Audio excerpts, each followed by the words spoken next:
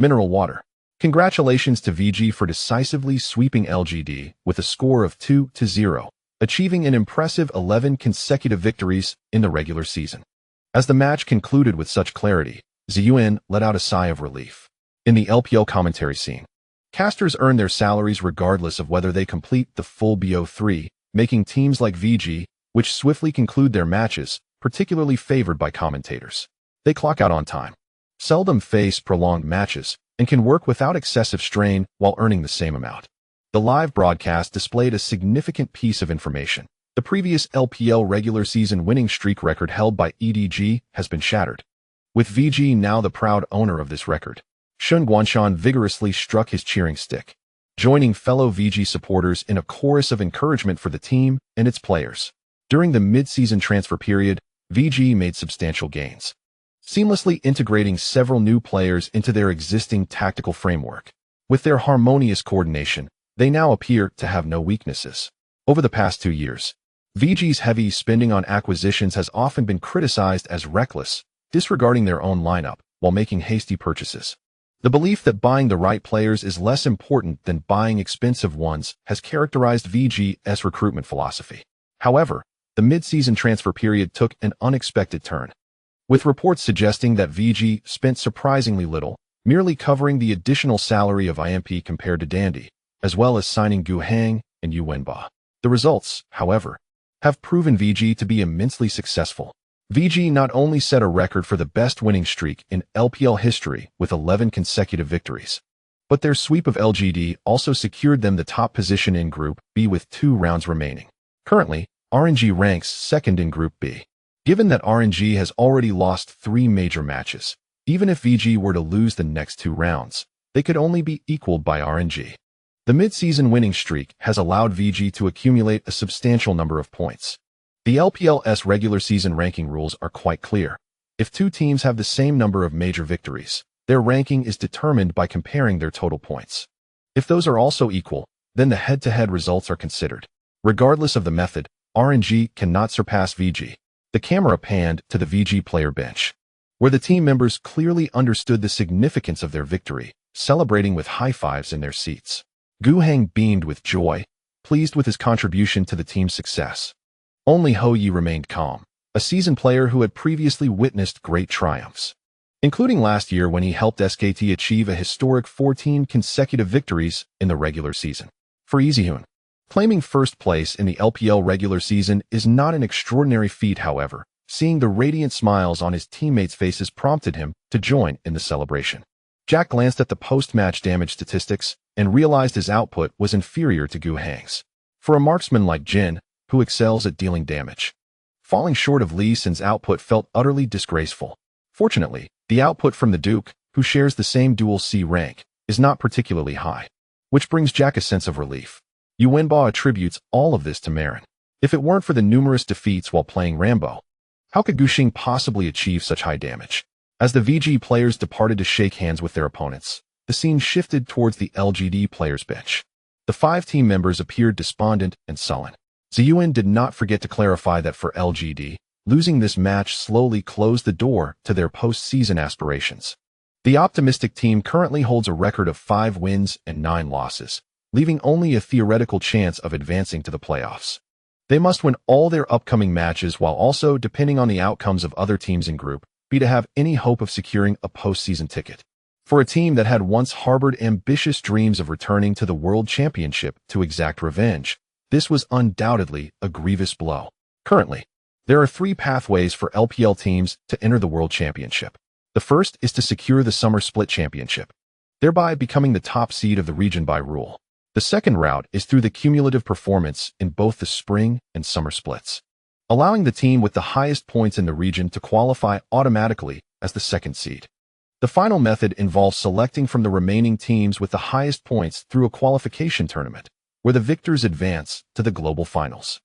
LGD's performance in the spring split, achieving the quarterfinals, yielded minimal points. Should they fail to enter the playoffs in the summer split, they would not accumulate any points for the global finals. Given their current ranking, LGD may not even secure a spot in the qualification tournament. The ramifications of their declining performance extend beyond this. The current LPL regulations are quite ruthless. In each group of 6 teams, the top 4 advance to the playoffs, while the bottom 2 are relegated to the promotion tournament. It is exceedingly harsh, leaving no room for error. Presently, LGD is in mediocre form and facing a rotation crisis. Their ability to defeat teams from the secondary league is debatable. A momentary lapse in focus could lead to a genuine defeat against the LSBL team, sending shivers down the spines of LGD players. Although they profess to maintain an optimistic mindset, losing to a secondary league team is no trivial matter. In the current climate of public opinion, it is widely believed that a thick barrier separates the LPL from the LSBL. Should LGD happen to lose a match, they would not only be eliminated and relegated, but the team and its players would also endure a torrent of criticism from netizens, forever branded to the pillars of shame, unable to lift their heads again. Given all this, the morale of the LGD players is understandably poor. However, upon seeing their old neighbors approach, they managed to compose themselves and smiled to congratulate VG for securing the top spot in Group B ahead of time. Gushing has frequently visited the optimistic team's base and has formed a good rapport with the players. He is acutely aware of the dire situation LGD faces, but is uncertain of what to say. The issues plaguing LGD cannot be resolved simply by replacing a mid laner. The coaching staff also faces significant challenges. As Gushing's thoughts raced, he found himself before Dandy. "You are truly remarkable," he sincerely complimented. Though his command of Chinese is rather limited, stumbling through phrases with a meager vocabulary, yet he learns at an exceptionally rapid pace. He imparted the technique of counter-ganking to Gushing in a relatively short span of time. Evidently, the counter-ganking strategies displayed by his opponent during today's match have been skillfully integrated into practical application. Dandy frequently revisited Gushing's match recordings, allowing him to truly appreciate the extent of Gushing's progress. Just in early May, when he first joined the VG training camp, he was but an inexperienced novice, utterly oblivious to the nuances of the game. Yet now, he effortlessly employs a myriad of tactics, demonstrating a command over the game's dynamics that firmly places him among the elite junglers in the league. In Dandy's view, Gushing's advancement can only be described as astonishing. "Oh, it's all right," Gushing replied with a shy smile, acknowledging that there remains considerable room for improvement. In the first match, he fell victim to Dandy's countergank, and he intended to return home and meticulously review the footage. 3 pat him on the shoulder in encouragement, wearing an expression of satisfaction. Dandy felt that his earlier commitment to teach Gushing the art of counterganking was indeed a remarkably wise decision. Gushing was truly deserving of such investment. Marin, on the other hand, wore a somewhat despondent expression. Having chosen his signature champion, Rumble, he became the target of relentless assaults from the opposing jungler, suffering 2 humiliating deaths at the hands of Longo, leaving him feeling quite embarrassed. At this moment, seeing the smile on Gushing's face only deepened Marin's sense of frustration. Yet he understood that one could not blame the adversary in the professional arena. It is unreasonable to lament one's own shortcomings while resenting the prowess of the opponent. Ultimately, Marin extended his hand in a courteous gesture to shake Gushing's hand. As they passed each other, Marin was met by his former teammate, Zeyuan, who was eager for a warm embrace. They were the oldest members of the 2015 SKT Championship roster, and unlike the mischievous younger players, they shared numerous common interests and enjoyed a close camaraderie. "If we make it to the World Championship, make sure to teach Sang-hyuk a lesson," Marin whispered to Zeyuan in Korean. He knew that his own hopes for this year were dashed, but Zeyuan had a promising chance to qualify for the global stage. The narrative of vanquishing old teammates would have to rely on Zeyuan. The commotion created by the audience did not completely obscure Marin's words. Zeyuan heard him clearly and couldn't help but chuckle in response. "I will do my best," he replied, "though there's a chance we may not encounter SKT." After a brief exchange, they bid each other farewell.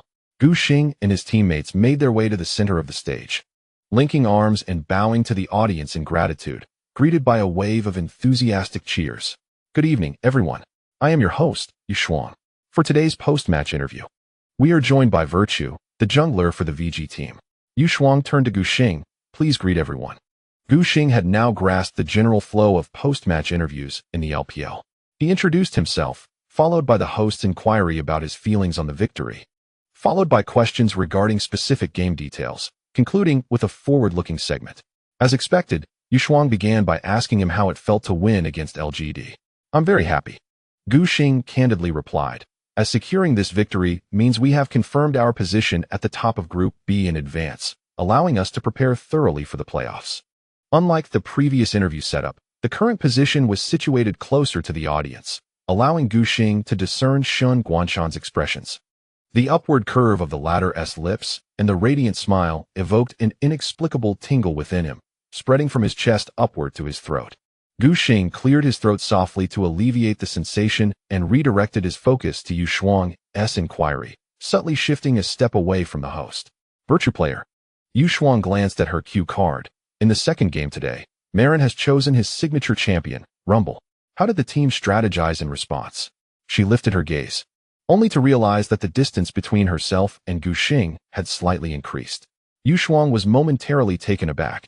After all, players are not wooden stakes, and it is quite reasonable for them to adjust their positions on stage occasionally. Guxing swiftly organized his thoughts. Marin's Rumble is formidable. Long Ge and I considered ways to limit him. Fortunately, both our mid and bot lane teammates indicated they didn't require assistance early on, so I focused on the top lane. As customary, the live chat room erupted in a flurry of messages. Both teams were currently among the most popular in the LPL League, drawing a substantial audience, which in turn heightened the density of the barrage of comments. Limit him refers to ensuring Marin is rendered ineffective. It's futile. I can still hear Rumble's voice resonating loudly in this match. What kind of loud? He died 8 times, and I could hear Rumble's screams every time he fell. Did anyone check the post-match statistics? Marin's Rumble only dealt 4,963 damage. I could do that. Rumble is such a damage-oriented champion, yet his average damage per minute is below 300. Truly a disgrace for the Yordles. As the final question arose, Yu Shuang smiled at Guxing. She had previously mentioned that VG would advance to the playoffs as the Group's first seed. When she inquired about Virtue's goals for this summer season, Guxing had expressed that merely improving upon their spring performance would be deemed a success. Her tone bore curiosity as she continued. Now that VG has secured a spot in the top 4 of the playoffs, what is the next objective? Guxing pondered for a moment before responding earnestly. While being the Group's first seed guarantees a semifinal berth, our team will not take our opponents lightly. All competitors possess formidable strength, and we aim to progress step by step. He elaborated, as previously mentioned. Reaching the top 4 in the playoffs would mark a historic achievement for our team. Every step forward represents a breakthrough for us. VG's best playoff performance to date was achieved last year when Mata and Dandy, the renowned Samsung White duo, propelled 3 damage dealers to the brink of the top 4, only to ultimately fall to LGD. Guxing concluded, "We hope that the results this summer will satisfy both us and our fans. That is the team's objective." He did not boast excessively. By nature, Guxing was not one to engage in self-aggrandizement, and having never experienced the LPL playoffs, he remained uncertain of what challenges awaited. Moreover, Shen Guanshan remained seated below the stage. Should he utter bold words only to be proven wrong, it would indeed be a significant loss of face. However, the supporters of VG present at the venue appeared quite satisfied with Guxing's response. They had observed numerous post-match interviews with VG, and aside from Imp and Jack, the rest maintained a low profile. Guxing's reply was consistent with this established demeanor. Upon concluding the interview and returning the microphone, Guxing swiftly retreated to the lounge. As he entered, he was immediately embraced by Long Ge, who exclaimed, "Thanks to you, Xiaogu. Your contribution to the MVP of the second match is undeniable." The broadcast director had chosen to award the MVP of the second match to the more dazzling Crocodile. Given the undeniable dominance of the prehistoric beast in both lane and team fights, Long Ge believed that the MVP prize of 2,000 yuan must include Guxing's share. Without the continuous assistance from the blind monk in the early stages, it would have been exceedingly difficult for him to establish such an overwhelming advantage. "How about I treat you to a meal tomorrow?" Long Ge suggested. Being of similar height to Jack, he had to tiptoe slightly to rest his arm comfortably on Guxing's shoulder. There was a Hunan restaurant nearby, renowned for its authentic flavors. Having come to Shanghai to pursue his ambitions, he often reminisced about the culinary delights of his hometown, Changsha. After searching through Songjiang University town, he finally discovered a restaurant serving delectable Hunan cuisine, with an average expense of around 100 yuan per person, clearly catering to the student demographic. Long Ge could afford it and would indulge his cravings. Upon hearing the name Hunan cuisine, Guxing instinctively shuddered. In his hometown of Ningbo, There was little inclination towards spicy food. While participating in the national competition, he had encountered members from Hunan teams whose tolerance for spice far surpassed his own. Utilizing his formidable social skills, he had managed to strike up conversations with several students from Hunan. Not to mention, the competition's venue in Yingtan, Jiangxi, was a city that thrived on spiciness. After sampling a few spicy dishes, Gu Xing nearly developed a psychological aversion. Even now, the memories still lingered uneasily. I have matters to attend to tomorrow. Perhaps you should go by yourself. Gu Xing promptly declined. He genuinely had obligations to fulfill. Observing Gu Xing's steadfast refusal, Gu abandoned the idea of inviting his jungler to experience the flavors of his hometown. Old Gu has already secured 14 MVPs. Is it not all but guaranteed? Jack interjected while browsing a forum. I noticed that Shen Guanshan has 11 MVPs, while Deft and the factory manager are at 10. Shen Guanshan's recent performance has been remarkable. Xiao Duan chimed in. His momentum is simply extraordinary.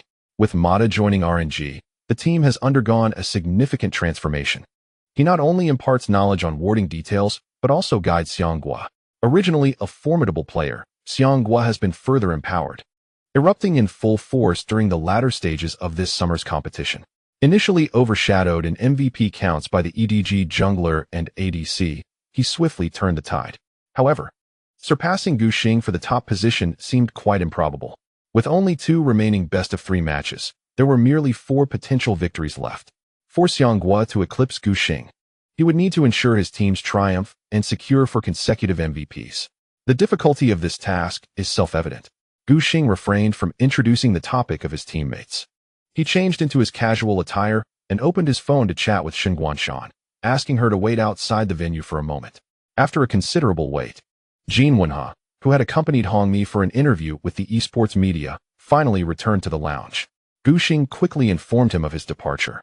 Shouldering his bag and making his way outside, just before exiting, he remembered something and turned back to grab a bottle of mineral water from the refrigerator provided by the event organizers.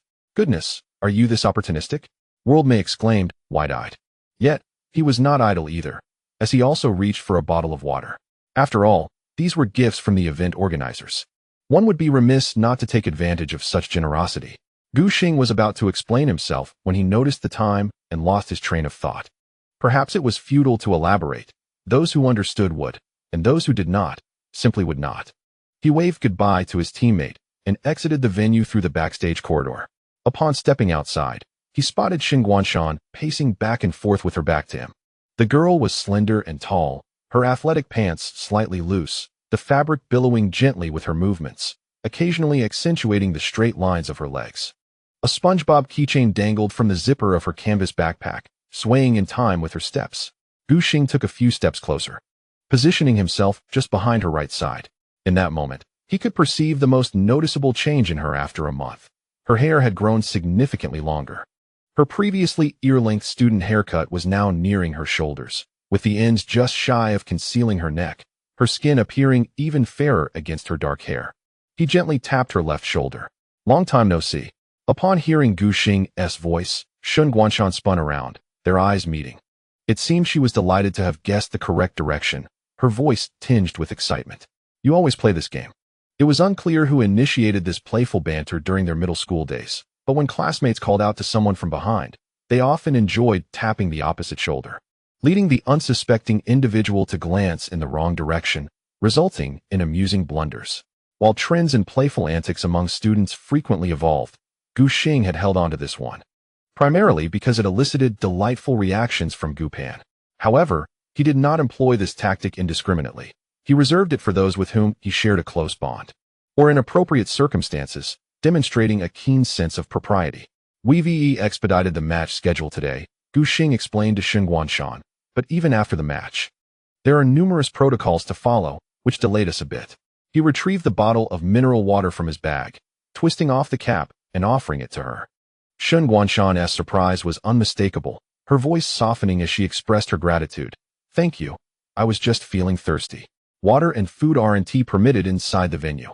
I figured you would be parched after the match, so I took a bottle from the lounge before leaving, Gu Xing explained, leading her outside.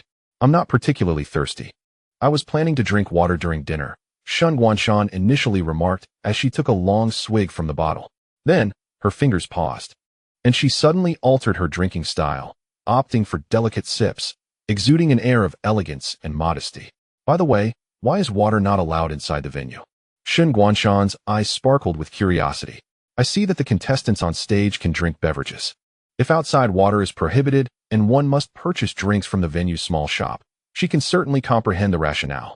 Yet, curiously, there are no places within the LPL venue selling water, and spectators are not allowed to bring their own. This perplexed Shen Guanshan greatly. Gu Xing, accustomed to her abrupt topic shifts, pondered for a moment before offering an explanation. I'm not entirely certain about the precise details, but some time ago, there was a League of Legends match where IG defeated Wei, and an audience member threw a plastic water bottle onto the stage. Is that truly the case? Shen Guanshan exclaimed, her astonishment evident. Gu Xing nodded, explaining that back then, regulations were not as well established as they are today. Although the current LPL management system is not entirely flawless, incidents of throwing water bottles onto the stage are unlikely to recur. What would you like to eat tonight? Gu Xing surveyed the surroundings with confidence. Having recently received his salary, he had sent half to his parents and saved the remainder for himself. He felt financially capable of dining at the nearby restaurants. Having liberated himself from the constraints of a student's meager allowance, Gu Xing experienced a sense of newfound affluence. Though it was only a few thousand yuan, it represented the largest sum of money he had ever handled. Shen Guanshan, unaware of Gu Xing's mindset, remarked, I saw a Burger King downstairs when I took the elevator up. Her eyes glowed with excitement. I heard from Ding Ran that their fries are delicious. Shall we give it a try? Zhenhai is an industrial town with only one Burger King, nearly 2 kilometers from Gushi community, and she would never make a special trip just to eat there. Upon hearing Shen Guanshan's suggestion, Gu Xing fell silent for a moment, his earlier enthusiasm dwindling. Are you serious? He inquired, glancing at her. To be fair, he felt it inappropriate for her to travel from Zhenhai solely to watch his match and then dine at a fast food restaurant. However, Shen Guanshan, brimming with enthusiasm, hurried towards the escalator. Come on, you said you wouldn't eat before the match. Are you not hungry now? Gu Xing found himself at a loss and could only follow Shen Guanshan to the Burger King on the first floor. They ordered a hodgepodge of items, and Gu Xing paid the bill, receiving a WeChat notification. Shen Guanshan transferred half of the money back to him. I can treat you, Gu Xing said, feeling somewhat helpless. Do you have enough money? Although Zhenhai is not far from the city, Shen Guanshan had made 2 round trips during the summer and combined with hotel accommodation. Her expenses were quite considerable for a student. I have enough, Shen Guanshan nodded eagerly, like a chick pecking at grain. My family gives me plenty of money every month for school, and I've saved it all. Although her family's financial circumstances were not as affluent as Ding Ran's, they were certainly better than Gu Xing's. Her parents often worked away from home, resulting in a distant relationship with their daughter, but they spared no expense in her upbringing. Shen Guanshan rarely spent money frivolously. Her needs were modest, and the savings accumulated from her living expenses amounted to a substantial sum. Holding a tray, Gu Xing settled into a secluded corner, where he noticed a few young fans brandishing V-support banners eagerly awaiting their orders at the front desk. Presumably spectators from the recently concluded match. He felt an immense relief that he had changed out of his team uniform before leaving the backstage lounge. Otherwise, he might have been recognized by VG supporters. Although Gu Xing was not averse to interacting with fans, the presence of Shen Guanshan beside him could potentially lead to unwanted trouble. Observing Gu Xing's awkward demeanor, as he pretended to be an ostrich and avoided eye contact, Shen Guanshan couldn't help but smile, her expression bright and radiant. Suddenly recalling something, she raised her hand to cover her mouth in an attempt to stifle her laughter. Though the motion appeared somewhat clumsy and awkward. What are you doing? Gu Xing inquired, puzzled by her antics. Oh, it's nothing, Shen Guanshan quickly denied, diverting her attention to the grilled pineapple burger before her. She regretted her choice of dining at Burger King. The burger was larger and thicker than she had anticipated. Gu Xing had opted for the signature Whopper, adding an extra beef patty, which seemed less substantial compared to the one she held. She assessed her burger, noting the thick beef patty, juicy pineapple slices, crispy bacon, lettuce, and tomatoes. To take a complete bite from the top bun to the bottom would require her to open her mouth wide, and any careless movement could result in the contents spilling out. The thin wrapper encasing the burger did not appear to be capable of withstanding the juices. She pondered whether it was inappropriate to eat so voraciously in front of Gu Xing. Yet, Dismantling the burger into smaller bites would diminish the very joy of indulging in it. As her mind raced with potential solutions, she suddenly felt trivial and overly sentimental. In her childhood, she had been quite carefree in Gu Xing's company. The Gu siblings were her dearest friends, having shared 12 years as classmates and being neighbors. Often walking to and from school together, their bond remarkably close. However, ever since she became aware of her burgeoning feelings during her teenage years, Shen Guanshan found it increasingly difficult to converse with Gu Xing from the perspective of mere friendship. Recently, she was uncertain whether her anxiety stemmed from the impending separation as university approached or from the influence of romantic narratives she had indulged in during her leisure time after securing her recommendation for further studies. She realized that when facing Gu Xing, she was no longer her authentic self. Every interaction left her feeling constrained, as if she had to mentally rehearse her words a dozen times before speaking, terrified of uttering a misstep, her every action laced with an awkward self-consciousness. It would not be an exaggeration to describe her demeanor as excessively cautious. Now, even eating a burger required her to consider how to approach it. Such strained interactions left Shen Guanshan feeling exhausted, yet as the time for farewell approached, she found herself eagerly anticipating their next meeting. Was unrequited love truly this exhausting? Upon reflection, she perceived her emotional turmoil as overwhelmingly contradictory and complex, far more challenging than the mathematical problems she encountered, lacking any discernible logic or guidance. Have you seen that video online? Gu Xing's voice drew Shen Guanshan back to reality, discussing the most convenient way to eat a burger. What could possibly be said about that? Upon hearing this, Shen Guanshan perked up, playfully retorting, "Aren't we all just grabbing to eat?" Gu Xing elaborated, explaining that while a somewhat thin hamburger can be easily handled, an overstuffed one tends to spill its contents and juices. He demonstrated using the Whopper in his hands. Most hamburgers have a thicker top bun, so by flipping it over, the thicker bread serves as a base, making it difficult for sauces and juices to seep onto one's hands. Gu Xing supported the burger from below with his thumbs and pinkies, while the remaining fingers clasped the top, securing everything in place so that neither the vegetables nor the patty would fall. Like many professional players, Gu Xing's fingers were long and elegant, making his movements aesthetically pleasing. Shen Guanshan mimicked his technique, successfully securing her hamburger. With a firm squeeze, she compressed the burger's space before taking a bite. "How is it?" "Quite useful, isn't it?" Gu Xing asked with a smile playing on his lips. "Thank you," Shen Guanshan replied sincerely. Despite her social shortcomings, she understood the underlying reason for his sudden discussion on hamburger etiquette. Gu Xing, being adept at observing details, could infer from her earlier fixation on the burger what had troubled her. He chose to shift the topic instead, asking, "What have you been busy with during the summer?" "I've been learning to drive in the mornings. I enrolled in driving school quite early, so I'm ahead of Gu Pan's progress. I started practicing for the third driving test as soon as I got back," Shen Guanshan explained, swallowing her bite of hamburger. "In the afternoons, I preview my university textbooks. And in the evenings, I play games and watch matches." She became animated as she spoke. "I've completed my placement matches. Can you guess my rank?" Gu Xing, noticing her excitement, casually replied, "Silver? Gold." Shen Guanshan declared proudly, 8 wins and 2 losses. "Not bad, right?" This answer took Gu Xing by surprise. "Impressive. Ding Ran played for a year and is still at your rank." He was genuinely curious about Shen Guanshan's level in the game and inquired about her main position. "Jungle," she replied, swallowing the words, "just like you. I primarily play Qiyana. Her mechanics are quite intriguing." Gu Xing understood her immediately. Jungle gameplay and landing represent 2 entirely different experiences. If she were to play in the lane, someone like Shen Guanshan, with no prior gaming experience, would undoubtedly struggle. The intricacies of trading blows in the lane are numerous, with constant confrontation, making it easy for opponents to exploit weaknesses. Jungle play, however, is quite different. While occasional skirmishes may occur, the frequency of direct confrontations is less than that of the laning phase. In casual matches, a jungler focuses on clearing camps and then strategizing. One can excel with just intellect, especially since, with perfect timing, one can create advantageous situations. Early opponents often find it challenging to counter when outnumbered, especially with a character like Qiyana. The mechanics of her abilities have a clear refresh pattern, and Gu Xing, having played just a couple of games, could grasp the general approach. Moreover, Shen Guanshan, with her aptitude for calculations, would surely excel at timing. Additionally, Kiana is rarely banned in lower-tier games, and proficient players are scarce, allowing Shen Guanshan to consistently secure a comfortable character, ensuring her efficiency in climbing ranks. Returning to the topic, what is the base of your esports club like? Shen Guanshan expressed great interest in this matter. I had previously searched online, but the information was scarce.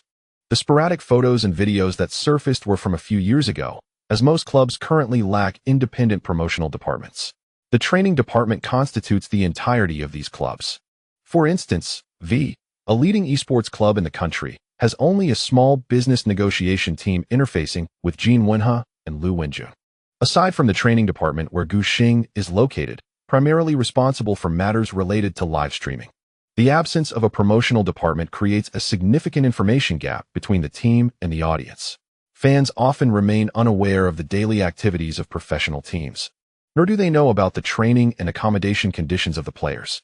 This is evident from the infrequency of updates on Hero Microphone. Clubs lack dedicated staff to review voice recordings, relying instead on others to handle such tasks part-time, resulting in low efficiency and delaying the video production process. Having finished his hamburger, Gu Xing crumpled the wrapper into a ball, wiped his hands, and handed his phone over. He had a collection of photos from when he first arrived and was curious about the club, capturing many images. May I see these? Shen Guanshan first asked Gu Xing for confirmation. Of course, there are no secrets, Gu Xing reassured her, indicating that only the content of training matches and tactical boards were off-limits for photography.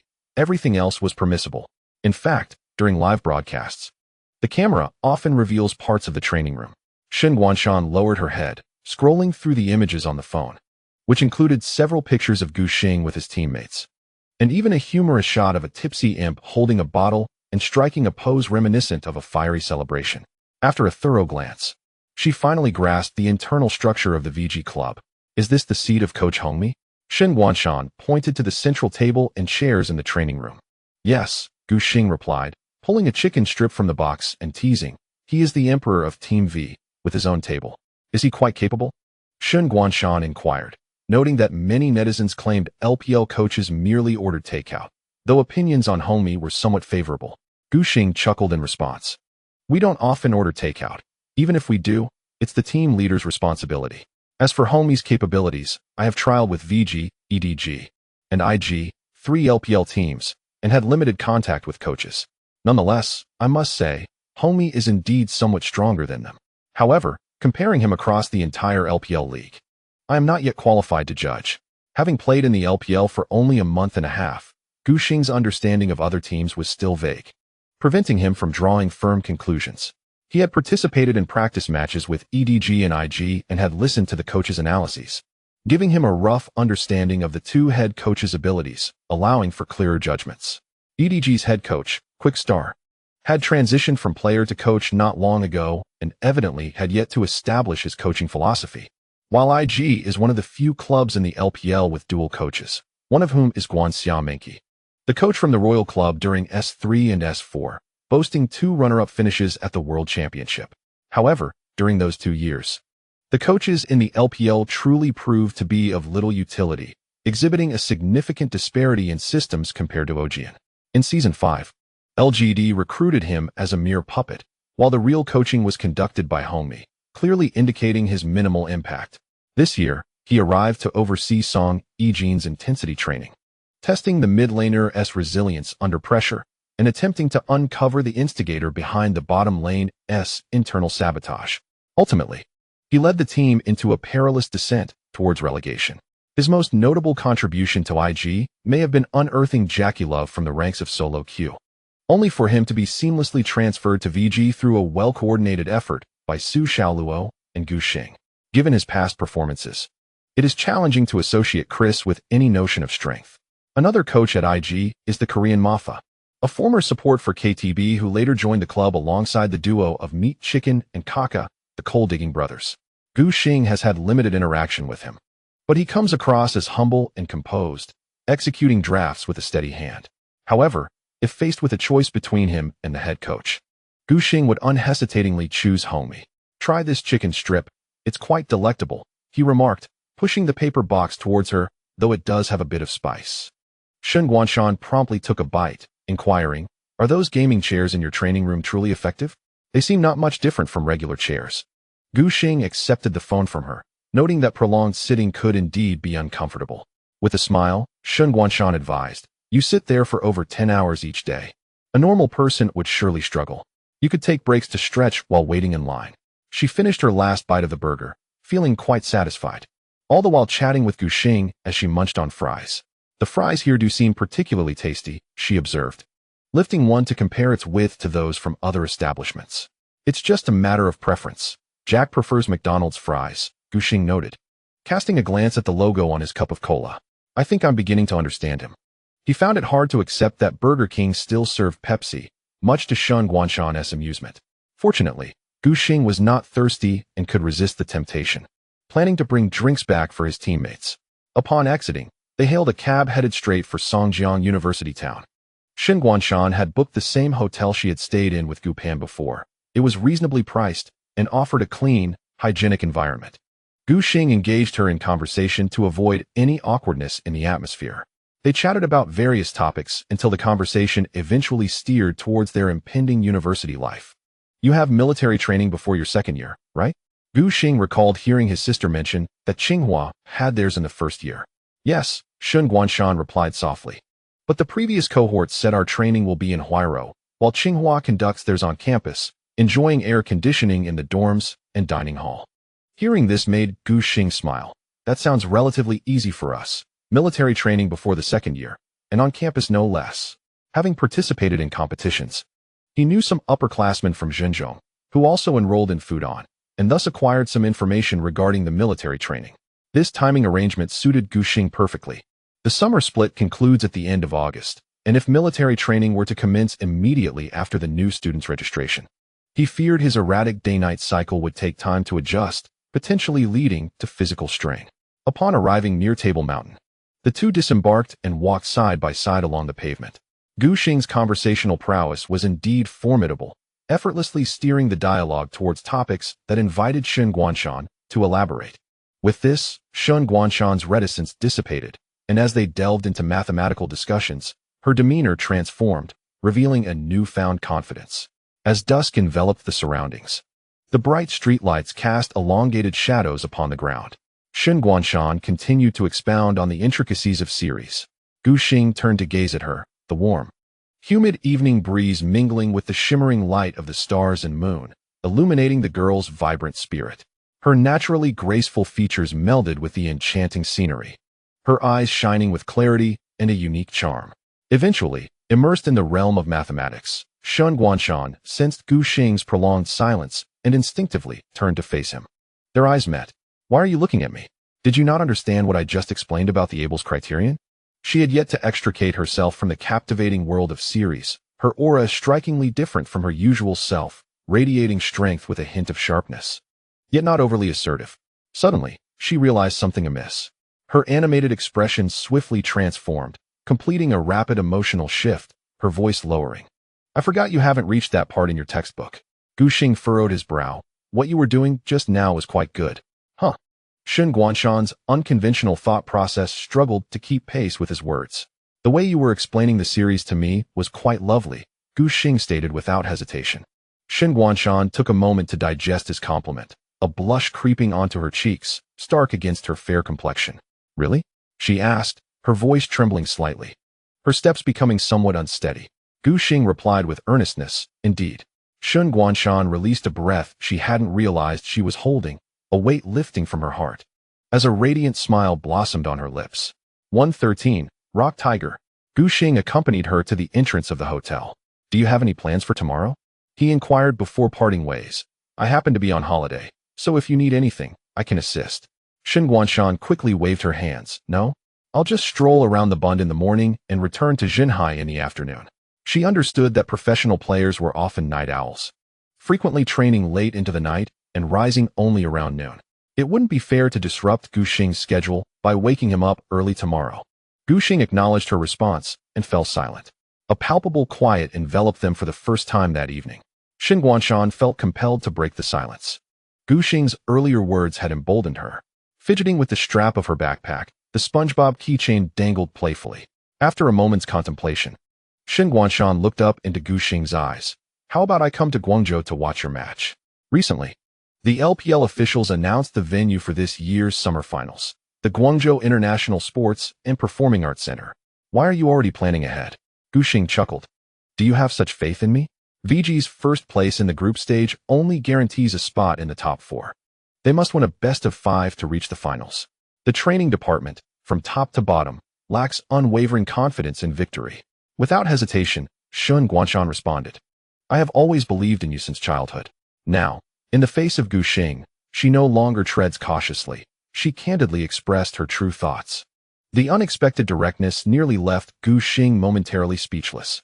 Gazing into Shen Guanshan's bright eyes, he could even see his own reflection in her clear gaze. Such intensity was overwhelming for him. Gu Xing steadied himself and replied, with your good wishes, we truly might win. I shall share the credit with you. Shen Guanshan's eyes sparkled with delight. I have yet to visit Guangzhou. I've heard the architecture there is quite unique. Observing her current demeanor, which was notably more carefree than before, Gu Xing's smile became ever more pronounced. As the two engaged in light conversation at the hotel entrance, Gu Xing's phone abruptly rang from his pocket. He retrieved it to find a QQ call from a friend saved under the amusing moniker of Zhan Zhong's Eternal Second. This was a name Gu Xing had whimsically altered when he first heard his sister Gu Pan's exam rankings, meant to tease her. Why would someone call at this hour? It certainly did not align with Gu Pan's usual behavior, Gu Xing thought to himself, but fearing that something might have gone awry with his parents or sister, he hastily answered the call. Hello?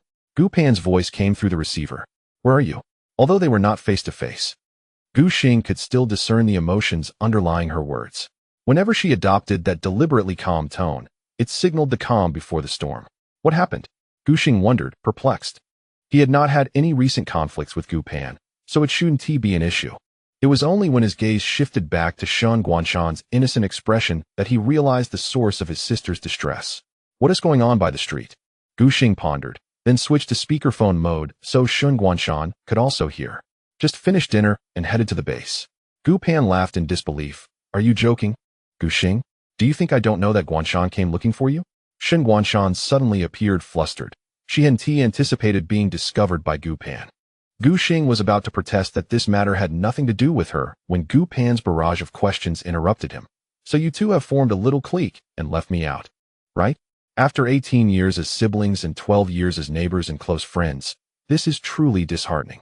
Shen Guanshan lowered her head like an ostrich, wishing for a crevice to hide in. Gu Xing could only think that this was far too much. If Gu Pan focused on their slight flirtations, it would be manageable for both him and Shen Guanshan, as that was ultimately their private affair, unrelated to her. Yet, from her perspective as a friend, Gu Pan had taken the high ground. The three of them had cultivated an intimate bond over time, and Shen Guanshan's actions indeed seemed to suggest an intention to exclude Gu Pan from their circle. Now, Gu Xing found himself in a difficult position. In this social maneuvering, Shen Guanshan clearly lacked the acumen to navigate it effectively. It was evident that he would have to take the lead. Gu Xing pondered carefully over his choice of words. Guanshan informed me that you have been preparing for the second examination recently. If I were to invite you to watch the competition, it might distract you and affect your performance, especially since your grasp of the subject is rather tenuous. If you were to fail and have to retake it, that would be quite unfortunate. Shen Guanshan widened his eyes in disbelief. When did I ever say that Gu Pan struggled with the second subject?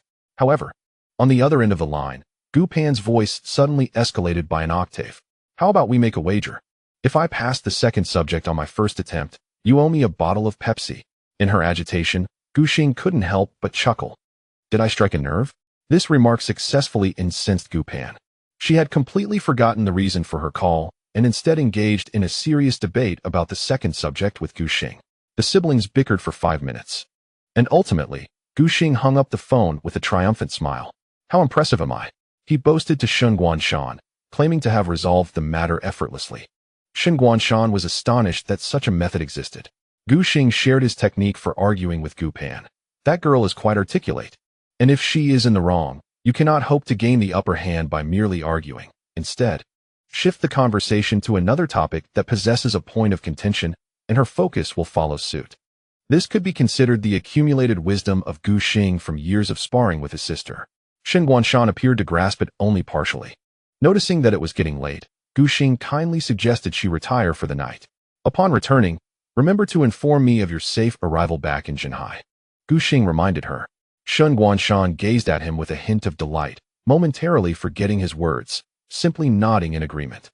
Gu Xing waited until Shen Guanshan entered the hotel lobby and retrieved her room key from the front desk before waving goodbye. The next day, when he awoke, it was already noon. Gu Xing, unusually reluctant to rise, pulled out his phone and exchanged a few messages with Shen Guanshan, even receiving several photos of the bond. When she went out for lunch, he indulged in browsing the esports forum. Netizens were still discussing the previous day's match. The news that LGD was unlikely to qualify for the playoffs left many in dismay. The once prominent optimistic family had unexpectedly fallen into such dire circumstances, surprising numerous fans. After the conclusion of the S5 season, during the winter transfer period, they had recruited the finals MVP, Maran, which was considered a substantial reinforcement for the team. Supporters were eagerly anticipating the optimistic team's resurgence, hoping they would prove themselves once again at the World Championship. However, it became evident that League of Legends is a team game, where communication and synergy hold equal importance. Merely relying on individual player skill would not yield ideal results. Gu Xing scanned the forum and noticed that many netizens had changed their avatars to the little yellow dog of the optimistic family. Ultimately, what captured his attention was a post containing an interview discussing the current state of the team and playoff prospects. Judging by the posting time, it appeared to be a transcript of an interview with Hongmi conducted after the match the previous day. He clicked to view it, and the interview was formatted in a QA style, concise and easy to follow. Gu Xing lowered the air conditioning by a degree, lay sideways on the bed, and scrolled through the content on his phone. After VG triumphed over LGD, securing the top position in Group B of the regular season ahead of schedule, Coach Hongmi shared his reflections on the team's performance in this summer's tournament. He remarked, "To be candid, prior to the commencement of the season, we had anticipated VG's ranking. It was widely believed that the competition for the second and third positions in the group would be quite fierce, particularly with formidable teams like RNG, the spring champions. And we, achieving first place with 2 rounds to spare has indeed taken me by surprise." When asked about the key factors contributing to the team's remarkable achievements, Hongmi responded, "We made a very astute trade. Renqiu Dandy possesses immense skill, yet we recognize the necessity for change within our existing roster, which led us to recruit Songbin Imp, solidifying the core of our team for the summer season. Subsequently, the performance of Gu Virtue exceeded our expectations. We discovered that centering our strategy around the jungler in the early game could also lead to victory, significantly enriching our tactical diversity. Ultimately, the team's synergy has been exceptionally impressive, with players demonstrating a profound understanding of our strategies and executing them meticulously on the battlefield. Additionally, their adaptability to the evolving meta has been nothing short of perfect. All these elements intricately woven together constitute the winning formula for VG's summer regular season." As the conversation shifted towards the upcoming playoff landscape, Hongmi offered an official response, stating, "Given that the playoffs will transition into the 6.15 version, and based on the information revealed from the current test server, we anticipate a substantial overhaul. This will undoubtedly impact all teams, and how far VG can progress will depend on the depth of our understanding of the new version." Finally, when the reporter requested Hongmi to highlight the standout player of the summer season, he acknowledged the collective effort required for victory, noting, "All the players have showcased remarkable performances. If I must select one, it would be Gu. In just a month and a half, he has evolved from a newcomer to a core member of the team, a transformation that necessitates rigorous training. After completing daily practice, he often continues to train late into the night. Moreover, his capacity for absorbing and comprehending knowledge is exceptionally rapid. He excels at drawing inferences from one concept to another and possesses his own insights regarding jungle control. In addition, he humbly seeks guidance from Renqiu Dandy, demonstrating a commendable eagerness to learn. If he maintains this trajectory, Virtue will undoubtedly achieve remarkable success in the realm of League of Legends." Upon reading this, Gu Xing couldn't help but roll on his bed in delight. He captured a screenshot of the interview, leaped off the bed, and excitedly dashed downstairs to resume his practice. After the rest day, Hongmi immediately intensified training for the team. He arranged for a scrimmage against an LCK team, the ROX Tigers, a team that has undergone several name changes. Previously known as Huya Tigers, sponsored by Huya Live, They later became G Tigers L and KO Tigers, even clinching the runner-up position in the World Championship. Despite the multiple name changes, the actual sponsors have remained consistent. GE refers to Star Entertainment, while KO denotes the streaming platform, KO TV. Both of these companies, much like Huya, are backed by Zeyuan. However, as we entered the S6 season, KO's investment significantly dwindled, leading the team to adopt the prefix ROX, symbolizing a rock-solid foundation. This spring, the team, nicknamed the Tiger Squad, showcased an impressive performance, finishing the league at the top with a record of 16 wins and 2 losses, but ultimately fell short in the spring finals, losing to SKT with a score of 1-3, thus missing the opportunity to attend the mid-season invitational. During the summer regular season, ROX once again surpassed both SKT and Samsung, achieving a remarkable record of 14 wins and 3 losses, securing their position at the pinnacle of the LCK ahead of schedule. The quintet of Smeb, Peanut, Kuro, Prey, and Gorilla has been harmonizing splendidly, exhibiting tremendous strength, and they are even regarded as the most likely team to dismantle SKT's dominance. ROX's agreement to VG's request for a scrimmage stems from 2 reasons. Firstly, VG boasts seasoned veterans such as Homie and Howie, whose connections can facilitate such arrangements. Secondly, VG has been demonstrating formidable momentum lately, hinting at a desire to dominate the LPL. The Tiger Squad is eager to gauge their prowess against such a formidable opponent. As Kuro and Howie look at their opponent's D in the custom room, a hint of nostalgia flickers in their eyes. Having not encountered such a challenge in a scrimmage for quite some time. Are you familiar with him, Howie? Jack inquires curiously from the side. Gu Xing helps clarify, recounting last year's LCK spring finals when SKT decisively defeated the Tiger Squad, with Howie earning the MVP title. It is said that Kuro suffers from faker phobia, trembling at the mere sight of him, breaking into a cold sweat on a sweltering day. Tracing back to the origins, it all began with Zeyuan during the 2015 LCK spring finals. The newly formed G Tigers faced off against SKT, with Howie starting all 3 matches. Kuro experienced an overwhelming defeat at the hands of Zeyuan, who recorded an astonishing 19 kills, 4 deaths, and 15 assists, resulting in a blatant mid-lane domination. SKT clinched the championship in straight sets, securing their entry into that year's mid-season invitational, with Faker not even needing to take the stage. Since then, Kuro has harbored a sense of trepidation upon encountering SKT, feeling hesitant and unable to perform. Jack, you claim to be an old viewer, yet you lack such basic knowledge? Gu Xing jests at Yuanba. I have been a devoted Samsung fan for a decade. Last year all 5 joined the LPL, so of course, I don't watch LCK. Jack retorts, presenting a valid argument. Isn't that right, Poo-Poo? Recently, Gu Songbin has been referred to by this moniker at the base, even Homie occasionally addressing him in clumsy Chinese. As time passes, he has grown numb to the nickname. Slumped in his chair while waiting for rank matches, he weakly responds to Yu Wenba's remarks. Well said, Jack. Only dogs watch SKT, delivering the harshest words in the softest tone. Howie is left perplexed, while Homie advises Songbin, if you're feeling overwhelmed, just head back to the dorm and rest for a bit. Imp removed his glasses and yawned, instantly claiming the top spot in the Korean server.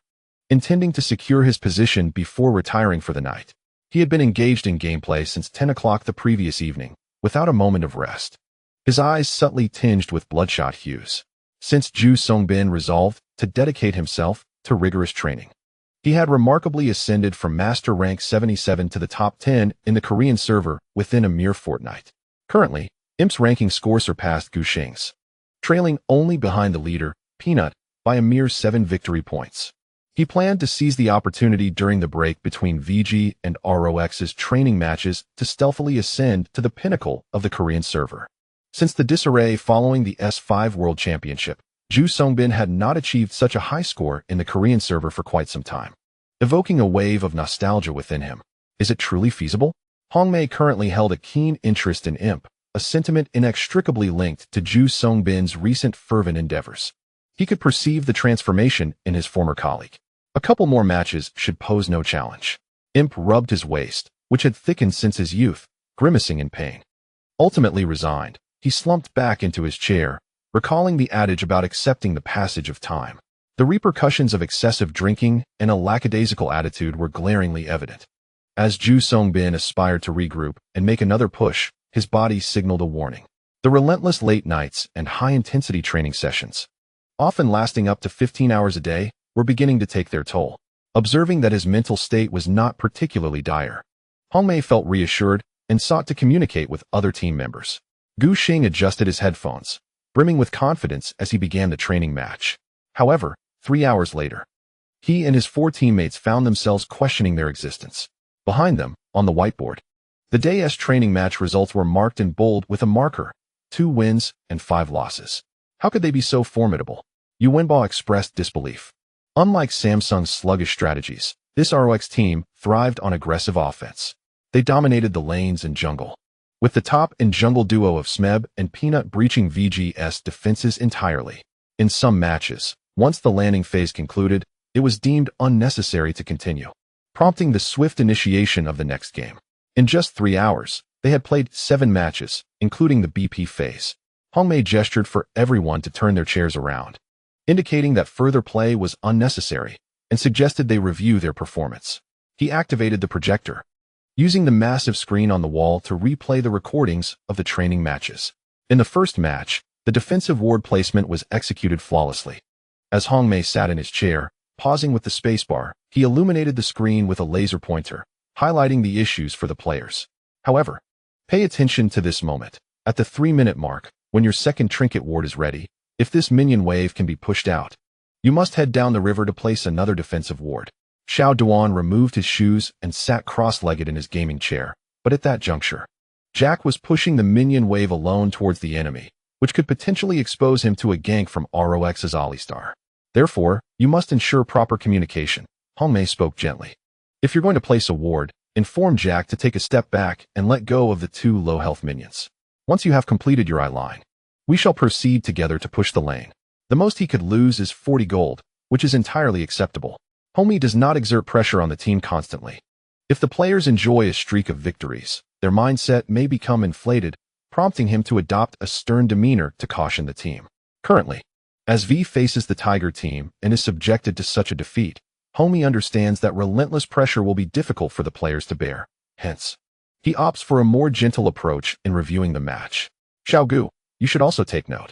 Hongmei glanced at Gu Xing, observing that today's training match was somewhat careless. After the invasion, he kept trying to regain control, often suffering setbacks, with the risks outweighing the rewards. Gu Xing rubbed his temples, feeling somewhat bewildered by the situation. Xiao Huaxing's aggressive playstyle is unprecedented. The coach employs cerebral strategies and various tactics, often leading opponents by the nose, entrapping them in his rhythm. On the other hand, OFM epitomizes counter-jungling. He avoids direct confrontations in the early game, leaving enemies entering his jungle to find only desolate camps. In Gu Xing's view, Xiao Huaxing is simply a whirlwind of chaos. Peanut does not pass up any opportunity for invasion in the early game. Once in the jungle, his distinct characteristics become apparent, unlike Sofm. Xiao Huaxing disregards the jungle monsters, focusing solely on players.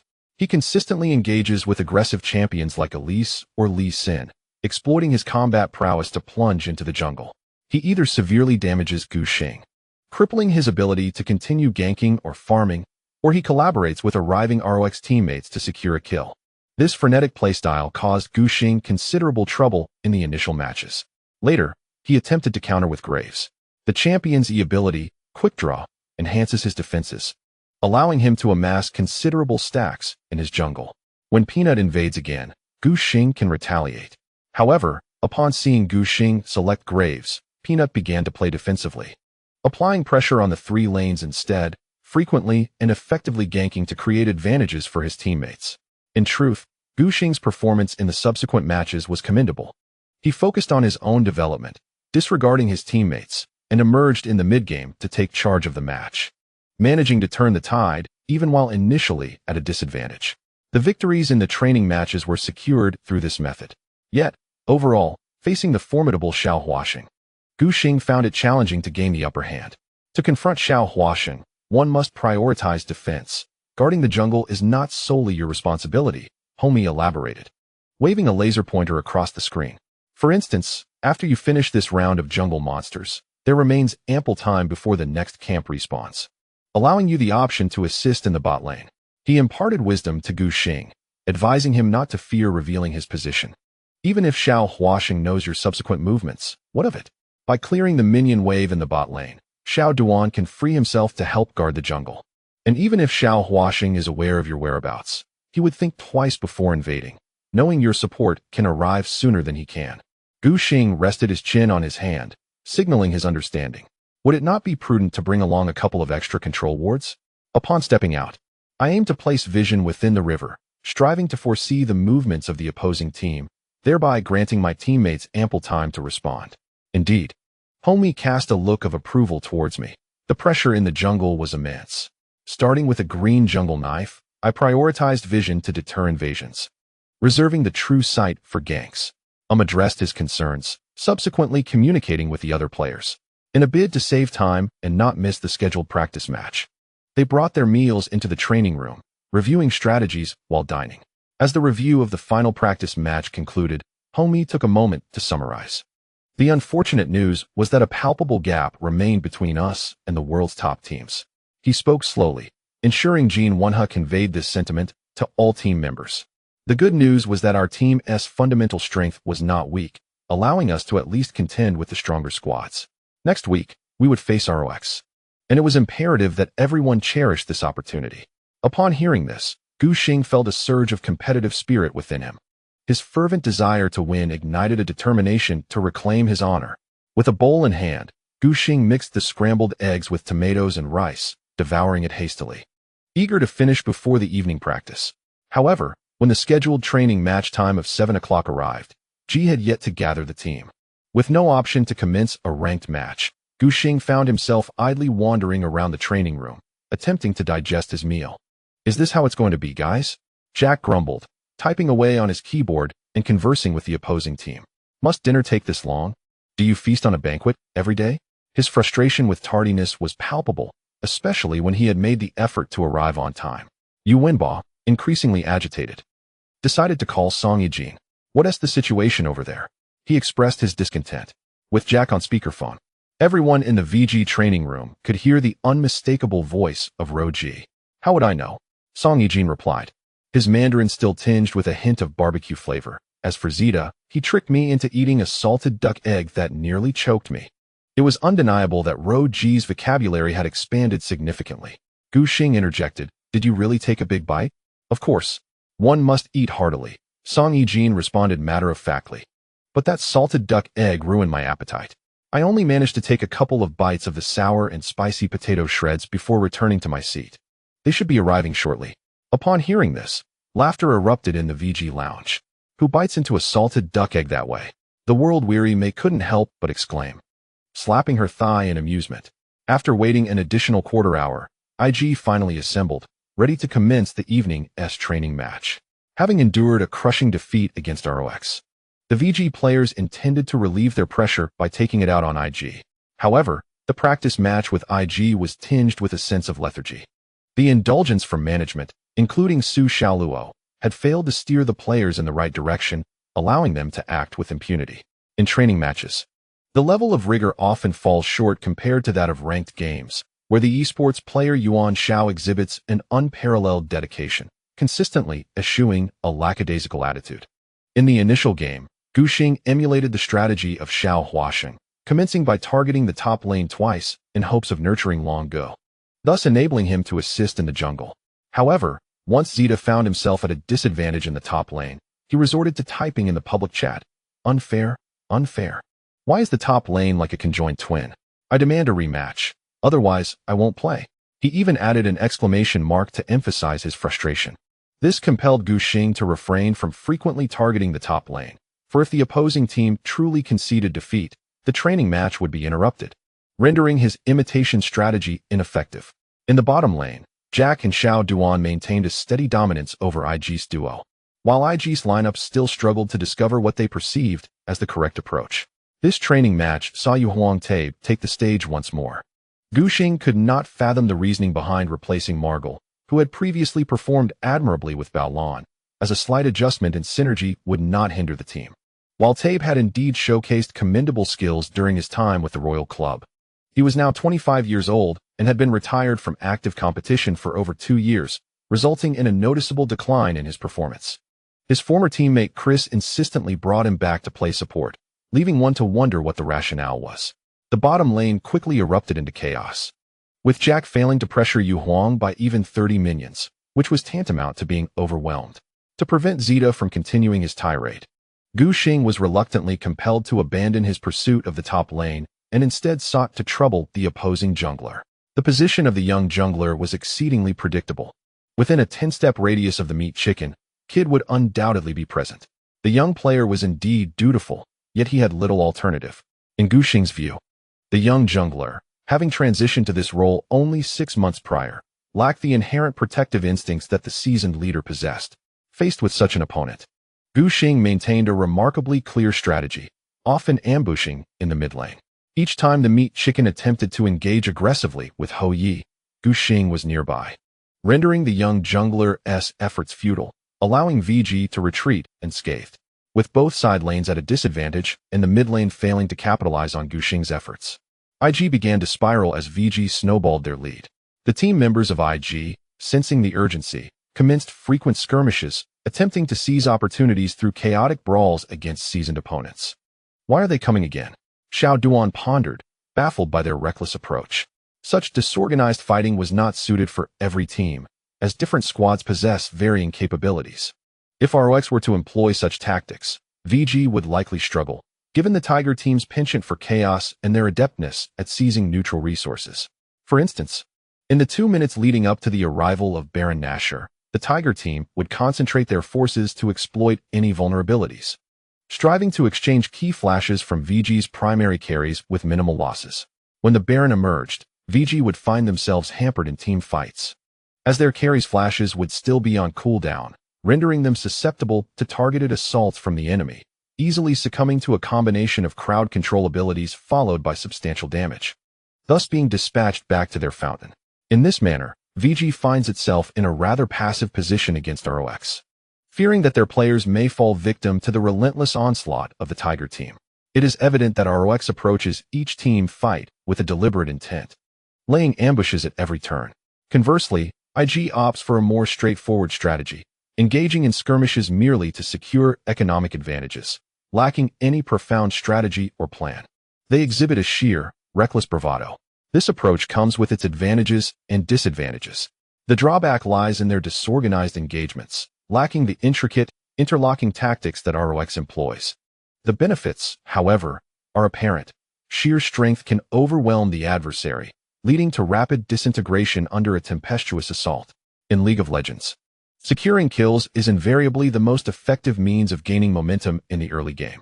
Not only do these kills reward the victor with bounty, but they also impede the opponent's ability to farm or jungle during their respawn phase. Moreover, this raw, aggressive style leaves the enemy unsure of how to counter such unrefined aggression. It is a primal method of exerting pure individual prowess. This has been their enduring style, characterized by bloodshed and a swift pace of attack, regardless of the roster changes they have undergone. Yet, in today's scrimmage, they are destined to falter. This all-out aggression is suitable when one's individual strength surpasses that of the opponent. However, each of VG's 5 members is undeniably a top-tier talent in the LPL. In stark contrast to IG, which boasts only the formidable Rookie as a dominant force in the mid lane.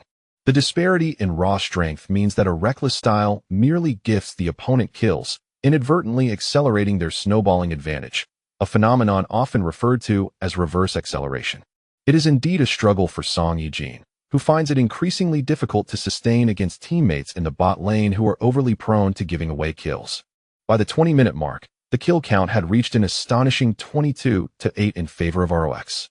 The economic gap, as displayed by the coach's OB screen, soared to 10,000 gold, rendering the continuation of the match unnecessary. Ultimately, Zitao issued the GG prompt, triggering the not-so-fun mode and voluntarily concluding the match. Bored, Gu Xing stretched languidly. While such a match might appear to be rife with bloodshed and thrilling to watch, there is little of substance to analyze, whether victorious or defeated. The outcome relies purely on mechanical skill. Notably, in the post-match review, the coaching staff of professional teams seldom critiques player mechanics. If one's proficiency with a champion is lacking, they should practice in ranked games. The review should focus on identifying strategic flaws rather than examining minute details, such as whether a skill shot was misaligned during a team fight. For VG, the coach finds himself with little to contribute. Gu Xing, too, feels a sense of ennui. He believes that the insights he could gain from such a training intensity are almost indistinguishable from those acquired in ranked matches in the Korean server. Nevertheless, Gu Xing feels that the lack of training effectiveness cannot be attributed to G. Had VG faced LGD in a scrimmage, they might have achieved a commendable outcome. Ultimately, the optimistic team relies on offensive prowess to secure victories. Engaging in scrimmages allows both teams to identify shortcomings, rectify issues, and learn from each other's strengths, fostering mutual growth. However, VG's approach diverges significantly. Despite enlisting the formidable trio of Imp, Jack, and Gu Xing, players renowned for their aggressive early game tactics, the team predominantly emphasizes resource contention, seldom engaging in battles that seem devoid of purpose.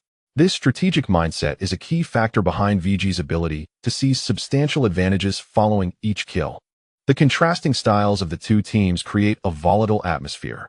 Once G's reckless aggression takes hold, the teams are inevitably drawn into chaotic skirmishes, from which VG players struggle to derive meaningful insights. I previously remarked that Redmi finds himself in a somewhat helpless position. Scrimmages serve merely as a means to unwind and hone their skills, devoid of tactical aspirations. Tonight's scrimmage was an impromptu arrangement, lacking prior scheduling. Faced with no alternatives, the VG players had to adopt a calm mindset and proceed with the practice. IG continues to employ a frenzied pace in their gameplay. Their early game aggression is often absurdly intense, resulting in inevitable explosions from one of the teams.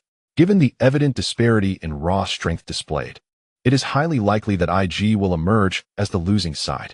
In just 3 short hours, they managed to play an astonishing 12 scrimmages. With an average duration of 15 minutes per match, Jack calculated that they could potentially engage in 50 scrimmages in one night. Yuanbao expressed his astonishment at this relentless pace. As the scrimmage concluded, Gu Xing felt that today's practice against G had effectively served as a practice for ranked matches. He opened a new document on his desk and began typing. After requesting the afternoon's footage of ROX from Redmi, he intended to analyze the Tigers' players' strategies and seek out countermeasures. With a rematch against ROX approaching next week, Gu Xing was determined to be fully prepared. Upon replaying the footage, occasionally glancing at the top lane, Gu Xing noted the terrifying intricacies of Smeb's landing mechanics, often managing to subtly suppress long go. Although Gu Xing does not play top lane himself, he has gained a rudimentary understanding of the skill levels in that position through both scrimmages and competitive play. Within the LPL, there are virtually no top laners capable of overpowering long go in the landing phase. Even Marin, the FMVP of Season 5, relied on extraordinary lane switching and farming skills to establish positional advantages for kills, rather than merely excelling in direct confrontations. Moreover, since Marin joined LGD, his peak abilities have waned with age. This was evident in his recent performance against the optimistic team, where he struggled to gain an edge in lane. Yet, Smeb manages to achieve what others cannot. This summer, Smeb's prowess remains at its zenith, having secured 12 MVP titles in a single season, placing him at the top of the LCK standings. His dominance over formidable players like Someday, Peanut, Faker, and Bang underscores his significant strength. Gu Xing furrowed his brow, aware that nothing is more daunting for a jungler than the disparity in strength among lane players. Once the control of the lanes is lost, the jungler finds themselves constrained at every turn, struggling even to protect their own jungle, let alone mount an invasion. The top lane appears exceptionally difficult to breach. Gu Xing must explore alternative strategies. A review of the match footage reveals that the duo of Prey and Gorilla in the bottom lane is remarkably stable, while the VG duo seems to be at a disadvantage. Jack is still overly aggressive. Several ill-advised attempts to trade blows have allowed the opponents to seize the opportunity for a counterattack. Across all lanes, VG holds an advantage solely in the mid lane. Lord Ho demonstrates exceptional skill against Kuro, effectively suppressing him with a steady and flawless exchange, leaving Kuro in considerable discomfort. Gu Xing's mind races. His intuition insists that the advantage in the mid lane must be capitalized upon. LGD has gone wild. Yuanbao exclaims in disbelief, "This is unbelievable." His shout jolts Gu Xing from his musings. What is happening? Gu Xing is not alone in this realization. Lord Ho also glances curiously towards Jack's position. RNG is on the verge of defeat. Yu Wenba's next utterance incites a flurry of hushed discussions within the training room. Longa leaps from his seat to get a better view. My goodness, it's true. Zhu Xiaolong reacts with equal fervor. Gu Xing opens the live match broadcast. Upon entering, he witnesses LGD mercilessly dominating RNG. It is the weekend, and with 3 matches fully played out, even the games at 10 o'clock have not concluded. The data panel shows LGD leading by 77k in gold and 11 kills. The match has only progressed to 25 minutes. This is a complete one-sided obliteration. Dandy is engaged as Xiao Duan begins to join the fray, fixated on the monitor, raising the volume with excitement. What an incredible R-flash. The blind monk executes an astonishing kill from an unexpected angle. Tian Yin kicks the cannon minion, follows up with a second echo, interrupts with a vision ward. And in a fleeting moment, Dandy successfully closes the distance to Uzi. At the instant of the kick, he uses Flash to readjust his position. Our Dragon's Tail, combined with Flash, successfully sends Uzi crashing into his own formation. Uzi has no Flash. Jack's voice booms, "We've got this, brothers." The ADC, deprived of mobility and thrust into the throng, faces an inevitable demise. In this current meta, where dual carry champions are central to the team's composition, the absence of one output source, coupled with the economic disparity leading to a gap in equipment, renders RNG incapable of victory. Is this a return to the S4 World Championship for Dandy? Gu Xing is pleasantly surprised. Dandy's stats for this match boast an impressive 6 kills, 1 death, and 11 assists, with a participation rate of 100. Shuangwa finds himself at a distinct disadvantage in comparison. Dandy's decisive kick seals the match. LGD eliminates Uzi and subsequently captures Mata and Xiaohu. The remaining 2 are powerless to resist the optimistic team's coordinated advance. RNG, having already lost their mid lane high ground, is on the brink of defeat. This outcome has caught the entire VG team off guard. Initially, when reviewing the schedule, everyone believed this would be a straightforward match, with RNG effortlessly securing victory and solidifying their position in second place in Group B. No one expected such an upset. At this moment, the lineup is indeed brimming with intrigue. In the top lane, the clash between Looper and Marin, former champions of the S4 and S5 World Championships, promises excitement. Dandy reunites with Mata and Looper, the trio from the illustrious old Samsung White. Meanwhile, in the bottom lane, the confrontation between Uzi and Wuxin, 2 former RNG marksmen, adds to the spectacle. It comes as no surprise that the audience numbers in the event's live broadcast are substantial. However, LGD's resurgence has come too late. Jin Wonha laments for his old neighbors. They find themselves unable to penetrate the playoffs, rendering their current victories inconsequential. Even if LGD manages a 2-1 triumph in this best-of-3 series, it would yield only a minor point. Given the current standings, the playoff door has been firmly closed to the optimistic team, leaving no opportunity for entry. I suggested that we should have substituted Wei Shen in earlier. Jack and Fa Wong lack familiarity and do not have much to rely on. Had Gao Dui started throughout, I am convinced LGD would have secured a playoff spot. Suddenly, Gu Xing recalls something. Could it be that the B group standings are about to change? VG undoubtedly remains at the top of the group. The question lies with the second and third places. Upon hearing Gu Xing's words, everyone immediately began searching through the standings. Although it may not seem to affect VG's ranking on the surface, the standings in Group B are intricately linked to the playoff brackets. The first place in Group B will face the second place from Group A, the third place from Group B, and the fourth place from Group A in the same half of the bracket. Those ranked lower will sequentially challenge upward, ultimately vying for a spot in the finals. Currently, it is confirmed that the second place in Group A is occupied by Snake. To be fair, Snake's strength this year is merely above average, not yet reaching the top tier, and they are somewhat weaker than Wii and RNG. This implies that VG may have to contend against the third place from their own group for a ticket to the finals. With this loss, RNG has split points with Wii. Gu Xing gazes at the standings. These 2 teams are set to face each other directly on the last day of the regular season. The scheduling team is quite clever. Having observed the intense 5-game battle between Wii and RNG in the spring semifinals, they deemed it an excellent spectacle and decided to place these 2 teams in the final day's matchup to draw in viewers. Consequently, the struggle for second place in the group will extend to the concluding battle. We too must face Wii and RNG in our final 2 matches, Jean Wenhe realizes. It seems we can intentionally manage our points. After all, winning or losing does not impact their ranking. They could manipulate the outcomes to indirectly select their playoff opponents. The infamous esports Oscars between IG and LGD is well remembered, where both teams exploited tournament rules to filter their opponents, aiming to avoid formidable adversaries.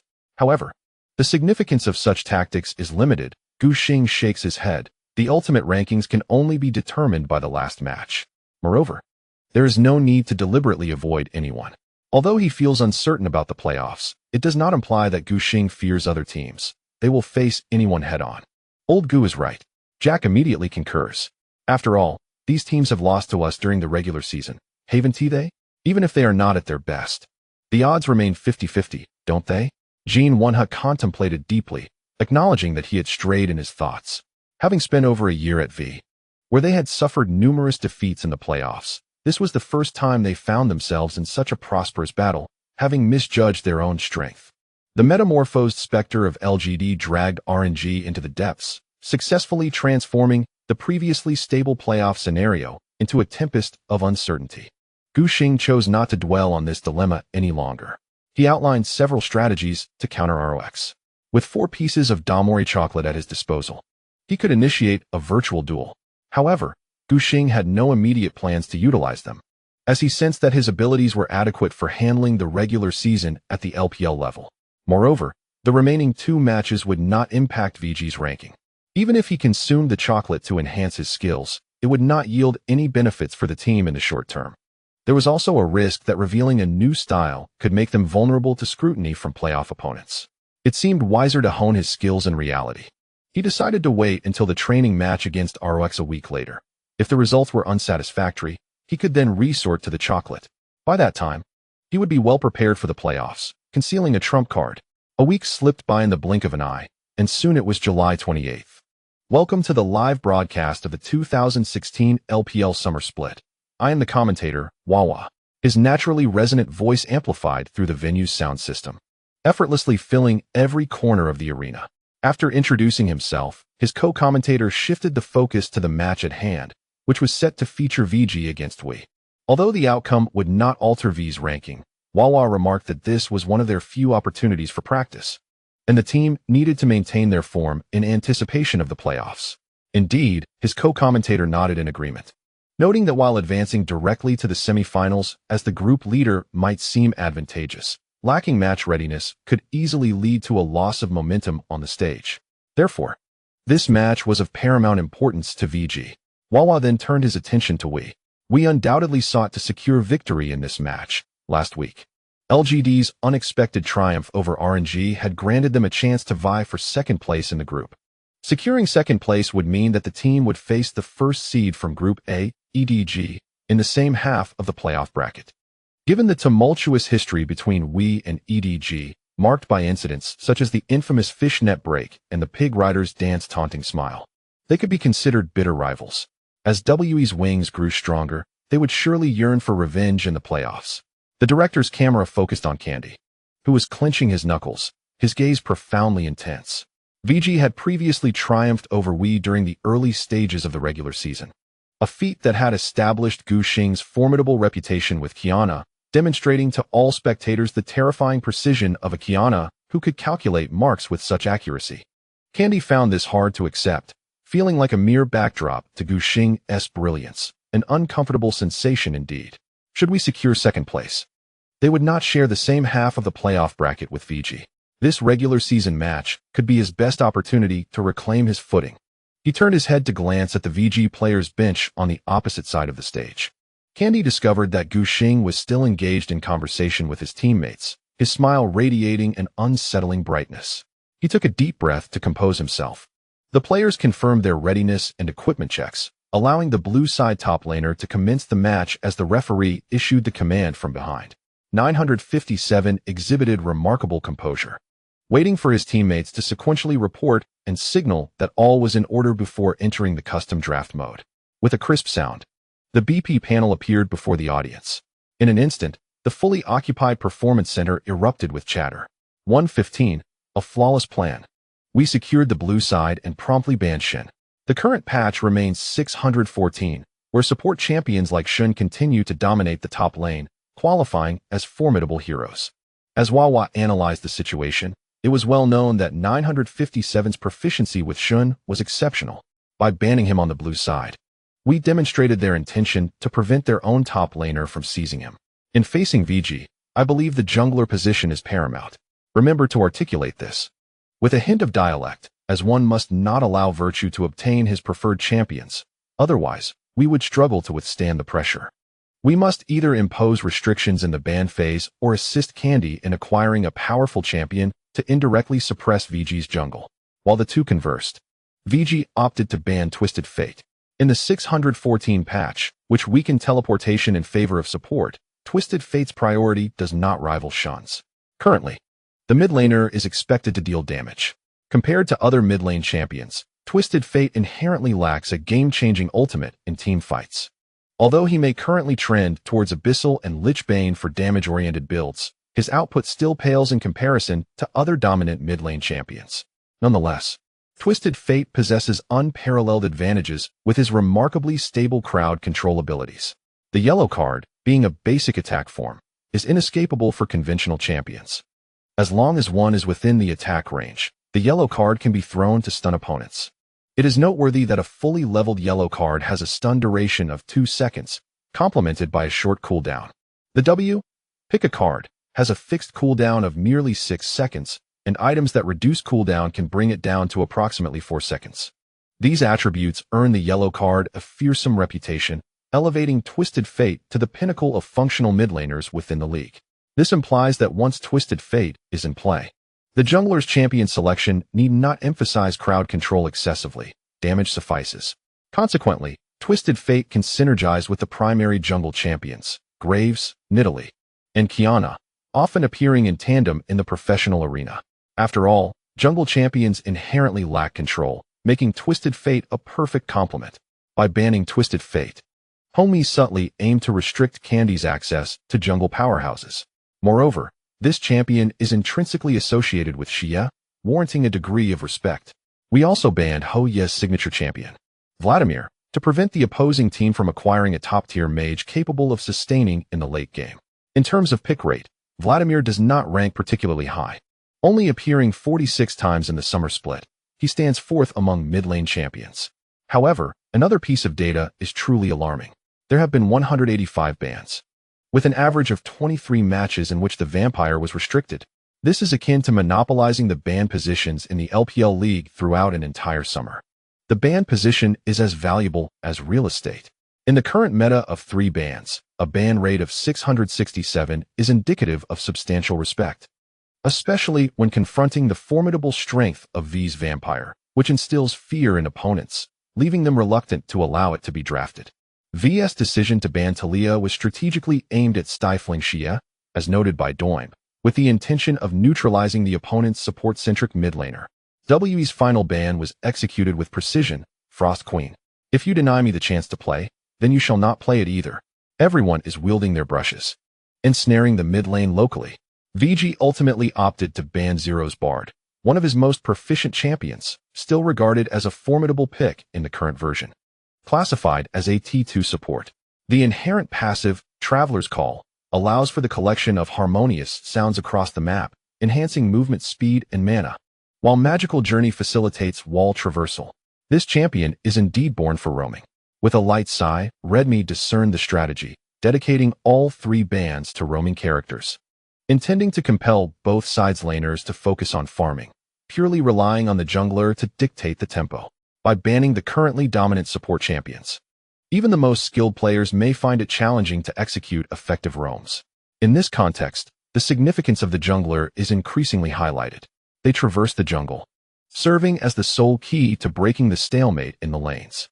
Redmi's maneuver is to elevate the competition between the junglers. The one with superior tempo control will establish an advantage for their team. Only those teams possessing immense confidence in their jungler would adopt such a draft strategy. Otherwise, should the jungler falter, the team may lose all capacity for resistance. Other teammates, deprived of support champions, can only remain passive in their lanes, allowing the situation to deteriorate. Kundi felt provoked. Redmi might as well have openly declared him as a mere pawn.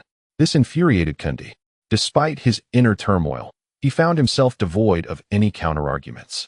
The last encounter between the two teams saw Gu Sun wreaking havoc in the jungle with both Qiuqiu and Spider, akin to an all-you-can-eat buffet. Old grievances resurfaced, and Kundi was eager to redeem himself. Wei's early selection of Brown baffled Doim. Was this a deliberate offering of Rek'Sai to the adversary? In the current version, Rek'Sai is undoubtedly the reigning champion among junglers. Early on, he is effective for map control and ganks, and in the mid to late game, he serves as a competent frontline, providing vision assistance with his tremor sense. Furthermore, he counters the recently buffed Lee Sin effectively. Given that all roaming characters have been banned in this meta, jungle-centric champions struggle to make an appearance due to the lack of stable crowd control skills, resulting in a low success rate for ambushes in the lanes. If the characters within the team are solely focused on farming from lanes to the jungle, they risk being ruthlessly oppressed by the opponent, ultimately leading to defeat before reaching the late game. Thus, the character Rek'Sai, renowned for her formidable early gank capabilities, deserves to have her status elevated further. In the eyes of the analyst, Wawa, it is sheer folly for we not to prioritize Rek'Sai. When VG secured the Frost Archer and dismantled We's potential Freljord combination, followed by the selection of Victor, Wawa was taken aback. They too are forgoing Rek'Sai? He mused. As a veteran commentator in the LPL, his experience and background are well established, and few newcomers pose a threat to his standing, leading him to inadvertently grow complacent. With decreasing engagement in the game and a lack of meticulous research into the current competitive meta, his understanding of the game has notably lagged. During the initial champion selection, both teams astutely avoided Rek'Sai for a reason. For we, opting for Rek'Sai would necessitate conceding the Frost Archer and Brown to VG. The synergy of the Freljord combination, with its crowd control capabilities of slowing and stunning, presents a formidable landing presence, enhanced by the dual functionality of the Eagle Spirit and the Ward. Furthermore, the strength of their level 1 engage cannot be overstated. Brown, leveraging his passive ability Concussive Blows, is arguably the most potent level 1 support in the league. The Frost Archer's passive Frost Shot imbues her basic attacks with slowing effects, and her range exceeds that of typical marksmen by an impressive 50 yards, allowing her to more easily ensnare opponents. Her ability Enchanted Crystal Arrow can simultaneously slow multiple targets from a distance. Together, they constitute a nightmarish duo for level 1 engagements. Conversely, Rek'Sai's early combat prowess is rather lacking. Her Q, W, and E abilities, when utilized in isolation without synergy, are largely ineffective. If we were to select the Excavator, they would inevitably leave the Freljord combination to VG, foreseeing a scenario where they would suffer in the jungle early on and relinquish all initiative. Consequently, they chose Brown first to ensure their own level 1 strength, while simultaneously setting a trap in the ban phase for VG. However, this ploy was deftly uncovered by Homie. On the surface, securing the Frost Archer, a strong early-game marksman, could mitigate Rek'Sai's weaknesses in level 1 engagements, allowing VG to select Rek'Sai as a second pick. Yet, if they ended up with Ashe and Rek'Sai, they would fall directly into the ambush orchestrated by We. This situation intertwines with the current mid-lane selections. In the present meta, the mid-lane has been divided into two camps, one comprising roaming champions like Twisted Fate, Talia, and Lissandra, primarily focused on wave control and support, and the other featuring traditional mages led by Victor and Galio, who prioritize farming and wait until late game to turn the tide of battle. With the roaming champions being entirely banned, both teams are limited to choosing from traditional mages. In light of the ban on Vladimir, the most popular traditional mages available are Victor and Galio. If VG locks in Ashe and Rek'Sai with their first two picks, and we counters by securing Victor, they will effectively complete their trap. The remaining potent mid-lane option would be Galio, and should Homie select him. The duo of Galio and Rek'Sai would also suffer from the same critical flaw of inadequate level 1 engagement capabilities. In the early stages, the yellow chicken can merely summon sand soldiers, and with its limited attack speed, it can only deal minimal damage, posing no real threat. Consequently, during the level 1 skirmish, VG's jungle will be relentlessly invaded due to the frail mid-jungle duo. Redmi, perceiving the opponent's intentions, opted for a contrary approach by selecting Victor for the level 1 fight, which is decidedly more formidable than the yellow chicken. While not overwhelmingly powerful, it certainly holds its ground. He deftly shifted this quandary back to the adversary. In the tactical chess match between the coaches, Redmi emerged victorious once more. When it comes to the stage, his mission is to secure an early advantage for his team through strategic champion selection. Currently, Redmi commands the highest salary among coaches in the LPL, a testament not only to Ding Jun's wealth, but also to Redmi's capability, justifying the considerable investment. WE's head coach, Hoon, paced anxiously behind the players, his brow furrowed in contemplation. With no alternative, he turned to his team. If we secure the yellow chicken and Rek'Sai, do you feel it would impose undue pressure? Previously, there was less complexity in the matter. This mid-jungle duo has not been absent from the LPL summer split this year. However, the professional team's understanding of the current meta is gradually evolving. At the onset of the summer split, strategies against Rek'Sai and the yellow chicken were not yet systematic. Now, both champions enjoy high selection rates in their respective roles, prompting coaching staffs to conduct extensive research and develop sophisticated counter-strategies. Selecting this mid-jungle combination could lead to a severe disadvantage in the level 1 skirmish against VG. Hoon's concerns are compounded by the fact that Redmi's draft clearly emphasizes the raw strength of both junglers. Should they choose the yellow chicken and Rek'Sai, they would inevitably succumb to early jungle disadvantages, placing Candy at a distinct disadvantage in this jungle battle. Perhaps we should forego the yellow chicken, Xie suggested after a moment of reflection. What if we opt for Syndra to facilitate mid-jungle synergy? With Syndra's prowess, they could secure Rek'Sai's jungle in the early game. Hoon contemplated this for a moment before agreeing to the player's suggestion, stating, "Then let Mystic take Sivir. We must ensure a strong late-game presence." Since Rek'Sai has been chosen for the jungle, the responsibility for team fight damage must rest upon the duo. Though Syndra, with her passive ability, gains combat effectiveness as her skills are fully upgraded, she cannot compare to Victor's potency, as revealed by VG. Victor's full skill set can yield formidable effects in team fights, coupled with terrifying area damage. WE's mid-late game team fight output pales in comparison to Victor's, necessitating a powerful ADC choice. Sivir emerges as an excellent option. We secured the mid-jungle combination of Syndra and Rek'Sai, while VG opted for the troll to ensure strength in the top lane and chose Thresh to provide protection for the team. Redmi's selections of Ashe, Victor, and the Troll are all champions lacking mobility, which may expose their vulnerabilities in team fights. However, Thresh can both initiate and retreat, using his lantern to compensate for their lack of mobility. We has secured the champion Zeyuan, and subsequently, they have chosen to bolster their lineup with the formidable champion Poppy. Recall the anticipation directed towards VG's final champion selection. Now, all eyes are on Virtue to see which character he will employ to counter WE's strategy. Homie has instilled a profound sense of trust and authority in Gu Xing, fully aware that the early game tempo rests heavily upon his shoulders. Unable to secure Rek'Sai, he has opted to provide Gu Xing with a counter pick, ensuring that their jungler can operate as comfortably as possible. The broadcast director deftly shifts the camera to the VG player bench, revealing Homie affectionately supporting Gu Xing's gaming chair. As the two engage in warm conversation, their camaraderie evident. Ultimately, Homie gives Gu Xing a gentle shoulder massage. The champion Elise, the Spider Queen, has made her entrance. The audience collectively gasps, engaged in hushed discussions about the implications of her selection. Candy's heart races. In their previous encounter during the regular season, VG had deployed Elise against his Rek'Sai, executing a series of masterful ganks that shattered his momentum entirely. Now, with Gu Xing again opting for Elise, memories of Candy's past misfortunes resurface, igniting a fierce determination within him to rectify previous failures and showcase his prowess.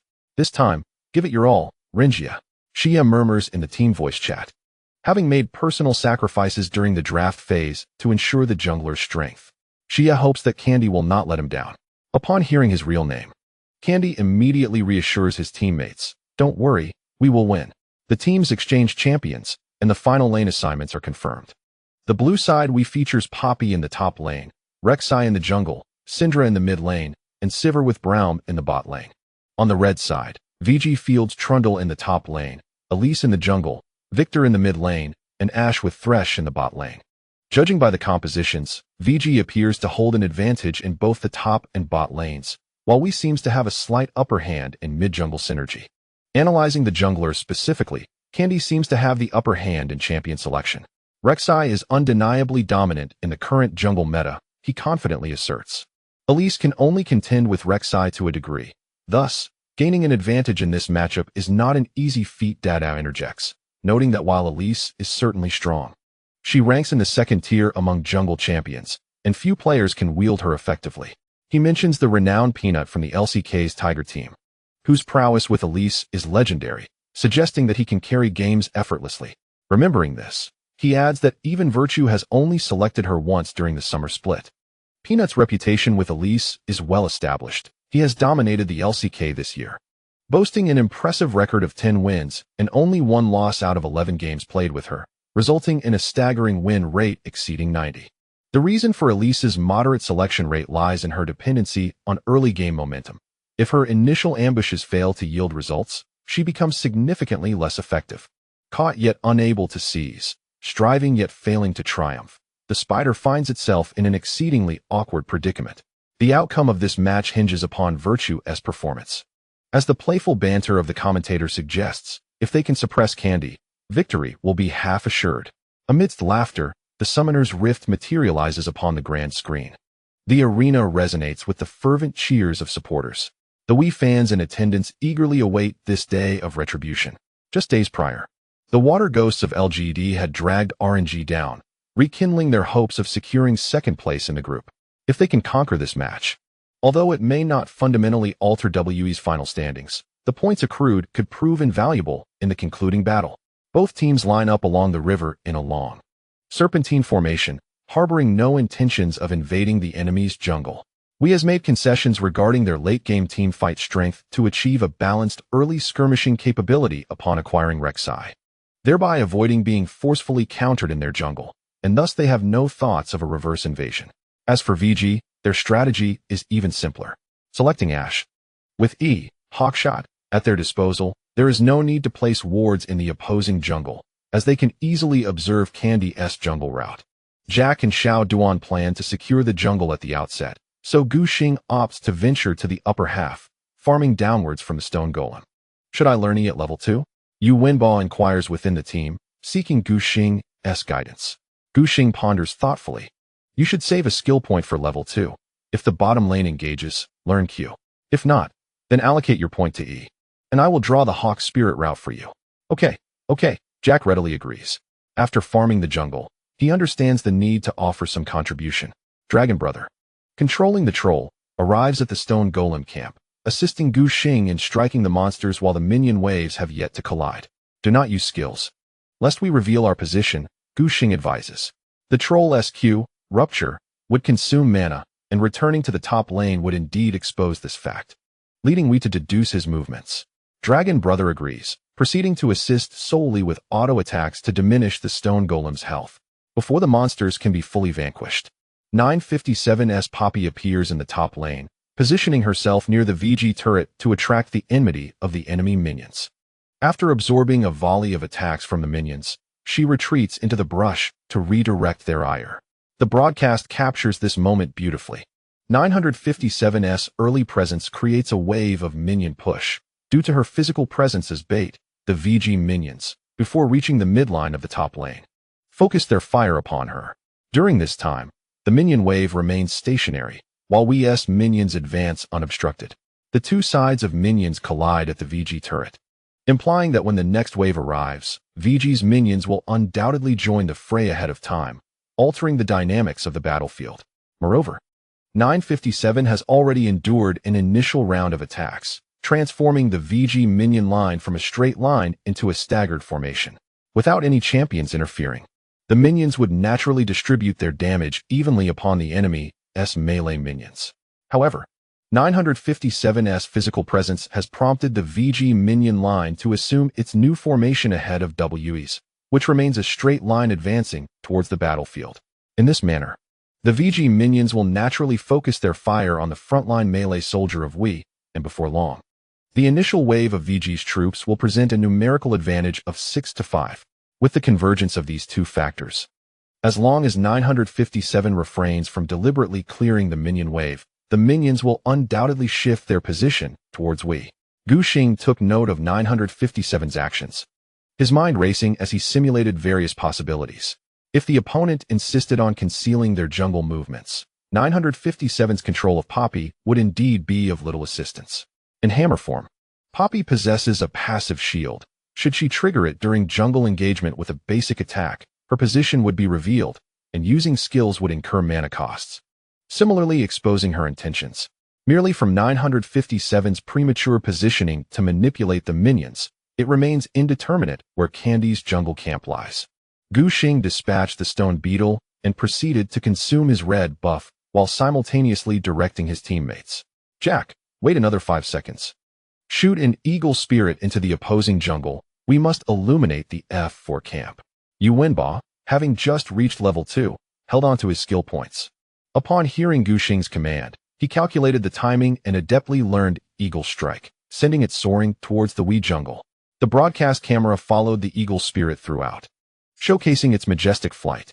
All viewers witnessed the eagle spirit slicing through the air, passing by a serene family of 4 feathered friends, continuing its journey towards the distant site of Rek'Sai, who was busy clearing the 3 wolves.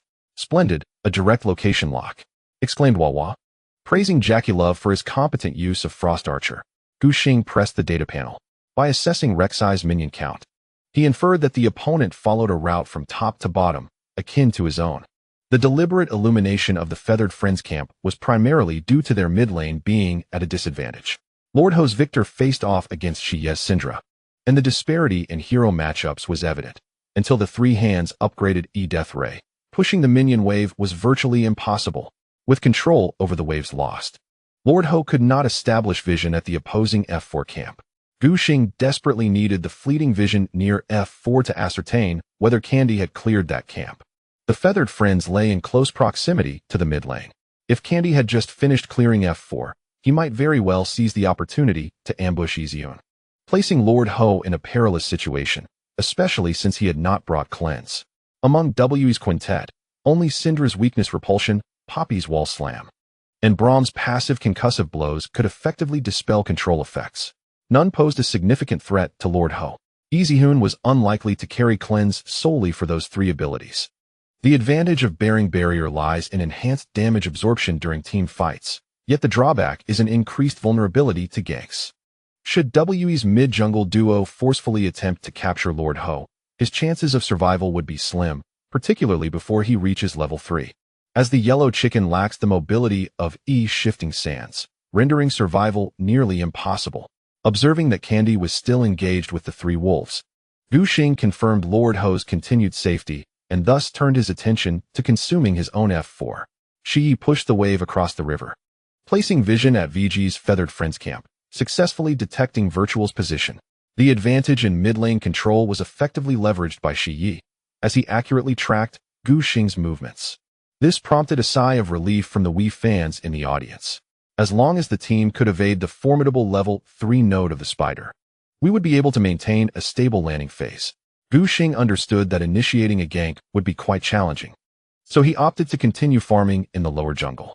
However, before indulging in his own lower quadrant, he first ventured to the river to consume the swift crab. With the assistance of Long Gu in clearing the jungle, coupled with the burning effect of the red buff, Gu Xing's early farming pace slightly surpassed that of Kundi. He arrived at the river ahead of time. Shi speculated that Gu Xing might be heading for the river crab. Having just reached level 3 and possessing telekinetic manipulation to harass jungle creatures. After careful consideration, he ultimately decided against it. Going there alone would be unwise, as Kundi would likely arrive 4 to 5 seconds later. Crucially, this information was observed by Jack through his hawk spirit, indicating that the entire VG team was aware of Kundi's position. Venturing into the river solo could expose him to an ambush by Gu Xing. Losing either his flash or health was simply unacceptable. After clearing the river crab, Virtue returned to continue farming his own lower jungle camp of 3 monsters. Gu Xing stealthily traversed the wall using his spider silk to enter the wolf camp, hastening his farming speed. He sequentially devoured the shadow wolves and the blue buff before initiating a recall. Just as he was about to return to the fountain, he placed a ward between his blue buff and the frog camp. To his surprise, he noted that Virtue was not waiting for his magic swamp frog to respawn. Conventionally, allowing his duo to clear a camp while he deliberately farmed from top to bottom would clearly enable him to clear 6 camps and reach level 4 before recalling. Yet, Gu Xing chose not to follow this typical path. Nevertheless, the economy in his inventory was sufficient to purchase the green jungle knife, albeit he could not acquire any additional items. As Gu Xing returned to base to purchase the jungle knife, he replaced his ward with a control ward and left the high ground, heading straight for the upper quadrant. Wawa was equally perplexed. He had expected Gu Xing to go directly to farm the soon-to-respawn VG Stone Beetle. Instead, the Spider Queen pressed forward, evidently intent on crossing into the upper river. Was she planning to invade the enemy jungle?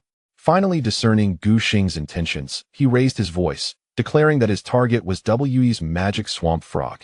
Gu Xing's calculations were astute. Both teams began their lower lane with jungle farming, resolving their respective camps around the 153 mark.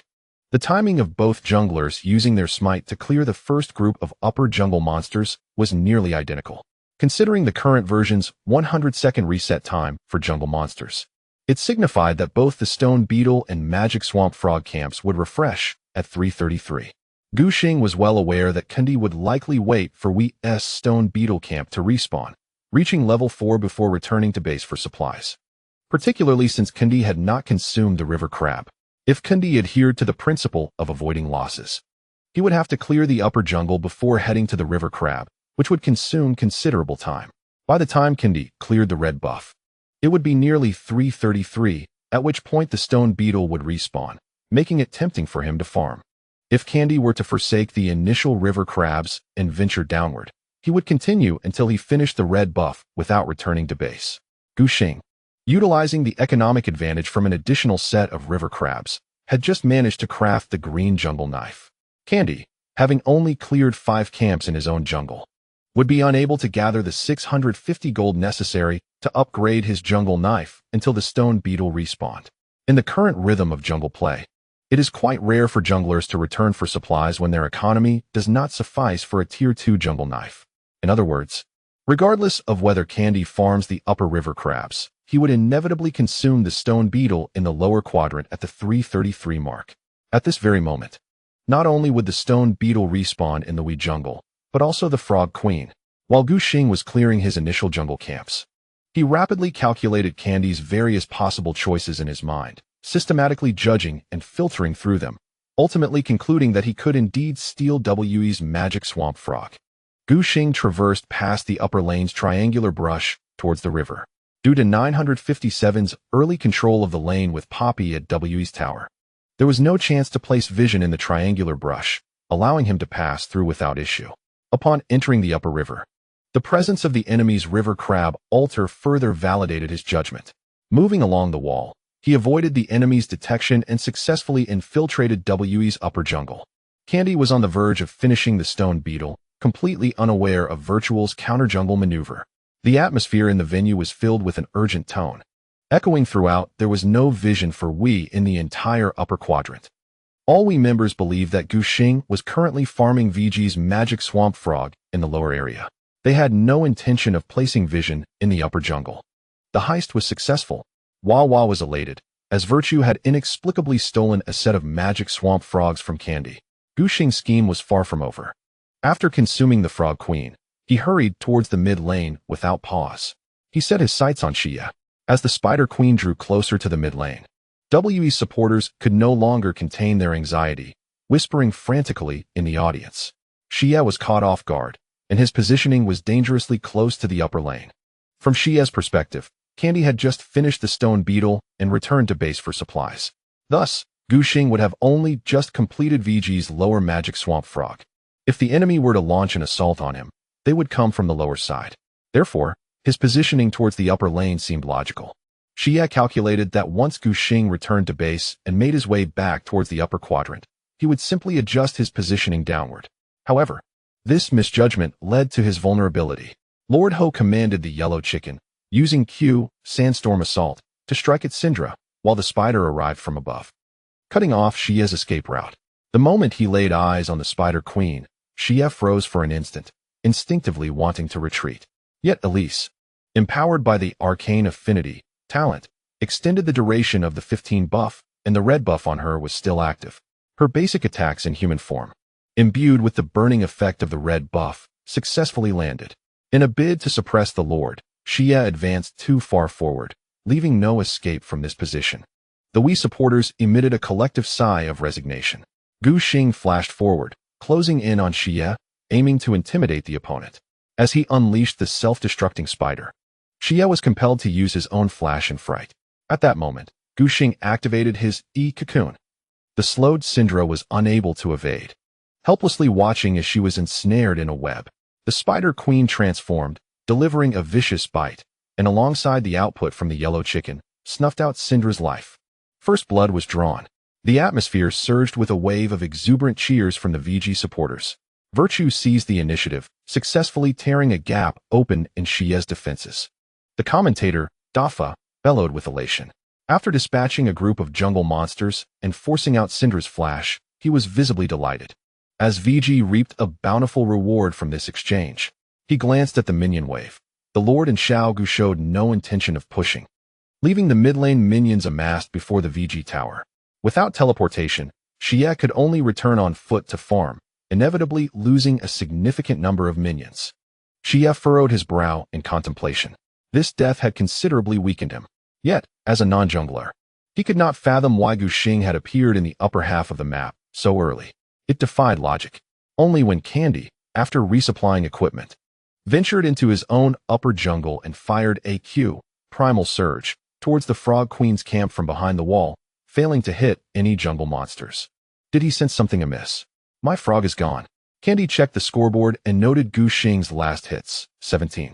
It immediately dawned on him that this was the number of jungle camps cleared from the first round, specifically one river crab. However, his own Frog Queen had been pilfered by the opponent. This indicated that Gu Xing had not waited for the VG lower jungle's magic swamp frog to reset, but had instead returned home early to invade his upper jungle, simultaneously dispatching Xie. The peculiar trajectory of the opponent's movements flashed through Candy's mind, igniting his fury. Just as he was comfortably farming in the early game, the sudden loss of a jungle camp was unbearable. Originally, the second round of jungle monsters had only 4 camps due to the absence of dual buffs, and Gu Xing's actions had rendered the resources available in the Wii jungle increasingly scarce. Candy contemplated taking action to at least compensate for his economic losses. Should he perhaps make a play in the upper lane? However, this fleeting thought was swiftly dismissed. After all, he was uncertain whether Gu Xing had left any wards in his own upper jungle after the invasion, as Rek'Sai had opted for a red jungle knife. His trinket had yet to be replaced with a sweeper, and he hadn't recently used Smite on the sharp beak to gain true sight, leaving him unable to clear vision. Moreover, after Gu Xing had just secured Xie, he had moved towards the upper half of the map. If Candy ventured to the upper lane to ambush, he risked being countered. Not to mention, the side initiating the counterattack inherently held an advantage, even in a straightforward 2v2 confrontation. We's Poppy and Rek'Sai attempting to engage the opponent's troll and spider in their upper jungle was akin to a mouse seeking battle with a cat, an invitation to demise. Candy appeared trapped in a dilemma, as the opponent's spider had successfully executed its first gank, shattering the balance of the match. He pondered deeply, and a bold idea emerged in his mind. Gu Xing remained oblivious, continuing to mark the route with signals. Jack, will you continue to shoot the eagle spirit in the upper jungle, or will you traverse through F4? He listened intently to every word spoken by Yuanba. The first deployment of the eagle spirit occurred at 2 minutes and 30 seconds, with the cooldown for level 1 eagle strike being 90 seconds. Now, with the match progressing to 4 minutes and 37 seconds, the skill had already reset. Taking 2 steps back, Jack concealed himself in the shadowed corner of We's vision to unleash the eagle spirit, following the predetermined path that soared through the lower jungle towards We's sharp-beak bird camp. It perfectly illuminated Rek'Sai, who was still clearing the jungle. The Void Burrower, the Queen of the Abyss, stood momentarily bewildered, her athletic and powerful physique frozen in place, even pausing the action of using her sharp jaws to tear apart the sharp-beak bird. The audience in the venue instantly began to murmur among themselves. An exceptionally precise eagle spirit. The baby doll activated its familiar shrill calling mode, and Candy was once again detected. Jaculov seemed to possess an otherworldly radar this match. Gu Xing never relinquished his speculation regarding Candy's position. He surmised that the opponent aimed to strike at the mid-lane lord. Meanwhile, Zeyuan, who was still controlling the lane and developing, was unable to establish vision at the enemy's sharp-beak bird camp and required Jack's assistance. With Rek'Sai's position now revealed, the Lord would undoubtedly be on alert. Under the residual vision of Eagle Strike, Rek'Sai had no choice but to finish clearing the sharp-beaked bird before heading downward. Zeyuan, witnessing this, signaled a retreat, simultaneously reminding Jack via voice chat. Gu Xing instinctively switched screens to glance at Candy's movements, a flicker of doubt rising in his heart. Was he merely farming? Candy had just finished clearing the 3 wolves and the sharp-beaked bird, leaving only the stone beetle in the next round of jungle camps.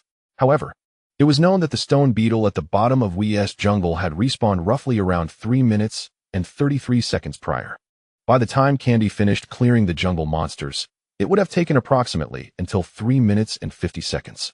This meant that the next group of stone beetles would not respawn until about 5 minutes and 30 seconds. Currently, it was only 4 minutes and 43 seconds, leaving still some time before the jungle monsters would respawn. Surely, Candy could not be waiting in the camp for such an extended period. Gu Xing found this quite unreasonable. He then glanced at the bottom lane minion wave. The dueling capabilities of the 2 bot lanes were not on the same level. The combination of Frost Archer and Thresh utilized by VG was leagues above We's Sivir and Braum. Braum's prowess in early team fights was beyond question. However, in lane, it could only be described as unremarkable. His role ultimately was that of a protective support, lacking suitable initiation capabilities aside from a Q flash to hold opponents at mid-range, which was a gamble unless teammates arrived to cooperate or a critical opening presented itself. Typically, unless paired with a marksman like Lucian, who offered synergy, he would merely endure passive assaults. Sivir was similarly disadvantaged, lacking any crowd control abilities. From a design perspective, the developers clearly intended for her to develop steadily during the landing phase. With 2 heroes devoid of initiation skills combined, We's bottom lane lost all initiative, allowing VG's duo to naturally seize control of the lane. At this moment, the minion wave in the bottom lane is about to reach the Wei Tower. Given the current state of the minion wave, it seems almost impossible for Candy to ambush the VG duo. He will require some time to arrive at the bottom lane, during which Jack can capitalize on the opportunity to eliminate all the minions, pushing the wave towards the enemy's defensive tower and subsequently retreating to a safe position with duo. As long as the VG duo remains composed, Candy will have no opportunity whatsoever. Similarly, an invasion into VG's jungle is not a feasible strategy. Once Jack and duo have pushed the minion wave, what grounds does Candy have to contest VG's jungle monsters? The avenues of farming, ganking, and counter-jungling have been systematically ruled out. In Gu Xing's perspective, Candy has very few options available in the lower half of the map. At first glance, Rek'Sai moving downward seems unproblematic. However, upon closer examination, numerous doubts arise. Why would the opponent choose to move downwards? There must be a trick involved. Duo, you accompany Jack in pushing the bottom lane and take a glance at the dragon pit. Gu Xing's thoughts were meticulous as he laid out his strategy, saying, I will ambush in the mid lane while you maintain your positioning. Candy moved downwards in the residual vision of Eagle Spirit, eliminating 3 directions deemed improbable by Gu Xing. The remaining choices were few. One option was to secure the dragon. As we was on the blue side, Candy could avoid entering the river and instead could enter the jungle from above the dragon pit. The first spawned fire dragon was indeed quite tempting. The second option was a feint. Candy appeared to be heading downwards, but in reality, he aimed to mislead VG. Perhaps his true target was the mid lane, as analysts had suggested prior to the match. The mid-jungle duo was considered We's sharpest offensive point in this game. Syndra's high burst damage, combined with Rek'Sai's stable knock-up control and damage, made the elimination of Hou Yi a mere formality. Gu Xing believed Candy had only these 2 possibilities. After duo cleared the minion wave, he placed a ward over the wall into the dragon pit and discovered the fire dragon lying there docilely. Thus, the only remaining possibility was to target the mid lane. Duo, displaying remarkable intuition, chose not to rush to the mid lane to assist his teammate, as that could easily alert the enemy. Instead, he opted to return to the bottom lane, even putting on a show in front of the Wei duo, allowing the opponents to perceive his presence in the bottom lane. This way, Candy could act without concern for duo, feeling free to make his move. After clearing his own F4 camp, Gu Xing deliberately used his smite to gain true sight, confirming that there was no enemy vision in his vicinity, and then quietly maneuvered inside VG's inner tower, patiently waiting. The vision range of a champion extends to 1350 units, while Rek'Sai's tremor sense covers 1300 units. Gu Xing could not measure distances with precision. He could only ensure that he remained at a safe distance from both Xie and the Wii minions, as well as the brush, to guarantee that he would not be seen by the opponent. Upon receiving a reminder from his jungler, Hou Yi maintained his composed demeanor, steadily hitting minions from behind the wave. Earlier, when Xie had suffered first blood, the minion wave was positioned in front of VG's mid-tower. However, the mid lane was too short. Unless the situation of the minion wave was exceptionally favorable, it would not remain stalled for long. As time passed, the minions began to shift back towards We's mid-tower. In order to bolster his ranks, the Lord inevitably advanced, inching closer to the midline. At that moment, a tempest of excitement erupted within the arena. The director turned the camera towards the immobile Gu Xing within VG's middle tower. The crowd's fervor escalated, my heavens. Virtue's instinct for a counter-gank in the mid lane is remarkably acute. The screen shifted, revealing Candy's Rek'Sai lurking in the brush beneath the mid lane. Previously, the Lord had placed a ward here, but its duration had expired and vanished. Now, VG lacked vision in both the brush and its vicinity, shrouded entirely by the fog of war. How did he discern Candy's movements? Bewildered, the commentator raised his voice in astonishment. Meanwhile, the oblivious Candy resolved to remain still. Xie, commanding Syndra, gathered her orbs and subsequently unleashed her E-ability, Scatter the Weak, propelling them forth. Even if the Lord realized the danger, it was too late. Having yet to return to base for supplies, his movement speed was sluggish, and he could not evade the force of Scatter the Weak. Struck. He succumbed to a 15-second stun. Rek'Sai burrowed from the brush, closing the distance, and with glimmering light, Candy unhesitatingly used his flash. With confidence in his control, he was determined to eliminate the Lord. Witnessing this, we supporters below sighed in despair. Easy Hoon, upon seeing Rek'Sai's appearance, allowed a slight smile to grace his lips. Finally, the moment has come. Behind him emerged a woman clad provocatively, her gaze alluring yet imbued with a chilling aura of death, the Spider Queen, Elise. Candy felt as though he had been doused with a bucket of cold water, chilled to the core. Virtue launched his Q ability, Neurotoxin, the human form of which resembled the weaving of a cocoon. Instinctively, Candy attempted to evade. Only upon discerning the trajectory did he realize it was not a web.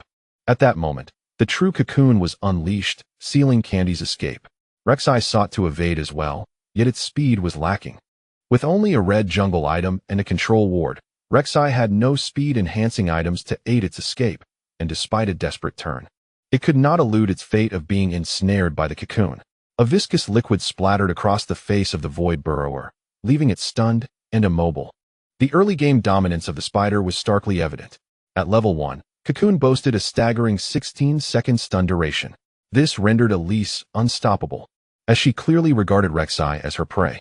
Stunned, Candy found himself at the mercy of We's jungler and mid laner, their combined damage output halved in an instant. Originally, Xie had exhausted his skills, leaving the stage set for Candy's performance. With a challenge smite, surely he could dispatch Victor with ease? Yet, unexpectedly, he was rendered immobile by the cocoon thrown by Gu Xing. In the anticipated scenario, the control chain from We's jungler and mid laner would have swiftly eliminated the Lord. However, now relying solely on Xie's damage was woefully insufficient to vanquish the Lord. Having expended all abilities in human form, the spider transformed, sinking her fangs into her foe. In her crimson moon skin, Elise morphed into a vibrant, colossal spider, alongside her smaller spiderlings, all sinking their fangs into Rek'Sai, eliciting a mournful wail from the void burrower. Upon the Lord's descent, a gravity field was established, utilizing siphoned energy to provide a shield that safeguarded his health while pulling back. Candy finally regained his freedom. However, he found himself in a predicament with no means of escape. The gravity field was about to take effect.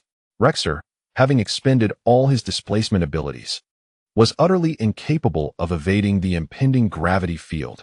Nevertheless, Candy persisted in his struggle, attempting to retreat in hopes of seizing a slim chance of survival. The merciless gravity field anchored him in place. The combined onslaught of the Spider Queen and Victor swiftly inundated Rexer with damage. Xie's weaklings, Retreat, had already been deployed and was currently on cooldown. He possessed no skills to rescue his ally. With a sense of urgency, Xie recognized the dire situation and chose to distance himself, prioritizing his own safety. My lord, you consume. Gu Xing reduced Candy to a sliver of health. decisively halting his assault to allow for a kill. As a traditional mage, Victor was in dire need of development. Once endowed with sufficient resources, Victor would undoubtedly contribute substantial damage in team fights. Gu Xing had already claimed a first blood kill, establishing a lead in his lane, and thus, there was no need to overindulge in economic advantages, making it perfectly suitable for the Lord. Zeyuan, without time for modesty, unleashed his death ray, obliterating Rexer's health bar.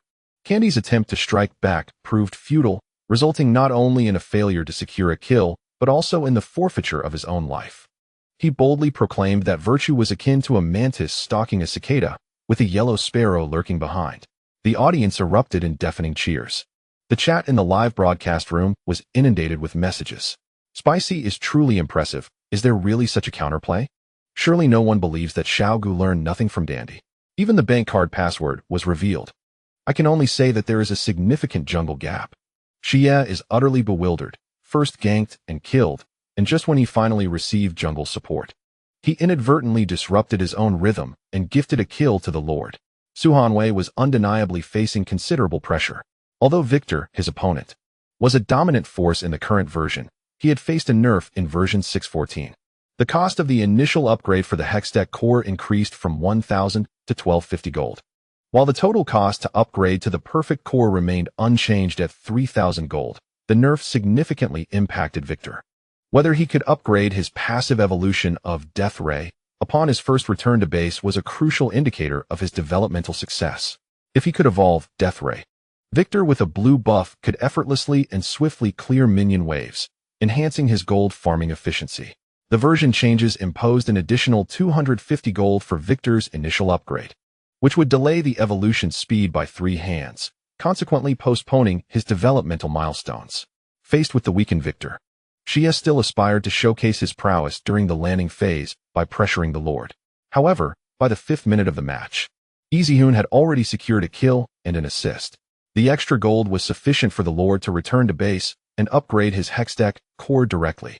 As the moment arrives, Xie can almost envision the rapid clearing speed of Victor, who has preemptively evolved his Death Ray, intending to irritate himself.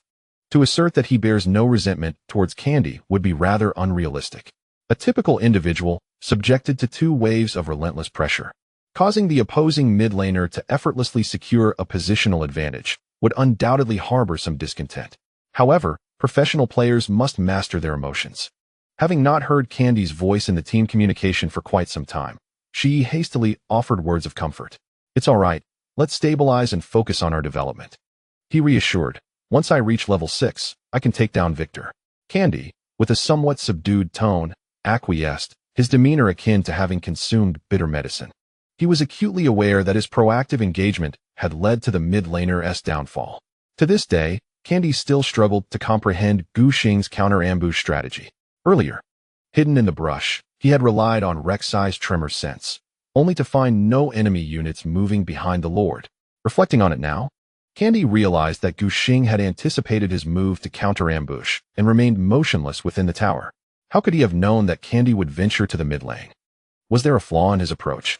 Just as Gu Xing had surmised, Candy intended to employ misdirection to deceive the VG players, leading them to believe he was continuing his descent. In reality, after the vision from Jack's hawkshot faded, he had redirected his path toward the mid lane to lie in wait. Candy was confident that his entire lower jungle had not been touched by VG's vision. But how did Gu Xing predict his intent to ambush in mid lane? It could only be said that Candy was still too inexperienced. His pride lay in his dragon-stealing prowess. Beyond that, his skills had yet to reach their zenith. Utilizing Ash's hawkshot for misdirection seemed harmless at first glance. Yet, under Gu Xing's scrutiny, it revealed numerous flaws, rendering it entirely ineffective and inadvertently exposing Candy's intentions. "Little Gu, your counter-ambush was quite adept." The Lord pushed the minion wave forward and then returned to base to upgrade his Hextech core, feeling exceedingly pleased, much like Dandy. He had partnered with VG for a spring season, and thus had witnessed Dandy's exceptional counter-ambush techniques. From the Lord's perspective, Gu Xing had indeed absorbed a wealth of wisdom. "Just average," Gu Xing responded with a beaming smile, returning to his jungle to farm. "I suppose my comprehension is just slightly superior." "Oh dear Jack," he chuckled, "being overly modest comes off as insincere old Gu. After exchanging playful banter, Gu Xing shifted his focus back to the battlefield. Lord, soon we can execute the strongest mid-jungle synergy in this match. The enemy's defenses have already crumbled under my 2 assaults. One more strike, and we can utterly dismantle their line. Returning to base to purchase a pair of magic penetration boots and a control ward, he transformed into spider form, propelling himself toward the mid lane with 8 agile legs. Virtue arrived at mid lane, reacting swiftly, intent on capturing Shi Yi once more. Wawa scoured the minimap. Shi Yi had just cleared the minion wave beneath the tower and had returned to base for supplies to catch up with the Lord's equipment. Moreover, his return to the mid lane was not as swift as that of Virtue. Xie, adorned with grass shoes and a collection of scattered items, faced a noticeable disparity in movement speed compared to Gu Xing, who possessed magic penetration boots. Furthermore, the spider form inherently boasted a quicker pace. This allowed Gu Xing to arrive just a moment earlier, lurking in the brush above the mid lane, transforming back into human form to conceal himself, and placing a true sight ward to ensure the absence of vision from the enemy. He anticipated Xie's arrival. After replenishing his supplies, Xie was likely equipped with a true sight ward, necessitating an early placement to provide Wei with vital vision. From Xie's perspective, he would ideally be passing through the upper brush after clearing the 3rd wave of jungle monsters. Thus, he was bound to traverse the brush above the mid lane to establish vision. Gu Xing lay in wait. Upon reaching the mid lane, Xie pushed the minion wave forward with 2 magic balls and raised his voice in excitement as he moved upwards. Surely, Virtue could not have caught him off guard. In disbelief, the commentator leaned forward, gazing at the rift, as Xie's flash had yet to come off cooldown. The stands erupted with desperate cries from Wei fans. Xie had not anticipated the presence of anyone in the brush at this moment. However, gazing into the darkened foliage, he recalled a certain jinx from last year's World Championship, who had ventured into the brush. Instinctively, Xie coalesced a magic ball within. To his shock, the brush seemed to come alive, retaliating with a cocoon. Startled, Xie hastily activated his sprint, but alas, the time for reaction was scant, rendering him immobile. The alluring Elise emerged from the brush, landing 2 abilities in human form, causing Xie's Syndra to lose a significant portion of her health instantly. In an advantageous situation, the spider had procured magic penetration boots early on, with the 18 fixed magic penetration greatly amplifying Elise's damage. Many squishy champions at this juncture possessed around 30 magic resistance. The spider's runes included magic penetration, combined with the 18 points from the boots, rendered her output nearly akin to true damage. Virtue transformed and delivered another bite, nearly severing Syndra's health bar. Xie hastily seized a magic ball, unleashing the damage from W, force of will, and repelling the adversary, stunning Gu Xing in place. Utilizing the additional speed granted by his sprint, he dashed towards the tower. The spider, recovering from the stun, pursued relentlessly. The stun duration of weakness repulsion lasted for 15 seconds, also knocking back the opponent, while the sprinting Syndra managed to cover some distance. The gap between them had already surpassed the 700-yard landing radius of the spider form's E-cocoon. Gu Xing could not follow Xie directly with his E. Moreover, even with the magic penetration boots, his speed paled in comparison to the sprinting Syndra. The distance between them continued to widen. Virtue remained undeterred in his pursuit. Did he intend to give up? The commentator's voice quickened, noting that Xie was on the verge of reaching the defensive tower. Xie felt he had escaped to safety, allowing himself a moment of relief. Fortunately, Gu Xing wielded a green jungle knife. Had he opted for a different color of smite, Xie's remaining health would likely have succumbed at the edge of the brush. He gazed at Elise, thrashing behind him with her 8 legs, feeling an unsettling dissonance. What enmity could possibly exist between us? You cannot catch me, and forcing your way into the tower is merely handing over a free kill. It was not until Xie noticed a wave of minions marching towards him from behind his own defensive turret that his heart sank. A sense of foreboding crept over him.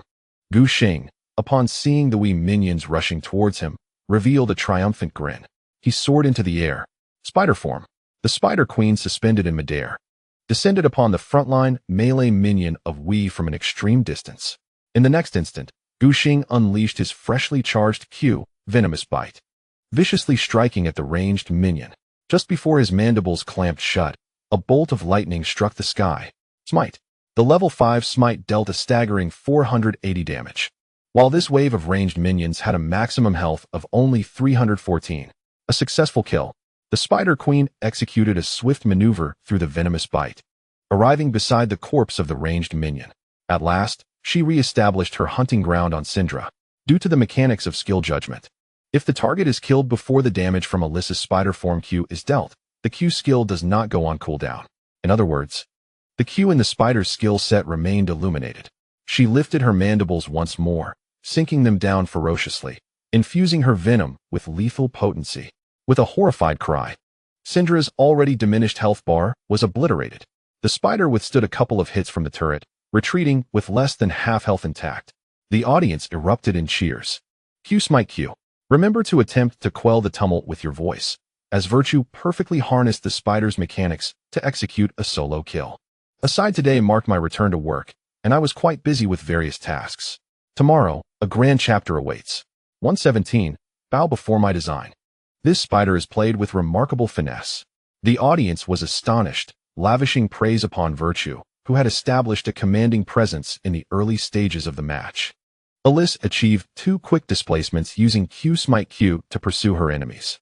To be fair, it is not an operation of great difficulty. In recent years, with the rise of numerous tutorial videos and the increasing frequency of usage, players' proficiency with heroes has soared. For instance, what was once considered a high-level maneuver among professional players, like the blind monk executing a ward jump followed by a spinning kick, is now commonplace among average players in ranked matches. The spider is no exception. The mechanics of this hero are not particularly complex. The primary challenge lies in the jungling strategy. Gu Xing's execution may seem unremarkable, yet it is evident that mastery of Q smite Q is essential. The key lies in his ability to synthesize skills and apply them fluidly in the arena. After completing a full rotation of skills and being stunned, he dared to continue the pursuit, confident he could follow up with Q smite Q to eliminate Xia. He understood the timing of every wave of minions arriving at the mid-lane turret. Remember, every match at the 0 or 30-second mark will see a wave of minions reaching their respective mid-lane turrets. In a moment of dizzying retreat, Gu Xing glanced at the time and, with a sense of assurance, pronounced the death sentence for Syndra in his mind. The director replayed the solo kill, enhanced by the recently popular 3D perspective, allowing the audience to witness the Queen of Spiders suddenly unfurling her mandibles and fiercely sinking them into Syndra's delicate form. What a magnificent spider, one might exclaim. To be fair, Virtue's spider skills are not inferior to those of Shen Guanshan. Let's be honest, within the LPL, the likes of Quack still hold their ground, while Shen Guanshan faces formidable teams like SKT and Samsung. There's simply no comparison. Shi, you truly are impressive. Syndra was devoured by the spider? Syndra, meanwhile, was struggling, having already succumbed twice in less than 6 minutes. The barrage of comments erupted, with viewers analyzing the repercussions of this kill. Just as Shi returned to lane and attempted to farm a wave of minions, he met his demise. He calculated with his fingers that upon respawning, Syndra's economy would allow her only to purchase a control ward, not even having the teleportation spell to return to mid-lane for another half-minute. A rough estimate indicated that within nearly 2 minutes, Shi had merely cleared a wave of minions. This was undoubtedly a heavy blow for an early-game dominant champion like Syndra. In contrast, Lord Ho had established a lead in levels and was enjoying an advantage in farm as well. Easyhoon maintained a calm demeanor, though his tone subtly revealed his inner delight. "Little Gu, you are truly formidable," he exclaimed with heartfelt praise, bordering on the sentimental. "With just 2 items, I can unleash my power. My damage will be more than sufficient." Fearing that his teammates might doubt him, he confidently declared, "As victor, I carry every game." Dragon Brother, grinning from ear to ear, chimed in, "What do we call this, Little Gu?" "The Dragon King's relocation." Jack was left bewildered, not comprehending the meaning behind it. Lord Ho was equally perplexed. At this moment, Dragon Brother felt no pressure from the landing phase and took the opportunity to explain, "Amazing." This prompted a burst of laughter from the VG team's voice chat, particularly from Jack, though the reason behind his amusement remained a mystery. Initially, Gu Xing intended to let it slide, but Jack's infectious laughter stirred a smile at the corners of his mouth. Perhaps overwhelmed by joy, Jack inadvertently clicked on the floor. Consequently, the Frost Archer, who had raised her bow to finish off the weakened cannon minion, halted her attack and sidestepped slightly. Just that minor adjustment meant that by the time Ashe raised her bow again, the cannon minion had already been taken down by her own minions. Jack's facial expression shifted at lightning speed. He quickly suppressed his smile and fell silent. At last, the VG voice chat quieted down. However, Gu Xing's initial offensive was far from over. He then set his sights on Candy. Having already gained an advantage, he boldly maneuvered the spider into the enemy jungle. Jack's ability, Eagle Strike, provided Gu Xing with significant advantages. The Spirit Eagle scouted ahead, illuminating the enemy's jungle and revealing information about the camps within. Gu Xing used this intelligence to time the resets of the neutral monsters, lying in wait nearby. Occasionally, Candy would catch a glimpse of him with Rek'Sai's tremor sense, which only served to increase Gu Xing's delight. Before your very eyes, the wild monsters were snatched away, which is far more exhilarating than a mere theft of jungle resources. This particular group of magic swamp frogs was claimed by the spider's Q ability, leaving Rek'Sai merely a bystander, helplessly watching. Elise's Q in spider form, Neurotoxin, possesses a lethal execution effect, and given Gu Xing's inherent level advantage, the damage dealt by the smite is significantly elevated. In such circumstances, Rek'Sai stands no chance of competing against her. Kundi, witnessing this, felt a mix of anger and helplessness. Both Rek'Sai and the spider are formidable junglers. Yet in the current version's jungle matchup, the excavator holds a slight edge in one-on-one encounters. If it comes down to a true 1v1 battle, Elise must transform into her spider form to engage directly. At that point, Rek'Sai's W ability, Burrow, could launch the spider into the air, enabling him to unleash a devastating combination of damage paired with his smite, making him nearly unbeatable in close combat. However, that scenario assumes an even matchup. Currently, Gu Xing boasts 2 kills and 1 assist, along with the earlier theft of a group of jungle monsters, leading to a scattered advantage of approximately 1,000 gold. Within a mere 10 minutes, this constitutes a substantial lead in the jungle. The dual advantages in economy and level allow the Spider Queen to disregard hero attributes and seize the upper hand. Unable to secure victories in combat or contest jungle resources, Kundi finds himself utterly powerless against Gu Xing. The disparity in the jungle continues to widen, and Kundi is entirely incapable of defending his territory. The commentator raised his voice, warning that the vicious cycle between the two junglers persists. If this trend continues, Kundi's Rek'Sai will be rendered ineffective. Once a jungler falls behind, they cannot protect their resources. Failing to safeguard jungle assets leads to a loss of growth. An underdeveloped jungler will only exacerbate their disadvantage. Rek'Sai is notoriously weak in the mid to late game team fights, and if he cannot influence the early game rhythm, his selection becomes meaningless. Gu Xing, having mastered the counter jungle techniques from SOFM, executed them with finesse. The saying goes, pluck the goose as it passes, and Gu Xing left no remnants for Kundi. Every jungle area he traversed was stripped bare, with not a morsel left behind. Virtue's vision control was exceptionally well placed, effectively sealing off most of the entrances to the jungle, allowing him to anticipate the opponent's movements. This garnered much praise, especially when paired with Jackie Love's vision, leaving Kundi with nowhere to hide. Each group of wild monsters that Gu Xing claimed was met with cheers from the audience. VG supporters reveled in Gu Xing's bandit-like antics, immersing themselves in the perspective of the Spider Queen as she rampaged through the jungle, experiencing sheer exhilaration. Conversely, the mood among Wii fans was rather bleak. Notably, Wii has the highest proportion of dedicated fans within the LPL league. These supporters, as the term suggests, are those who simply adore a team, unwavering in their allegiance regardless of player changes. The substantial number of dedicated fans indicates that the club has garnered a significant reputation in the realm. Due to the scarcity of domestic teams in earlier years, the Wii 10 era achieved remarkable success in various competitions, standing unrivaled within the country. Seizing the opportunity presented by the burgeoning popularity of League of Legends, it transformed this success into a vast legion of devoted fans. The peak era's possession of the moniker 60E and the subsequent emergence of the renowned LOL forum Kanya Ba by opposing netizens serve as ample evidence of the magnitude of WE's supporters. Although the conclusion of the Wii 10 era saw a significant attrition of fans, even a small remaining contingent represents a considerable number. Those who remained gradually evolved into team supporters, nurturing the growth of a new generation of players. Witnessing a talent like Xie, who rose from the youth training ranks to become a cornerstone of the team, evokes a sense of gratification akin to that found in nurturing simulation games. In contrast to the larger proportion of player fans, team supporters generally exhibit a heightened resilience to pressure, having accompanied the team through its zenith and nadir, weathering numerous storms that render them less susceptible to emotional turmoil. However, disparities exist even among team fans. When compared to the fans of IG from the same era, we supporters' capacity to endure pressure pales in comparison. The IG fans, having supported their team through numerous hardships, are well accustomed to adversity, often finding themselves in a position of disadvantage when contending with we in ancient rivalries. The prevalent memes surrounding IG often revolve around their background characters and damage metrics, such as Uzi's extreme pinnacle against IG's Vayne, and the infamous Yuan Shao 443 and 999 cold medicine references. Moreover, IG's reputation for faltering at critical moments has repeatedly tested the resilience of its supporters.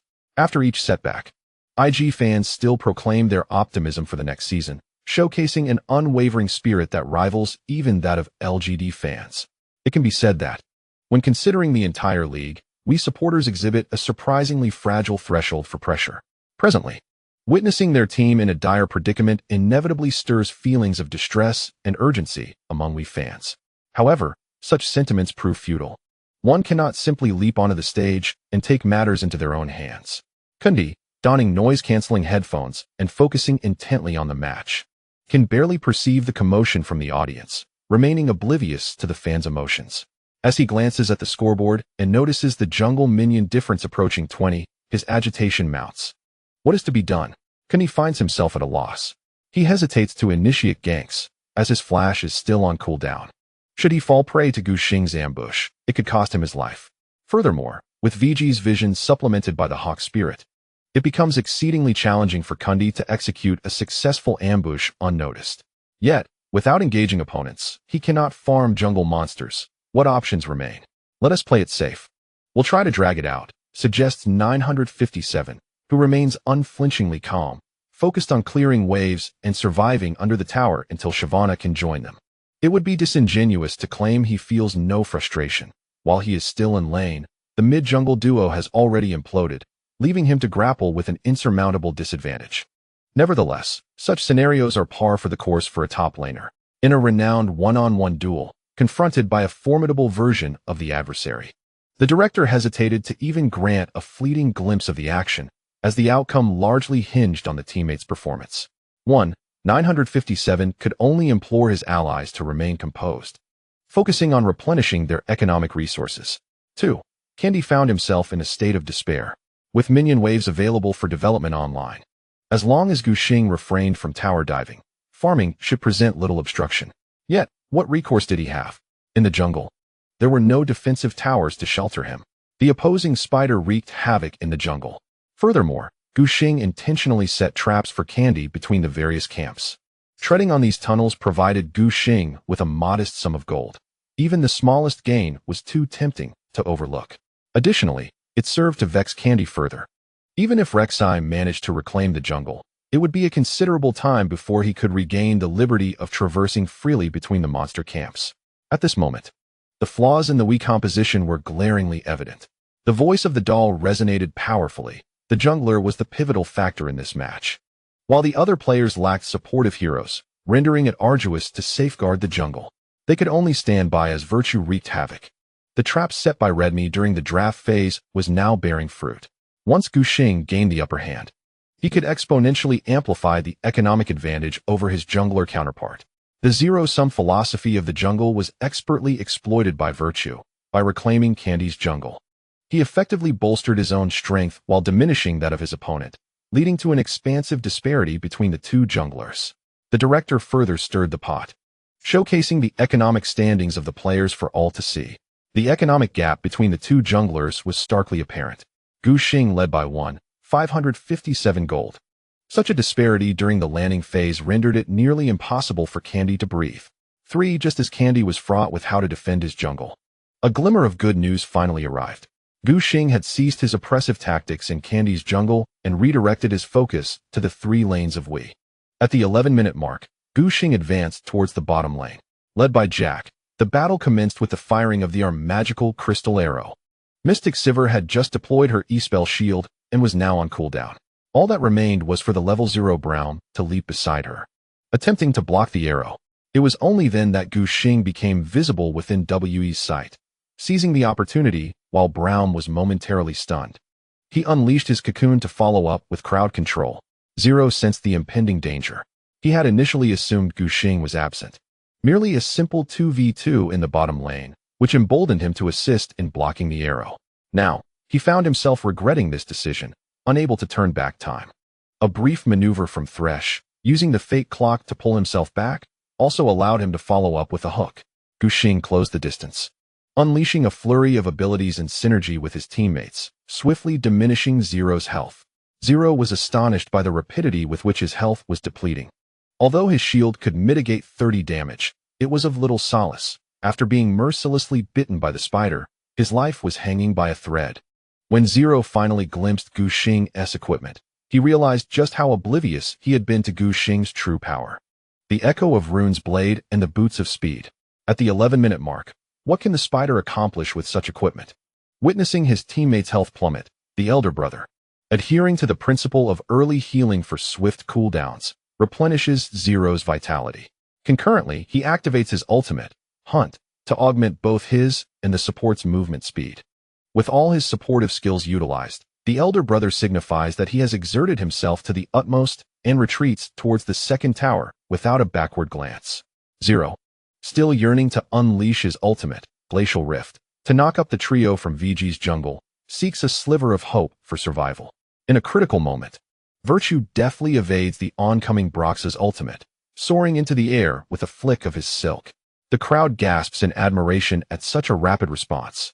The initial motion of Brox's Glacial Rift was too evident, making it a trivial task for Gu Xing to evade. He lands beside Brox, delivering a final auto attack that depletes Zero's health bar.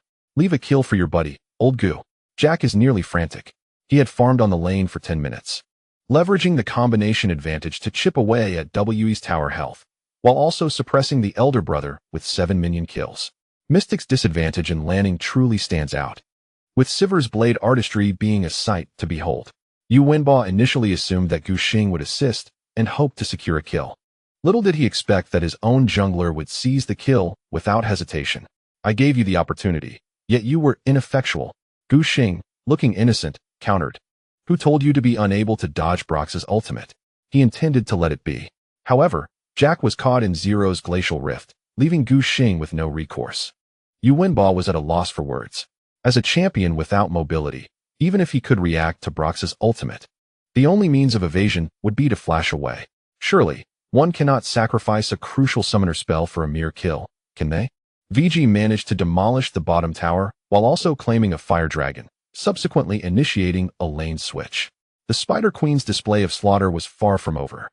Upon spotting Candy in the upper area through vision wards, Gu Xing cautioned his recently swapped duo to tread carefully and avoid pushing the lane. Meanwhile, he positioned himself in the bottom lane. The Wii duo had just been caught and eliminated by him, prompting the lane switch. This meant that Zero had no time to establish vision in the bottom lane. Gu Xing lay in wait for the freshly respawned 957. With Dragon Brother's troll pillar blocking the path, Virtue emerged to deal damage. The troll's ultimate, absolute power, drained a significant portion of Poppy's health and resistances. 957 aimed to hammer the duo away, but Gu Xing dodged with a flash, ensnared his opponent with his cocoon, and then transformed to deliver a lethal bite. During this time, Virtue shared his jungle advantage with his teammates on the lane. Although he did not directly hand over kills, his assist contributed significantly to their economy.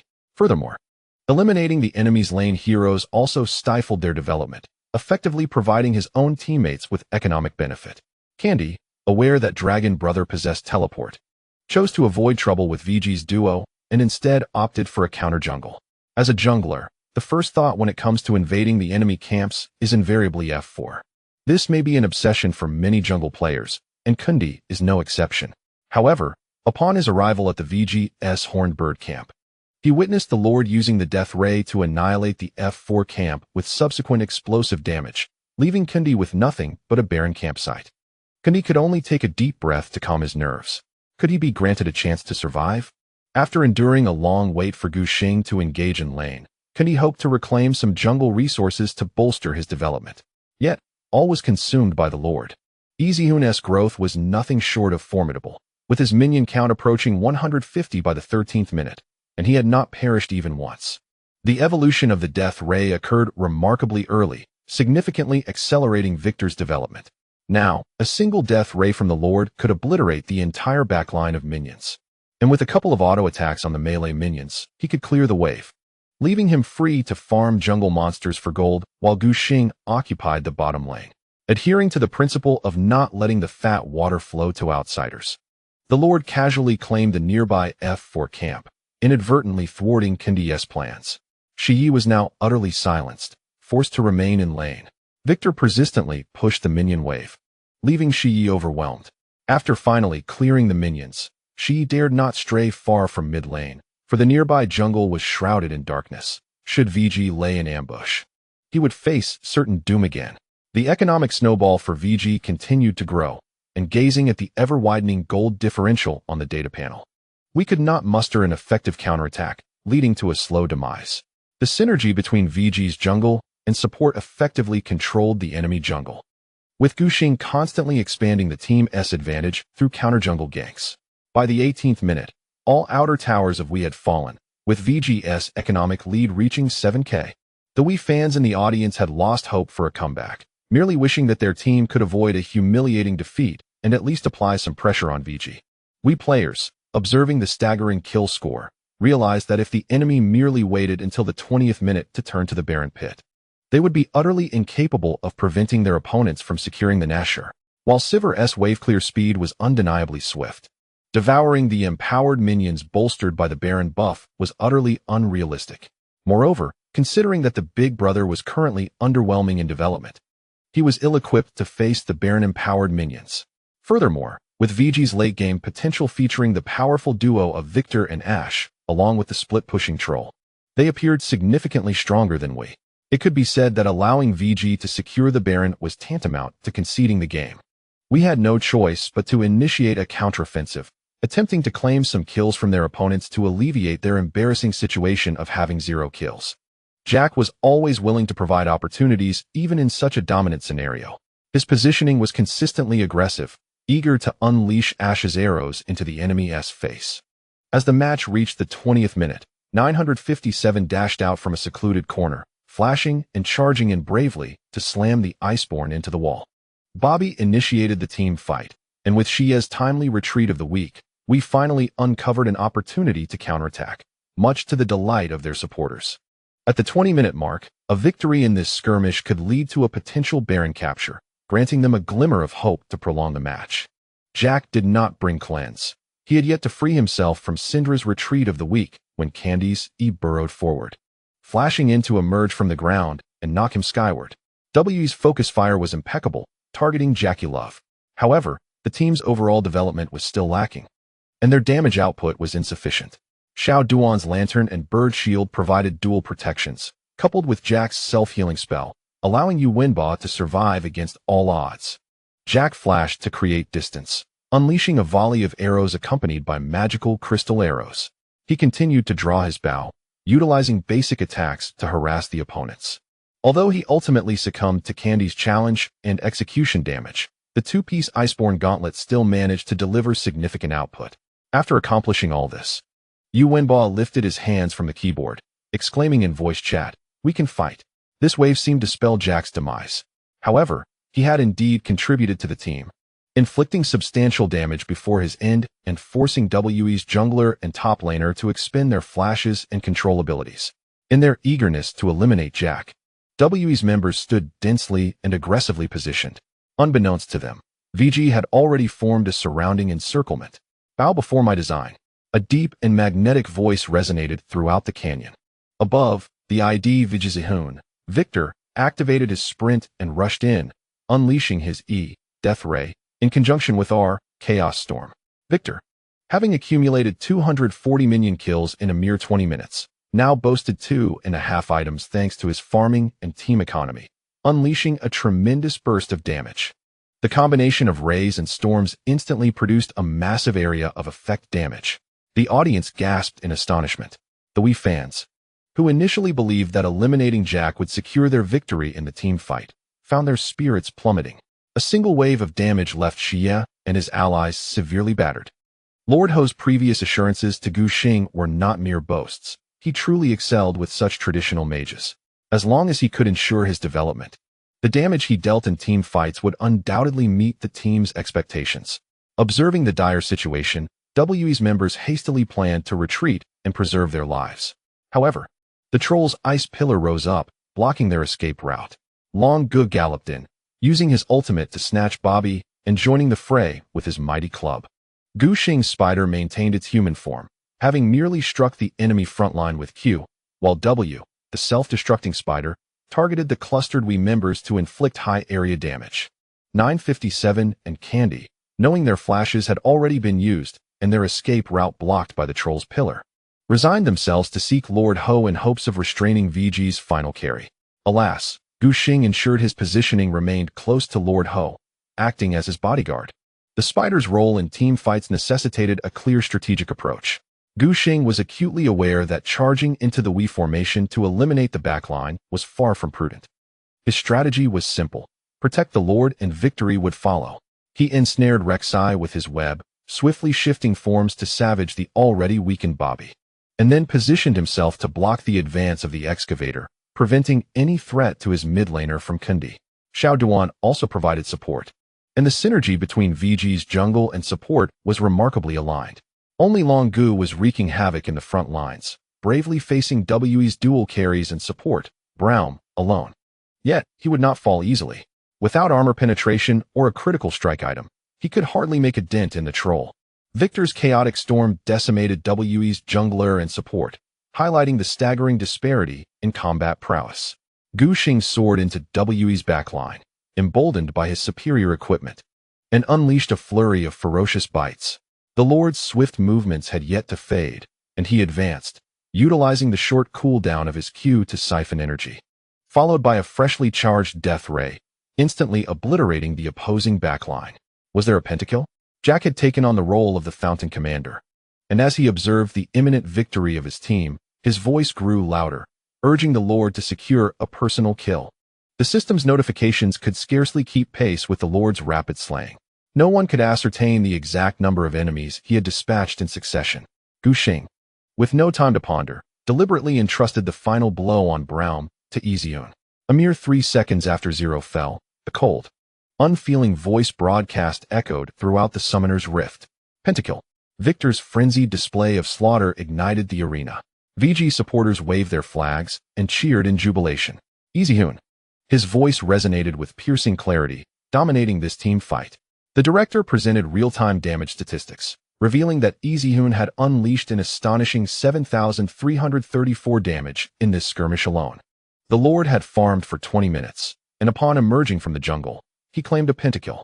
After securing the Baron, VG returned to base to regroup, eager to press their advantage and demolish WE's nexus. The Wii team, still reeling from Victor's onslaught, found themselves overwhelmed as VG stormed the high ground. Jack's positioning grew increasingly audacious. He knew that the opposing top and jungle lacked flash and could not reach him.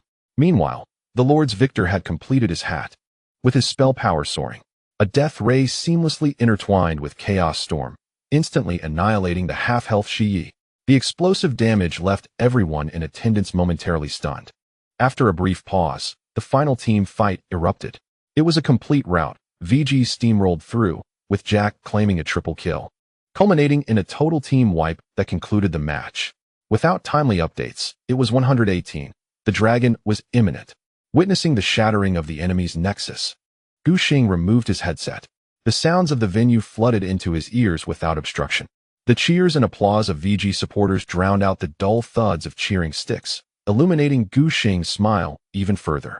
In this first contest, VG showcased formidable team strength, with commentary echoing through the venue, reaching every corner of the performance center, as Virtue and the Lord commanded the early and mid-game respectively. Beside him, the commentator echoed the sentiment, as WE's jungler faced a bewildering challenge in the jungle, with Kundi struggling in direct confrontations. He was in dire need of recalibrating his approach. Despite his attempts to communicate delicately, the reality was stark. Throughout the entirety of the landing phase, the other 8 players had neglected the jungle, resulting in a one-on-one duel between Gu Xing and Kundi. The outcome was disastrous for Wei, and even the commentator could discern that the fault lay clearly with Kundi. Upon hearing this, Kundi, who had entered the match brimming with confidence and a desire for retribution, now felt an overwhelming sense of shame, his face ablaze with embarrassment. He hastily grabbed a paper cup and retreated backstage, eager to escape the audience's gaze for even a fleeting moment.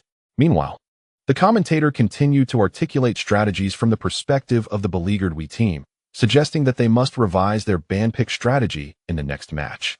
It was imperative for them to learn from their mistakes, ensuring that their junglers did not engage in solitary duels, but rather leveraged their teammates' synergy to counter Virtue's aggressive onslaught. While the commentator's understanding of the game was lacking, he excelled in the art of conversation, proving to be a unique voice in LPL commentary. As his partner initiated the discussion from WE's standpoint, the commentator naturally aligned himself with VG. However, the challenge was insurmountable. With arms crossed, he began to extol Gu Xing, noting that since Virtue's emergence in the league, numerous teams had attempted to devise counter-strategies, yet none had succeeded thus far. Gu Xing had only succumbed to OMG, and that was during a period when Imp was performing poorly, repeatedly mispositioning, and ultimately falling to Starry Light. Gu Xing himself had not revealed any significant flaws. Other formidable teams, such as EDG, had made extensive preparations in both ban pick and on the battlefield, yet still failed to hinder Gu Xing's remarkable performance.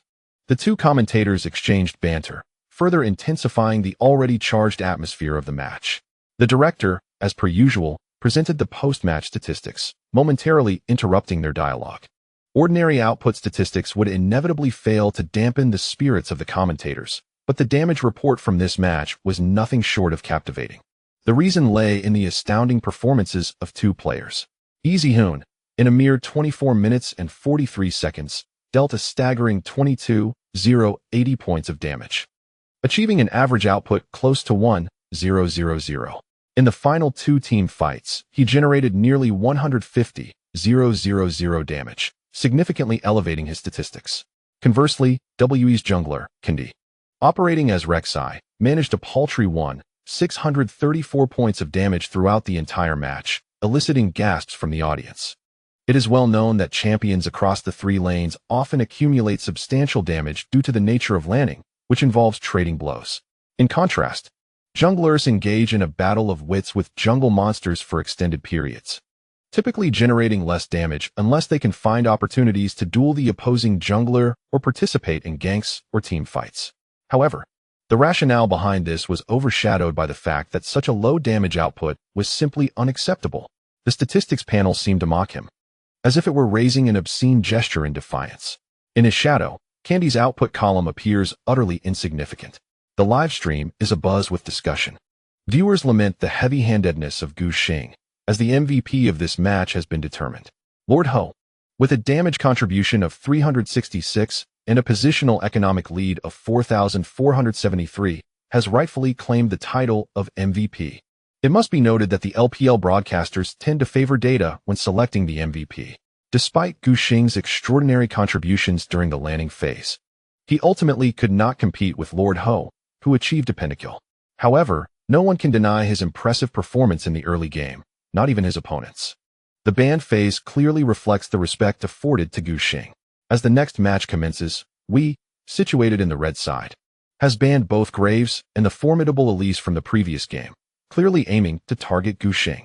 While Elise may not be particularly strong in the current version, her banning raises eyebrows. Observing this, Dwayne promptly offers an explanation for WE's actions, revealing their apprehension regarding Virtue's performance in the previous match. It is evident that granting 2 ban slots to the jungler is the absolute limit of WE's capabilities, as they reserve their remaining ban for Vladimir. In truth, had VG not deliberately obstructed them, we had no intention of restricting Lord Ho's pool of mid-lane champions. There are only a few champions recognized within LPL as dominant in the current version. Top lane Shen, jungle Rek'Sai, mid lane Vladimir, and the bot lane duo of Ashe and Braum stand unparalleled in their respective roles, undeniably powerful. In the era of 3 bans, it is exceedingly difficult to deny access to all of them, for it is unreasonable to allocate all scarce bans to such formidable champions, as this would severely limit the team's draft potential. This implies that both sides will inevitably allow some strong characters to remain available. The decision of whom to let through and how to prioritize them is a focal point of study for each coaching staff, as the summer season approaches its conclusion. And with the 614 version in play for 2 weeks, the understanding of the meta has finally reached a certain level, leading to several shared conclusions.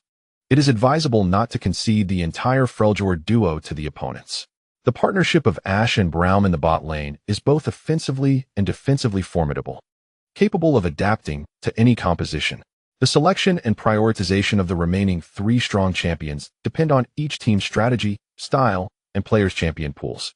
Generally speaking, in terms of value assessment, Vladimir is considered roughly equivalent to Shen, slightly surpassing Rek'Sai.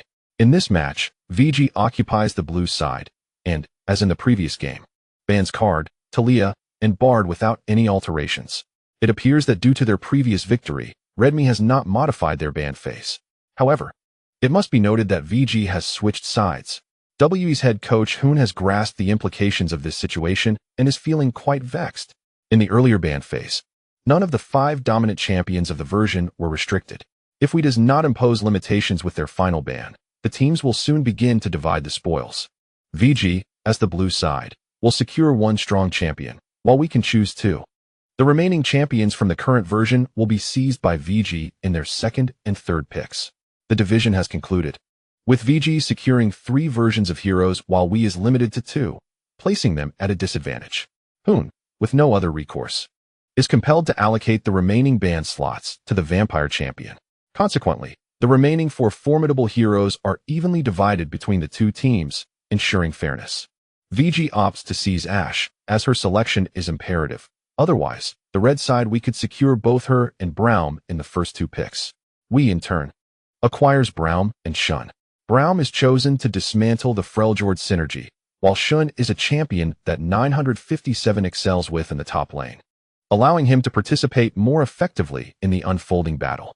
In the previous match, 957 performed commendably in the top lane against a troll with Poppy, despite facing some disadvantages. Yet, the team ultimately succumbed, and the loss bore no relation to his performance. Determined not to languish in defeat, he took the initiative to request Hoon to secure Shen for him, leveraging his ultimate ability for swift support to enhance his impact on the game. As VG approached their 2nd and 3rd picks, they selected the highly skilled Frost Queen, while Virtue opted for Rek'Sai.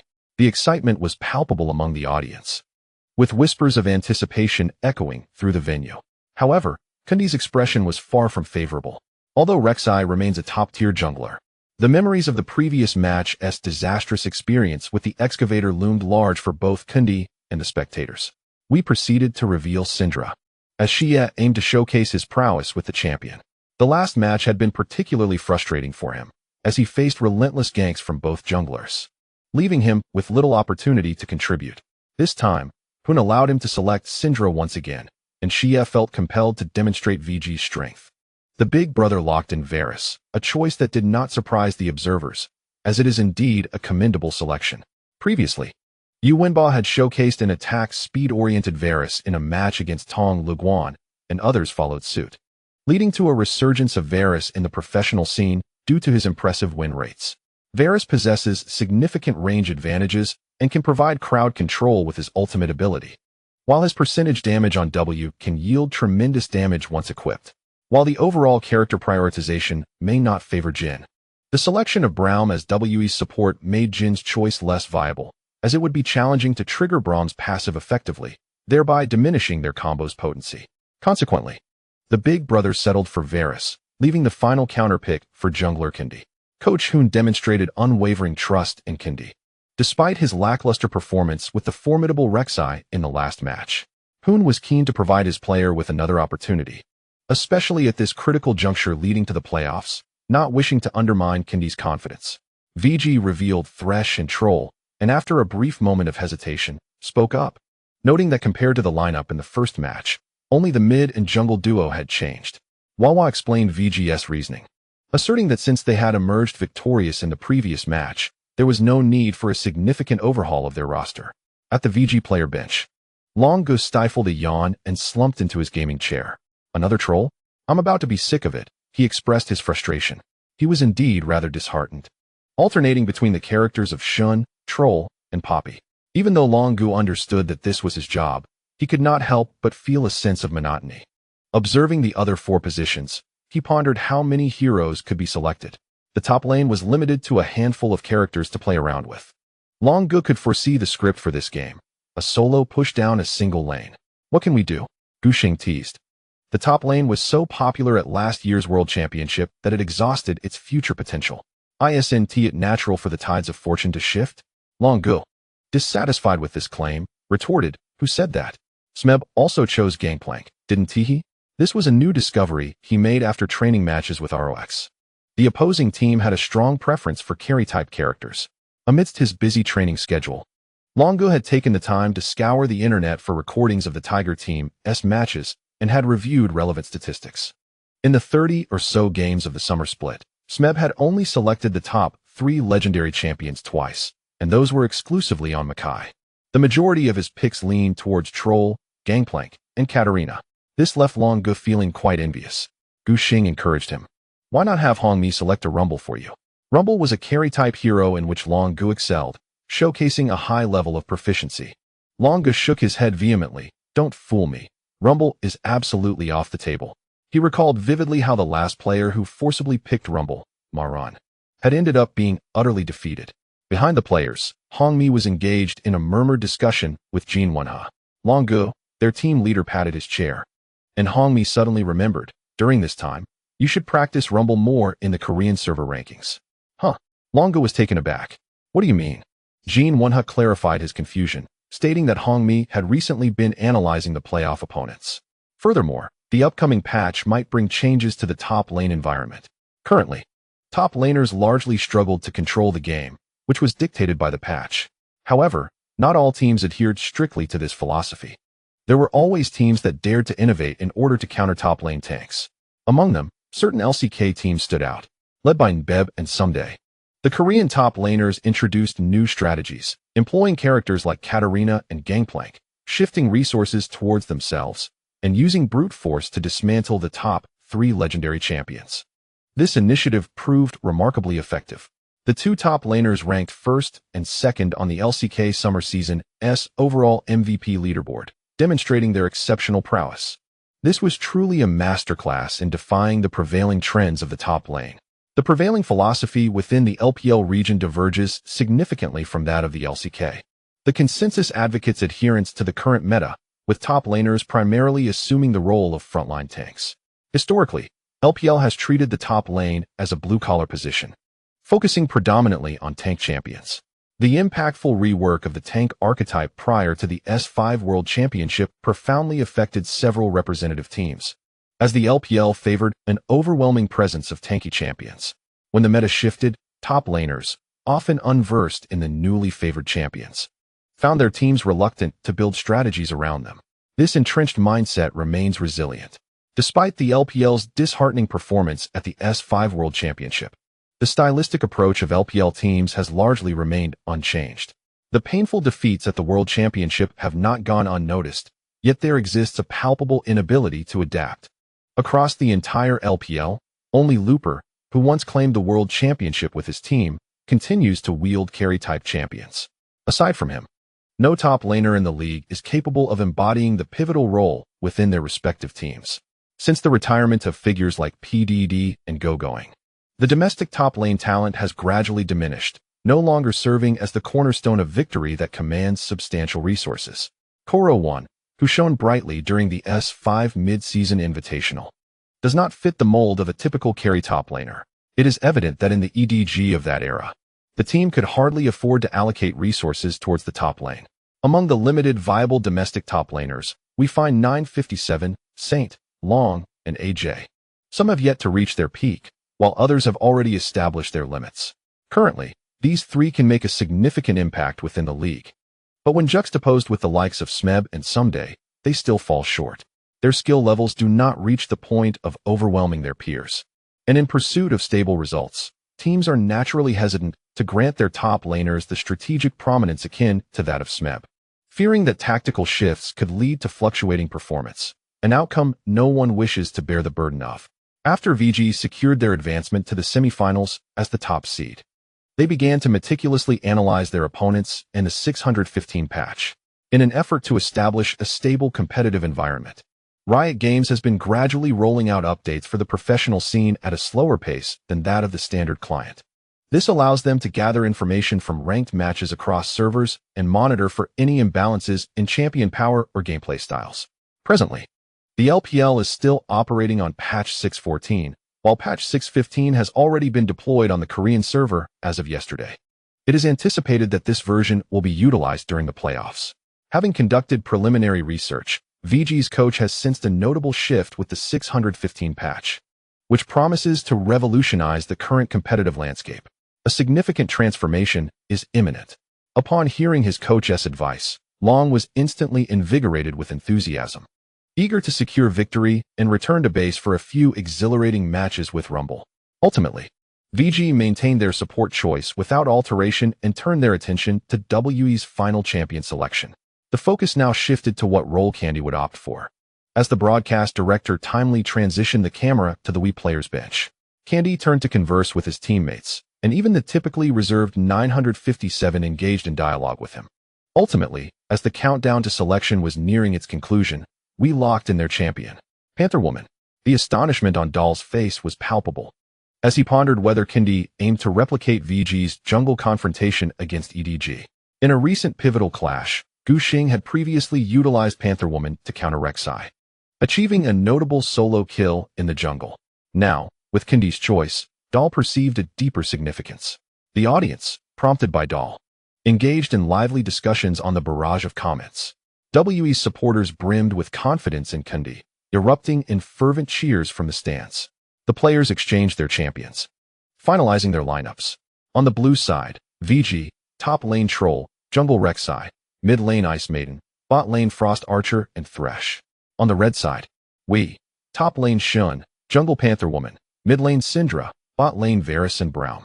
Fairly speaking, both teams' lineups possessed a certain offensive pressure. Yet it was noted that neither team's late-game combat prowess was particularly strong. Both junglers, Rek'Sai and Panther Woman, required a substantial economic advantage to be effective in the late game. Additionally, the Ice Maiden and Syndra, played by Ho Yi and Shi Yi respectively, lacked the late-game capabilities of traditional mages like Victor. This match would likely be decided in the early to mid-game, Dahl remarked, emphasizing the importance of dominating the jungle matchup. The atmosphere surged as the game commenced. The cheers from the audience intensified dramatically. We clearly harbored intentions of invading, departing from their high ground and traversing their lower jungle into the river, poised to enter VG's bottom half. In terms of early skirmish strength, we held a significant advantage. All 5 champions possessed formidable capabilities, with Braum serving as a fierce early-game powerhouse, contributing to an exceptionally robust overall combat potential. VG's situation, however, was less than ideal. Gu Xing's Rek'Sai was notably weak at level 1, lacking the comparison to the opposing Panther Woman. Nidalee, with her dual form Q and passive, could enhance her mobility to outmaneuver her opponent, making her early skirmish capabilities vastly superior to Rek'Sai's. VG relinquished their bottom half, allowing We to invade the jungle, while Virtue could only venture into the opposing upper half to exchange resources and secure buffs. Gu Xing remained unfazed, recognizing this as an inherent risk when choosing Rek'Sai. Starting from the stone beetles at the top of WE's jungle, Gu Xing utilized his smite and proceeded to clear downwards. During this time, he switched screens to observe the lanes. With both teams possessing a plethora of crowd control abilities, substantial skirmishes were bound to erupt in the early stages. Both of WE's carries opted for cleanse, while VG's Ice Maiden, Frost Archer, and Thresh wielded stuns and other controllable effects that could be dispelled, enhancing their survivability and operational space.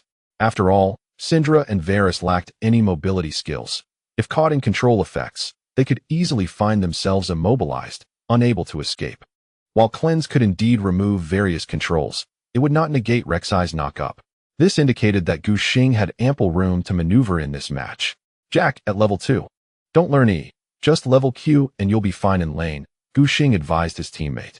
Due to WE's jungle exchange, Gu Xing had already deduced Kundi's position during the first round of jungle clearing. There was no need for Jack to use the Hawk Spirit to scout. Listening to Yu Wenba's agreement, Gu Xing directed his focus towards the canyon. In the top lane, Long Gu utilized the troll to confront Shen. 957 was well aware that Guam Xing's initial jungle clear was in the upper quadrant. It was illogical for him to push the minion wave forward, as he would certainly maintain control over the minions in front of his tower if Gu Xing wished to assist the top lane. The only feasible approach was to dive the tower. However, this was utterly unrealistic. Until the troll reached level 6, Gu Xing could not afford to provoke 957. Should Shen utilize his taunt, the likelihood of Gu Xing meeting his demise beneath the tower was exceedingly high. Consequently, during Gu Xing's first jungle clear, his only target to create momentum would be Xie. Yet, Xie was acutely aware of his positioning and would not reveal any weaknesses, keeping his movement close to the lower side during the landing phase. Gu Xing scanned the surroundings, but found no vulnerabilities. He decided to finish clearing the jungle monsters first. Kundi, having consumed VG's F4, ascended to level 3 and rushed to the mid lane to coordinate a gank with Xie. Seizing the moment when Hou Yi paused to last hit, Kundi skillfully executed a QE combo with Syndra, successfully stunning his opponent. At the opportune moment, Kundi launched his Q from a distance. As the 15-second stun effect of the weakness dissipated, the javelin reached Hou Yi. Zeyuan had no time to evade and was struck directly. A dull thud resonated as the Ice Maiden's health plummeted to half. A wave of murmurs swept through the audience. The long-range javelin throw triggered maximum damage. Although the leopard woman's skill levels and ability power were not exceptionally high, the damage was nonetheless formidable. The first wave of synergy between WE's jungle and mid successfully diminished Hou Ye's health. The initial collaboration between Syndra and the leopard woman showcased tremendous power. Gu Xing's absence from the mid lane was due to the champions chosen by VG's jungle and mid, the Ice Maiden and Rek'Sai, both requiring close engagement to execute their crowd control. Given Syndra's vigilance, success was inherently challenging. In contrast, WE's jungle and mid composition did not have to consider such factors. Syndra could stun from a distance, while the leopard woman could throw javelins from the side, resulting in almost zero gank cost. Hou Yi consumed a potion to sustain his health and hurriedly attempted to restore his health bar. After clearing the river crab, Gu Xing successfully returned to his jungle area. He devoured the 3 wolves and blue buff and then opted to recall. Was his first round merely 5 camps? Dafa was perplexed by Gu Xing's intentions and could only speculate based on his understanding.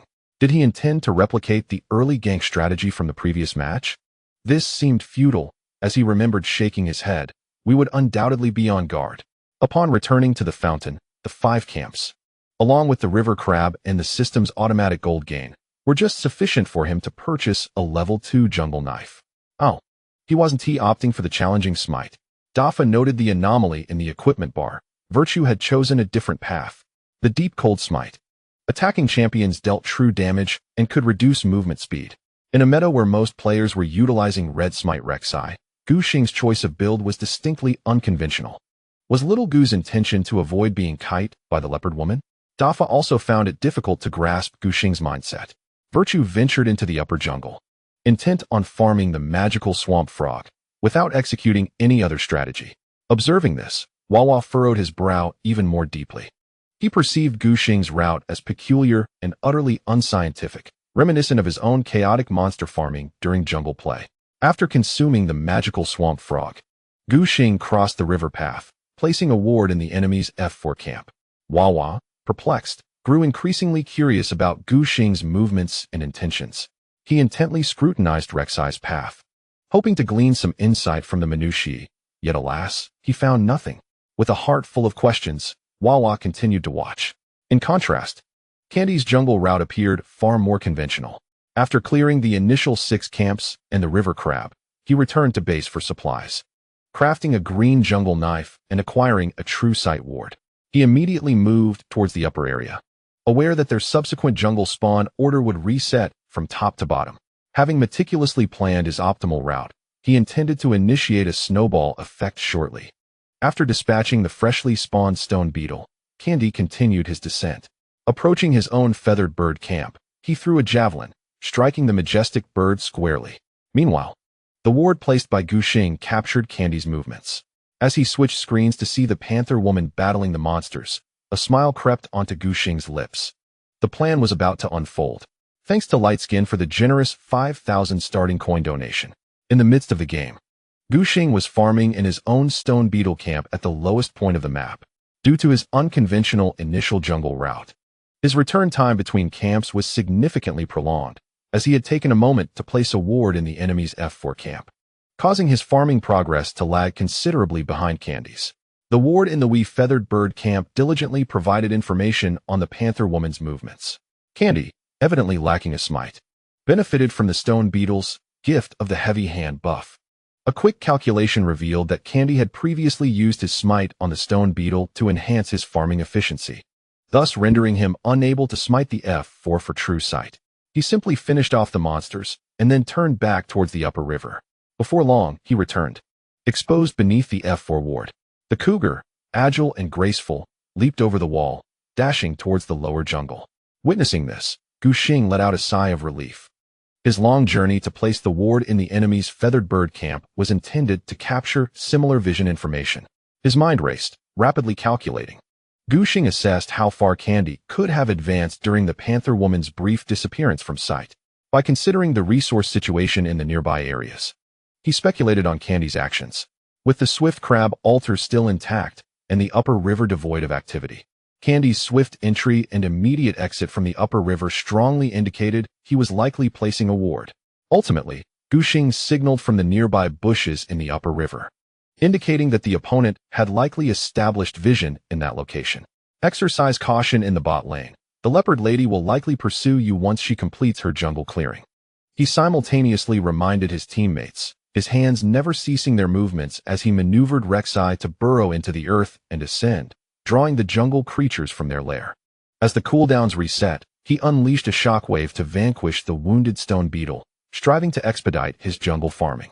Xiao Duan acknowledged this and turned to Yu Wenba, advising, "I shall venture to the river to place a ward. Jack, remain here and do not stray." Yu Wenba, engrossed in last-hitting minions, was entirely focused on the lane, determined not to repeat his previous misfortune of losing a cannon minion. Thus, he initially paid little heed to Xiao Duan's words, failing to register them. It was only after Xiao Duan departed the bot lane to secure vision that he belatedly realized he might have been at a disadvantage. Xiao Duan's ward placement was not particularly deep. He needed to return to the lane post-haste. At the 4-minute and 28-second mark, the cannon minion wave had already transitioned. Xiao Duan dared not linger away from the lane for too long.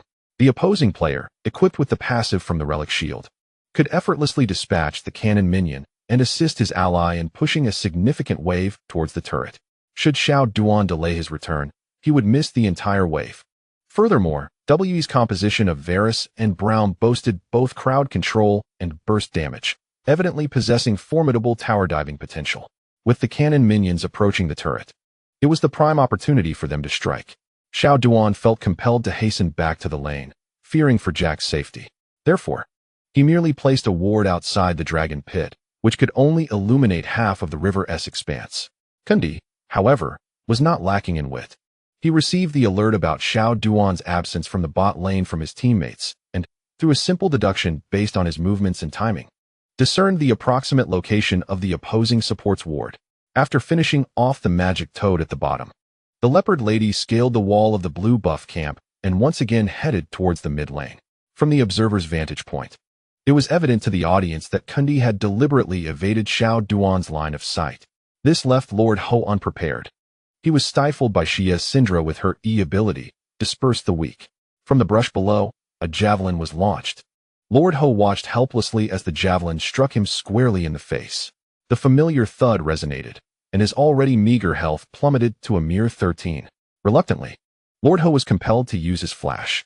Kundi, eager to switch forms and pounce, hesitated. He was uncertain of Gu Xian's precise location. Despite having marked Easyhoon with the Hunt's Mark, triggering enhanced movement speed and skill effects, the distance between him and Lord Ho was considerable. Should he attempt a forceful kill, he would have to expend his flash. In Kundi's estimation, there were currently no factors hampering his and Gu Xian's jungle farming. Since he had completed his second round of jungle camps, it was reasonable to assume Gu Xian had done the same. Rek'Sai could very well be lurking in some shadowy corner, prepared to counterattack. if he flashed in recklessly and was countered by VG's mid-jungle duo. Kundi feared for his very life. After much contemplation, Kundi concluded that there was no necessity for him to take the lead. He executed a clever maneuver, forcing the opposing player to retreat for supplies while sacrificing their teleportation to secure the lane. Undoubtedly, he had profited considerably from this exchange, leaving Kundi quite satisfied. Meanwhile, the commentators were discussing Kundi's two recent ambushes on the mid lane, noting the formidable synergy between Leona and Syndra. It is undeniable that their collaboration in the jungle is exceptionally potent, as long as Syndra's E disperse the weak successfully connects with the enemy. Subsequent skill shots become exceedingly difficult to evade. The strength of Syndra lies in the fact that her E can deliver a stunning effect lasting up to 15 seconds in the early stages of the game. In comparison to Elise's cocoon, the casting speed of Disperse the Weak is swifter and more challenging to dodge. It is noteworthy that the renowned combination of Renekton and Leona can also provide a control duration of 15 seconds with Renekton's empowered W, Ruthless Predator. Nidalee's Q, Javelin Toss, travels at a velocity of 1,300 units per second, which means that if she can hurl it immediately after the enemy is stunned by Disperse the Weak, the opponent will have little chance to escape unless they utilize a quick displacement ability like Flash. Crucially, Leona's ambush on Syndra in the mid lane incurs almost no cost. Simply tossing a javelin at the enemy mid laner as she passes by does not consume much time or resources. It is a pure act of exploitation. Kundi relentlessly pressured the opposing player, and the commentators speculated rapidly that if Leona and Syndra's items improved even slightly, they might be able to eliminate the Ice Mage in a single burst. He was still perplexed by Gu's earlier unconventional jungle pathing. Virtue was still focused on farming, and it was unclear why Gu opted to return to base after clearing only 5 camps in the first round. The commentator found this baffling, considering that clearing all camps in the first round would have allowed Gu to eat through 10 camps by the second round, especially since the camps had reset. Yet, Virtue's Rek'Sai made the unusual choice to return to base at such a questionable moment, leading to a significantly delayed reset for the second wave of Swamp Frogs. As a result, Kundi was able to clear 2 complete jungle rotations while also initiating 2 ganks in the mid lane, whereas Gu's failure to clear an additional Swamp Frog camp offered minimal assistance to his teammates across all lanes. The commentator was at a loss, unable to comprehend Gu's reasoning behind this strategy. The spectators supporting VG largely echoed the commentator's sentiments, recognizing that Gu had indeed contributed little thus far. He had not engaged in any ganks and was outpaced in jungle farming by Leona. Fortunately for Gu, his performances over the past month had been nothing short of spectacular, earning him the trust of VGS fans. Some supporters speculated that Gu might simply be experiencing a rough game, while others considered the possibility that he was struggling to adapt to Rek'Sai, given that he had rarely played the champion in his professional career. In the current meta, where the Void Burrower dominates the jungle, Gu has the lowest pick rate for Rek'Sai among the 12 starting junglers in the LPL. Reflecting on all this, it becomes increasingly clear why he seemed to be lacking in rhythm. In other regions of the canyon, no battles occurred, prompting the director to focus the camera on Gu Xing. At that moment, Rek'Sai emerged from below, having cleared the 3-wolf camp and burrowed underground, making his way towards the upper river along the blue zone. As anticipated by Kundi, when WE's mid-jungle duo engaged the Lord, Gu Xing was lurking in the background. However, he was not merely idling after finishing his jungle tasks. He was actively guarding the Lord while simultaneously farming. After dispatching the stone golem, the remaining Featherbeaks and 3-wolf camp were in close proximity to the mid lane. Should he notice we plotting against the Lord while farming, Gu Xing could swiftly rush to the battlefield. This was all part of his meticulously crafted strategy. His exceptional intellect and mastery over the jungle allowed him to devise an offensive plan within a short span of time. Gu Xing was orchestrating a grand strategy. Virtue entered the river, keenly observing Rek'Sai's movements, and let out a soft hiss. On the screen, the Void Burrower plunged through the blue zone's narrow passage into the upper river. Instead of choosing to ascend or descend, it pressed forward, closely approaching the entrance to the barren pit. It intended to tunnel through the wall. The moment the child comprehended Gu Xing's next move, his voice rose in pitch, signaling Virtue's readiness to engage. The director zoomed out the camera, capturing the entire upper river in the frame. Gu Xing's judgment was impeccable. Within the bushes of the upper river lay a ward placed by Kundi. Although the information gathered from the upper river's bush was less than that from the lower river's bush due to the map's asymmetry, and it could easily create a false sense of vision at the narrow passage between the river and the red side's F4 camp. This so-called false vision gives the illusion of illumination in an area that is, in fact, devoid of true visibility, rather than assisting players. False vision can foster a sense of complacency, leading to the misconception that the vicinity of the ward is indeed safe. Nonetheless, according to the prevailing consensus within the league, the red side could still place wards in the upper river's bushes. After all, the impact of the false vision in that narrow passage was minimal for the red side. Moreover, the bush ward in the river could only cover half of the barren pit area. Gu Xing, adhering closely to the upper passage, entered the lair of Nashur, skillfully evading Kundi's ward. The director deliberately switched to W's perspective. All viewers bore witness to Gu Xing stealthily advancing along the blind spot of Wei's vision. Shrouded in the fog of war, completely undetected by his adversaries, Gu Xing successfully utilized E-tunnel to reach the upper region of Wei. Virtue moved towards the mid lane, his voice resonant, directing his aggression towards Shi Yi. The Wei supporters in the performance center felt a surge of anxiety. The previous match's scene targeting Shi Yi was still vivid in their minds. Would he make another attempt? Kundi returned to base to purchase an amplification tome, just having departed the high ground, and had recently weakened the lord to a sliver of health in the mid lane. With the jungle entirely cleared, he had nothing else to do but return to the fountain to buy equipment. Meanwhile, Shi lingered in the mid lane, maintaining his position. Though the lord has returned to the online battlefield with ample resources, Xia has no intention of retreating to the city in the immediate future. The reasoning is rather straightforward. Candy has attempted to ambush in the mid lane twice, providing Xia with a significant advantage in health and lane positioning. However, the economic gap between him and the lord remains negligible.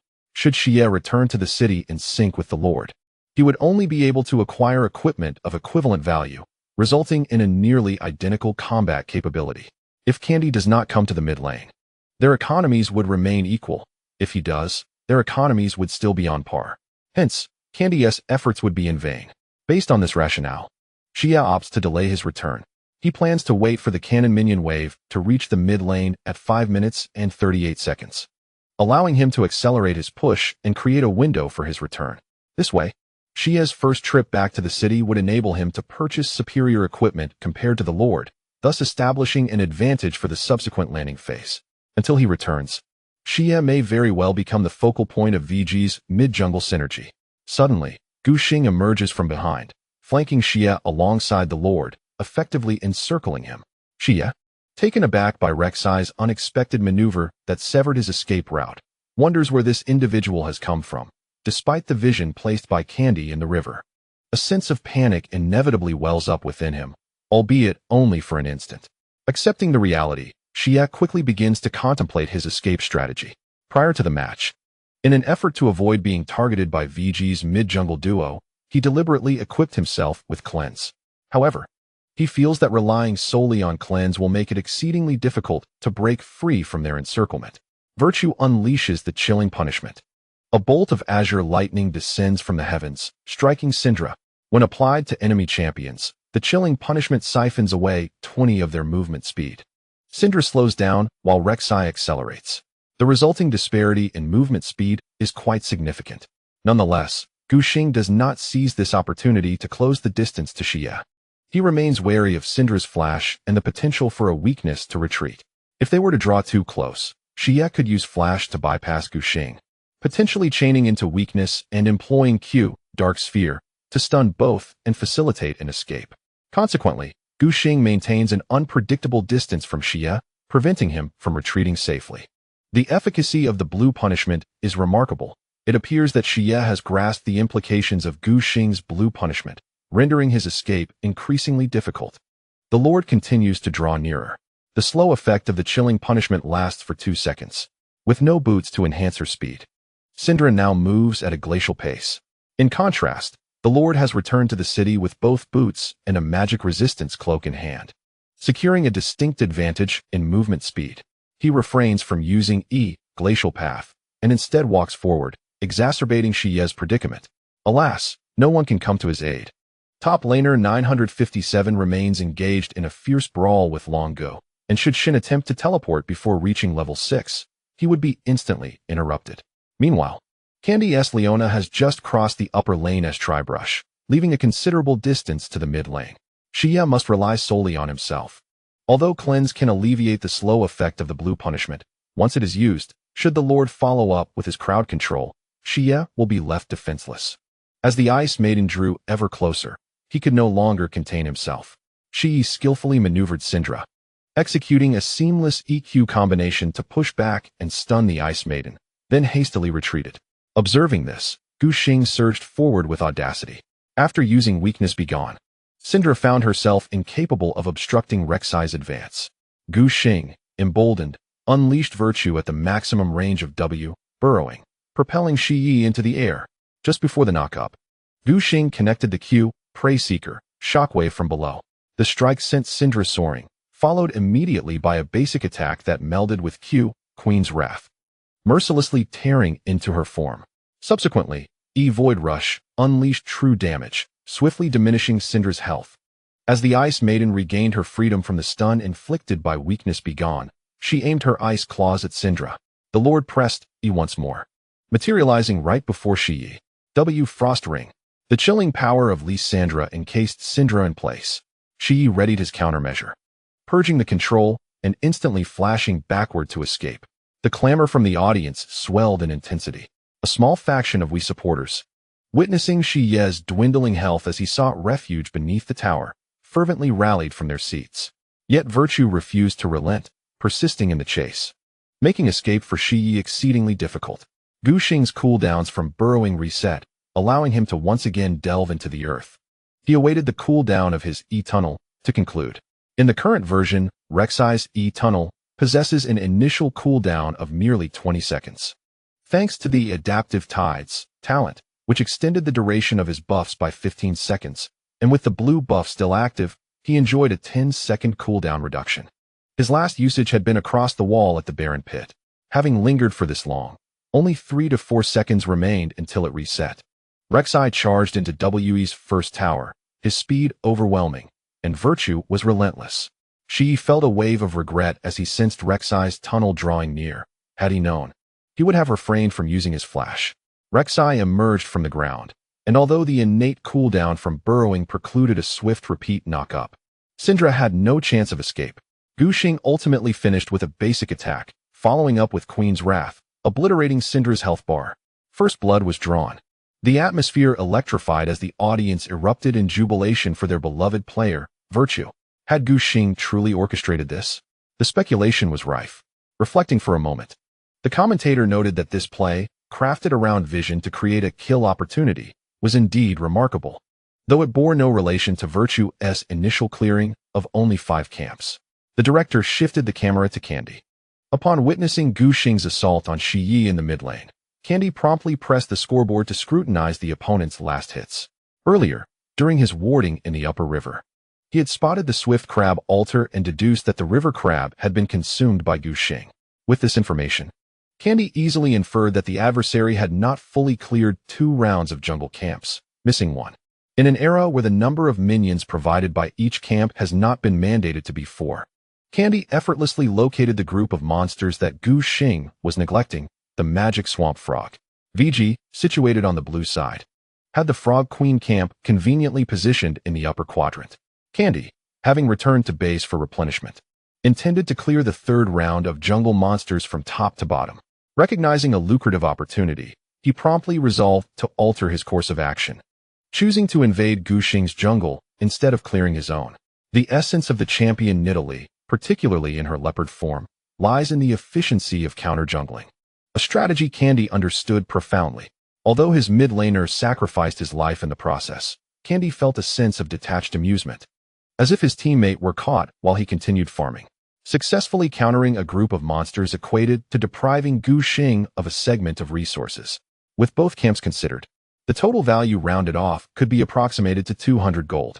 Further rounding would equate this to the economic cost incurred from this encounter with Xia. Candy maneuvered his Nidalee into VG's upper jungle, transforming into human form and launching a Q, javelin toss, towards the Frog Queen camp. However, He was met with disappointment as he did not hear the gratifying sound of the javelin striking its target. It had missed. A rush of confusion enveloped Candy. His throw had been executed perfectly, so how could it have failed? Driven by curiosity, he advanced a couple of steps, rounding a corner to finally behold the VG Magic Swamp Frog camp, completely vacant. What was going on? Candy was utterly perplexed. In his mind, the early counter-jungle invasion had led to a divergence in the jungle routes, with Gu Xing clearing from bottom to top, while Candy descended from the top. Logically, during the early game, Nidalee's level and equipment were not yet established enough to outpace Rek'Sai significantly in jungle clear speed. Thus, both teams' Magic Swamp Frog camps should have respawned simultaneously. Glancing at the mini-map, Candy noted that he had already consumed the second round of Magic Swamp Frogs in his lower jungle. Under normal circumstances, VG's second set of Magic Swamp Frogs should have respawned by now as well. Could it be that Gu Xing had cleared them? A quick check of the scoreboard confirmed Gu Xing's minion count, which, including the river crab, indeed indicated a missed monster from 2 rounds. Candy found himself engulfed in self-doubt. Had he miscalculated? It seemed impossible. Among the 6 camps in the jungle, the Magic Swamp Frog was the only single monster camp. How had Gu Xing managed his jungle clear? Candy's mind raced, struggling to comprehend Gu Xing's path. He took a moment to regain his composure, deciding to wait a little longer. Surely, the monsters would respawn soon. 7 seconds passed in tense anticipation. As VG's mid-jungle duo eliminated Xia and nearly cleared the mid-lane cannon minions, there were still no signs of the Magic Swamp Frogs respawning. Nidalee stood there, seemingly in a state of punishment. Laughter erupted from the audience. Was Candy really going to wait indefinitely? The incredulity was palpable. Virtue's Magic Swamp Frogs had respawned far too late, the reset being the latest. Gu Xing had consumed 5 groups of monsters in the first round, leaving the Magic Swamp Frogs untouched. Although he had secured the Frog Queen after replenishing, he had wasted a considerable amount of time in the interim. By the time Gu Xing had vanquished the first Magic Swamp Frog, a span of 4 minutes and 7 seconds had elapsed. Given the current respawn rate of 100 seconds for jungle monsters, the second wave of Magic Swamp Frogs was due to emerge at 5 minutes and 47 seconds. Candy arrived at the VG Magic Swamp Frog lair at 5 minutes and 37 seconds. Yet even after waiting for 7 seconds, the Frog Queen had not materialized. Meanwhile, the viewers in the event's live broadcast were abuzz with excitement. Has Candy disconnected? I suggest we pause for a temporal rift. Is this leopard woman just going to wait indefinitely? A leopard woman player is like this. They can't resist counter-jungling, just as a Graves player can't resist farming. So, Little Gu is deliberately delaying the spawn of the Magic Swamp Frog. He wants Candy to waste time waiting? Virtue is quite the prophet, isn't he? He can predict even this. Indeed, Gu Xing was intentionally crafting this scenario. He wished to avoid having Leopard Woman disrupt his efforts while he sought to capture enemies. Thus, he opted for an unconventional approach. However, the subsequent events were beyond his control. After waiting for 7 seconds, Candy recognized he could no longer afford to linger. Doing so would jeopardize his own development. He resolved to vacate the VG jungle. Yet, at the very moment Candy turned to flee, the Magic Swamp Frog sprang forth. He abruptly halted, gazing at the Frog Queen, torn within. He possessed Smite, while Leopard Woman boasted dual forms of damage and rapid jungle clearing speed. Candy believed that in just a few seconds, he could counter this camp. Wasn't this the very reason he had come here? Ultimately, Candy succumbed to temptation. After all, he was an exceptionally agile Leopard Woman. Even if discovered, escaping the jungle would pose no issue. After a moment's contemplation, Candy hurled a javelin at the Magic Swamp Frog. Just as he transformed into a cougar and leapt forward, an eagle spirit shot from below, illuminating his presence. Candy realized he had been detected by Jack's Ice Mage. He hastily pulled the monster aside, intending to finish and flee. However, at that moment, 2 figures appeared in succession, blocking Candy's path. The newcomers were none other than VG's mid and jungle. A chill ran down Candy's spine. Too late, my apologies. This chapter concludes. 120, full of details, terrifying slaughter. Candy could not spare a moment to consume the Magic Swamp Frog. His immediate concern was survival. He sensed impending danger, yet the Lord had already reached level 6. Could the Leopard Woman truly escape this predicament? Normally, by 5 minutes and 38 seconds, the first melee minion from the mid lane's cannon wave would be slain, allowing the mid laner to attain level 6. Although Gu Xing had helped the Lord push the lane, thereby siphoning off some experience. They had still shared an entire wave of cannon minions, and the kill on Xie had yielded additional experience points. Once Zeyuan finished pushing the minions, he successfully reached level 6. With her ultimate ability, the Ice Mage's capacity to secure kills had significantly elevated. Candy was aware that the Lord had reached level 6, as the yet-to-respawn Xie had been relaying information via voice chat. Initially, Candy had paid little heed. He believed that a flashless Ice Mage could not possibly contain his exceedingly nimble cougar. Candy had originally planned to greedily farm another jungle camp, finishing with the magic swamp frog before retreating. However, the encirclement speed of VG's jungle was astonishingly swift, completely beyond his expectations. The opponents were evidently well prepared, even executing a front and back ambush that severed his escape route. At this point, retreat was no longer an option. Clenching his teeth, Candy turned his gaze towards Gushing, who was guarding the river's narrow passage, intending to break through from there. Virtue burst forth, propelling the leopard woman into the air. Rek'Sai's claws and maw inflicted tremendous damage upon Nidalee. The current version of the Void Burrower showcased its dominance in the early jungle, manifestly evident. In an instant, the leopard woman's health was reduced to half. Top laner 957 had initially intended to walk over to assist, but realized halfway that their leopard woman was being mercilessly battered by Rek'Sai. He hastily activated our secret art, Mercy of the Soul, providing his teammate with a substantial shield in hopes of protecting Kundi's escape. But alas, Dragon Brother was using the troll. The tone of the commentator was filled with regret. A pillar of ice erupted from the ground, interrupting Shen as he was channeling his ultimate. Consequently, the leopard woman only received the shield from the Mercy of the Soul. Lord Ho utilized Glacial Path to slip through the wall, extending his displacement distance with this wall collision technique, arriving before Kundi. This mechanism was akin to casting vision through a thick wall. Currently, no tangible entities, including wards and champions, could exist within the wall. As long as the ward was placed correctly, it could penetrate thick walls and reach the other side. Abilities like Cards R Destiny and Frost Queen's Glacial Path could be cast from within the wall. Upon landing, the hero would be ejected from the wall. Lord Ho successfully leveraged this mechanism, achieving an additional 200 yards of displacement. W Frost Ring, R Frozen Tomb. The dual control ensnared the leopard woman, rendering her immobile. Kundi lacked any means of cleansing control effects and remained a fragile target, on the verge of being overwhelmed. In the current version, Shen's level 1 ultimate shield value is fixed at a mere 250 points. Under the concentrated fire from Gushing and Lord Ho, it shattered swiftly. The VG team's voice chat was already deliberating the attribution of this kill. To them, Kundi was akin to a fish in a barrel, with no means of escape. Lord Ho, you take it, Gushing generously offered. Zeyuan was still deferring to his teammates, urging them, you take it, you take it. If he were playing a traditional mage like Victor or Zed in this match, he would have effortlessly claimed the kill. However, Lord Ho was utilizing the Frost Queen. Lissandra is renowned as a quintessential mid-lane utility champion, regardless of economic gain.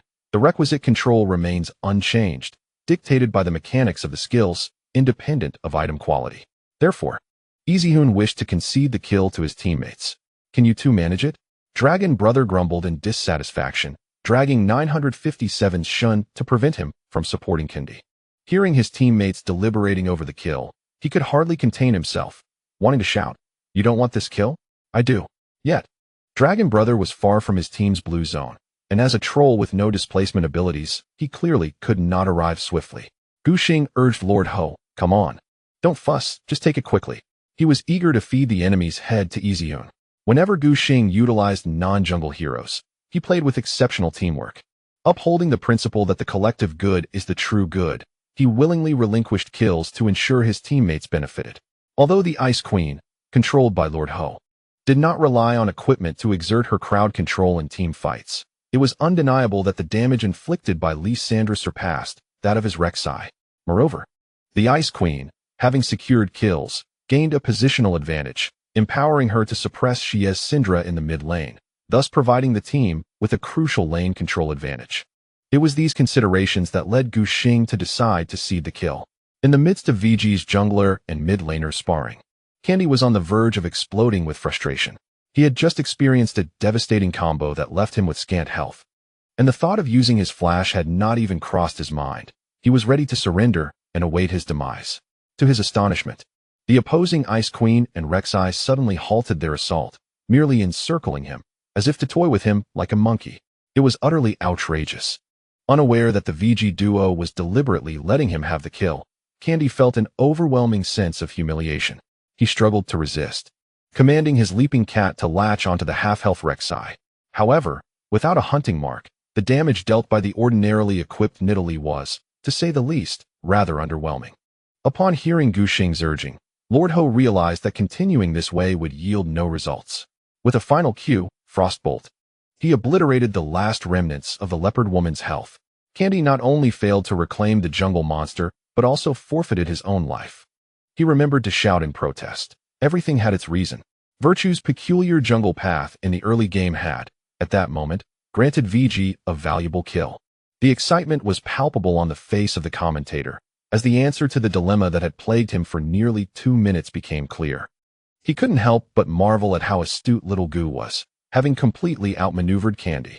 The two commentators harmonized in their astonishment, while the audience erupted in disbelief. They had not anticipated such a strategic gambit. In their minds, all clues and irregularities connected seamlessly. Gu Xing had laid the groundwork in advance. When the leopard woman attempted to invade the jungle, she found nothing. Just as Candy was about to depart, the magic swamp frog conveniently respawned, luring him into a trap. With a pincer maneuver, they encircled and eliminated Candy within the VG jungle. The intricate web of strategy and logic left the audience in awe. Virtue's performance was anything but that of a novice. The commentators expressed their admiration, deeming him remarkably seasoned. Despite Gu Xing's professional career spanning less than 2 months, his journey had been spectacular, causing many to overlook his lack of prior competitive experience. In common perception, emerging top-tier rookies often carried a strong rank-style play.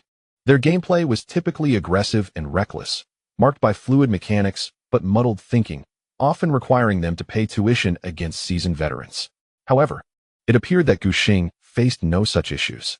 Instead, he frequently set traps for these veterans who had been battling in the top league for quite some time. Overall, his performance could only be described as astonishing. Gu Xing achieved this not only due to his formidable inherent strength, but also for a multitude of reasons. Firstly, his character is inherently competitive, with a strong desire to excel and a penchant for delving into research. Previously, during ranked matches, he acted as a formidable player, primarily due to his lack of exposure to the higher echelons of professional gameplay. The opponents in ranked games do not present the same complexities, allowing him to dominate them merely through his raw skills and fundamental awareness. This does not imply that he was merely reckless in the past. He possesses a keen sensitivity to changes in the game's meta, meticulously reviewing each update to ensure his understanding. When asked previously by Hongmi about related issues, he responded with great fluency. However, at that time, his grasp of the version was superficial and his insights lacked depth, preventing him from uncovering the more profound implications. This was largely due to the absence of guidance on how to enhance his understanding. Having once focused on mathematics competitions, he is acutely aware of the significance of a good coach. To draw a loose analogy, a novice professional player entering VG is akin to a mathematics prodigy enrolling in a prestigious institution, where success is almost guaranteed. After acquiring systematic knowledge of professional league gameplay from Hongmi, his comprehension of the entire game underwent a remarkable transformation. Through diligent study, his skills in tactical execution during matches improved exponentially. Secondly, he benefited from prior experience in 2 virtual matches, allowing him to engage in at least 50 training games with the coach in a single night in the Rift, while also learning numerous techniques from SOFM. This learning experience was not merely about strengthening a singular aspect, but rather an all-encompassing enhancement. For instance, he acquired counter-jungle strategies from SOFM and even devised measures to thwart enemy jungle incursions, techniques that can be applied in various situations. His sensitivity to jungle monster respawn timings and his ability to strategize around jungle camps proved invaluable in any circumstance. Thus, just from those 2 virtual matches, he achieved significant improvement. Thirdly, it is the element of comparison. Following the setbacks of the S5 World Championship, the average level of the LPL region plummeted to an unprecedented low. The overall intensity of the league was quite mediocre. When compared to LCK, it struggled to triumph over European leagues as well.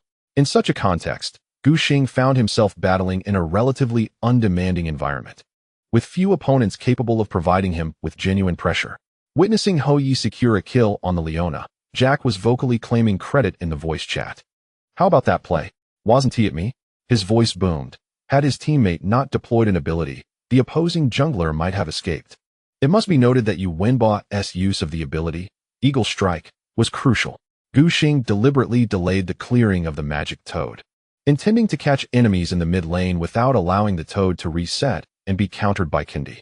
Ideally, he aimed to have Kandi linger in the jungle for a moment, thereby disrupting the Leona's farming rhythm. The original plan concluded there. As for the conjecture of the two commentators and countless viewers, envisioning the freshly spawned magic toad as bait to lure Kandi into an ambush, that was purely a variable. Gu Xing could not have anticipated Kandi's greed. After lurking in VG's jungle for so long without encountering monsters, he still sought to engage upon the toad's appearance. Just moments ago, it was Jack's suggestion to retreat to a shadowy position to evade the Wii duo's prying eyes, using Eagle Strike to scout their own magic toad camp. Who would have thought that one could truly uncover the whereabouts of Kandi? Gu Xing, elated by the unexpected assistance he received, found himself surpassing the meticulously crafted plan he had devised, and he immediately praised his teammate. "Jack, your eagle spirit is indeed remarkable." "Indeed," Yuanba replied with an air of triumph, seemingly oblivious to the identity of his comrade. If Kandi was the small glutton, then Jack was the grand glutton. Whether in lane or during team fights, as long as his health did not reach 0, he would never expend his summoner spells, instead conserving his flash and heal for the purpose of securing kills and plundering resources. A glutton understands another glutton well. As Yuanba contemplated Gu Xing's strategy, he couldn't shake the feeling that Kandi, having been thwarted in his jungle endeavors, would not relent easily. Thus, he cautioned his teammates and simultaneously sent forth the eagle spirit toward the swamp frog camp, successfully locating the leopard woman. Impressive, impressive. Gu Xing genuinely lauded his teammate. As he swiftly traversed the river and entered the dragon pit, Kandi had previously come to counter jungle, but had not destroyed the tunnel within the dragon pit. This allowed Gu Xing to pass through the tunnel into We's upper jungle with ease. Upon arriving near the opponent's red buff camp, he used his E ability, Tunnel, to burrow over the wall and enter the rock beetle camp. Without breaking a sweat, he dispatched the father and son beetles. He then proceeded to We's sharp beak bird camp. The F4 had already spawned, yet Virtue refrained from aggressively farming, choosing instead to keep an eye on the Rex's movements in the canyon, which was quite understandable. "Indeed," echoed the doll, "Kandi has been resurrected for a while now, and Xia has returned to the mid lane." If Gu Xing were to insist on counter-jungling, he would likely become the target of a coordinated assault from We's mid and jungle. During this time, Gu Xing had successfully tanked the tower to eliminate Syndra, but he had also suffered damage from the leopard woman due to his brief pause in allowing a kill. His health was now critically low. Meanwhile, Xia's Syndra had reached level 6, and, with her ability, Energy Surge, possessed the capacity to eliminate him in a single blow. Having learned from Kandi's previous reckless counter-jungle resulting in a death, Gu Xing was prudent. He merely placed a ward and then burrowed underground, traversing 2 tunnels back to the dragon pit, where he safely recalled home. This time, Gu Xing reaped substantial rewards. He secured the first blood by slaying Xie and assisted in taking down Kandi, and when accounting for the jungle monsters and the automatic gold gain, he returned home to craft the Rumble's Ember, purchasing a pair of boots and a control ward. With his new gear acquired, he set his sights on executing his next plan, an invasion. Having previously established vision at We's sharp beak bird camp, Gu Xing aimed to ascertain Kandi's movements. He needed to pinpoint Kandi's exact jungle route, due to the multitude of battles that had erupted in the last minute. Both Gu Xing and Kandi had either engaged in skirmishes or awaited resurrection, which impeded their progress in clearing the jungle. Now, both jungles had essentially reset within their camps. This indicated that either jungler could commence farming from any location without issue. If Gu Xing wished to invade, he must be aware of Kandi's whereabouts. The vision at the F4 camp revealed no sign of the leopard woman. Gu Xing speculated that the opponent had shifted to the lower half of the map, prompting him to head to the VG rock beetle camp at the bottom, hastening his jungle efficiency. With Rumble's Ember in hand, Rex's jungle clearing prowess saw a marked improvement. The relentless onslaught against the wild monsters has saved Gu Xing considerable time. Virtue eliminated the stone beetle and deliberately moved towards the bottom lane to safeguard his duo in pushing the minion wave forward. Jack and Xiao Duan were on the verge of advancing the minion wave into the enemy's bottom tower, having already crossed the midpoint, placing themselves in a precarious position. In order to prevent them from being caught by Kendi, Gu Xing rushed over to execute a counter-ambush. However, Kendi had no intention of targeting the bottom lane. Instead, he chose to strike at the mid lane, targeting Lord Ho. Shi Yi first concentrated the dark energy sphere, hurling it towards Zeyuan to inflict a slowing effect, and unleashed his ultimate ability with force. With a commanding shout, Syndra unleashed her ability, sending forth all the energy spheres that surrounded her crashing down upon the Ice Maiden. Realizing the gravity of the situation as the enemy initiated their ultimate, Lord Ho hurriedly activated his E ability, Ice Path, hoping to use the displacement of the ice claws to facilitate his escape. Shi Yi decisively cast Weakness Begone, stunning Zeyuan. Although Syndra's E ability does not trigger the enhanced effect of her passive ability, Exceptional, until it reaches maximum level, the range of the skill is rather limited. Nevertheless, the energy unleashed earlier had accumulated a significant number of energy spheres around the Ice Maiden. In that moment, Shi Yi pushed them all outward, leaving Lord Ho with no means of evasion. Before Zeyuan could trigger the second phase of his E ability to reach the ice claws, he found himself ensnared in a state of stun. Kendi emerged from the brush below, launching a javelin from a distance towards Lord Ho. The audience erupted in gasps of astonishment. At level 5, the leopard woman possessed a level 3 Q ability, Javelin Toss, with damage far exceeding that of earlier encounters. Should Nidalee land this shot, the Ice Maiden would be left with little health, if not perish entirely. At that moment, Kendi would find it effortless to eliminate Lord Ho, who had neither flash nor his ultimate available. Yet, just as the javelin was about to strike the Ice Maiden, Lord Ho regained his senses from the stun and promptly activated his E ability, Ice Path. The previously extended ice claws had vanished, yet Zeyuan successfully displaced himself to safety. This scene incited a surge of excitement among the audience, raising the noise level to new heights. Kendi's javelin missed its mark, failing to apply the hunting mark, and thus could not pursue the Ice Maiden. He and Shi Yi could only watch as Lord Ho elegantly returned to the safety of his tower. The audience, including Wawa, was wide-eyed, astonished that he could escape under such circumstances. Indeed, the Ice Maiden's ice claws can still be utilized for a brief period following their disappearance, a fact that warrants immediate clarification. However, Lord Ho's execution of this maneuver was exceedingly remarkable. To be precise, the casting time for Ice Maiden's E ability, Ice Path, is 1.25 seconds, which is the time taken for the ice claws to traverse their full distance. Afterward, the ice claws disappear, yet for the next 0.5 seconds, the Ice Maiden can re-trigger the skill and successfully displace herself. This indicates that the total activation duration for Ice Path is 1.75 seconds. In contrast, Shi Yi's Syndra E ability, Weakness Begone, can inflict a 1.5-second stun, given that he cast Weakness Begone the moment Lord Ho activated his ice claws. The timing was impeccable. This signifies that Zeyuan, upon recovering from a state of dizziness, can trigger a second phase of ice claw displacement for a swift escape in the blink of an eye. The camera shifts to the VG player's bench. Lord Ho's smile remains gentle, his expression unwavering and calm. This incites an even greater swell of cheers from the audience below. Numerous supporters of VG engage in discussions within the live chat, marveling at Lord Ho's formidable psychological resilience. However, Gu Xing is aware that when Zeyuan was stunned by Syndra, his fingers were incessantly tapping the keyboard. Through the team's voice chat, he could hear the crisp and urgent sounds of Lord Ho's keyboard. Gu Xing turned his head to see Lord Ho's composed demeanor, nearly bursting into laughter. He quickly cleared his mind and focused intently. Candy's gank in the mid lane was unsuccessful, seemingly costing we only Shi Yi's our energy release.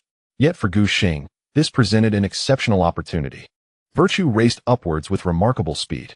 By the time Gu Xing cleared the second wave of jungle camps, he had already established tunnels between all camps. He could swiftly navigate through his jungle, even faster than Nidalee. Candy's attempt to ambush in the mid lane wasted some time, allowing Gu Xing to continuously catch up on jungle farming. After finishing off the magic swamp frog, he had reached level 6. Before departing, He placed another tunnel in the upper river path and returned to base to replenish and acquire the smoldering jungle knife. He initially moved towards the lower area, utilizing the continuous displacement of tunnel digging to swiftly leave the high ground in mere seconds. Gu Xing's second red buff was about to respawn. He was eager to consume it at the earliest opportunity. Jack fired off the Hawk Spirit, once again revealing Candy's position. Yu Wenba's Eagle Strike headed straight for We's upper red zone. The Hawk Spirit successfully spotted Nidalee, who had just reduced the red buff's health to half. With the vision exposed, Nidalee's equipment was laid bare before VG's players: a green jungle knife, boots, and an ether soul. Lacking a major jungle item, Candy had fallen once without securing any kills, resulting in a less than favorable economy. Observing this, Gu Xing took a deep breath. Just as he anticipated, We's early invasion of the jungle led to both junglers exchanging red buffs at the start. Thus, both red buffs were set to respawn almost simultaneously. After claiming the red, where would Nidalee venture next? Gu Xing knew Candy had altered his jungle route to progress from bottom to top. Now, We's upper area contained only one red buff. After finishing the red, Candy would inevitably move downward. Gu Xing deduced this and immediately activated our Void Rush. Rek'Sai let out a sharp roar, her body slipping into the void, propelling forward through the tunnel at high speed. What was happening? Candy, hearing the distinctive sound effect of Rek'Sai's ability, felt perplexed. He could vaguely guess Gu Xing's location, but could not accurately discern his intentions, nor did he know where Rek'Sai had displaced to. Nevertheless, adopting a cautious approach, Candy pulled the red buff towards the nearby brush by the camp. Originally, there were two tunnel entrances excavated by Gu Xing. After finishing the previous round of jungle monsters, Candy had already cleared the tunnels above the barren pit and beside the stone beetle camp. At this moment, he had yet to spot the presence of Rek'Sai or notice anything amiss. He merely reminded his teammates through voice chat to remain vigilant against a potential gank from Gu Xing. After consuming the red buff, Candy transformed into his panther form and moved swiftly downward. His camp of sharp-beaked birds had not respawned, necessitating a run to the lower quadrant. Fortunately, once his equipment and level improved, the speed at which the Panther Lady cleared the jungle was astonishing. After finishing the red buff, Candy would still be able to catch the magic swamp frog's respawn. Initially, Candy had no intention of following this jungle route, as it required numerous backtracks, wasting considerable time, akin to aimlessly wandering while trying to lose weight, rather unscientific indeed. However, he had no other choice. After being slain while attempting to invade the enemy jungle, Candy realized he was at a disadvantage in the jungle matchup. If he did not secure his own red buff at the earliest opportunity, he risked being countered by Gu Xing. Candy was still pondering how to regain control of the jungle when he approached the sharp-beaked bird camp, only to spot a void burrower lurking at the corner of the wall. Upon making eye contact, Rek'Sai and Nidalee were almost face to face. Candy was startled, nearly uttering an expletive. When had Rek'Sai made it here? Virtue had dashed to the tunnel entrance in the upper river and had rushed to the outside of We's red buff, precisely ambushing Candy.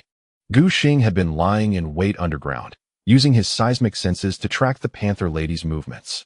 He was well prepared, and the distance between him and Candy was virtually negligible. Without hesitation, he placed a true sight ward to secure vision and unleashed Q, hunting, followed by W burrow. As the shockwave struck the Panther Lady, Gu Xing sent her flying into the air. With a basic attack, Q, Queen's Wrath, his claws tore through Nidalee's feline form, and the burning damage from the red buff inflicted her with great agony. The Panther Lady's health plummeted to half, and realizing the urgency, Candy knew he must retreat. He stood no chance against Virtue. Caught off guard, Candy had already lost a significant amount of health, and his equipment was inferior. He had no hope of defeating Gu Xing in a one-on-one confrontation. There were no allies nearby to assist him. The top laner 957 Shen had a lengthy cooldown of 3 minutes on his ultimate, which was still unavailable. Meanwhile, the mid laner Xie was engaged in a duel with the Lord, some distance away from the battlefield. Moreover, Syndra, equipped with Cleanse, had no means of mobility, rendering her support capabilities rather weak. Looking around, Candy found himself utterly isolated. He could only rely on himself. Understanding that a counterattack was futile, Candy abandoned thoughts of inflicting damage and focused solely on escape. His target was the nearest Tier 2 tower. If he could cross the sharp-beaked bird camp and return under the protection of the defensive tower, he would be safe. Xiao Gu's Rek'Sai accumulated a full charge of fury, and with the press of E, he reduced the health of the leopard woman to its nadir. The ability E, Ferocious Bite, possesses double the true damage, as is widely acknowledged. True damage represents the most authentic form of harm within this game. It disregards both armor and magic resistance, directly gnawing away at health points. The extraordinary damage elicited a gasp of astonishment from the audience. Candy recognized the urgency of the situation, using W, Pounce, to create distance, transforming into human form, and swiftly launching Q, Javelin Toss, backward. If the skill connects and triggers the hunt mark, the leopard woman would gain additional movement speed. Given that Candy and Gu Xing were in close proximity, there was no chance for the opponent to evade the javelin. It struck true. Candy was overjoyed. During the casting animation of the javelin, he seamlessly intertwined E, Wild Charge, to replenish his health, executing a flawless QE combo in human form. However, at the very instant the javelin hit, a brilliant blue lightning bolt descended from the heavens. Frosty Retribution, siphoning 20 points of movement speed from the target. The leopard woman, who had just gained a speed boost from the hunt mark, found her movement sluggish. Candy had set a trap for prey. Just as he contemplated escaping, he abruptly realized something was amiss. His movement speed had plummeted to an absurd degree, rendering him unable to move. Gu Xing wore a broad smile. He had anticipated that the leopard woman would aim the javelin at him. The speed boost triggered by the hunt mark consists of two components. Firstly, merely affixing the mark grants a speed boost of 10. However, if the target is oriented towards an enemy marked for the hunt, the boost escalates to 30. Candy had thrown the javelin while facing Rek'Sai. Hence, at the moment of impact, the leopard woman activated the 30 movement speed bonus. At that time, Gu Xing and Candy were in such close proximity that the javelin struck almost as soon as it was released. Nidalee barely had time to shake her head and turn around, let alone Candy, who had connected Wild Charge for health replenishment to save time. Gu Xing timed his Frosty Retribution precisely as Candy triggered the substantial 30 speed increase. This allowed him to seize the maximum speed reduction. By the time Candy's leopard woman turned to flee, the speed bonus from the hunt mark had dwindled to just 10. Considering Gu Xing's basic attack, which applied a slowing red buff, Candy's movement speed had effectively dropped below the initial rate. The leopard woman was utterly immobilized, allowing Rek'Sai to close the gap. Realizing the Void Burrower was fast approaching from behind, Candy hastily used Flash to escape. Virtue followed suit with a Flash, waiting for Q, Queen's Wrath, to come off cooldown, and delivered a combo that sent the leopard woman back to the fountain. The commentators erupted in excitement, exclaiming that Xiao Gu had achieved a solo kill. The blue retribution he executed was simply brilliant. The audience erupted in cheers, with VG supporters fervently waving their flags and chanting for Gu Xing. The excitement was palpable. My goodness, another solo kill. Virtue had claimed solo kills against both the mid and jungle of Wii in this BO3. The livestream chat was inundated with messages. Wow, this Rek'Sai play is utterly nauseating. Candy, have you learned Rek'Sai by now? I suspect that the damage output of Xiao Gu at this moment has already surpassed that of Candy throughout the entire previous match. How does one navigate the disparities in the jungle? Xie yearns to assist his teammates, yet capturing Rek'Sai proves to be a formidable challenge.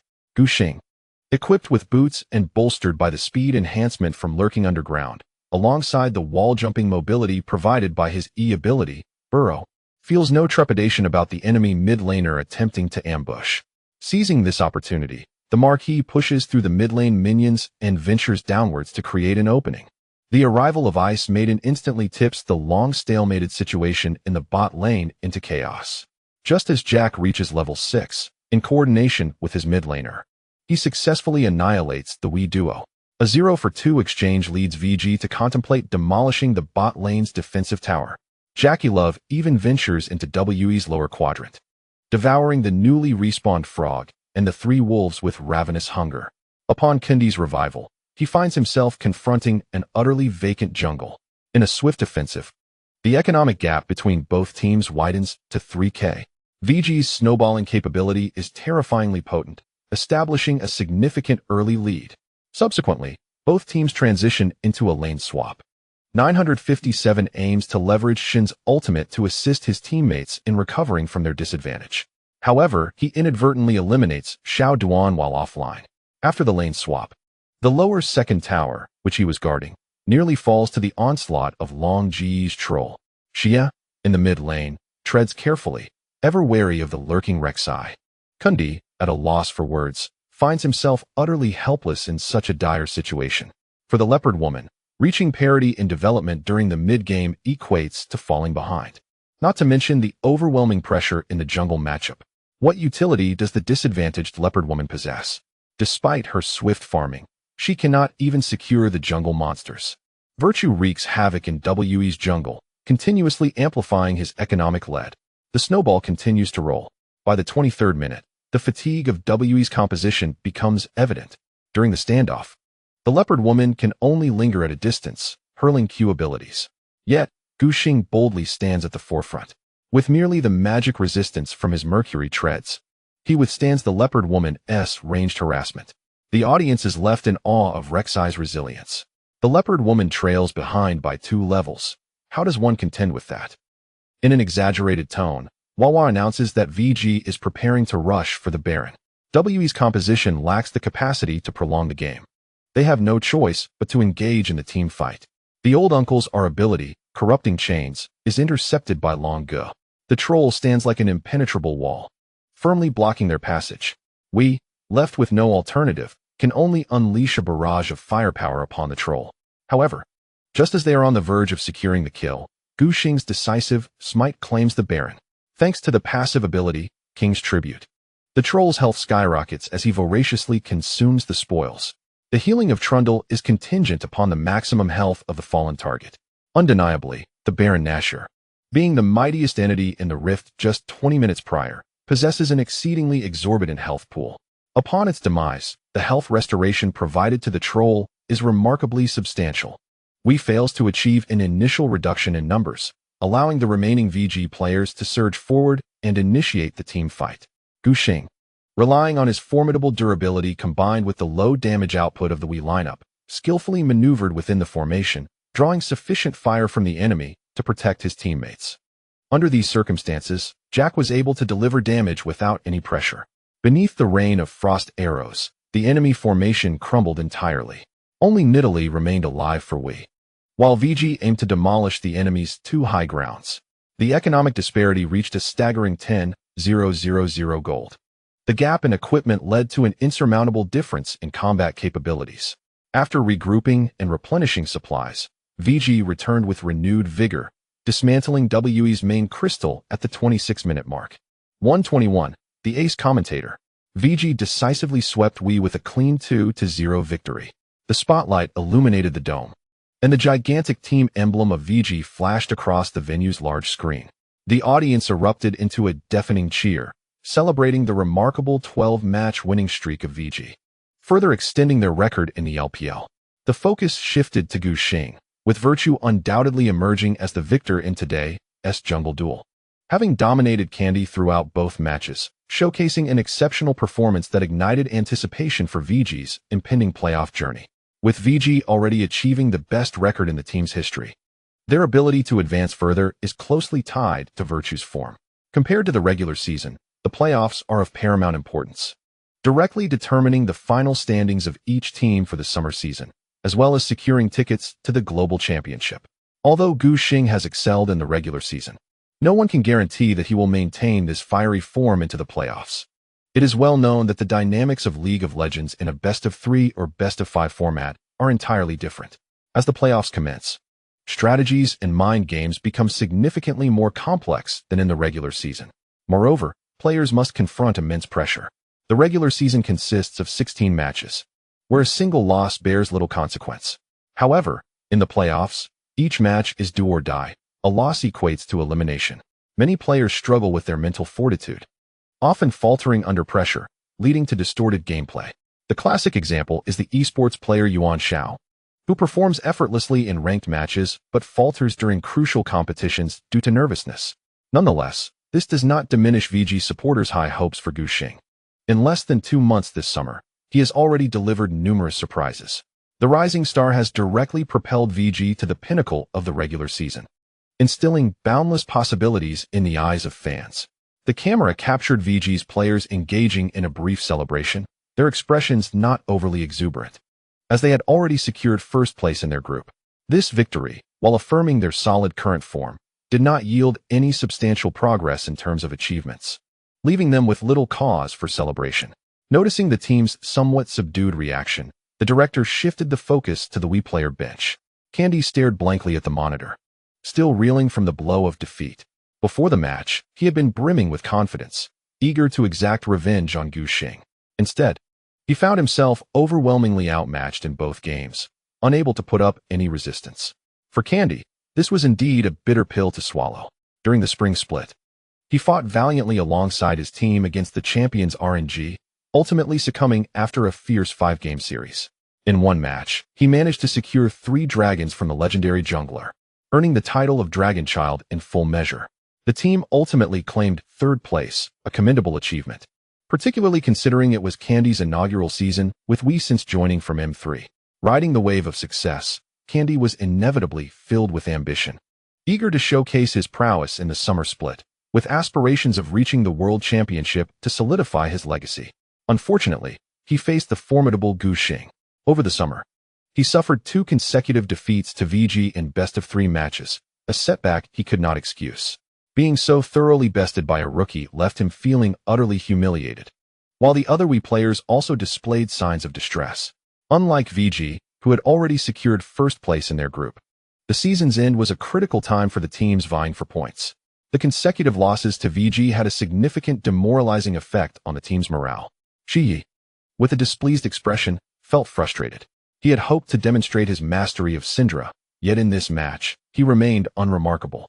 Compared to the previous game, his only notable improvement was managing not to be solo killed by Gu Xing. We urgently needed to make adjustments, as Wawa continued to emphasize the importance of the last remaining regular season match.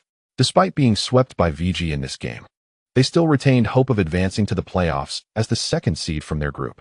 He recalled adjusting his headset as he received the current ranking and points information from the production team.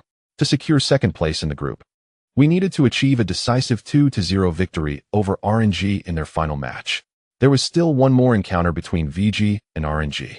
However, in various respects, that match would not significantly impact the final rankings. Following the sweep by VG, WE's previously accumulated points had diminished. Given the overall win-loss records and points, their only viable path to secure 2nd place was to sweep RNG. Making a fair assessment of the situation presented considerable challenges for Wii. It remained to be seen if the team could regain their peak form.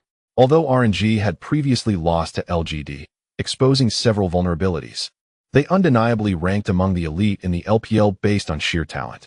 Many Wii fans had already resigned themselves to the prospect of entering the playoffs as the 3rd seed. Presently, we struggled to secure even a minor victory against VG, unable to stretch the matches to the 30-minute mark.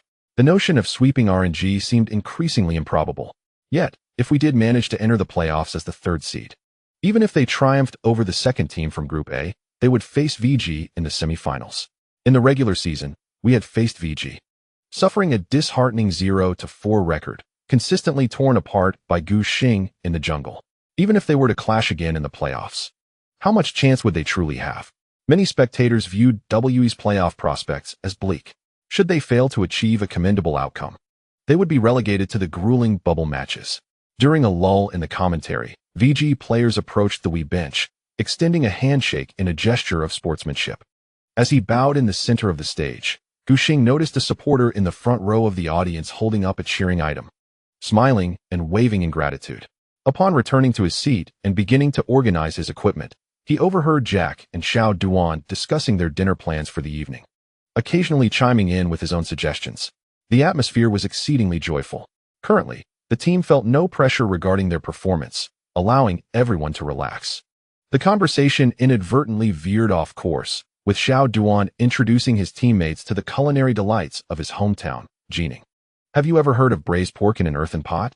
he asked, describing the large cuts of pork belly slow-cooked to perfection, melting in the mouth with a glossy ruby hue. "Isn't it greasy?" Long Gu inquired with curiosity. "If prepared well, it isn't greasy at all," Xiao Duan replied earnestly, suggesting a ladle of the rich broth over rice. Jack could vividly imagine the scene, his mouth watering at the thought. Stop. He quickly interrupted Xiao Duan. "If you keep talking like this, I'll end up eating 2 extra bowls of rice tonight." Yu Wenba had spent a summer with VG, and his physique had noticeably broadened.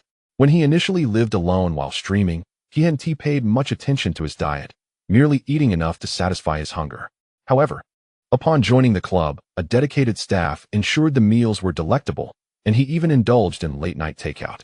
Coupled with a significant reduction in physical activity after entering the professional team, Jack found his weight steadily climbing, particularly during the time Yuanba officially became a starting player. The relentless training matches and reviews intensified his stress. His method of alleviating this stress was to eat more. Once lean, Jack had now reached a normal weight, and it appeared he showed no signs of stopping. He patted his stomach through his team uniform, realizing it was time to exercise some self-control. He then glanced at Gu Xing. "Old Gu, how come I feel like you haven't gained any weight since joining the team?" Just as Gu Xing was about to explain, he received a notification from the staff. Expecting it to be the usual post-match interview request, he was taken aback by the unexpected response. The ace commentator? Gu Xing was puzzled, unsure of what that meant. He felt bewildered and turned to the staff member known as Vincent for clarification. But the latter was equally in the dark. Gu Xing could only direct his gaze toward his fellow mid-laner. "Ho Yi, do you know what this is about?" Zeyuan shook his head in confusion. Having worked in the LPL for over half a year, it was his first time encountering such a situation. Carrying a heart full of questions, Gu Xing followed Vincent to a secluded room backstage. Upon entering, he was greeted by a black backdrop adorned with the logos of this year's LPL sponsors, Sprite and Doritos. In front of the backdrop was a long table draped in black cloth, on which sat a computer monitor. Opposite the table was a camera, with several men wearing identification badges engaged in conversation. Upon noticing Gu Xing and Ho Yi entering the room, one of the more sharply dressed managers approached them for a handshake. His hairstyle, flat on top and neatly styled on the sides, reminded Gu Xing of one of his teachers. "Greetings, I am the head of the Ace Commentator program. You may call me Zui."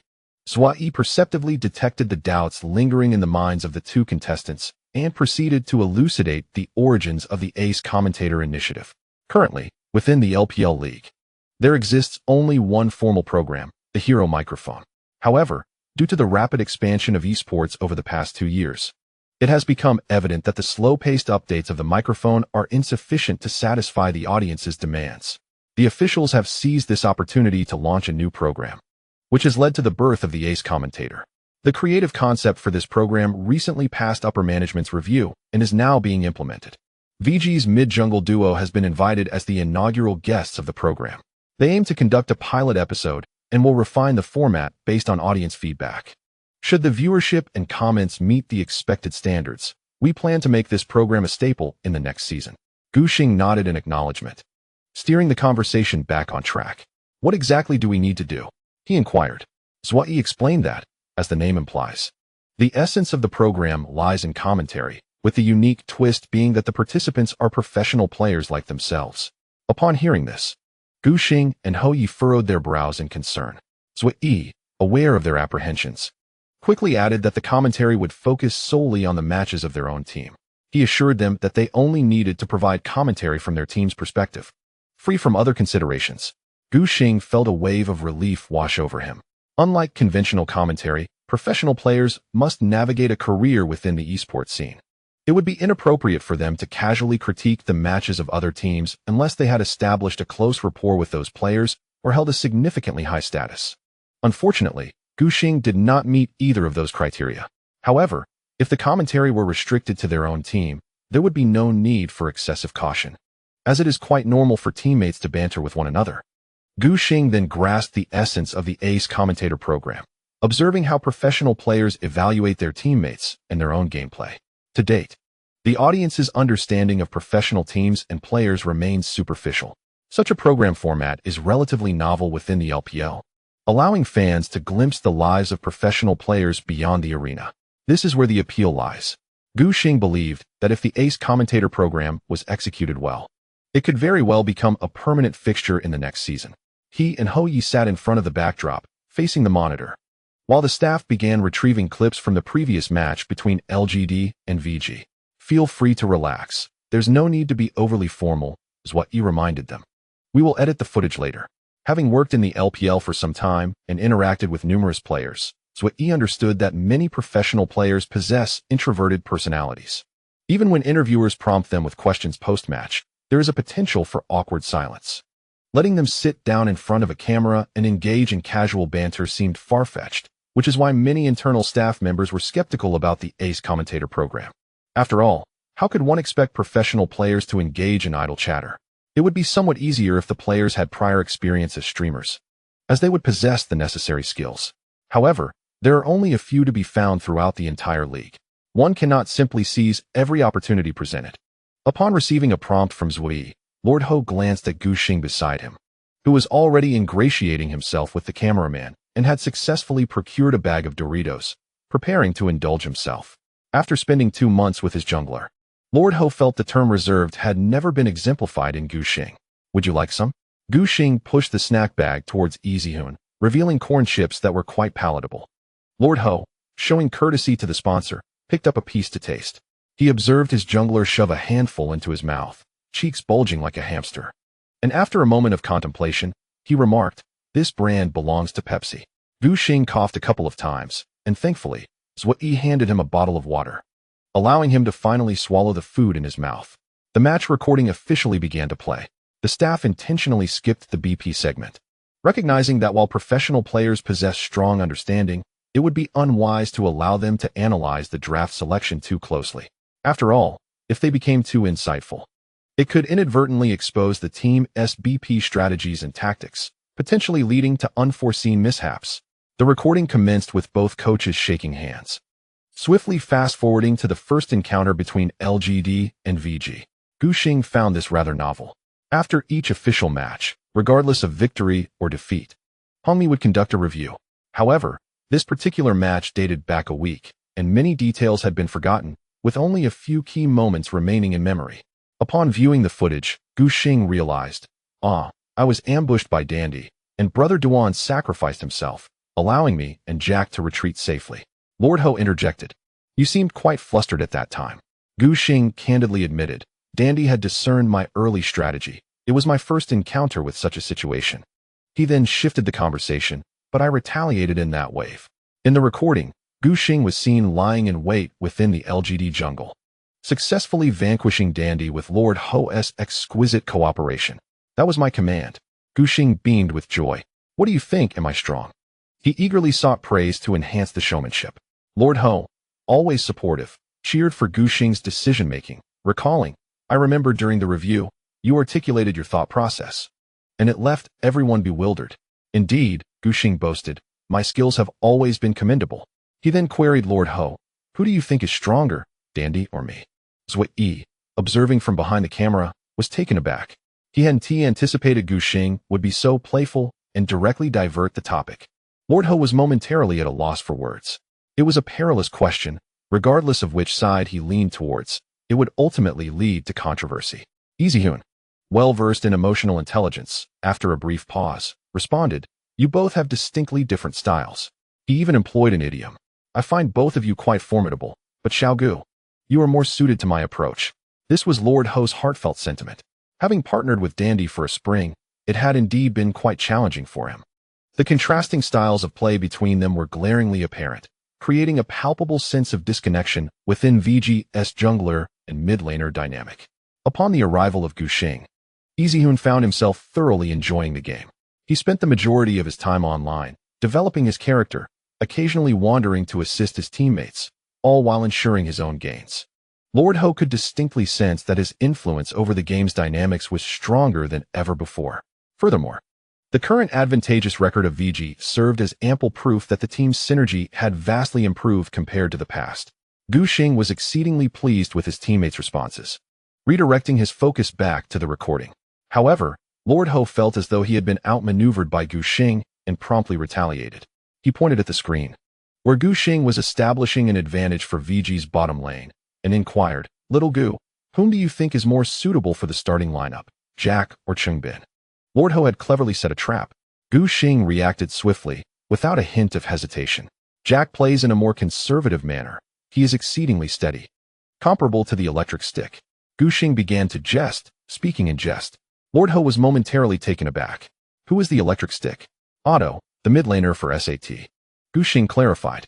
Zeyuan then realized that prior to joining the LPL, he had not been well acquainted with domestic esports information, only knowing the players' IDs. Gu Xing's next statement left Lord Ho speechless. The electric stick was particularly steady during his time in SKT. The somewhat naive Lord Ho felt completely bewildered. Zeyuan contemplated for a moment before identifying a fundamental error. There is no mid-support in SKT. Why not? Gu Xing maintained his composure, his expression unchanging. Faker has given the electric stick high praise. Clearing his throat, he recited Faker's exact words. The electric stick is the most steady player I have ever seen. His steadiness terrifies me. Lord Ho, you still know too little. Gu Xing waved his hand dismissively. This is common knowledge. He turned his gaze toward the staff present, right? Zeyuan, observing Lord Ho's confusion, felt as though he might burst into laughter. He quickly restrained his facial muscles to suppress a smile while nodding vigorously. As those around began to affirm Gu Xing's assertion, Lord Ho's brows furrowed in contemplation. Could it be that he had misremembered? Had Otto truly played in SKT, and he was simply unaware? No, Lord Ho found himself unsettled by Gu Xing and the surrounding individuals, causing him to doubt his own judgment. He resolved to inquire with Xiang He upon his return. Having been with SKT since 2013, he would undoubtedly have the answers. Wait, what was I about to ask? Lord Ho realized he had completely been led off topic by Gu Xing. Observing the slight crack in Lord Ho's previously gentle demeanor, Gu Xing could not help but feel a sense of triumph. I have been employing this tactic with Gu Pan for nearly a decade. My skill in redirecting conversations is truly refined. Seizing the momentum, he seamlessly shifted the topic back to the recording. Longa hasn't made much of an impact in this match, but come the second round, he will have the opportunity to prove himself before Maran. Lord Ho nodded vacantly. Zeyuan bit his lip to stifle laughter, relishing the sight of Gu Xing playfully tormenting Lord Ho. He felt as though he had stumbled upon a treasure. Originally, Gu Xing was quite relaxed during the live broadcast and interviews, which led to the invitation of the guest for the inaugural episode of the program. To everyone's surprise, the outcome exceeded all expectations. Oh, Jack, why are you picking up calls again? Gu Xing exclaimed, noticing Yu Wenba getting pummeled. The Duke finally regained his composure and added that Jack had always been able to take calls. Sometimes it seemed more like the calls sought him out. Gu Xing nodded in agreement, remarking that if a call-picking competition were held, he would confidently bet that Jack would clinch the championship. The two engaged in casual banter. As long as they steered clear of tactical secrets, any other information was fair game. After all, Zeyuan would handle the editing, allowing the production team to determine the final content. As soon as the recording of the second game in the best-of-3 series began, Gu Xing noticed an intriguing detail. Did you see that? He pointed at the coaches on the screen. Wasn't the handshake from Homie rather perfunctory? The Duke focused intently, recalling the footage from the first game. Indeed, it seemed so. During the first game, Homie had even bowed slightly to Coach Hart while shaking hands. In this game, he stood tall, and their hands parted almost immediately. This is because we won the first game. He showing them his true colors. Gu Xing teased, a smile gracing his face. Truly the elder brother of VG, a domineering figure, always snatching Jack's savory pancakes. He had developed a friendly rapport with Homie, often indulging in harmless jokes. After managing to suppress his laughter, the Duke attempted to defend their head coach, suggesting that Chung Rong was likely in urgent need of a restroom break. The two continued to jest about Homie. The latter part of the recording showcased the relentless demise of Ma Run's Rumble. The Duke was taken aback by the repeated scenes of Rumble being ejected from his mech. As the footage played continuously, Rumble's anguished cries echoed in the enclosed room. His voice was quite loud. Gu Xing, intrigued, inquired, would LCK play so aggressively against Rumble? The Duke pondered for a moment before responding, of course, but not to such an extent. He had initially thought of saying insanely aggressive, but recalling that Gu Xing was the one who had orchestrated Rumble's overwhelming performance at that time, he opted for a different phrasing, not as targeted, since teammates would provide protection for Rumble and players from other lanes would apply pressure on the opponents, preventing them from capturing Rumble without consequence. LPL indeed has a knack for catching Rumble. However, their operational capabilities often leave something to be desired, which is part of the issue. Many teams fail to grasp how to play Rumble effectively. The hero isn't particularly difficult. It's primarily about the system. Knowing how to mitigate losses when Rumble is targeted is an art in itself. Upon hearing the Duke's insights, Gu Xing felt enlightened. After watching for another quarter of an hour, and once the recording had concluded, Gu Xing and the Duke, at Zeyuan's request, waved goodbye to the camera. Perfect. Zeyuan expressed his satisfaction. Your skills are exceptional, but soon they'll be mine. With the recording wrapped up, Gushing finally concluded his work. His face radiated with warmth and kindness as he stood up, engaging in cheerful conversation with the staff while exchanging contact information. Although the Lord is known for his gentle demeanor and courteous nature, he is not one to actively engage in social activities.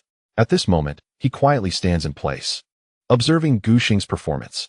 Xiao Gu, may I take a photo with you? Zeyuan, feeling somewhat familiar, gently pats Gushing on the shoulder. My nephew is quite fond of you. Gushing initially fails to grasp his line of thought.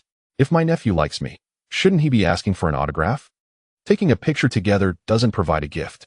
Confused, Gushing tentatively inquires, concerned that Zeyuan might be mistaken. What I want is the photo. Autographs are irrelevant.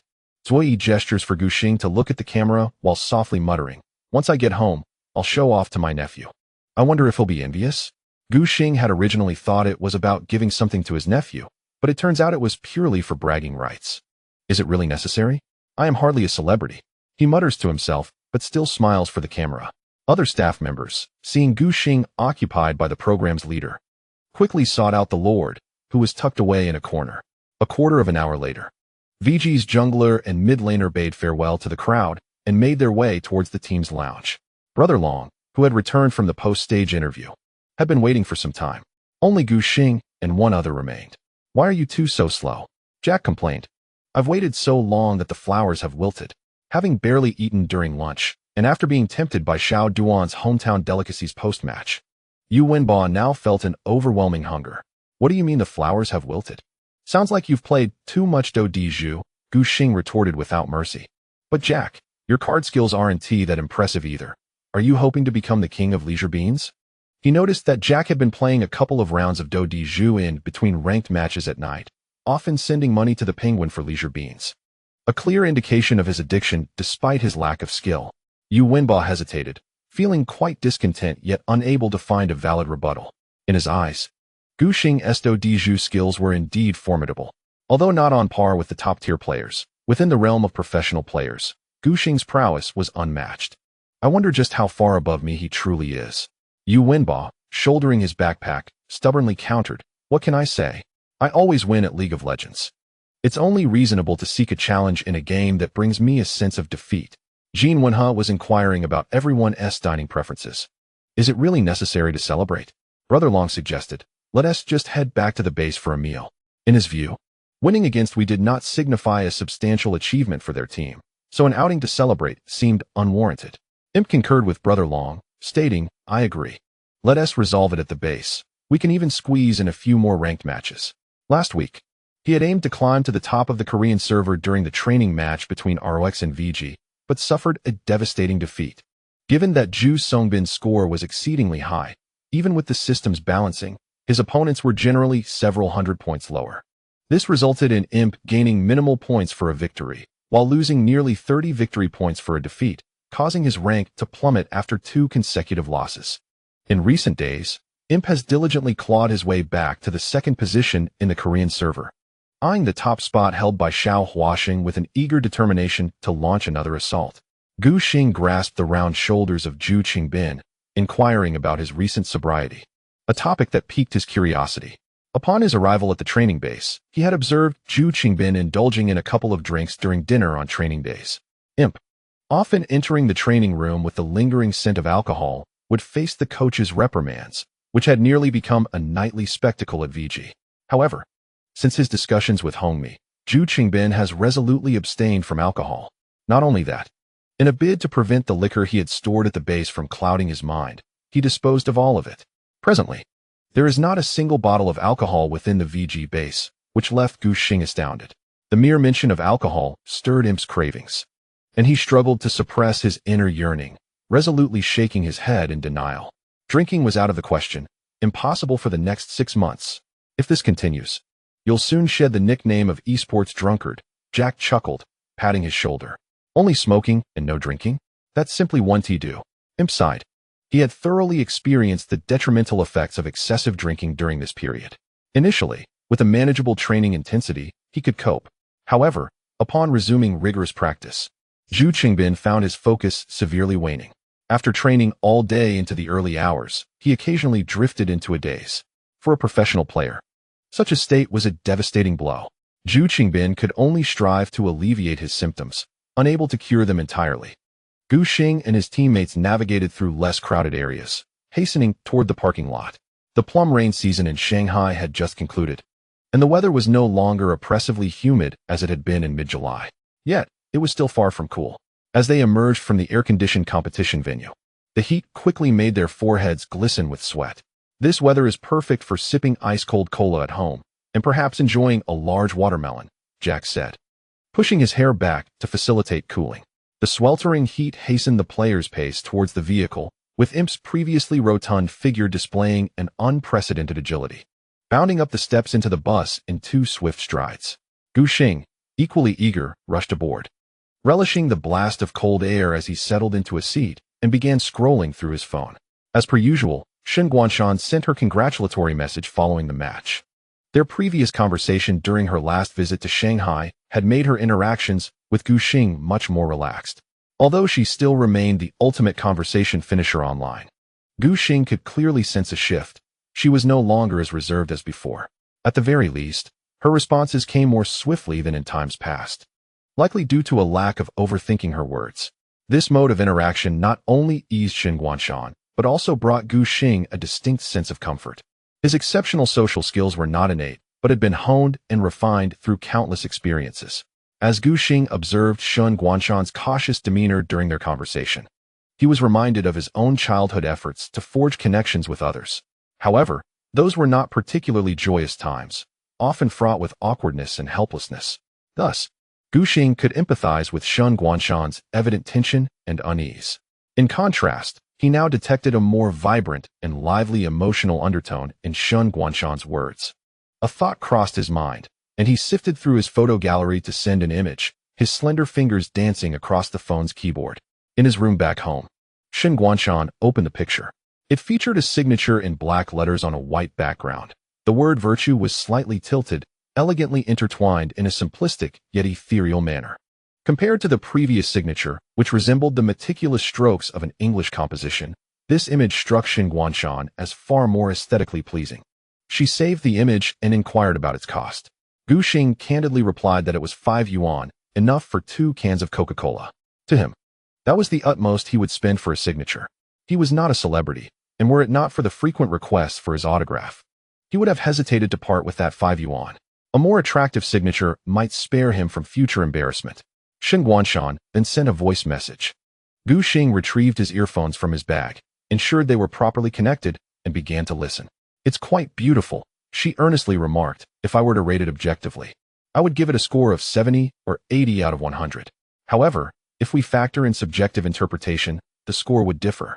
Through the earphones, Gu Xing could discern the excitement in her tone. As the bus traversed a speed bump, it inevitably jolted slightly. Gazing at her cartoon avatar, Gu Xing felt a ripple of emotion stir within him, akin to being lightly nudged by a pink starfish.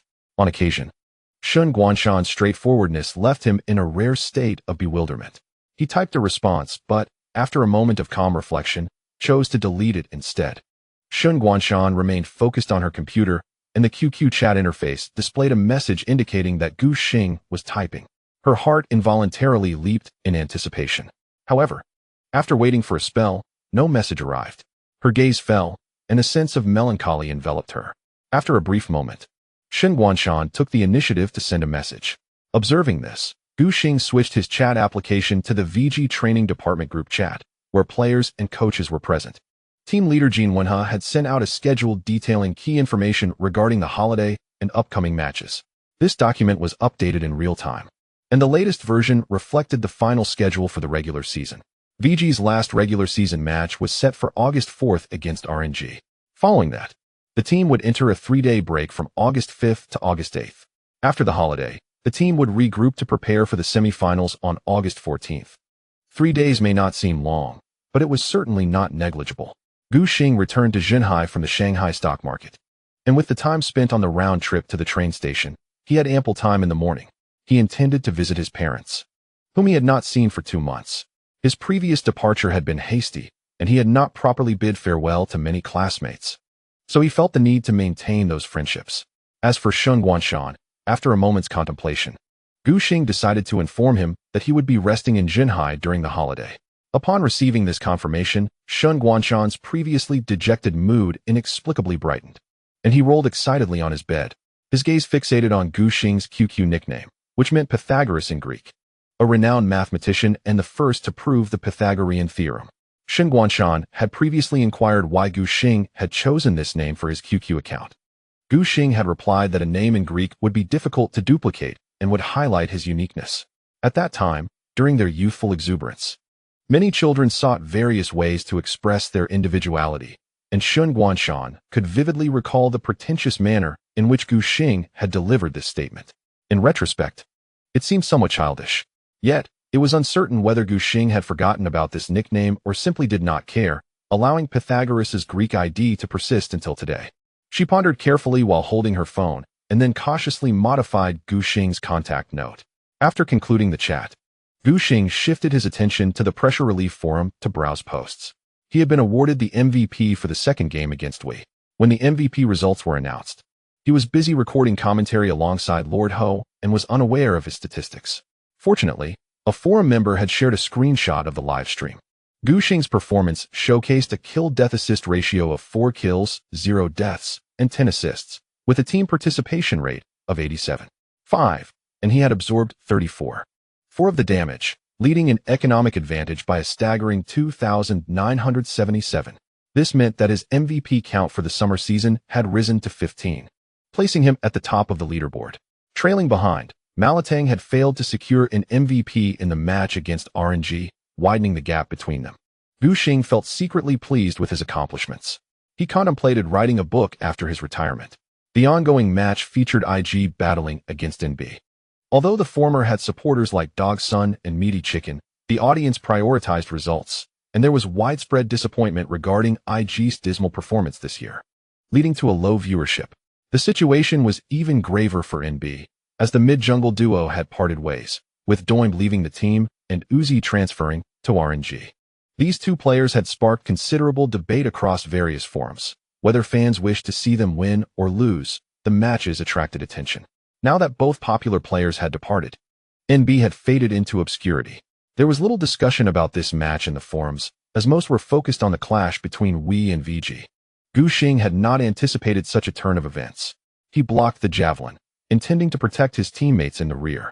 Although as long as one maintained proper vision and avoided moving too close to walls, the javelin thrown by the female leopard was relatively easy to evade. The backline was quite fragile, and the margin for error was exceedingly slim. Even if Candy's equipment level had been poor at that moment, a long-range javelin could still inflict substantial damage. Given Jack's innate ability to attract attention, Gu Xing resolutely positioned himself in front to absorb all the javelins. After all, his magic resistance and health could withstand it. Taking a bit of damage was of little consequence. The comments from netizens, however, opened up a new realm for Gu Xing. The other posts were lavish in their praise for both Gu Xing and VG. After browsing the forum, Gu Xing revisited the news. The bus had already entered the Hope Mountain community. Once it came to a stop, Gu Xing hurriedly joined his teammates in returning to the base, seeking refuge in the air conditioning. After showering upstairs, he descended to scoop a bowl of rice. Jack, with his freshly washed hair still damp, was holding a tablet and watching the match. The contest between IG and NB was in full swing. Old Song was truly carrying the team with his life. Yu Wenba swallowed a mouthful of rice, mourning for the chicken. Despite the sparse audience tuning into this match, the 10 players were still striving with all their might. The outcome of this game determined their playoff tickets.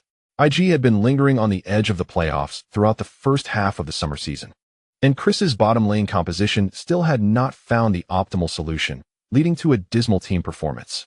It was not until the second round of the internal league that Song Yijin finally began to shine.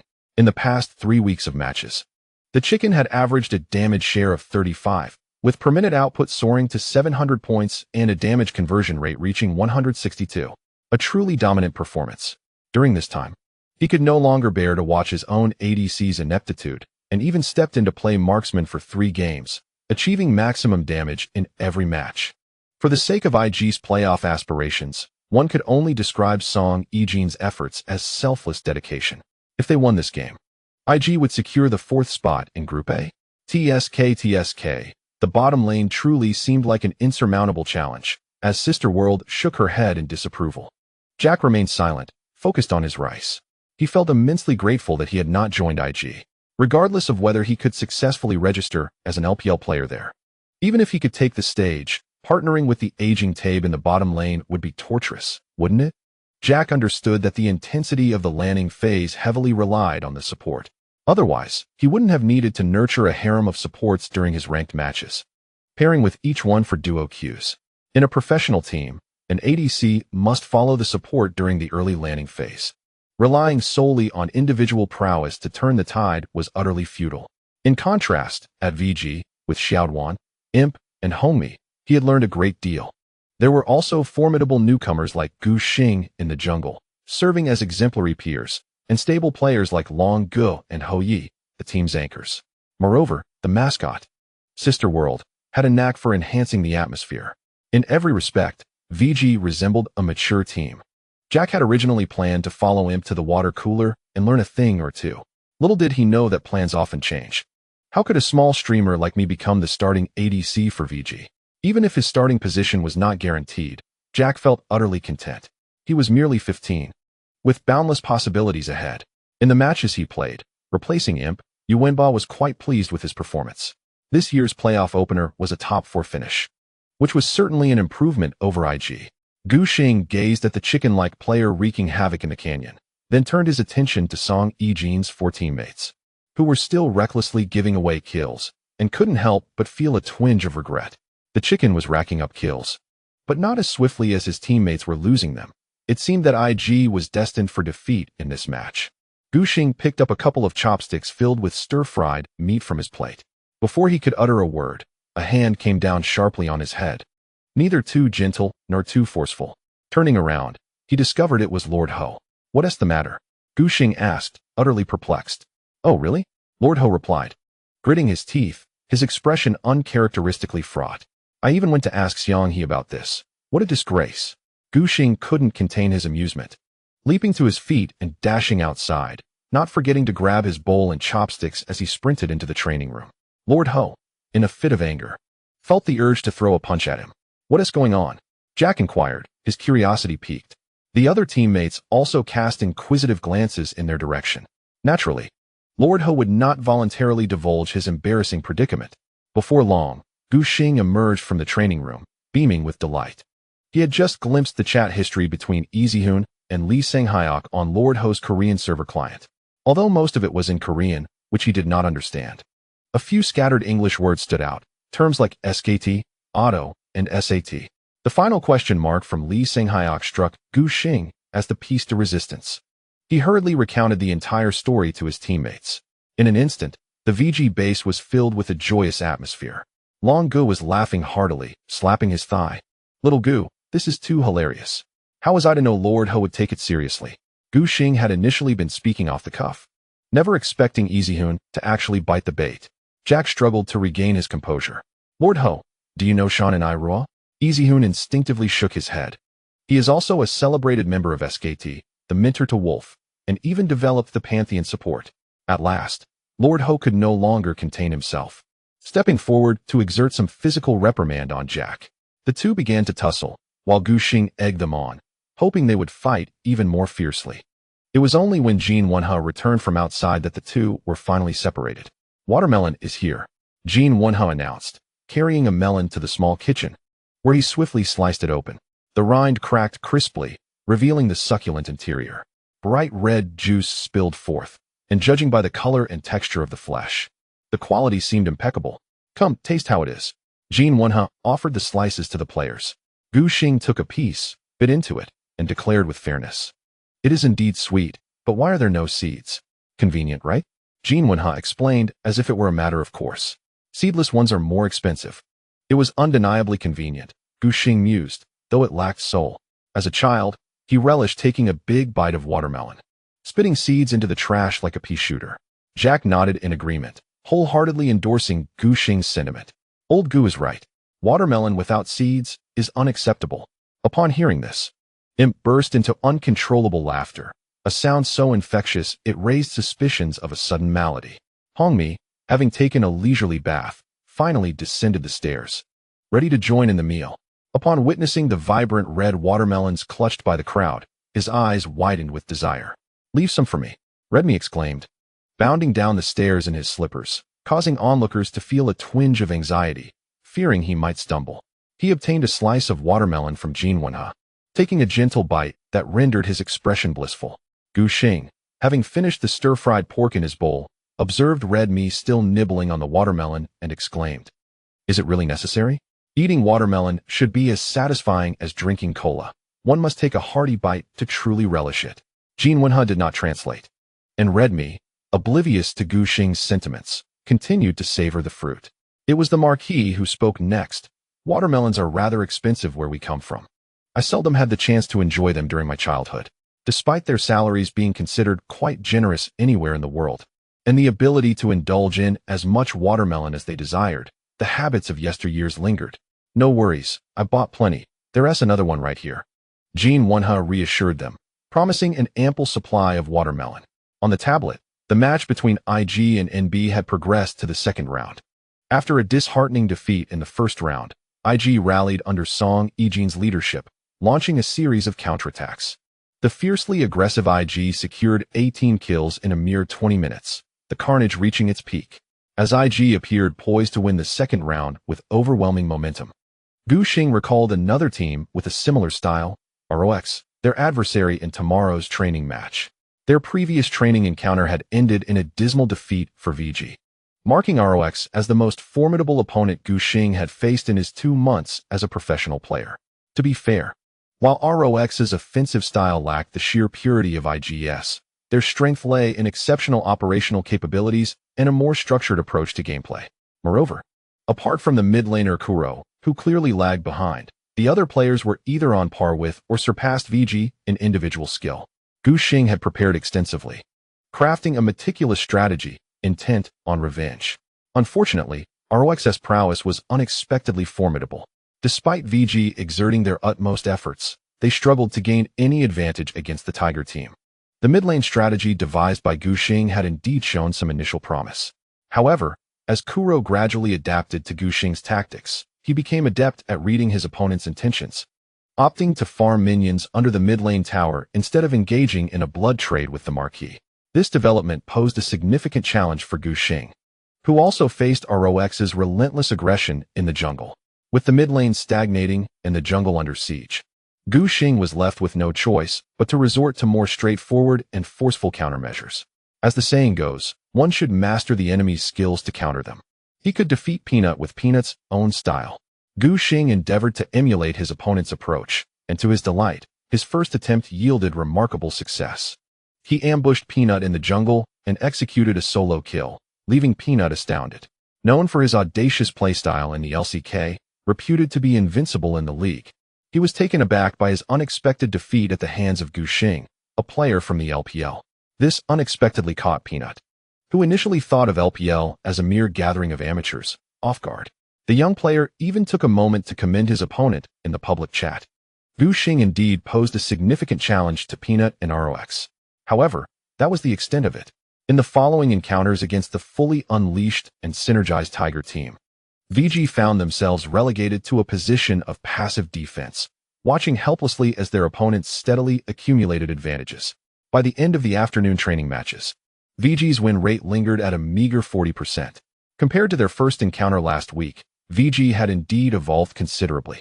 Yet, when faced with the Tiger team, their efforts appeared insufficient. Glancing at the date, Gu Xing realized that time was of the essence and made a resolute decision. He would indulge in another piece of Damori chocolate, entering a virtual match to enhance his skills and prepare for the upcoming playoffs. Aside, my dear uncle, a heartfelt thanks for the generous S-coin donation. Innovative tactics. In the early hours, after freshening up, Gu Xing lay on his bed, gazing at the pristine white ceiling. He had just retrieved some chocolate from his suitcase. Currently, he had 4 small pieces of Damori remaining. In truth, Gu Xing did not have a clear plan regarding his objective in the virtual match. Prior to embarking on his professional career, he had absorbed the capabilities of renowned players like the factory director and Soft through virtual matches. At that time, Gu Xing believed his skills could only be gauged through trial training. However, he had significantly underestimated his own potential. Coupled with his diligent efforts and guidance from Hongmi, Gu Xing now dominated the LPL. It seemed nearly impossible to find a jungler within the league capable of besting him. Paradoxically, this left Gu Xing in a rather awkward position. As the summer season was drawing to a close, even after utilizing his abilities against Peanut once, he still had 3 pieces of dark chocolate left. He could not bear the thought of wasting them. Allowing the Damori to expire or using them haphazardly felt like a personal loss. After much contemplation, he still could not devise a solution. As time slipped away, Gu Xing hurriedly cleared his mind of distractions. He quickly unwrapped a piece of chocolate and placed it in his mouth. The unique bitter flavor spread, soon followed by the familiar floral and fruity aroma. The image of Shen Guanshan flickered in his mind. Gu Xing took 2 deep breaths, closed his eyes to steady his thoughts, and adjusted his state of mind. When he felt the time was right, he slowly opened his eyes. The colossal summoner's rift loomed across the ceiling.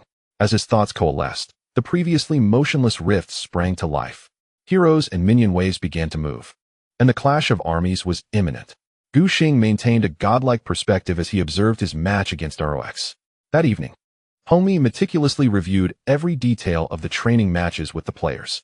For VG, the Tiger team represented their most formidable practice opponent, and each training match was to be cherished for its immense research value. Gu Xing had watched the recording of this match multiple times and was thoroughly familiar with every aspect. When the canyon freezes at the moment of his own errors, he can effortlessly rectify his mistakes using the solutions emphasized during the Redmi review, transitioning into the most critical segment of the virtual match, meticulously honing his hard skills. However, Gu Xing does not immediately proceed in this manner. Instead, he takes an unconventional approach, devising a novel strategy. By adopting the perspective of Xiao Huaxing, he contemplates how he would secure victory if he were Peanut, and how to overcome Gu Xing during the training match.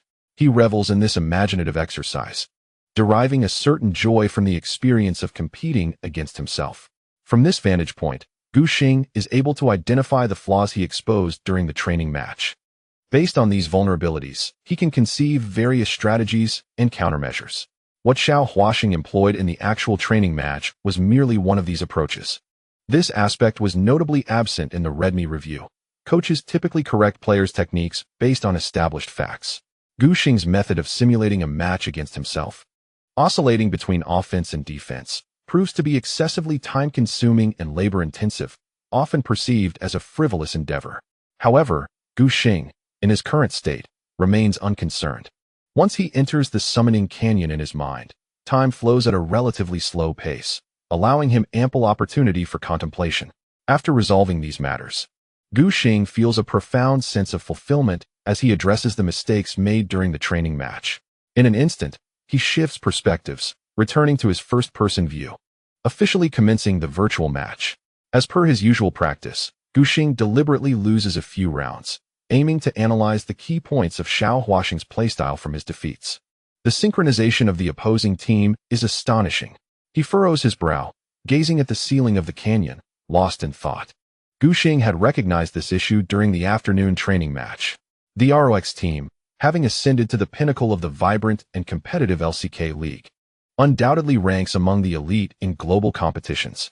The comprehensive strength exhibited by the Tigers is not merely a summation of individual prowess. Stronger teams can amalgamate the unique characteristics and playstyles of their members, forming a synergy that ordinary squads find difficult to rival. Redmi excels in this regard, achieving remarkable cohesion. The manifestation of this synergy within matches is evident through various forms of collaboration. Currently, as a team that has undergone extensive training for over half a year, ROX performs more admirably than VG. Their seamless coordination is striking, especially when the jungler Xiao Huaxing initiates an incursion. The other members of the Tigers invariably rush to the battlefield for support without hesitation. Their formidable and stable landing capabilities are critical to ROX's ability to execute perfect coordination. In the jungle, Gu Xing faces not only Xiao Huaxing, but also the other 4 teammates of the Tigers. Observing the swiftly maneuvering ROX players in the virtual canyon, Gu Xing finds himself in a challenging predicament. However, after consecutively losing several virtual matches, his understanding of the Tigers' playstyle deepens significantly. Each time, Peanut assumes the role of a spear, fiercely penetrating the jungle of VG, then calling upon his teammates to engage in skirmishes, thereby rolling the snowball effect. Suddenly, a term leapt into Guxing's mind. Jungle core? He murmured. The jungle core Guxing referred to is not merely certain heroes, but rather a strategic approach. The most formidable aspect of ROX during the landing phase is the synergy between Smeb in the top lane and Peanut in the jungle. While the mid and bot lanes tend to focus on steady development, waiting for team fights to unleash their potential. Although Smeb experimented with various carry roles during the summer split, his position as a top laner necessitated his presence on the lane for the majority of the time, making it challenging for him to actively dictate the team's rhythm. More often than not, ROX's offensive thrust originates from Peanut. The Tigers have constructed numerous strategies centered around Peanut, among which the most vital element is the swift support during jungle skirmishes, regardless of the time or place. Teammates across all three lanes consistently prioritize Peanut as their primary protective target. ROX has positioned Peanut as the tactical nucleus of the team, providing him with comprehensive support, including assistance. This aligns perfectly with the concept of the jungle core. The distinction lies in the fact that most teams only rally around their junglers when they secure champions like Graves, Nidalee, or Elise. Such characters, lacking strong crowd control abilities, struggle to incapacitate opponents to inflict decisive damage, thus necessitating collaboration with teammates. Guxing had previously operated in this manner as well. However, upon meticulously analyzing Peanut and the Tigers' gameplay, he discovered that regardless of the champion selected, they consistently employed the jungle core mindset in their matches. This revelation left Guxing profoundly astonished. The entire team is dedicated to safeguarding Peanut, elevating his status to unparalleled heights. There truly is something remarkable, he whispered to himself. The jungle core strategy devised for Peanut by ROX has imparted to Guxing an unparalleled sense of impact. It is not surprising that he has limited exposure. Prior to 2016, junglers were regarded merely as facilitators. In many people's perceptions, professional junglers were simply there to support their laning counterparts. Initially, they would create advantages through ganks. But as the game progressed, they were expected to cede their amassed resources to the carries, fulfilling the role of initiators or protectors. It was not until the introduction of Nidalee, combined with the reworks of Elise and Graves, that the concept of the jungle core was integrated into the professional scene. Teams began to realize they could strategize around specific jungle champions, utilizing resources in the jungle to nurture an additional core. In Guxing's view, Peanut deserves recognition as the first professional player to incorporate the jungle core strategy into his personal style, achieving remarkable results. Never before had anyone approached the game in such a manner. It can be said that Peanut's jungle core playstyle is unparalleled across the 5 major leagues globally. ROX's approach is undeniably a groundbreaking tactic. Guxing had never imagined that a jungler in the professional arena could transcend the constraints of champion selection to become the unequivocal core of the team. Like the renowned jungler, the factory manager, who learned from virtual matches and soft, the former is widely recognized as a control-oriented jungler, embodying the most traditional style of jungling. One that does not heavily rely on others for resources, as he purely nurtures his teammates. In contrast, Sofm currently exhibits little beyond a bandit-like counter-jungle style. Sofm is indeed a quintessential talented rookie jungler, possessing formidable strength, yet his approach is relatively monotonous, making it easy for opponents to decipher. And he often errs due to impulsiveness. Objectively speaking, Peanut is currently considerably stronger than Sofm, showcasing a highly distinctive wild core strategy. Moreover, compared to the factory manager, Peanut's gameplay is audaciously unconventional, exhibiting extreme ferocity. Have I stumbled upon a treasure? Guxing's heart brimmed with joy, as if he had opened the door to a new world. After analyzing Peanut's style, he began to emulate it repeatedly in virtual matches. However, this was not easily accomplished. The wild core strategy demands not only exceptional personal skill, but also high expectations from teammates. As the focal point, Guxing needed the other 4 players to follow suit. Yet, in the virtual matches, his synergy with simulated teammates was evidently lacking, rendering this goal unattainable. Nonetheless, he did not relent. Guxing regarded this virtual match purely as a training ground for the wild core strategy. First, he aimed to refine his gameplay, planning to harmonize with his teammates in real training matches after exiting the virtual arena. After several attempts, He grasped the basic patterns and paused to observe two more of Peanut's routes, seeking to identify any gaps in his understanding. Since uncovering the essence of Peanut's wild core strategy, Gu Xing felt a profound clarity upon re-evaluating the opponent's route planning. Thus it was, he realized, that it bore a striking resemblance to Soft's bandit-style counter-jungle, both sharing the same core but differing in external manifestations. The crux of Peanut's wild core strategy lies in his ability to swiftly ascertain the enemy jungler's position, leveraging character strength and personal prowess to invade, achieving a crushing advantage in combat. Gu Xing had previously suffered in this regard. Whenever caught by Peanut, he would either face dire consequences or lose control over the jungle. As for how to pinpoint the enemy jungler, one must mention Soft's methodology. The Vietnamese bandit meticulously narrows down the opponent's activity radius from subtle clues, ultimately pinpointing their location. Following this, Soft would opt for a roundabout counter-jungle approach. Conversely, Peanut chooses to invade.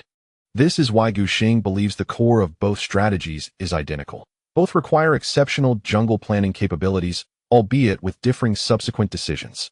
Contemplating this, his thoughts began to wander. If that is the case, could Soft also transition from merely counter-jungling to embracing a wild core style? Just like himself, the Vietnamese bandit needs but a singular opportunity to evolve into a wild core player. With foundational skills in jungle planning and judgment firmly established, the transformation for Gu Xing and Soft would not be arduous. Similarly, Peanut's shift to the current time-sensitive jungle stealing mode would also pose minimal difficulty, requiring merely a timely shift in mindset. President Gu let out a sigh of relief, focusing his attention to continue the repetitive experimentation. He engaged in hundreds of virtual matches, ultimately deciphering the playing style of the young player, Xiao Huaxing, and integrating it into his own understanding. At this moment, Gu realized that to escape the virtual match, he merely needed to triumph over Xiao Huaxing once. Having gradually adapted to this aggressive jungler strategy, he was acutely aware of its vulnerabilities. Xiao Huaxing's volatile jungle playstyle possessed an exceptionally formidable, almost unparalleled snowballing capability. Once the opponent found themselves at a disadvantage, not only would they struggle to farm jungle monsters, but they would also approach the jungle with trepidation. However, the drawbacks were equally evident. If one could successfully dismantle the initial offensive, securing a significant advantage, the jungler would be rendered ineffective. Without a leading position, they would find it nearly impossible to invade the enemy's jungle, and forcing entry could lead to disastrous outcomes. Ultimately, the solution lay in taking the initiative. Gu followed this strategy, yielding remarkable results. After 2 missteps, he successfully broke through the virtual match. The summoner's rift above him vanished without a trace. The tension in Gu's muscles melted away. The cacophony of cicadas outside once again filled his ears. The silvery moonlight streamed through the thick curtains, illuminating a corner of the balcony. Gu's mind felt heavy and foggy, and his eyelids grew unusually weighty. Having engaged in 3 virtual matches, he noted the after-effects that left him profoundly fatigued, necessitating ample sleep for recovery. Fortunately, the team had a day off tomorrow, ensuring that training would not be disrupted. Gu had no time for further contemplation before he succumbed to a deep slumber. The following afternoon in the VG training room, Jungler Hongmi paused for a moment, taken aback by his jungler's words. With the assistance of team leader Jin Wenhe, Gu conveyed his thoughts. After listening to the detailed analysis, Hongmi fell into deep contemplation. Peanut's playstyle, you say? He rested his chin on his hand, a black pen spinning between his fingers. As a top-tier coach, Hongmi was seasoned and insightful, and it didn't take long for him to grasp the essence of the so-called jungler strategy. Realizing its uniqueness, his eyes brightened. Are you suggesting that we could emulate the approach of the Tiger team to construct a new system? Jin Wenhe diligently acted as the intermediary, translating with care. Gu nodded emphatically indeed. Given that the Tiger team has already validated the strength of their jungler strategy, we can certainly draw some inspiration from them. ROX's current dominance in the LCK is closely tied to this distinctive playstyle, demonstrating the potential of junglers. Hongmi pondered carefully, confirming its feasibility before readily agreeing. For a professional team, having a plethora of strategies was undoubtedly advantageous, making it challenging for opponents to thoroughly analyze them. Hongmi resolved to implement this idea, devising a comprehensive plan. If it proves effective, I shall commend you greatly. Hongmi openly expressed his admiration for Gu's insight and understanding. Traditionally, He would be the one to devise strategies, meticulously breaking them down for the players. To everyone's astonishment, Gu Xing was able to analyze Zeyuan's gameplay. Much to the delight of Homie. With a focus on specialization, Gu Xing delegated the remaining tasks to professionals and returned to his seat, preparing to play a couple of ranked matches to warm up. Before that, he opened his QQ to review unread messages, ensuring he did not overlook any significant matters. Scanning from top to bottom, he only noticed a few notifications indicating 99 messages in group chats. During this period, as his fame skyrocketed, his fanbase expanded rapidly. The VG staff had established 4 group chats for him, which had now become quite crowded. With so many participants, conversations often diverged, and during match times, the pace of messages was astonishingly swift. Gu Xing maintained a commendable habit of occasionally chiming in and remembered the IDs of several regular contributors in the chats. Announcing his intention to start a live stream, the 4 group chats instantly buzzed with activity. Is the diligent virtue online? Little Gu, I'm your fan. But could you give Jack a shout out? He hasn't streamed in weeks. Compared to you Wenba, Little Gu is practically a workaholic. His streaming frequency is off the charts. By the way, has the research on the opponents for the playoffs been completed? Gu Xing chose not to respond further and exited to find the 7 Wolves of Ionia. In contrast to the numerous fan groups, the 7 Wolves chat had a smaller number of members, with messages appearing sporadically. At that moment, Jack was discussing a gathering with Malaxiangwo and others. It must be said that organizing a meal among friends scattered in different locations was quite challenging. This topic had been deliberated multiple times without any action taken, primarily due to mismatched holiday schedules and the considerable distances between their respective bases. Despite the presence of esports clubs like WEF and LGD around VG's Longhu Heowangshan, the group chat consisted mainly of players from Tanchiza, YM, and RNG, whose residences were even in different districts.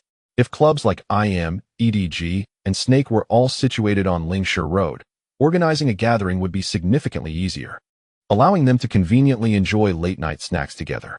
However, with everyone spread out and lacking transportation, they could only choose a suitable time to meet for a meal. Jack was the first to propose. I think we could go out for barbecue tonight. Who's in favor, and who's against? Malaxiangwo immediately responded with a question mark. Don't be ridiculous. We still have to face WEG for our survival. We don't even have a holiday, and you want to drag me out for dinner? The trio from Tanchiza also voiced their objections. They had been quite busy lately, though their situation was not as dire as that of RNG, who were striving to secure second place in their group.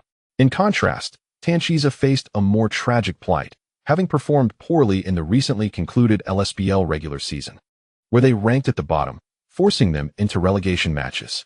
Failure to maintain their position would mean leaving the secondary league and facing restrictions that would prevent them from participating in the TGA in the spring of 2017. For Tanchiza, the upcoming relegation matches were of utmost importance, even threatening the livelihoods of their players. To this end, the team must strive diligently to secure their position in the secondary league. Jack promptly responded, I am well aware of your recent busyness. I merely intended to flaunt a little, nothing more. VG currently bears no pressure regarding regular season performance, while Homie has been quietly preparing for significant endeavors, fostering a relaxed and harmonious atmosphere within the team. In stark contrast, Tanchiza and RNG remain embroiled in a fierce struggle for survival and rankings, battling each other relentlessly. Yu Wenba's disdain has always been palpable, his remarks inciting a chorus of criticism from the 7 Wolves over his ostentatious demeanor. Gu Xing believes that Jack's demeanor both off and on the field is better suited for a jungle support role. At times, he can evoke such ire that opponents yearn to crush him. Observing a group of players pooling resources to purchase tickets, they planned to visit VG's headquarters during their free time for an offline encounter.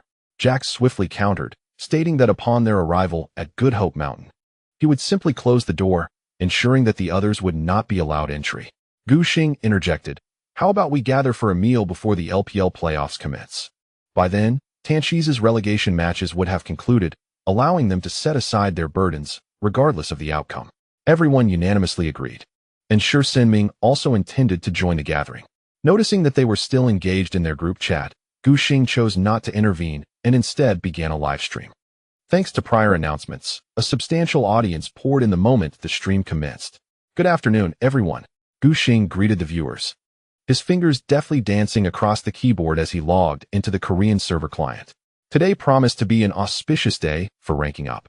They might even aim for the top 5 in Korea. First, let's check how many points they were short. Gu Xing opened the rankings and discovered he had 1114 victory points, placing him 7th in Korea. Is Xiaohu still in first? Gu Xing turned to ask Zhu Xingbin. Poo-poo, you're not doing so well. How long have you been trying to climb and still haven't reached the summit? Don't rush, this is crucial.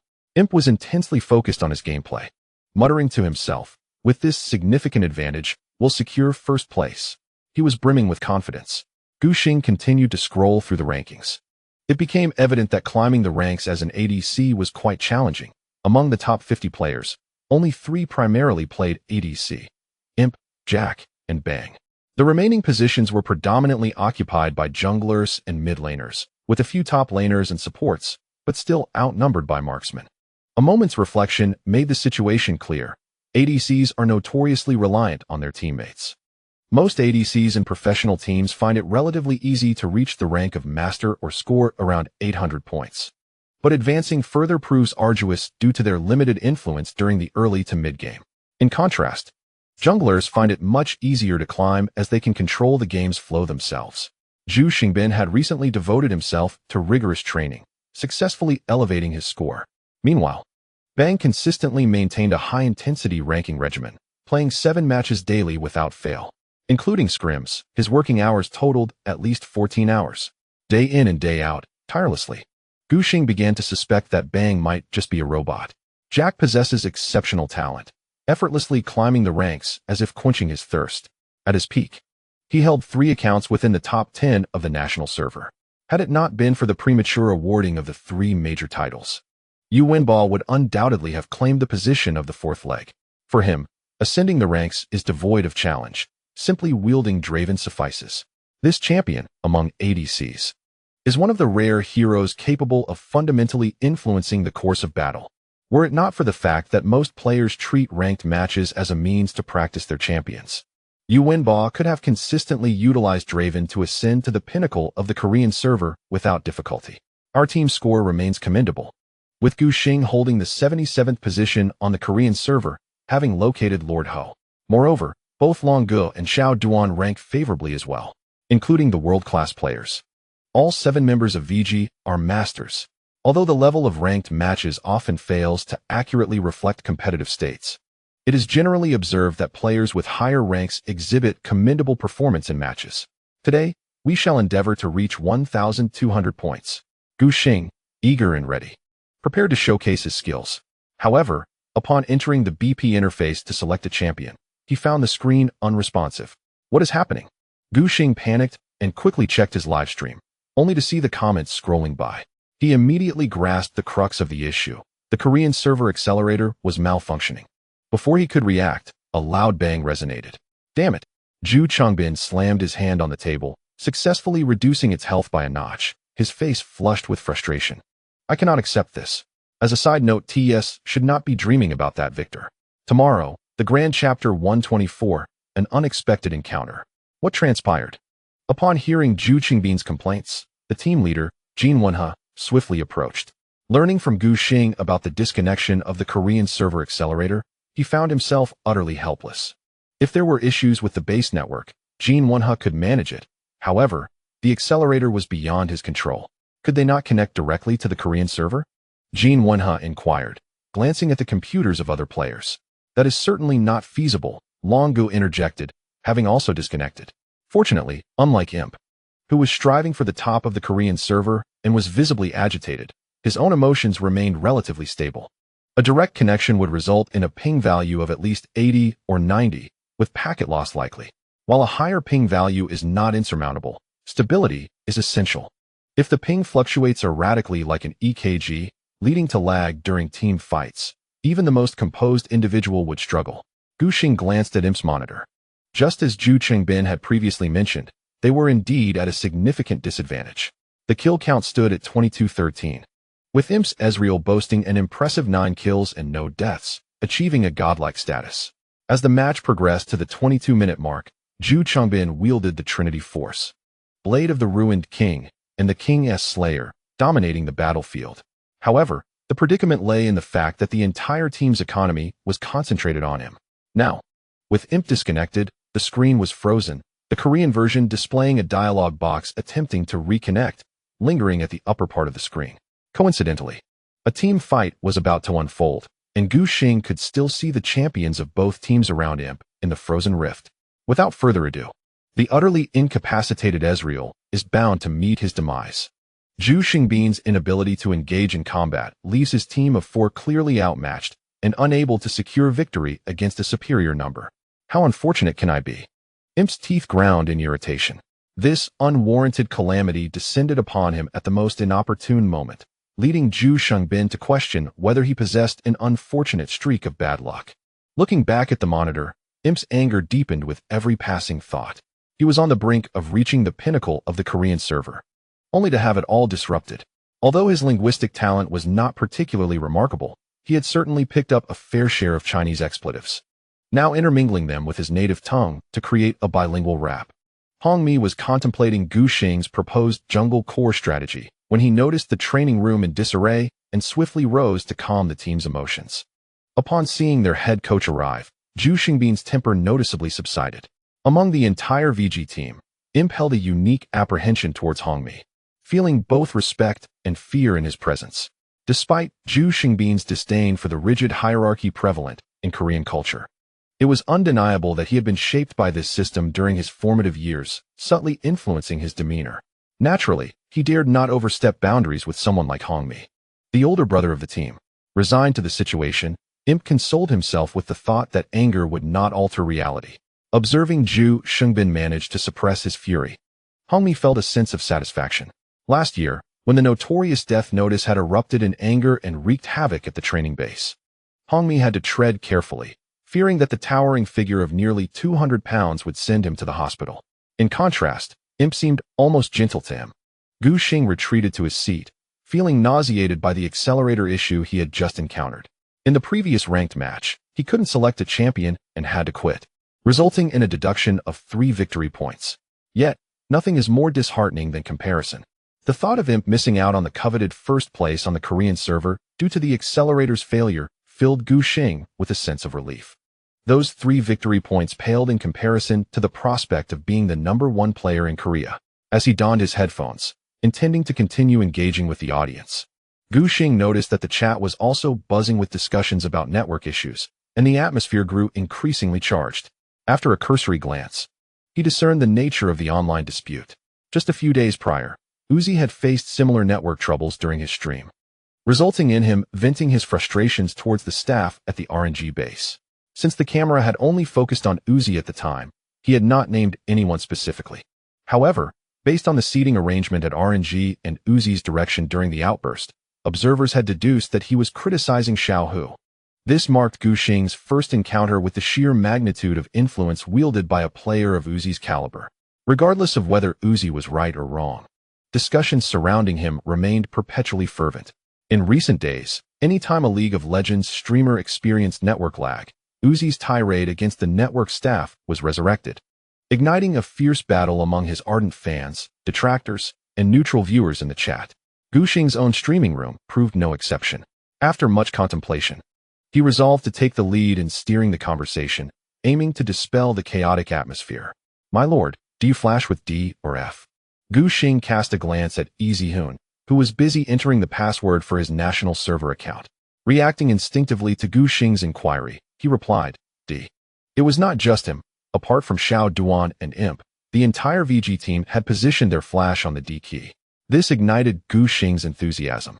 At the start of the summer season, I recall Lee Sang-hyok stating that those who use D-Flash are merely in silver. What is your take on that, Lord? Faker is absolutely correct. Xiao Duan chimed in, affirming the sentiment. Jack, feeling indignant, pondered how there could still be key-binding discrimination. He envisioned a scenario where, upon encountering Faker in ranked matches, he would unleash Draven upon him, sending him back to the fountain with a triumphant 3 kills, showcasing the prowess of those who relied on D-Flash to Lee Sang-hyok. Lord, meanwhile, appeared pensive, and after a moment of contemplation, suggested, I believe we should have Qinghwan go and have a word with Sang-hyok.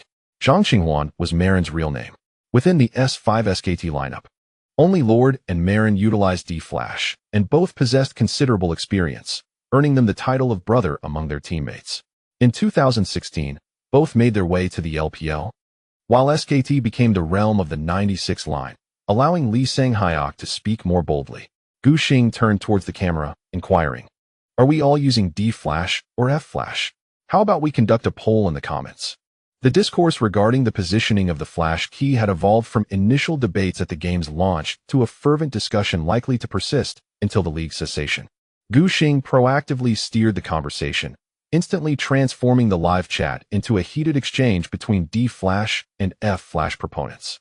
This was decidedly more vibrant than the earlier calm in the chat channel dominated by Uzi's rhythm.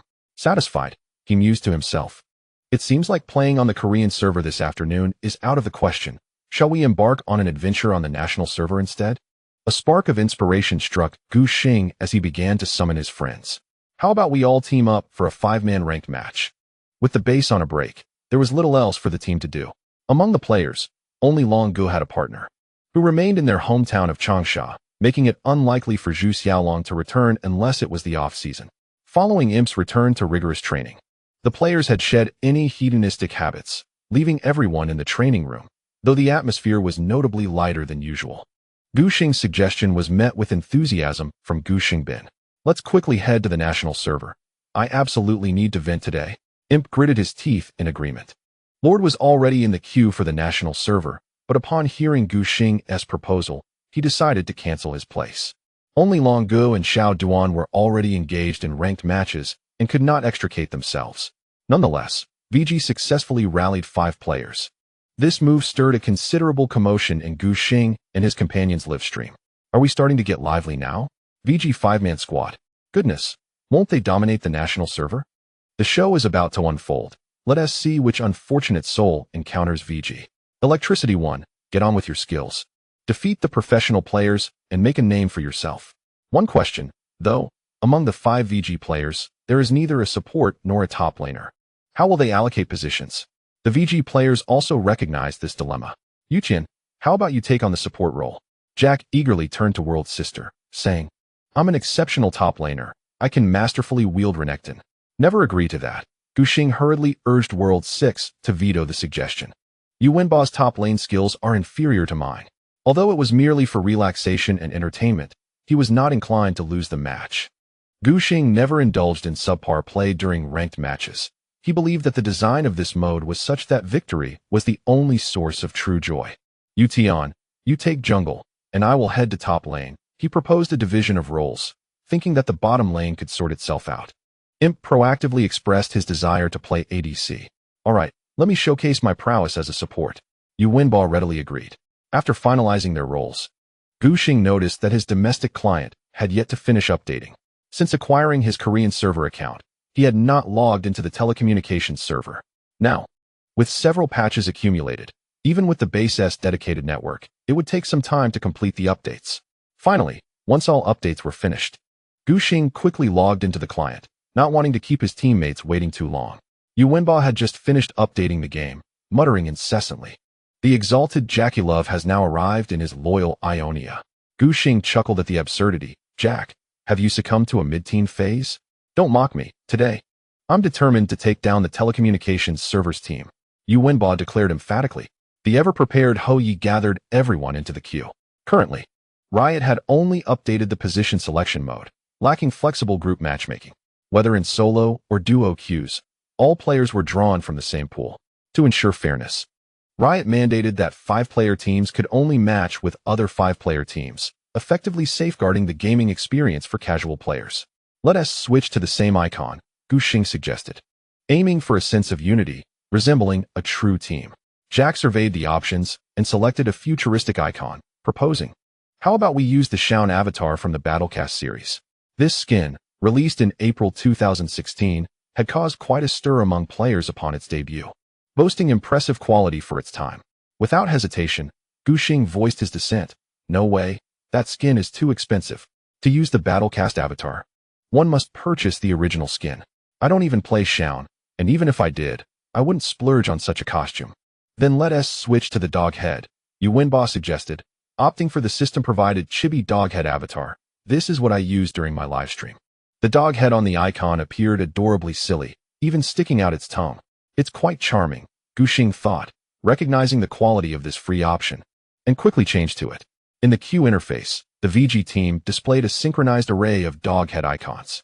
Let us go, Gushing Bin commanded, and Ho Yi initiated the queue, preparing to hunt for 5 unfortunate souls. Meanwhile, Gushing was sorting through his notifications. Having not logged into his domestic account for some time, he found his friend requests overflowing in the upper right corner. With his increasingly prominent performance in the LPL, past videos of various ranked encounters had resurfaced, although Gushing had not streamed at the time. The resourceful netizens managed to uncover his presence in the ranked match videos of Jack, Dong Xiaosa, and Coach. The ID, "I really only played jungle," had become quite well known. The number of players adding Gushing as a friend is exceedingly vast. Having just declined a few unfamiliar acquaintances, yet another individual sought to add him, leaving his friend requests section perpetually inundated. In a state of exasperation, he chose to disregard the incessant notifications. His friend list bore many long-buried messages, as he had not logged into his account for over a month, accumulating a wealth of unread content. As he scanned through the messages, the majority consisted of congratulations and encouragement directed toward him. One message, from a not particularly close acquaintance, managed to capture Gushing's attention. It was from the user Tearful and Bright, remembering the unmatched ZZ.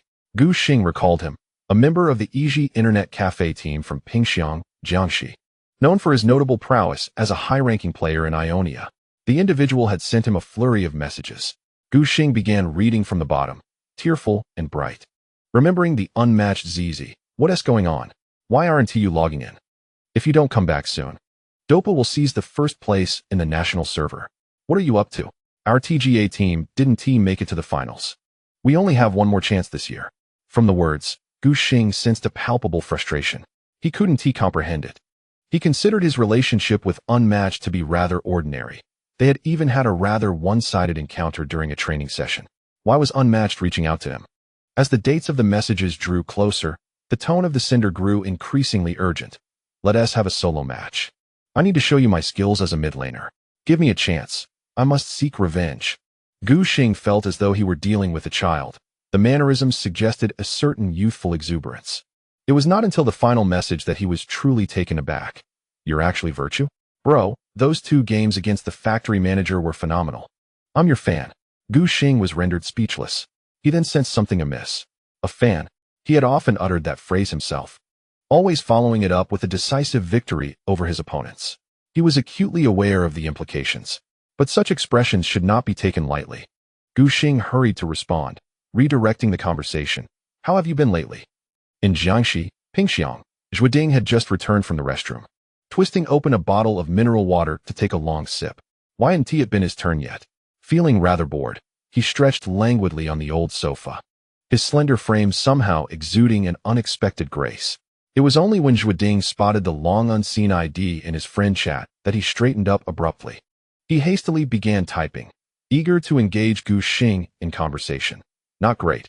If our team doesn't perform well in this last TGA of winter, we might face disbandment. Upon reading this, Gushing fell into silence. He had a fair understanding of the composition of the Yiji Internet Cafe team from their training matches, and had also gleaned some information from Long Guo and Xiao Duan, who had participated in TGA before. Most teams in the City Heroes Championship were funded by Internet cafes to support their players. Clearly, the Yiji Internet Cafe team was among them. Even if the players' salaries were modest, each would still earn 2,000 to 3,000 per month.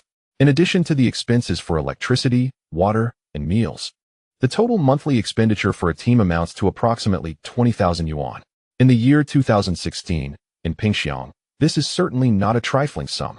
The Internet Cafe owner supports the team not only for the sake of a dream, but also for the prospect of investment returns.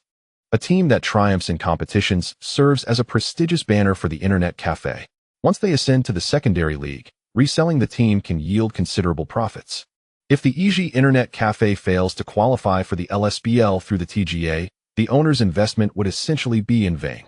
Burning through 20,000 yuan a month is unsustainable, and it could very well lead to the cessation of operations.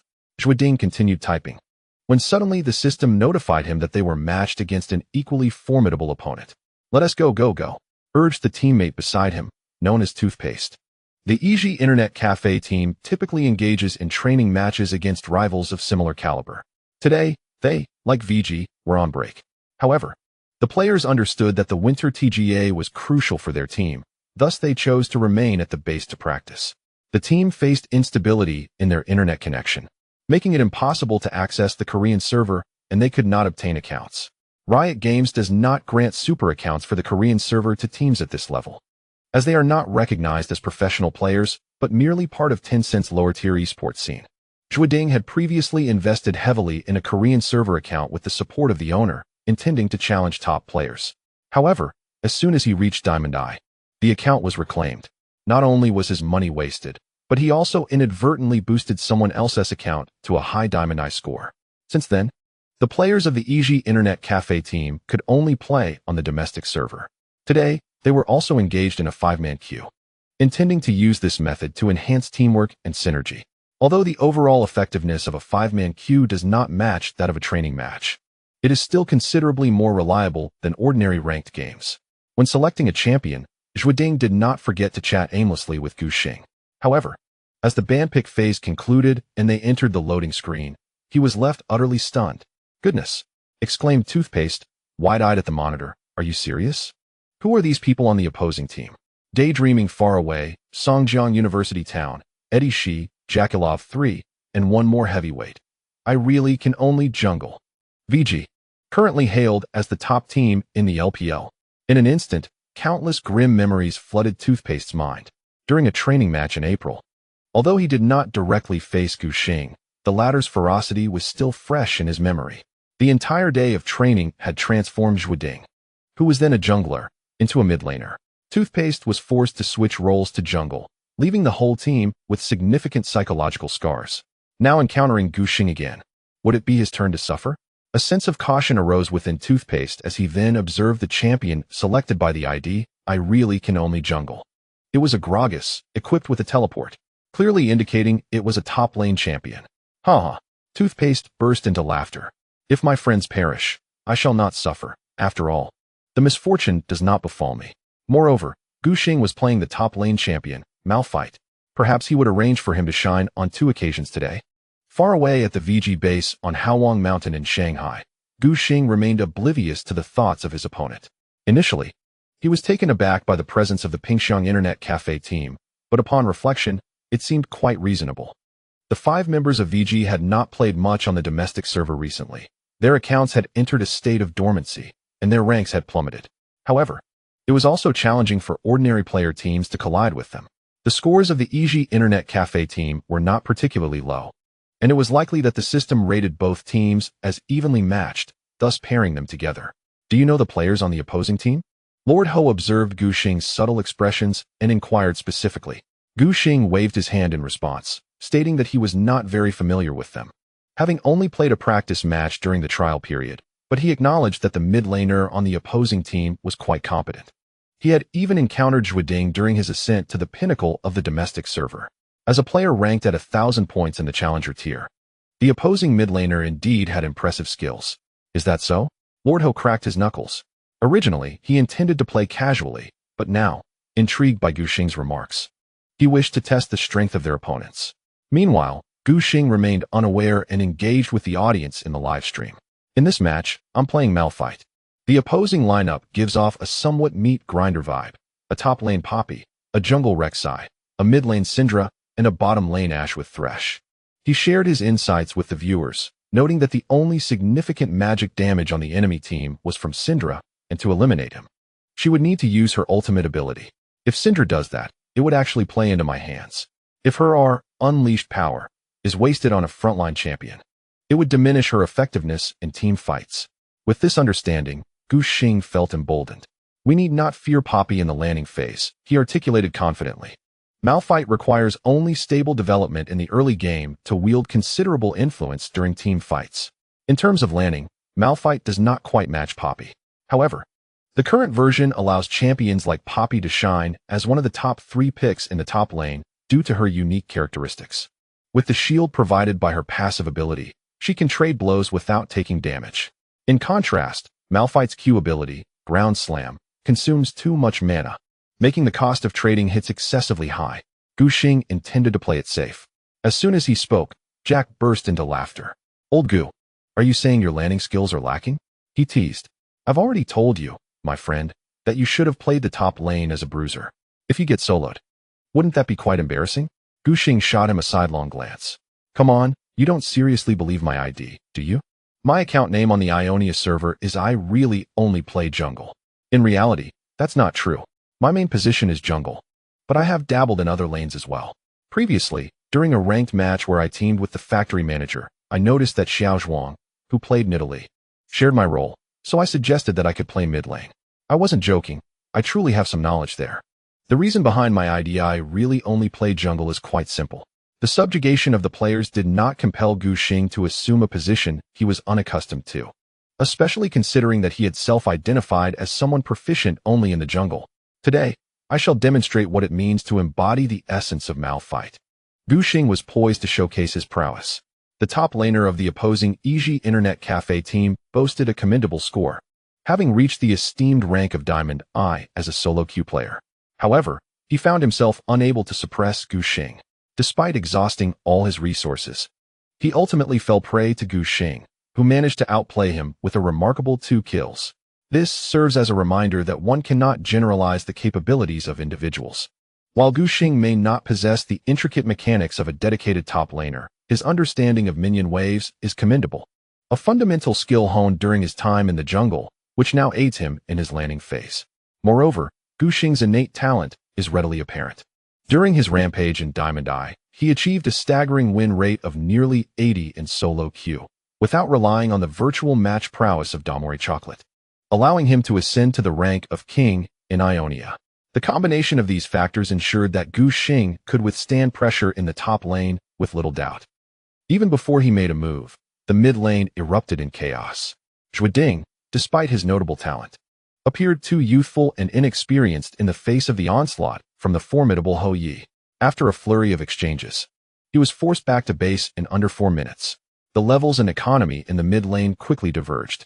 The performance of the World Maze Lee Sin was nothing short of fluid, while World 6's current strength in the LPL remained somewhat tenuous. Against a team of the caliber of the Urban Hero Championship, it was a clear case of overwhelming dominance. He required minimal communication with his teammates. He could leisurely collect his bounty on the lanes while listening to music.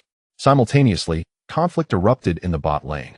Jack's Karma executed a flawless maneuver, using Flash to block the hook from the opposing Thresh, allowing him to unleash his damage without apprehension. The duo of ADCs in the bot lane successfully secured a kill. "Jack, your support play is commendable," praised Zhu Shengbin sincerely. "Oh, really?" Jack puffed out his chest, feeling quite proud. If it weren't for the fact that he previously did not play support and the minor incident with Xiao Duan, just as Xiao Duan, who had just concluded his ranked matches and was preparing to spectate, approached with a head full of questions. "What do you mean? Are you trying to steal my position?" VG's approach was indeed somewhat heavy-handed. As the match progressed to the 15-minute mark, the kill count stood at 17-4. Of those 4 kills, half were due to Jack inadvertently tanking the turret during a dive, and 2 were the result of Gu Xing initiating a team fight with his ultimate and being swiftly focused down. Zhuading seemed to harbor some grievances, fixating on Gu Xing throughout the match, relentlessly targeting him whenever the Malphite advanced forward, unleashing his unstoppable force right into his face. Nonetheless, the disparity in skill between the two teams was insurmountable. From individual prowess to team synergy, the two squads were not even on the same plane. VG required no complex strategies. They could simply overpower the EG Internet Cafe team by executing standard rotations after the landing phase. Yet, Zhuading and his teammates showed no inclination to hasten the conclusion of the match. They treasured this opportunity to face VG, even if VG had not deployed their full strength or prepared rigorously. Even the fundamental principles that were slightly revealed seemed to be unattainable knowledge for the EG Internet Cafe team. However, as the economic disparity between the two sides gradually widened, the situation swiftly turned decidedly one-sided. To many spectators, VG appeared excessively ruthless. The kill difference between the two teams rapidly expanded to 20. The audience expressed their opinions in the barrage. Enough already. Is this how the game is played? This is too unfair. I believe the opposing team will be disheartened after this match. The mid and jungle from the opposing team are both over 1,000 ranked. How can a flawed VG be so formidable? Surely they don't believe that a random team can triumph over seasoned professionals? This match is already over. Let's go? Gushing shouted. He maneuvered his Malphite to flash out from the shadows, executing our unstoppable force. The stone giant charged rapidly into the enemy formation, and with a resounding crash, 3 heroes from the Easy Internet Cafe team were caught off guard and sent flying into the air. World Sister executed a flashy spinning kick, while Ho Yi and Zhu Chungbin unleashed their damage from the safety of their formation without any pressure. Did you see that? Gu Xing beamed with satisfaction. This was the threat that the stone giant posed to the enemy's backline. Am I not impressive? Amidst a flurry of praises in the barrage, the enemy's base, which had survived for 24 minutes, was inevitably shattered. Gu Xing bid farewell to Zhuiding and added QQ friends at the request of the opponents before turning to search for the next 5 unfortunate souls with his teammates. This match was merely a microcosm of the afternoon. VG continued to triumph over their adversaries, earning commendations for Gu Xing's top lane and Jack's support from both foes and allies alike. By the evening, when the accelerator could be used normally, Gu Xing transitioned to the Korean server. Fortunately, he achieved the goal of 1,200 victory points set at the beginning of the livestream, which provided him with a sense of relief.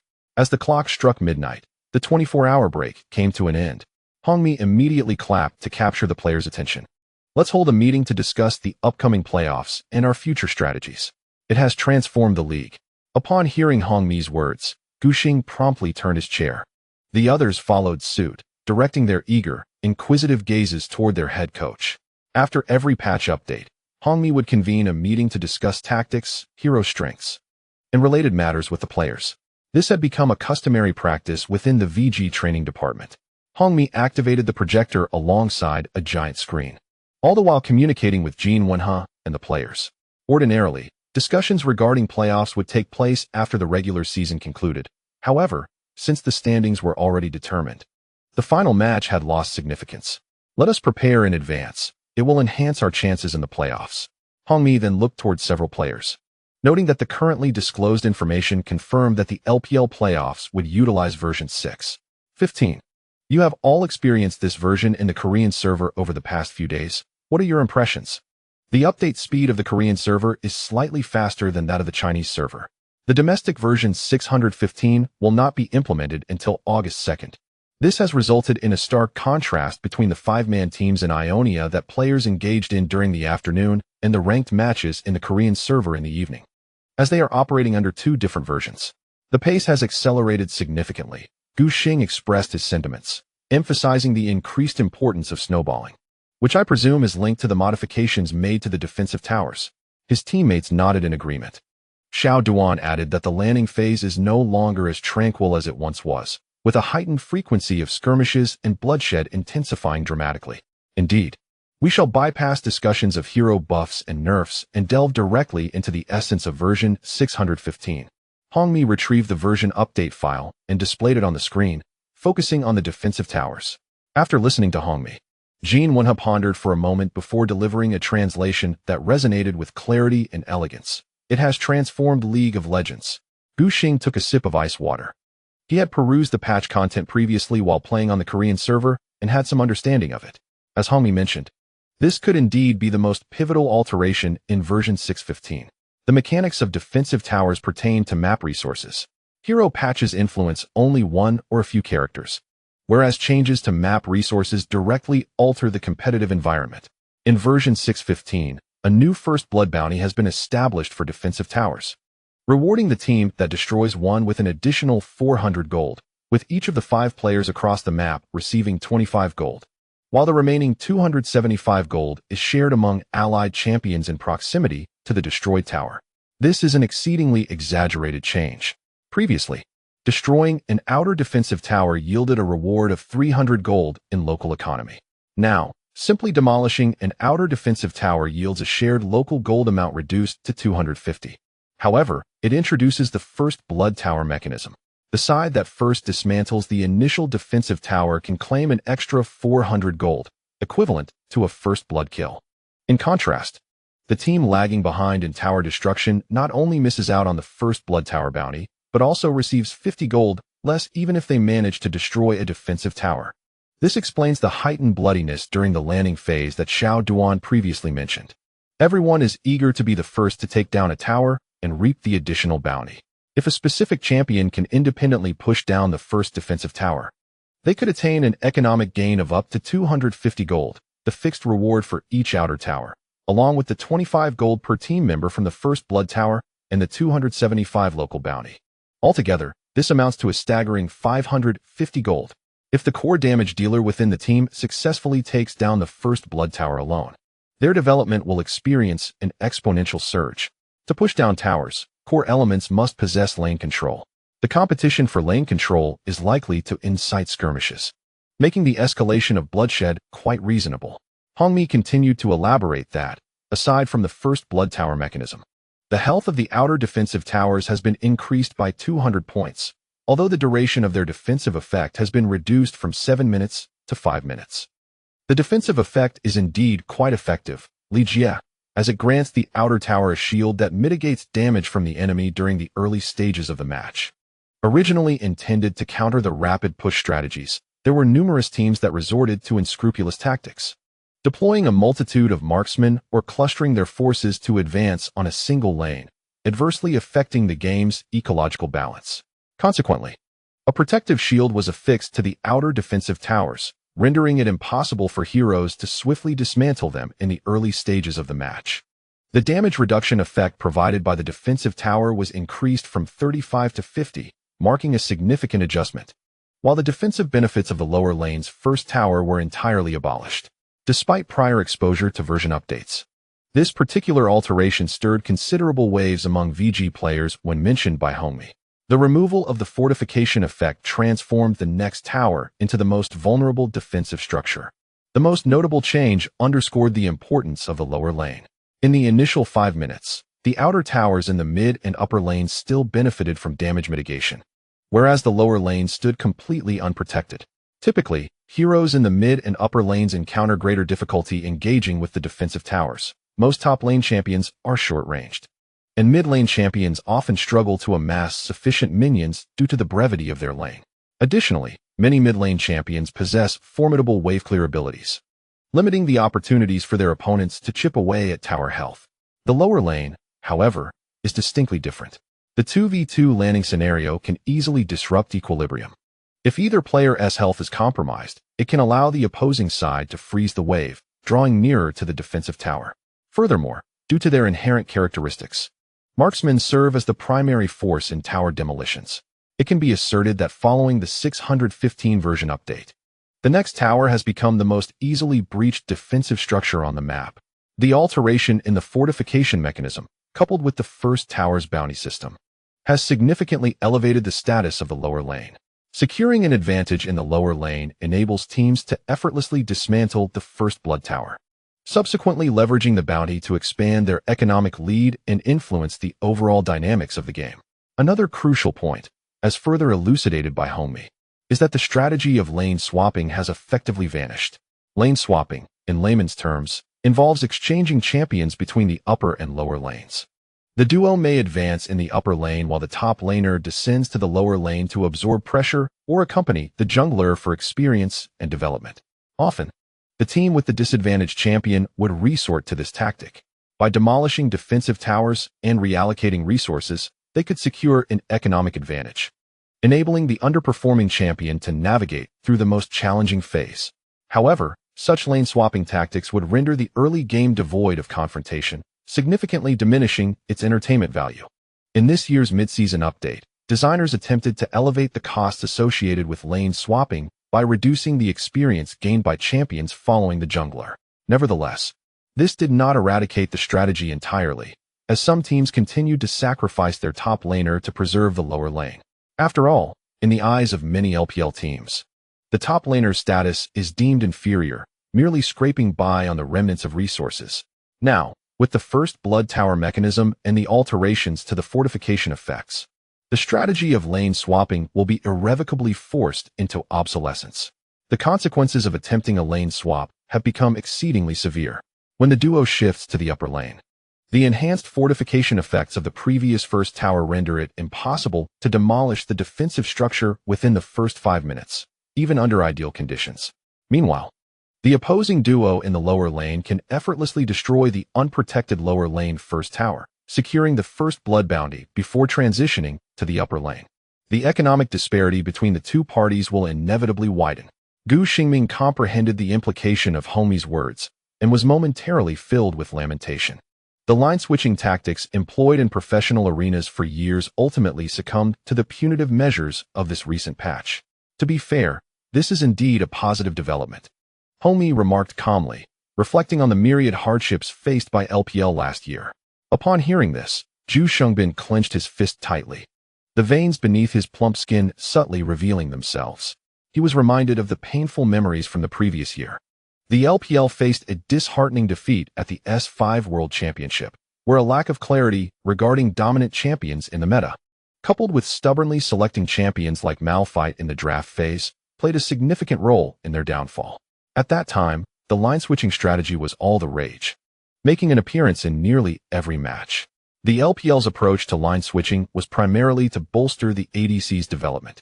From Smile to Uzi, both ADCs were the focal points of their team's resources and achieved commendable results. This led many LPL teams to adopt a habit of nurturing their ADCs. By the time of the S5 World Championship, this practice persisted. Consequently, they were severely educated by other teams, particularly by SKT, which had a profound understanding of the meta, recognizing that tanky fighters were the true kings of the World Championship. Thus, SKT's line-switching strategy aimed to allocate as much economic advantage as possible to Marin.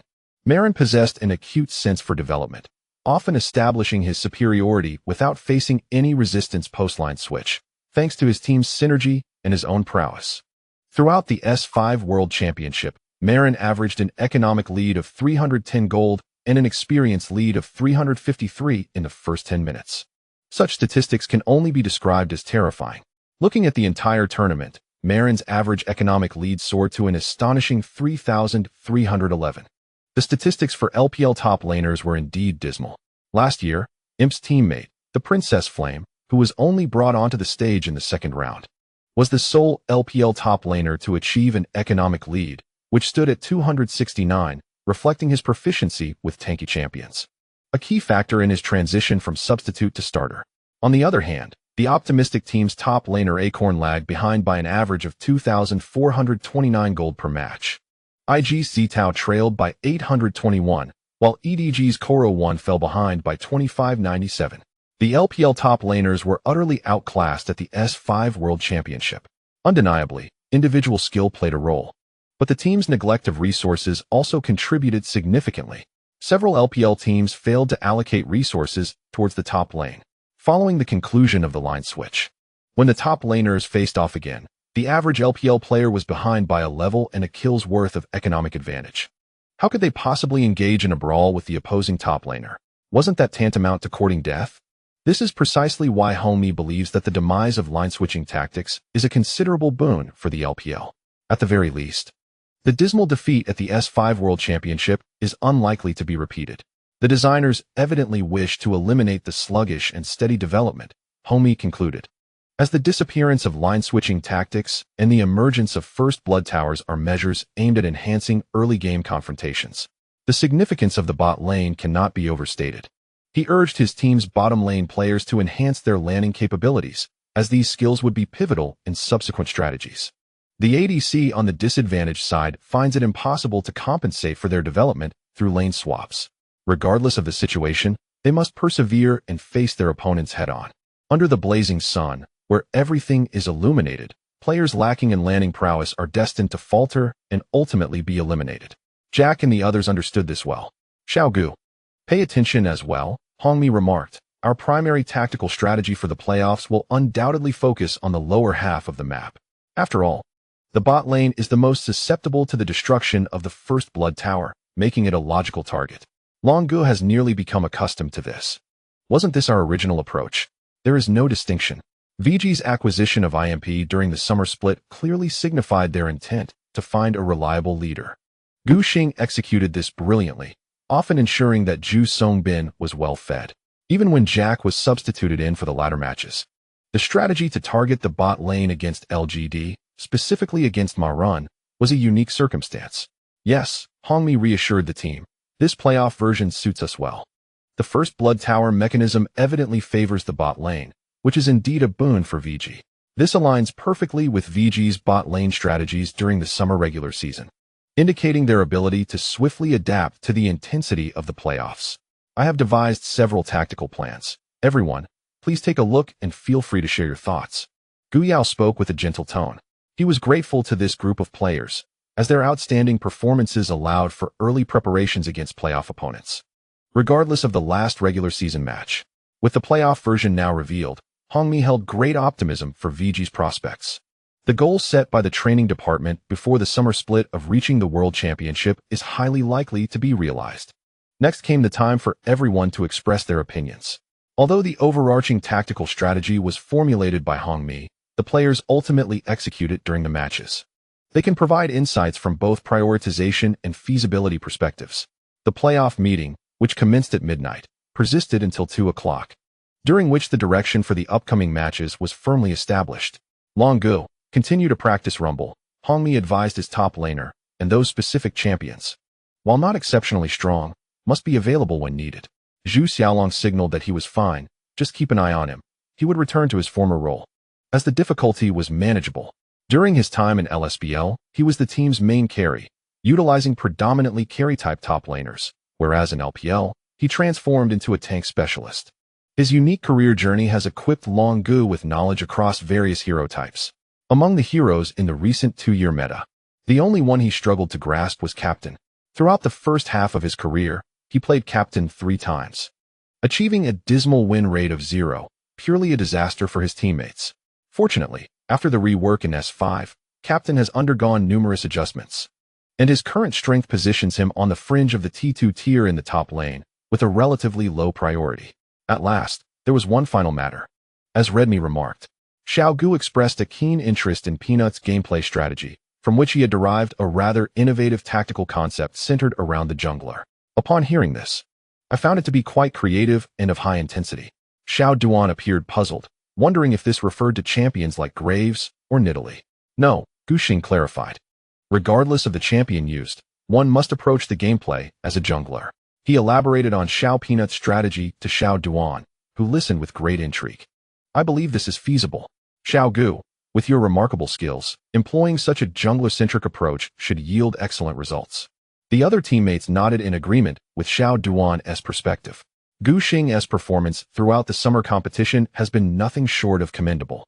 Although he had only joined the team for a mere 2 months, his exceptional prowess, coupled with a humble and amiable demeanor, earned him the trust of everyone in the training department. Xiao Duan regarded Gu Xing as a reliable asset, believing that the resources allocated to him would undoubtedly bring significant returns. However, after careful analysis, Redmi pondered for a moment. This jungler-centric strategy necessitates granting the jungler a commanding role. He and Gu Xing could not eavesdrop on the crucial internal communications of ROX. Although the LCK features programs akin to a microphone for similar champions, the scrutiny is equally stringent, preventing any tactical information from reaching the public domain.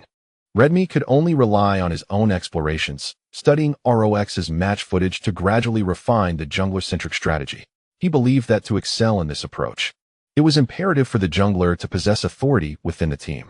Whether it involved counter-jungling, invading for skirmishes, or managing neutral resources, the jungler under this strategy must be the voice of the team, as the unequivocal core of the squad.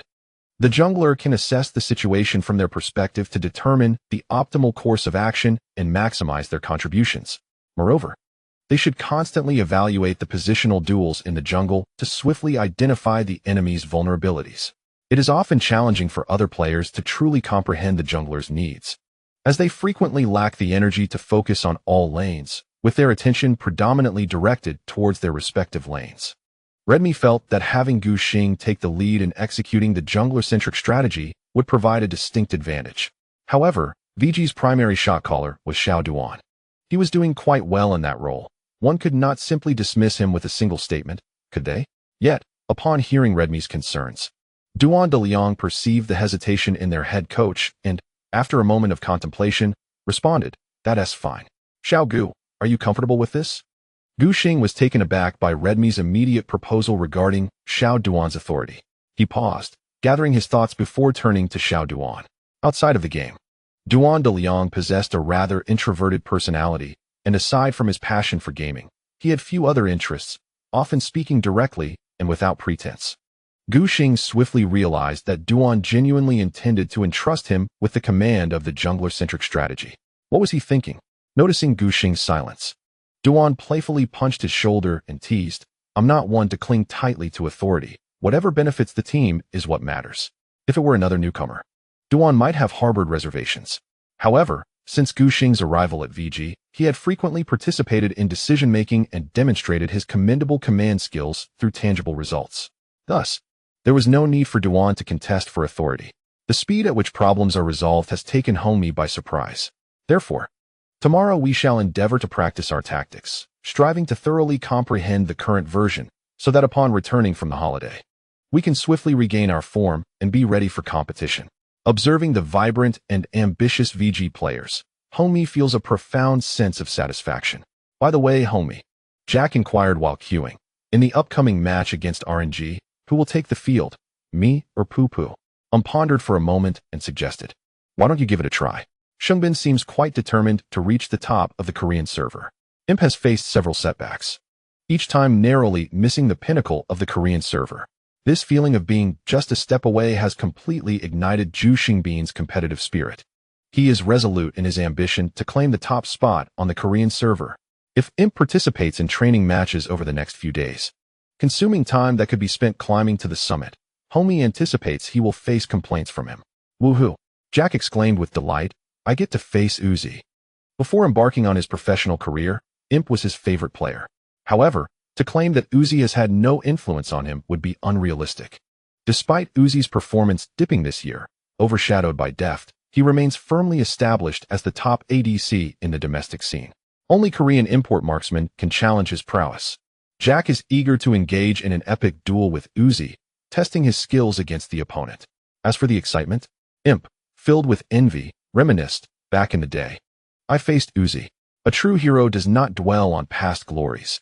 Yu Wenba quickly retorted. Gu Xing smiled as he listened to their banter, while he donned his headphones and practiced the meta's strong heroes as per Homie's guidance. As VG steadies its mindset for the playoffs, the LPL's regular season standings remain uncertain. Currently, the battle for the second and third places in Group B between WE and RNG is still unresolved. Group A is even more chaotic, excluding the top two teams, EDG and Snake, as well as the last place team, SAT. The remaining three teams have comparable records. GT and IG cling to a marginal lead, propelled by their esteemed leaders, King Gong and Song Yijin, who managed to push the team forward. NB finds itself in a difficult position, lacking any particularly weak players, yet also missing any outstanding talents. In the race for playoff spots, season leaders possess significant insight, having amassed extensive experience in guiding their teammates to victory with ease. For the past couple of days, Gu Xing has been refining new strategies with the team while experimenting with jungle-centric tactics. Initially, his command lacked efficiency, primarily due to his adjustment period.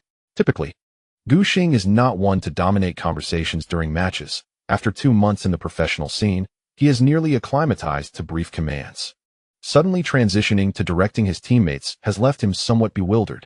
Up until their journey to the Hongxiao Tiandi Performing Arts Center, Xiao Duan was still imparting wisdom to Gu Xing. "Remember, you must communicate more," he murmured, noting that sometimes the team's voice chat would fall silent, giving the impression that they were not a cohesive unit. "Oh dear," Gu Xing scratched his head, finding it easy to forget. His playstyle is still rooted in the past. Commanding is not an instant skill, it is challenging to master swiftly. Among the team members, aside from Jack, who is quite vocal, the others are rather subdued. If the chief commander Gu Xing were to remain silent, it would effortlessly plunge the team's voice communication into a profound stillness. Focus solely on this aspect for now. Do not entertain other distractions. Little Duan meticulously advises that during the landing phase, one must incessantly converse, continuously articulating thoughts, even if they seem trivial or repetitive, never allowing the flow of words to cease. Duan Deliang, having transitioned from a novice to an experienced commander, possesses valuable insights in this regard. By practicing relentlessly, Ensure that you can maintain constant communication with your teammates, gradually refining the extraneous details to enhance the efficiency of directives. Gu Xing nodded repeatedly, akin to a chick pecking at grain. Such wisdom is indeed precious, and he sincerely expressed his gratitude. Thank you, Brother Duan. Not at all, replied little Duan with a carefree demeanor. Your prowess is evident. You cannot merely serve as a striker. You must evolve into the cerebral core of the team. He held a firm belief in Gu Xing's potential for success. Gu Xing, following the thread of conversation, inquired about how to manage when a commander's influence disrupts one's operations. The mental exertion of commanding can indeed divert focus, a challenge Gu Xing had encountered on more than one occasion. At times, he even found himself making operational errors. There are no shortcuts, little Duan shrugged. You must endeavor to overcome this and learn to multitask. Gu Xing furrowed his brow, troubled by this predicament. This expression of deep concern lingered as he prepared to face RNG in battle. The director noticed Gu Xing's demeanor was amiss and switched to a close-up shot. The commentators, puzzled, remarked, "Virtue does not seem to be in a good mental state today." The audience, equally baffled, speculated amongst themselves. What is that expression all about? Could there be internal discord within the team? Nonsense. What team that is on a winning streak experiences conflict? Such rifts only occur after losses. I see Jakilov appears quite cheerful. He doesn't seem anxious about facing Uzi. Why is the second half of the league dominated by Jakilov, while Imp seems to have vanished? Is VG really investing heavily in a substitute ADC for the finale? If it comes to that, perhaps they should let IG have him. We could even bring in an external aid for our bot lane. Meanwhile, the members of RNG wore equally grave expressions. Having suffered defeat to VG in the initial round of the group stage, their hearts burned with a desire for vengeance. They had prepared extensively for this moment. Even before the match commenced, Uzi could feel beads of sweat forming on his brow, his demeanor exceedingly serious. Facing Jack, he felt an unusual pressure. If he were to lose to a newcomer, how could he face the world? This final regular season clash with VG commenced under this peculiar atmosphere. 126, rapid progress.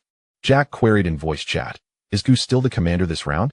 The shift in command had indeed impacted VG, resulting in a noticeable decline in their scrimmage win rate. Without hesitation, Homie affirmed, "Yes, little Gu is in charge of the overall strategy."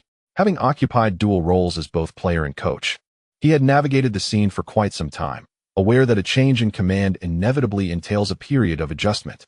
Previously, during their time at MVP Ozone, the team's commander had not initially been Mata. It was only after recognizing the exceptional insights of the little quail that they decided to entrust the leadership to the support player. The state of the team has indeed experienced tumultuous ups and downs, yet the ultimate outcome has left every member thoroughly satisfied. Lao Gu, you must hold strong. Jack turned to gaze at his jungle companion, playfully teasing, "Why the long face? There's no need to be so serious." Gu Xing managed a somewhat stiff smile, burdened by a weighty sense of responsibility. In the past, while directing the small segment, Gu Xing merely needed to focus on his own performance, obediently following the support's commands. However, now that the reins were in his hands, he had to expend considerable mental energy contemplating the broader picture. Any misstep in team decisions would fall squarely on his shoulders. A brand new experience for Gu Xing. Relax, Easyhoon reassured. This match is merely a practice for you to hone your commanding instincts. Homie quickly concurred. Indeed, the outcome is of little consequence. Don't let it trouble you. Having prepared an analysis of the playoff version and tactical arrangements in advance, he clearly intended for Gu Xing to gain experience directing the team against RNG. Upon hearing the words of his teammates and coach, Gu Xing took several deep breaths to steady his thoughts, determined to seize this opportunity. Once the harsh playoffs commenced, he could no longer afford the luxury of refining his leadership skills. Neither the team nor their opponents would grant him that time. To fully unleash the potential of the jungle-centric strategy, Gu Xing needed to swiftly learn how to command the entire battlefield. As the match began, he adjusted his state of mind, adhering to Xiao Duan's pre-match admonitions, and began to articulate his thoughts incessantly. If anyone on the opposing team uses summoner spells, please let me know immediately. Currently, Xiao Duan was responsible for tracking the cooldowns of enemy summoner spells. After reminding his teammates, Gu Xing shared his planned route. "I will farm from top to bottom. Dragon, remember to manage the minion wave in the early levels. And Ho Yi, try to conserve some mana. I might end up at mid after clearing the jungle." Some of this was redundant. The four teammates were already aware of what needed to be done. However, Gu Xing's primary aim was to cultivate a continuous flow of communication in his leadership role. As long as it did not hinder his teammates' performance, engaging in casual chatter was preferable to silence. In this match, he chose to play Lee Sin, facing off against the formidable Rek'Sai. It was indeed a challenging matchup, as Gu Xing calculated the respawn times of the jungle camps for both sides. He pondered how to avoid direct confrontations with Rek'Sai in the jungle, while simultaneously monitoring all three lanes and devising strategies for counterattacks. Juggling these tasks was undeniably a formidable challenge. Against weaker teams, Gu Xing could manage effortlessly. However, RNG was no pushover. As the champions of the spring split, they had bolstered their roster by replacing Wu Xin with Uzi, significantly enhancing their apparent strength. Although they had yet to exhibit sufficient dominance, fans speculated that it was merely a matter of team synergy, expecting a resurgence in the playoffs. Moreover, RNG currently occupied second place in their group. While their performance had not met expectations, it was far from poor. Furthermore, Gu Xing was up against the aggressive playstyle of Rek'Sai, known for his relentless offensive tactics, which positioned him as the spearhead of RNG's assault. The unyielding barrage of attacks soon overwhelmed Gu Xing, leaving him mentally drained. Before long, Rek'Sai found an opening. Tearing through the VG defense to eliminate Dragon, RNG launched the first strike, securing the first blood. The fans present were jubilant, exuberantly cheering for their team's remarkable performance. Long Ge had initially intended to wait for Gu Xing to assist him with the minion wave. However, Xianghua arrived ahead of him, ambushing and eliminating him. My dear Zhu Xiaolong apologized to his jungler. Gu Xing rubbed his temples. His plan was to help Long Gu push the minion wave in the upper lane, subsequently leveraging the wave's advantage to invade RNG's top jungle. Long Ji's demise forced him to abandon his invasion intentions. Gu Xing felt that if he could focus entirely on the jungle without the distraction of directing his team, he might have anticipated Xianghua's early gank. Alas, there are no ifs in this game. Jack, activate your E to illuminate my upper quadrant. Gu Xing signaled to Yu Wenba's Ash, who promptly shed light on the vision, revealing that Xianghua had chosen to invade their jungle after killing Long Ge. Glancing at the mini-map, Gu Xing decided to take immediate countermeasures. Let us push the mid and bot lanes. I might be able to invade the enemy's lower jungle. Logically, upon seeing Xianghua's trail exposed, the players from RNG in the mid and bot lanes should have relinquished their claim to lane control and retreated. After all, Xianghua, who was busy invading, could not assist his teammates in lane, and forcing the issue could lead to dire consequences. Indeed, RNG acted accordingly. However, the problem lay in the lower lane. Uzi, piloting Ezreal, aimed to use his Q, Mystic Shot, to finish off the low-health cannon minion and then escape with his E, Arcane Shift. Yet, Xiao Duan anticipated his intentions, positioning himself in front of the cannon to block Ezreal's shot. Witnessing this, Uzi was infuriated. What does a cannon minion mean to an ADC? It is their lifeblood. Uzi, having debuted early in his career, valued last hits and gold accumulation immensely, as an underfed ADC cannot output damage effectively. Noticing that Gu Xing had yet to appear in vision, he decided to greedily approach, landing a basic attack on the cannon before retreating. Upon observing this, Xiao Duan immediately raised his voice. Little Gu, come quickly. There's an opportunity. Gu Xing had already reached the entrance to RNG's lower jungle, and, hearing his teammates call, quickly shifted his focus to the lower lane. Upon realizing Uzi's intent to greedily claim the cannon, he wasted no time and dashed towards the lower lane. After Uzi finished off the cannon, his retreat was delayed by 5 crucial seconds. In that brief interval, Gu Xing successfully flanked the opposing duo, sealing off their escape route. Let us take down Uzi. Gu Xing disregarded Mata, focusing solely on Uzi. He advanced, executing a swift Dragon's Tail, sending Uzi crashing against the wall. Following up with basic attacks and Sonic Wave, Xiao Duan connected the control, while Jack's Ash dealt a couple of hits from behind, successfully securing the kill. Such greed. With a piercing blow, Uzi insisted on claiming the cannon, only to be caught by Virtue during his tardy retreat. The chat in the live stream was inundated with comments. Loves to be greedy for cannon minions, huh? Is Uzi possessed by the gods? Exchanging a cannon for a life, VG has struck gold. The audacity to confront the cannon card is truly commendable. One of the core members of RNG has been vanquished, instantly revitalizing the atmosphere within the VG team. That was impressive, Duan. Gu Xing actively praises his teammate. Having expertly contained Uzi, Duan, with a bashful smile, receives the compliment. Jack, with his booming voice, adds, indeed. Just look at the relationship between Duan and Uzi. No one understands Uzi better than he does. Duan Dalian's fanbase has been steadily growing, as many netizens have begun to notice the shining qualities of this unassuming support player. He plays with remarkable intensity, embodying the archetype of a fierce competitor who speaks little, earning him the moniker Duan Wangye from the outside world. Prior to this summer split, his professional career was rather unremarkable, often overlooked. However, a few transfer news pieces during the transfer window helped elevate Duan's visibility.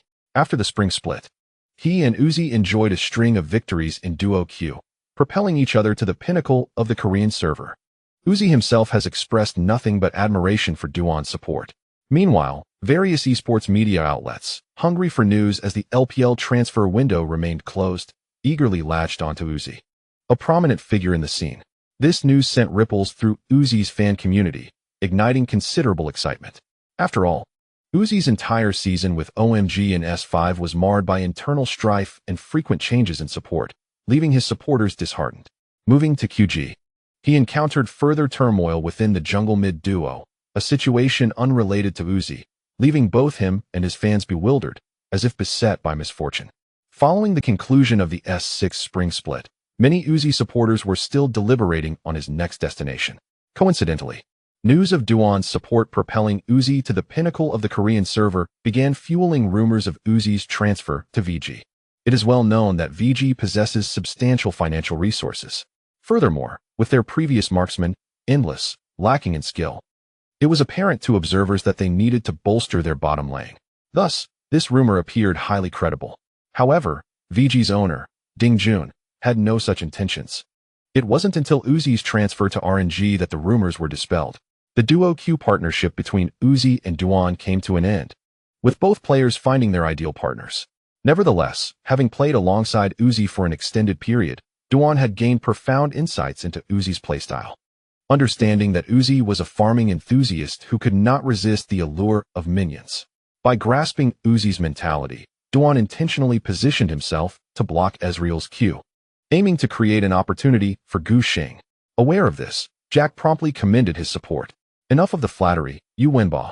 Duan seems rather embarrassed by your praise. You missed a minion. No, that was my mistake, but you can't let the relic shield go to Gu. Jack retorted with dissatisfaction. The relic shield provides the support with gold equivalent to the last hit secured by the nearest ally. Unfortunately, Gu Xing was in close proximity to Duan, benefiting from 2 minions worth of gold. At the right moment, Longu interjected, Jack, don't be ungrateful. You received a kill, and isn't it enough that Gu gets to gank the bottom lane for free? But Uzi is pressuring me in farm. Jack protested. Yu Winball murmured softly, acknowledging that he could not match the precision of a well-timed strike, but resolved to contribute more damage in the upcoming moments. Listening to his teammates' playful banter, Gu Xing felt his previously tense demeanor gradually ease, with optimism permeating his voice. I'll venture into the enemy's jungle. Do keep an eye on my position. After ensuring that his duo managed the bottom lane effectively, Gu Xing consumed all the jungle monsters in RNG's lower quadrant, successfully allowing his development to catch up to Xianghua. As he rectified the disadvantage, his leadership became more structured, and his thoughts clearer. Be cautious. The enemy Syndra has reached level 6.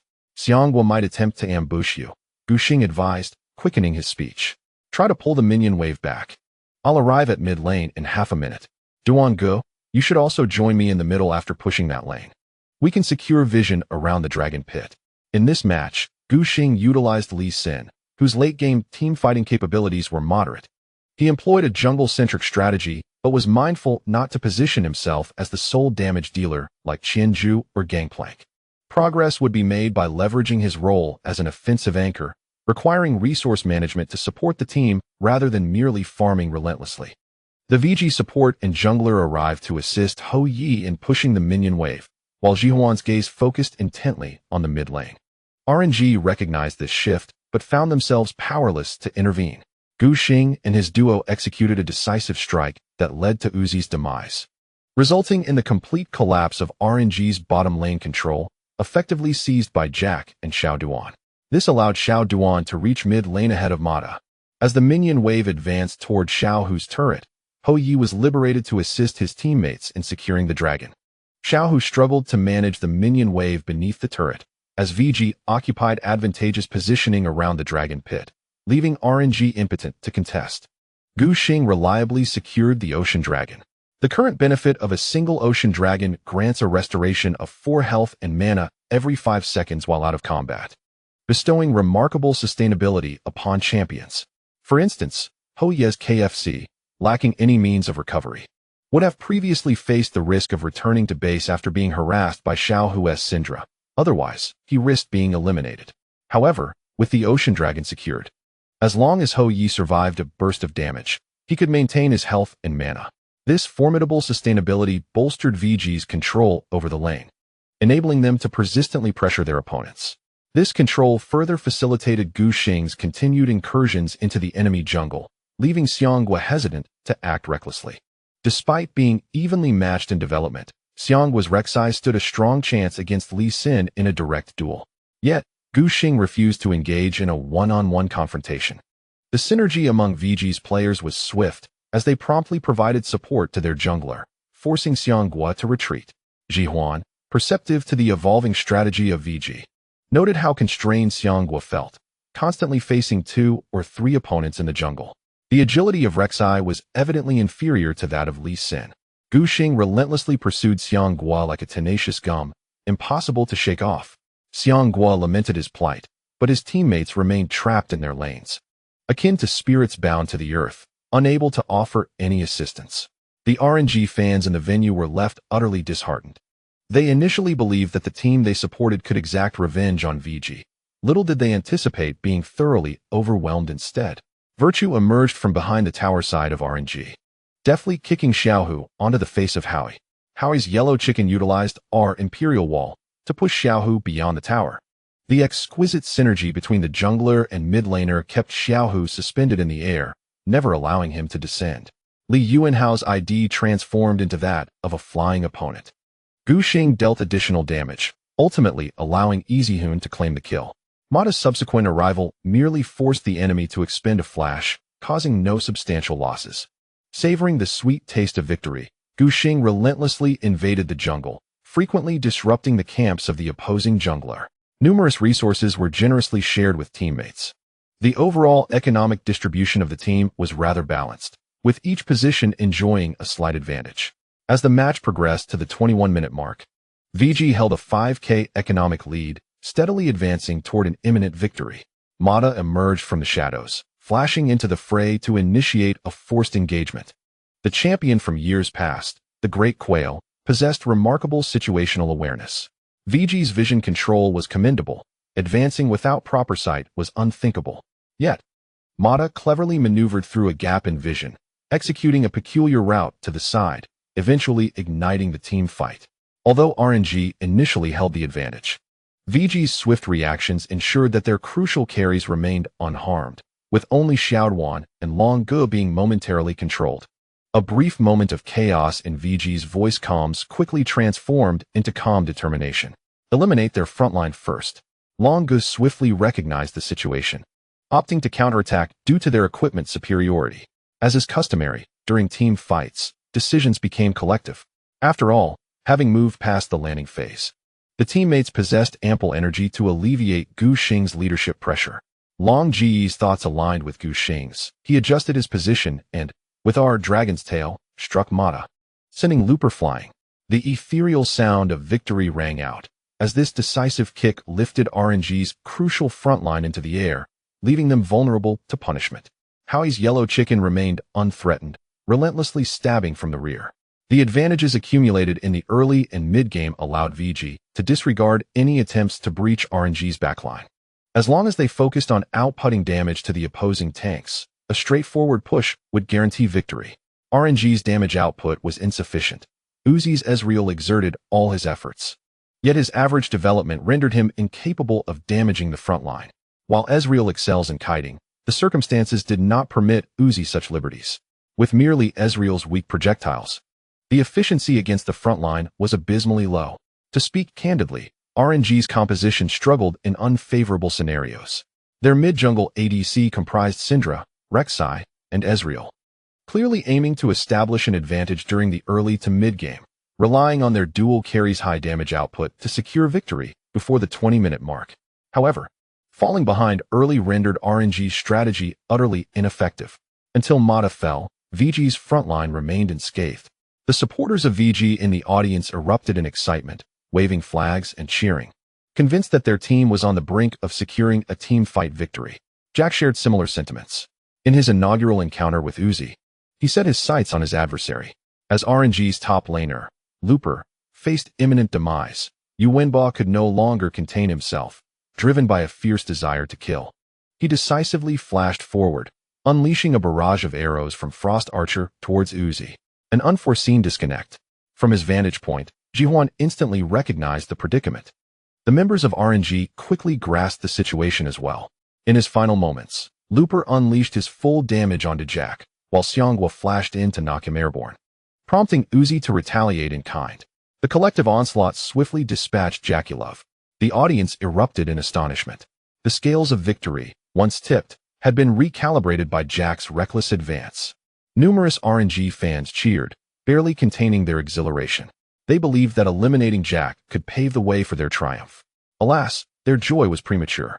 Gu Xing executed a precise E-flash followed by a Q, striking the evading Xiao Hu, and the second echo quickly silenced him in return.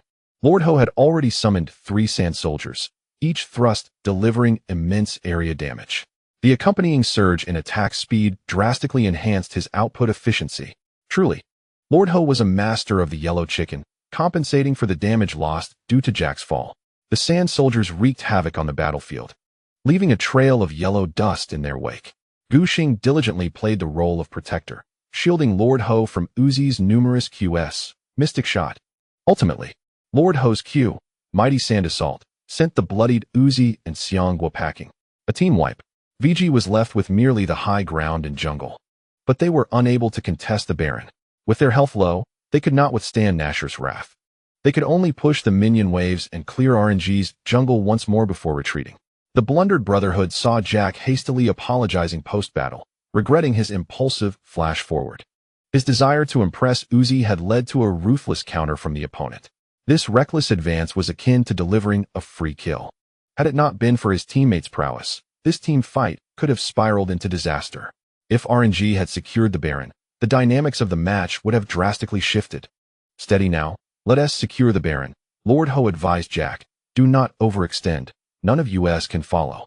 He had never encountered an ADC like Jack, whose playstyle resembled that of a self-destructive truck. Thus, the lesson learned was profound. After being reprimanded by RNG for his reckless flash, Jack promptly adopted a more measured approach. The mid-game pressure from RNG was undeniably formidable. With no choice left, they resolved to initiate another engagement.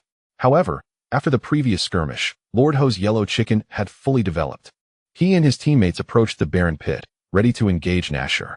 A sand soldier was strategically placed in the river. As RNG drew near, a flurry of thrusts ensued. Coupled with the slow from the ice staff, Lord Ho effortlessly reduced Xianghua's health to below half. Amidst Nashor's desperate roars, Zeyuan's voice rang out, unusually vibrant and triumphant. VG secured the mighty dragon and prepared to advance upon the enemy's high ground. Aware that time was not on their side, RNG had no choice but to engage in a fight, albeit with little hope of victory. The repercussions of losing the team battle only served to accelerate the pace of the match. As the clock struck 28 minutes and 22 seconds, VG, through the exquisite synergy between Long and Xiao Duan, successfully initiated a team fight, resulting in a clean wipe of their opponents and a decisive push to dismantle the enemy base. Congratulations to VG for their swift and efficient handling of the advantageous situation. Aside from Jack's minor misstep during a mid-game skirmish, the team's performance was commendable. The commentators felt that VG's victory was beyond question, with minor flaws failing to influence the course of the game. However, Gu Xing was acutely aware that his early game decisions had not been particularly stellar. Had Uzi not lingered in the bottom lane to secure a cannon minion, Gu Xing would have found it impossible to eliminate him. Without the death of RNG's bottom lane, a chain reaction of events would have been averted, leaving Gu Xing devoid of any opportunity for a counterattack. He believed that a lack of focus due to command issues had caused a decline in their ability to seize opportunities. If left unaddressed, this would continue to plague Gushing. As anticipated, in the second match, the team's strategist Mata began to exert his influence, targeting VG's early vulnerabilities. Xianghua took the reins of the match, accumulating a significant advantage for the team. Jack held his own against Uzi in lane, yet faltered during team fights. His frequent aggressive positioning was exploited by the cunning Mata, leading to several forced engagements that left Yu Wenba in disarray. In a grueling 34-minute battle, VG ultimately succumbed to RNG. Nevertheless, Gushing maintained a calm demeanor, recognizing that practicing against formidable opponents in the professional arena indeed contributed to a rapid enhancement of skills. In just 2 matches, he had resolved numerous issues. Practice breeds proficiency, and Gushing's recent efforts bore fruit. With increasingly judicious early game management, VG matched RNG stride for stride in the third match. After an intense 43-minute confrontation, the economic disparity remained around 3K. It was not until the Ancient Dragon team fight that the fate of the match was determined. Xiao Duan's Thresh, from a cunning angle, ensnared the spicy Xianghua above the dragon pit. By this point, both teams' core carries were fully equipped, while the jungler, having relinquished numerous resources, barely managed to assemble a trifecta of items. The considerable economic and equipment gap rendered Xianghua exceedingly fragile. VG's double carries focused their fire, eliminating him in an instant. Turning their attention to the Ancient Dragon, RNG, now bereft of their jungler, understood the futility of contesting the dragon and shifted their focus to the VG players. Long's Poppy made a pivotal play, lurking in the shadows to launch her ultimate ability, sending 2 RNG members flying, thus skewing the numbers in the frontline skirmish. Gushing executed a flawless flash on Rek'Sai to topple Mata, securing a kill with the assistance of his teammates. The Ancient Dragon buff bestowed VG with formidable combat prowess, rendering their team fights increasingly devastating. At the 45-minute mark, VG obliterated RNG, with a revival timer exceeding a minute. The 3 surviving VG players resolved to press their advantage and dismantle the enemy's primary crystal. As they advanced along the central lane towards the second tower, VG surged forth with unstoppable momentum, dismantling the RNG crystal nexus. The victory displayed on the grand screen was strikingly prominent, with the dazzling lights of the dome flickering in celebration. Congratulations poured forth as VG triumphed over RNG with a score of 2-1, concluding their summer season with an impeccable 13-game winning streak. The raucous cheers from the audience reverberated loudly within the enclosed venue. With a record of 15 wins and 1 loss, VG leads the entire LPL. Accompanying Su Xiaoyan, who enthusiastically raised her voice, it was evident that the newly discovered talents, Virtue and Jackie Love, truly proved to be gems for the team. There is no need to elaborate on Gu Xing's contributions. His formidable performance throughout the summer split has earned him accolades as one of the strongest junglers in the country. Jackie's performance is also commendable. To hold his ground against Uzi during the landing phase is nothing short of remarkable for a newcomer. It is well known that Uzi excels in lane dominance, employing various techniques to gain an advantage in trades and leveraging his profound understanding of minion ways to secure a lead in last hits while continuously chipping away at the enemy tower's health. Few players can match Uzi in the lane, as most are seasoned ADCs, adorned with numerous accolades. Yet, Jackie managed to hold his own against him. Though he did make reckless mistakes during team fights, leading to 2 unfortunate deaths, this has nonetheless left many VG supporters pleasantly surprised. The camera shifted to the RNG player bench, where Uzi wiped the sweat from his brow, his demeanor reflecting deep disappointment. For RNG, suffering back-to-back losses as the summer split approaches its end raises concerns about the team's playoff readiness. Zeyuan spoke candidly, noting that the final matchup against we would determine the ultimate ranking in Group A. We must pull ourselves together, Su Xiaoyan expressed with feigned concern. While their individual prowess is unquestionable, the team still needs to enhance their synergy. The faces of the RNG players betrayed their discontent, with Mata wearing a sullen expression, silent and dejected. The consecutive defeats have significantly impacted the team's morale. RNG brought in Uzi partly due to the irreconcilable dissatisfaction with the support Mata, and partly to strengthen the overall team in preparation for the global finals. Before the summer split commenced, RNG was overwhelmingly optimistic, as if possessed by the spirit of LGD. We managed to dominate EDG and claim the championship even without Uzi in the spring split. How could we not soar to new heights with his addition? Yet, up until now, they have failed to achieve satisfactory results, suffering defeats against VG, EDG, and LGD. In the subsequent round-robin, they were again bested by VG. A reality hard for both the players and supporters to accept. Meanwhile, VG players radiated joy as they crossed the stage to the RNG player bench. Given that VG had been in a state of unyielding triumph during the latter half of the summer split, a typical regular season match would not ordinarily affect their ranking, making their exuberance all the more remarkable.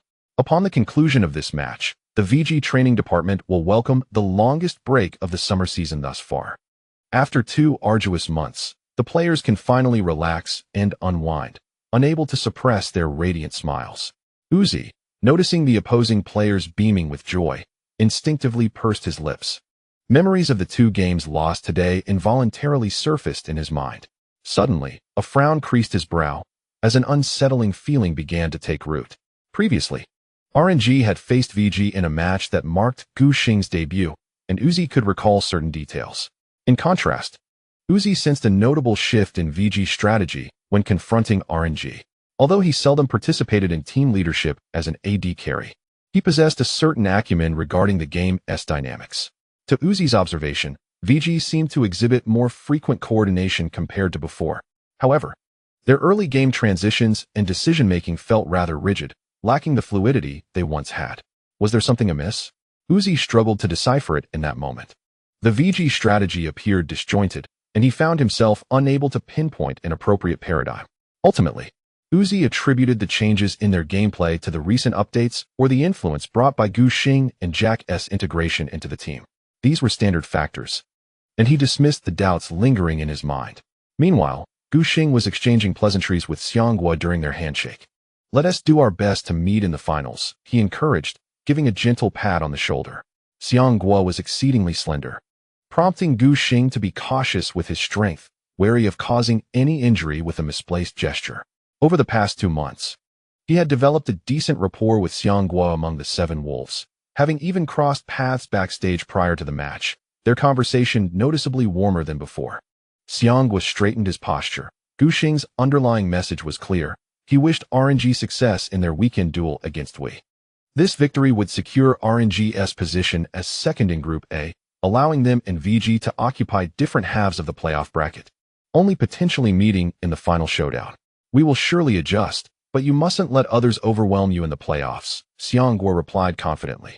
Typically, Xianghua embodied the heaven first, I second mentality, with a rather audacious personality that mirrored his gameplay, albeit with somewhat lower emotional intelligence. Gu Xing took no offense, merely smiling in response as he made his way past him to bow in the center of the stage. The focus of the post-match interview today was Jack, while Gu Xing assisted by carrying the peripherals back to the lounge. Upon entering, he spotted Hongmi. The head coach affectionately ruffled his hair, signaling familiarity, and remarked on his commendable performance today, noting a sense of leadership emerging from him. Hongmi could hear the in-game communication from within the lounge, naturally sensing Gu Xing's improvement during this match. "I believe so too," Gu Xing responded, pleased with his progress. "When we return from break, we can officially utilize the jungle-centric strategy." Strictly speaking, the composition used by VG in this concluding match was not a pure jungle core system, which was also a reason Uzi felt VG's tactical style was somewhat disjointed. As the spring split champions, RNG stood as one of the few teams within the LPL qualified to engage in practice matches against ROX, and Uzi had certainly witnessed the prowess of Peanut firsthand. Despite RNG's current focus on preparing for the playoffs, concentrating primarily on analyzing their LPL rivals, they have yet to thoroughly consider Peanut's gameplay. However, should Gu Xing adopt a jungle-centric strategy, RNG is certain to adapt, recognizing the resemblance between his style and that of Peanut. In today's match, VG merely grazed the surface of the jungle-centric approach, limiting themselves to the most fundamental synergy between lanes and jungle, neglecting other critical factors, and simply relying on their usual tactics to secure victory. This approach rendered their tactical style elusive, a deliberate arrangement by Hongmi facing RNG in their concluding match. The true objective was to hone Gu Xing's leadership skills, with no intention of implementing the jungle-centric strategy. This was partly due to the proximity of the playoffs, with established teams withholding their tactics, and VG was no exception. Winning against RNG today would provide them with little more than a momentary lift in spirits. Devoid of any substantial gains, VG had no need to reveal their strategies, opting to save them for the playoffs, where they could catch their opponents off guard. Furthermore, VG's jungle-centric system had yet to be sufficiently refined. From Guxing's suggestion to emulate Peanut's jungle playstyle to facing RNG, only 3 days had elapsed. Such a brief period was insufficient to develop a mature tactical approach. Moreover, VG's scrimmages required familiarity with other systems, not exclusively dedicated to the jungle-centric style. Consequently, Hongmi specifically advised the players against employing the jungle-centric strategy during the drafting phase. Now, upon hearing a proposal from their jungler, he readily agreed to practice for a couple more days after the holidays, with the playoffs in mind. Long Gu then embraced Guxing, inquiring if he had already purchased his ticket. "Yes, I'm leaving tomorrow morning, and I can make it back to Zhenhai for lunch," Guxing replied cheerfully. Having not returned home for 2 months, this was the first time he had been away from home for such an extended period, and his excitement was palpable. Long Gu expressed envy, lamenting, "How fortunate! I can't even return home." His family resided in a county below Changsha, making the flight back a lengthy endeavor. With a total of 3 days of holiday, the round trip would consume 13 hours. After much contemplation, Zhu Xiaolong ultimately decided against returning home, opting to remain at the base to continue training until the summer split concluded. Given the team's exceptional performance this year, which had marked the pinnacle of his career, Zhu Xiaolong was determined to cherish this opportunity. This might be the only chance he ever had. Once Jack completed his interview, the VG team boarded a bus back to Songjiang University Town.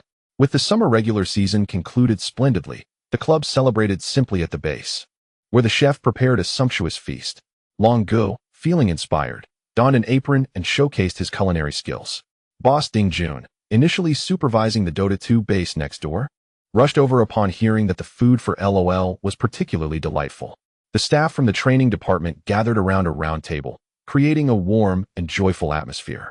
Boss Ding Jun, taking the initiative, raised a glass filled with beverage and stood to deliver a few words. "Today, we not only celebrate the conclusion of the regular season, but also anticipate a successful performance in the playoffs." He gazed at each individual around the round table, recognizing the commendable achievement of 15 wins and 1 loss, a feat made possible by the dedication of everyone present. "Although I did not accompany the team to witness every match live, I have reviewed the key games and discerned the progress made by all." Ding Jun, ever considerate, addressed every member of the division without delay. Aware that his colleagues were hungry, he concluded his speech and gestured for everyone to begin their meal. The crisp sound of clinking glass resonated throughout the base, soon overshadowed by the lively bilingual chatter of Korean and Chinese. "You must try the chicken wings I made. They are absolutely delightful," proclaimed Long Gu, eager to take credit. Guxing picked up a piece and savored it, with Jack immediately offering high praise. "Long Gu, you are undoubtedly the most skilled chef among professional players," he exclaimed, while Ho Yi also sang his praises. In no time, compliments flowed freely from all around. As the evening progressed, with glasses raised and dishes savored, Guxing filled his stomach and leaned towards Ho Yi for a quiet conversation, regarding Jack's boisterous voice as mere background noise. "Today, I matched Uzi in the lane, and when the break is over, I must stream a review for the audience. Those people previously laughed at me for thinking Uzi would dominate me. It's utterly ridiculous." Yuan Boss seized the opportunity before the playoffs commenced. Having indulged in too much soda, Guxing excused himself midway to the restroom, followed promptly by his boss, Ding Jun. "What are your plans after the playoffs, Xiaogu?" Ding Jun inquired. Guxing instinctively replied, "I'll return to school. Once I have some free time, I could do some streaming." His streaming performance was decent, and with dedicated effort, he could sustain himself. Ding Jun pressed further. "Have you never considered staying in the professional arena?" Guxing hesitated briefly, but remained resolute in his conviction. "Brother, I have diligently studied for 12 years. I cannot simply go to university and not attend." He was indeed passionate about League of Legends and enjoyed delving into its intricacies. However, he firmly believed that games were games and life was life. Guxing maintained that education would ensure a baseline quality of life.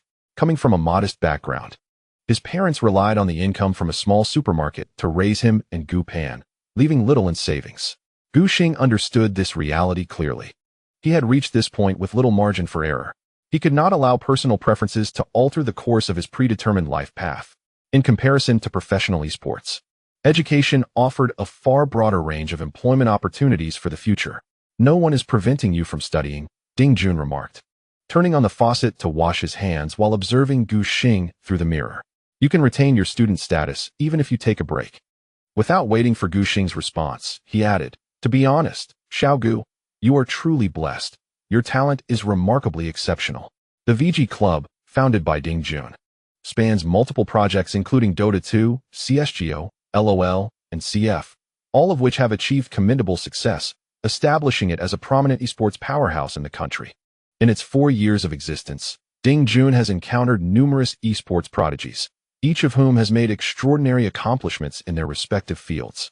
Compared to these individuals, Gu Xingtian possesses a talent that is truly exceptional. Ding Jun believes that talent transcends merely the speed of grasping a game and the level of skill. It encompasses comprehension and the ability to learn and adapt over time, which are the most formidable traits of those esports prodigies. In fact, these characteristics are common among geniuses across various industries.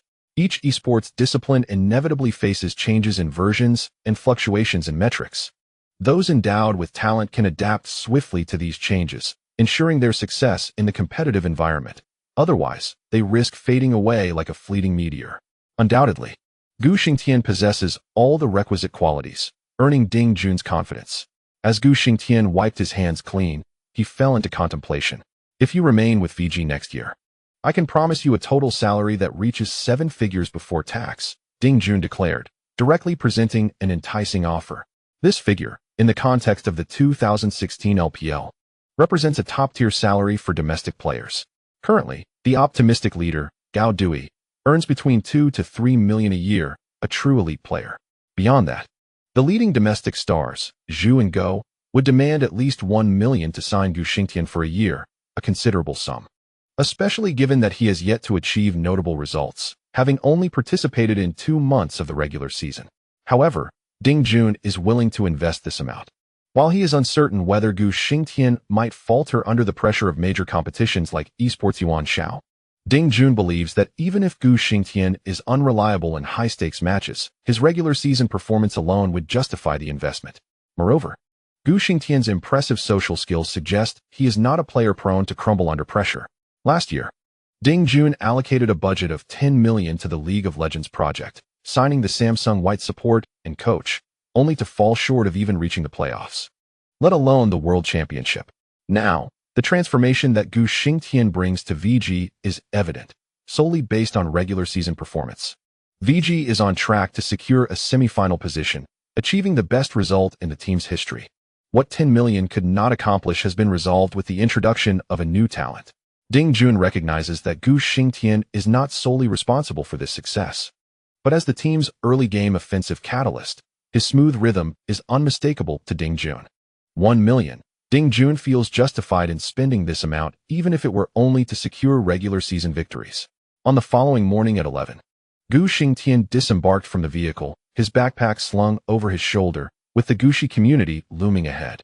The camphor trees flanking the road remained lush and green, shielding him from the scorching August sun. Inhaling the distinctive aroma of the camphor, Gu Xingtian, eager to return home, strode into his family's shop beneath the dappled shadows of the trees. The newly installed bell at the entrance chimed melodiously as he pushed the door open. He had intended to inquire about the availability of the Peninsula Iron Box, but before he could voice his thoughts, he heard his mother's gentle voice. "You're back?" Her soothing tone warmed his heart, compelling him to step forward and embrace the middle-aged woman standing at the counter. His mother scrutinized him from head to toe. Although they had video called over the past 2 months, it was ultimately through the barrier of a screen. At this moment, witnessing it firsthand, she instinctively glanced at Gu Xing's physique, reassured to see that her son had not lost weight. It appeared that the conditions over there were quite satisfactory. Gu Xing had encouraged his mother to relax, assuring her that he enjoyed a lavish diet of abundant meats and hearty meals. Not only that, but the team occasionally dined out, and the quality of their meals surpassed that of home. One could easily discern the prowess of the VG caretakers by observing Yu Wenbai's rapidly expanding figure. After exchanging pleasantries, his mother urged Gu Xing to hurry home, mentioning that his father was nearly finished cooking, with her son finally home for a break. She had no intention of continuing to run the shop and planned to take a half-day off to rest. As Gu Xing entered the Gushi community, the rampant ivy clung to the walls of the residential buildings, and above him, the familiar overhead wires wove a dense network. Everything remained unchanged since his departure. Gu Xing glanced around, taking the time to chat with neighbors he encountered along the way. This was an old community, with most residents having lived here for over a decade, frequently visiting the shop run by the Gu family. In time, they had all learned about the remarkable fraternal twins in the family, both excelling in appearance and academic performance.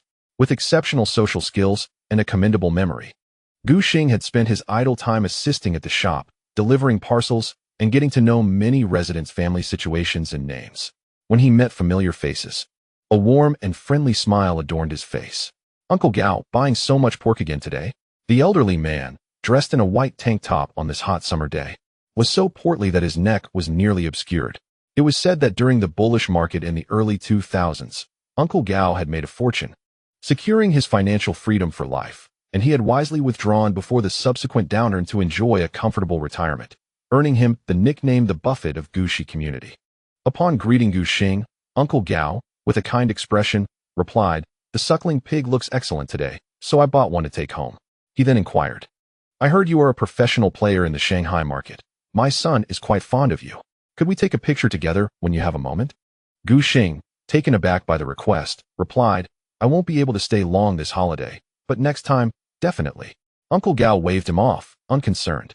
As they parted ways, Gu Xing hastened toward the interior of the community.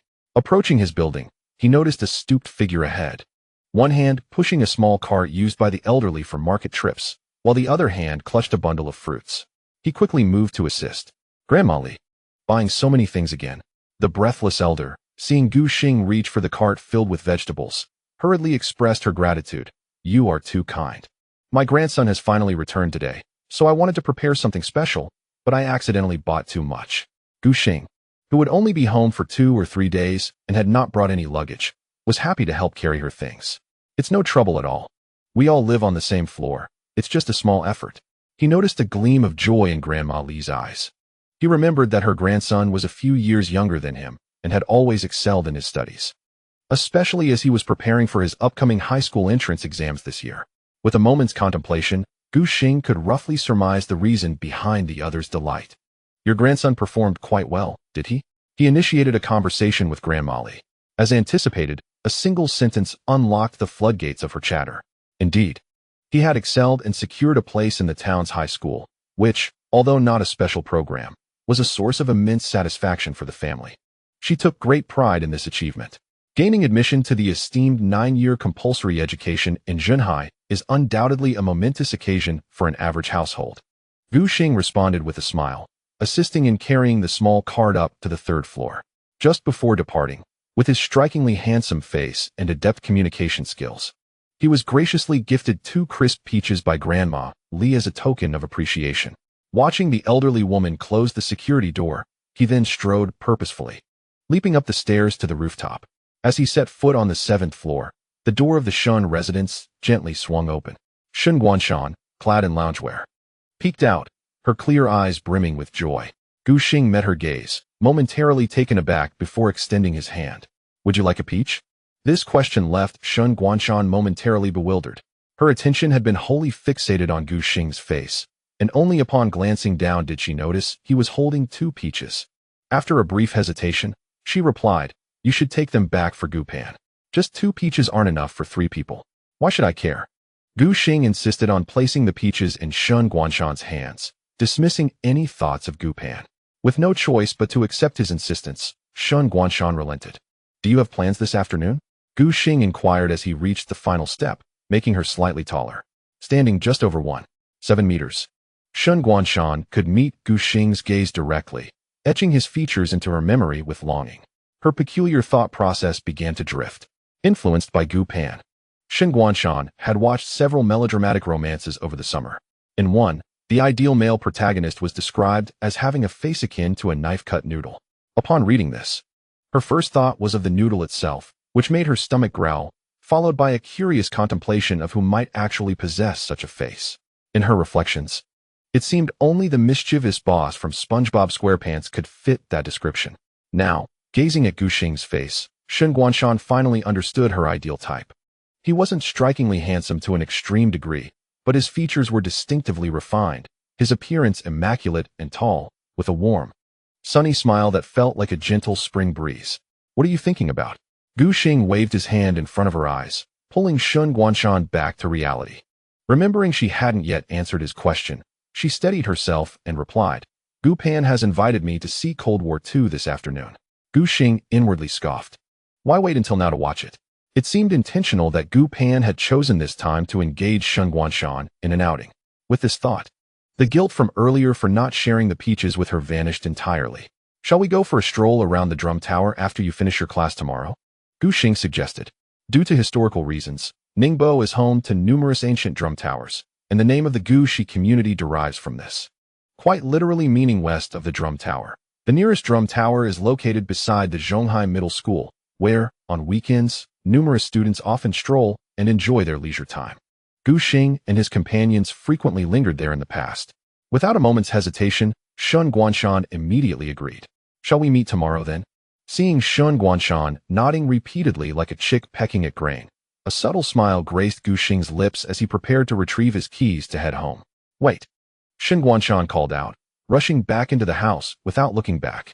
Moments later, she returned, clutching a support banner emblazoned with Gu Xing's chibi avatar. Accompanied by cartoon depictions of heroes such as Male Gunner, Leopard Woman, and Blind Monk. Shen Guanshan eagerly unfurled the banner, her gaze towards Gu Xing as clear as ever. Could you please sign this for me? With no reason to decline, he procured a marker from his backpack and, adhering to the signature style designed for 5 yuan on Taobao, elegantly inscribed his name beside the chibi avatar. Shen Guanshan carefully tucked it away.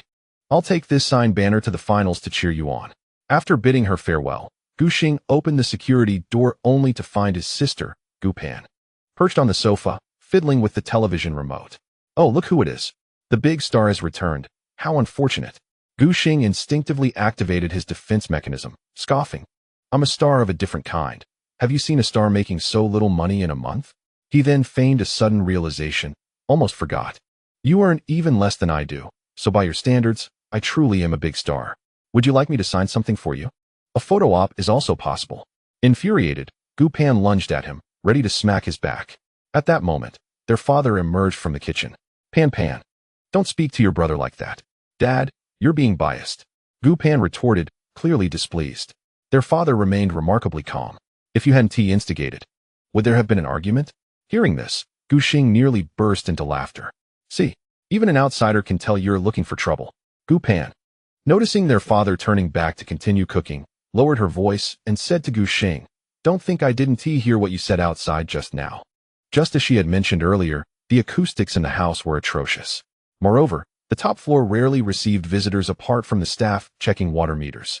While turning on the television, Gu Pan had vaguely overheard a man and woman chatting outside. The Gushi community, being a typical 2-household per stairwell structure, meant that only the Gu family and the Shen family occupied the 7th floor. With the most basic deductive reasoning, Gu Pan surmised that it was Gu Xing and Shen Guanshan sharing a delightful conversation outside. What were they discussing? Gu Xing, feeling confident in his innocence, retorted, You went out to watch a movie with Guanshan this afternoon, so why can't I take her for a stroll tomorrow? Is that double standards? Gu Pan found herself momentarily speechless. Typically quick-witted, she stammered for a response, but could only fan her face and say, Could you please hurry up and take a shower? The August weather in Ningbo is akin to that in Shanghai, oppressively humid, as if the sweltering air is plastered against one's back. Gu Xing had just returned from a long train journey, weary and drenched in sweat. He first washed his hands, then, in front of his sister, devoured the crisp peach. Gu Pan was perplexed, wondering if he was suffering from some serious illness. By the time Gu Xing emerged from the shower, dressed in fresh attire, their mother had just returned home after closing the shop. Their father switched off the aging range hood, which had long ceased to serve any significant purpose, and placed the last dish of fish on the dining table. Each family member took their respective seat, ready to commence their meal. Where's Xiaoshun? Gu Mu inquired gently of Gu Xing. Gu Pan hurriedly interjected, having returned with 4 pairs of chopsticks. Guanshan finished her driving lessons and bought a takeout meal from a fast food restaurant. I invited her over for dinner, but she declined. The 2 girls attended the same driving school, studying only in the mornings. Gumu pondered the situation and shook her head in dismay, reflecting. Just a couple of days ago, she bought me a pair of pants online. Although Shen Guanshan exhibited social anxiety and her emotional intelligence fell below the average, it did not imply that she was oblivious to the nuances of social interactions. In her previous school days, Shen Guanshan primarily resided in the dormitory, seldom returning home, which resulted in infrequent visits to the Gu household. Now, with the commencement of the new academic year at Peking University, she spent her days at home. Observing that Shen Guanshan lived alone with no one to prepare meals, Gumu repeatedly invited her over to share their dinner, reluctantly accepting the kind invitations. Shen Guanshan felt it was inappropriate to come too often. Given the Gu family's financial circumstances, sustaining both Gu Xing and Gu Pan was already a considerable challenge. Her frequent visits for meals would only add to their burdens. Thus, she would only visit occasionally, purchasing essential items online that were not available in the Gu family store as a form of repayment. Gu Fu shifted the topic, urging everyone to taste the flounder, noting that fishing was currently prohibited and that the frozen texture would be slightly inferior. Like many families in coastal cities, the Gu family primarily enjoyed seafood steamed. Though the flounder was not visually appealing, its flesh was tender and delicious. Observing Gu Xing serve himself several portions, it was clear that he held this dish in high regard. Gu Fu, satisfied, eagerly inquired, "Last night, your mother and I watched the VG match. Since you managed to secure the championship in the spring tournament, doesn't that mean you'll clinch the summer championship as well?" "It's not that simple," Gu Xing explained. "The game's version changes significantly, unlike traditional sports. While traditional sports may undergo rule modifications, the frequency of changes is far less than that of League of Legends. Each version brings forth new strategies." Gu Xing had not fully grasped this until he stepped onto the professional stage and realized just how impactful patches could be on a team's performance. Teams like SKT, which consistently maintain their competitiveness, are incredibly rare. Gu Fu continued to engage him in discussions about why there is only one player in the mid lane of Summoner's Rift. "The mid lane is pivotal. Why not send two players to suppress the opponent?" Their father, nearing 50, struggled to understand that seizing the initiative could yield greater influence in the game, remarking that he had never seen a team attempt such a strategy. Meanwhile, their mother was puzzled as to why the support needed to accompany the ADC instead of partnering up with the jungler right from the start. Gu Xing found himself increasingly flustered by these naive inquiries, attempting to articulate the reasons and circumstances behind the gameplay. Halfway through his explanation, he suddenly questioned, "If you don't truly grasp the matches, what significance does this discussion hold?" Mother Gu ladled a bowl of meatball soup for Gu Xing, responding naturally, "Can you see it from above?" Father Gu chimed in, "Moreover, sometimes your post-match interviews are quite impressive. Your articulation is remarkably organized. You've truly grown." Gu Xing had always exhibited a maturity beyond his peers. However, as he was still in school, his parents often regarded him as a child. It was only when they witnessed Gu Xing's composed interview responses during a live stream that they realized their son had developed his wings and could stand on his own. Gu Xing shifted the conversation, mentioning that Boss Ding of VG, who is Ding Rant's brother, suggested he might consider taking a leave of absence to pursue a career in professional esports. "What?" Mother Gu instinctively frowned. "Isn't that a bit inappropriate?" She believed that treating esports as a part-time endeavor was quite acceptable, and it would be more suitable for him to attend university steadily in September. Before she could elaborate, Gu Xing added, "Boss Ding said the pre-tax income could reach over $1 million in a year." Gu Pan, who had been quietly listening, could no longer contain her disbelief. She gasped, "How much?" Her reaction mirrored Gu Xing's initial response. Sisterly, he reiterated. When Gu Pan confirmed that it was indeed $1 million, the food in her bowl suddenly lost its appeal. In the past 2 months, she had earned a mere 28,000 yuan from tutoring. For a college student yet to commence studies, being self-sufficient and accumulating that amount was no trivial feat, especially considering her high scores in the college entrance examination and the relatively high rates she charged for tutoring. Nonetheless, in the face of $1 million, her efforts felt minuscule. Can esports really earn that much? Gu Pan found it hard to believe. Her parents shared her astonishment. For the Gu family, $1 million was essentially a staggering figure, a mere fraction of their savings. For a moment, the couple was at a loss. "Let us just eat first. We'll discuss it afterward," Father Gu suggested, encouraging the children to fill their stomachs before deliberating. Gu Pan's spirits were heavy, and what she once considered a delicacy now held no flavor. After the four of them finished their meal and tidied up the table, their parents retreated to their bedroom to confer behind closed doors. Gu Xing returned to his own compartment. During his time away from home, his parents often tidied up the space, and just yesterday they had replaced the bed linens, making it overall clean and tidy. The admission letter from Fudan University had already arrived. The envelope, though not particularly beautiful, bore a glaring shade of red. He opened it, glanced through the documents, and once he confirmed everything was in order, he placed it in his drawer. Through the simple sliding door, Gu Xing noticed his sister Gu Pan sitting in a chair, seemingly lost in thought. He sensed a hint of melancholy and defeat emanating from her. "Have you seen yours?" Gu Xing initiated the conversation. Gu Pan initially failed to grasp his meaning. "What are you talking about?" "The admission letter." It was then that Gu Pan realized the disparity between her and Gu Xing. Yet, she could not muster any joy. She simply opened her desk drawer and tossed her admission letter to Gu Xing.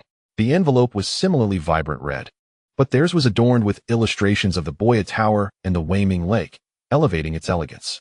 "It appears that Gu Xing is slightly better than us, and he wishes for Gu Pan to uplift her spirits, even if it means mocking herself. Peking University is somewhat acceptable, I suppose." Gu Pan, feeling dispirited, had her tone weakened considerably. Before Gu Xing could utter another word, the doorbell rang. Shen Guanshan had come to find Gu Pan. "Didn't we agree to go see a movie? What is wrong with you?" She noticed her friend's lack of enthusiasm and was perplexed by it. Gu Xing gestured silently for Shen Guanshan to disregard it. With her limited social skills, she could not possibly handle such matters. Once the two girls departed, Gu Xing's parents arrived. "We have briefly discussed this and would like to ask a question. Would taking a leave of absence affect your future job prospects?" The father spoke first. On the way back to Zhenhai, Gu Xing had researched this topic. Taking a leave of absence would be akin to repeating a year. He could commence from his freshman year again, and as long as he maintained satisfactory grades, he would be able to obtain his diploma and degree without significant repercussions. The only notable downside was that it could be questioned during job interviews. This was the primary drawback of a leave of absence. His age would increase. Gu Xing was already among the older ones in his peer group, having been born in early November 1997. If he were to take a year or two off, by the time he graduated in his fourth year, he would be of similar age to many postgraduate students. However, from a cost-benefit perspective, Ding Jun's suggestion of a leave of absence seemed to be a sound choice. Gu Xing had already made a name for himself in the professional esports arena. As Ding Jun asserted, during those 1 or 2 years of leave, he could potentially earn a substantial income. "Let me put it this way," Gu Xing's mother said. Sitting on the bed and looking directly into her son's eyes, from a purely financial standpoint, taking a leave of absence is indeed feasible. The allure of 1 million is undeniably significant. Given the current market conditions, a Fudan University undergraduate who remains in Shanghai can earn around 200,000 a year, which is considered a decent level. 1 million equates to 5 years of work income. Moreover, during those 5 years, one must also bear considerable living expenses, so the actual savings may not be as substantial. In professional esports, living expenses are minimal as accommodation and meals are provided at the training base. If one truly wished to save, they could spend less than 1,000 a month. In contrast, the living costs are virtually negligible. However, one must be prepared to attend classes and live alongside peers who are 1 or 2 years younger, which might complicate future employment opportunities, her mother emphasized. "I say might because neither you nor we have encountered a student who has taken a leave of absence, and we cannot ascertain the potential negative impacts." Gu Xing remained unconcerned, as he had ample confidence in his social abilities. From kindergarten to the age of 99, he could mingle with anyone. As for employment difficulties, should he earn 1 million, accepting a job with a lower starting point post-graduation would not be unacceptable. "This is our line of thought," his father pondered for a moment. "This is different from your previous part-time jobs. 1 million is a figure that your mother and I have never encountered in our lifetime. If we were to make this decision on your behalf and later discover that this is not the life you desire, you might end up resenting us. Furthermore, you have already been working in this professional sphere for 2 months. No one knows better than you whether this industry suits you." Moreover, Gu Xing's previous proposal for a summer job was markedly different. At that time, he was merely a high school student. Now, having completed his college entrance examination, Gu Xing stands on the threshold of university life. Observing his composed responses during an interview on a live stream, his parents felt reassured that he could genuinely approach problems from an adult perspective. Thus, they decided to let him make his own choices, placing their faith in his judgment. Gu's father felt immense pride for his son, reminding him to deliberate thoughtfully, as there is no turning back once a decision is made. And life does not offer second chances. This open-mindedness is closely tied to the educational philosophy upheld by the Gu family. From a young age, the Gu parents maintained a lenient approach towards their children's upbringing, accommodating their personal interests to the fullest extent. Gu Xing's successful journey through mathematics competitions to Fudan University can largely be attributed to his early exposure to mathematical Olympiads. Unlike the prodigious talents like Shen Guanshan, he was not a child of innate genius. Rather, he diligently compensated for his shortcomings through hard work, ultimately earning a silver medal. With their daughter attending Peking University and their son at Fudan, the blossoming achievements of their children further solidified the Gu couple's confidence in their educational principles. They willingly entrusted Gu Xing with the decision-making process. In that moment, Gu Xing felt utterly perplexed. He had initially hoped his parents would provide some guidance, yet they had simply passed the responsibility on to him. Uncertain of his own answer, he appeared conflicted, contemplating whether to postpone the decision until after the playoffs. He resolved to grant himself a bit more time for reflection. Then prepare well, his mother encouraged. I heard the finals will be held in Guangzhou. If you emerge victorious, your father and I will be there to witness it. Gu Xing responded affirmatively, but once his parents left the room, he lay on his bed, feeling despondent. After a hazy afternoon nap, he awoke and turned on his computer, intending to surf the internet for relaxation. The family's ironclad internet connection remained robust, and Gu Xing had no desire to play games. A disconnection would likely shatter his composure. Bored, he wandered to the pressure relief bar restroom, only to discover that many netizens were also discussing his academic pursuits. Previously, Gu Xing had mentioned that he would become a freshman in September. At that time, he was relatively unknown, merely a rookie in the league who had garnered a few MVP titles. Now his popularity was surging, with netizens sharing recordings of his earlier live streams in the forum. The comments section was abuzz with discussion. Starting in September? So after the playoffs, VG is done for. What about the World Championship? Are we really going to let World 6 take the stage? Oh, come on. Do you really think that with LPL's overall strength, simply putting Virtue in will break into the top 8? It makes no difference who plays. In this mediocre LPL pool, can anyone withstand ROX for even 20 minutes? The previous commenter is hilarious. If EDG doesn't make the top 4 this year, I'll livestream my own punishment. Mark my words. Gu Xing quickly exited the page, unwilling to read further. Instead, he navigated to a shopping website, browsing items he could not afford, seeking a bit of motivation to earn money. During his absence from home, his sister had been using the computer, thus the shopping account belonged to Gu Pan. Gu Xing originally intended to switch accounts. However, unbeknownst to him, a design genius had made the shopping cart readily visible on the website's homepage, revealing its contents at the slightest mouse movement. The cart contained little, but the most conspicuous items were a computer and a mobile phone. 10-time champion, what a surprise. T1 is indeed formidable, yet it seems not as overwhelmingly powerful as one might expect. Quite peculiar, indeed. As he hovered over the mouse, Gu Xing recalled his outdated smartphone, realizing it was perhaps time for an upgrade. Initially, he felt a surge of joy, believing his family had prepared a delightful surprise for him. Yet, upon further reflection, he sensed it was merely wishful thinking. His parents, both nearing 50, were clearly not inclined towards such whims, nor did they have any interest in electronic gadgets. If they truly wished to assist him, they would have likely mentioned it, allowing him to choose first before settling the bill. As for his sister, based on his understanding of her character, it was utterly inconceivable that she would purchase a gift for him. It could only be that Gu Pan had procured the items for her university use. To validate his suspicions, Gu Xing approached his parents with a query. Have you purchased the computer and phone for Gu Pan's school? His mother responded with casual ease, not yet. I heard her say she has nearly made her selections. It should be settled in the next couple of days.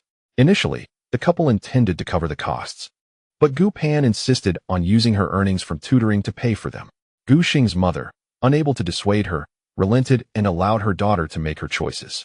However, she failed to perceive Gu Xing's intentions and did not disclose the reasons behind their conversation.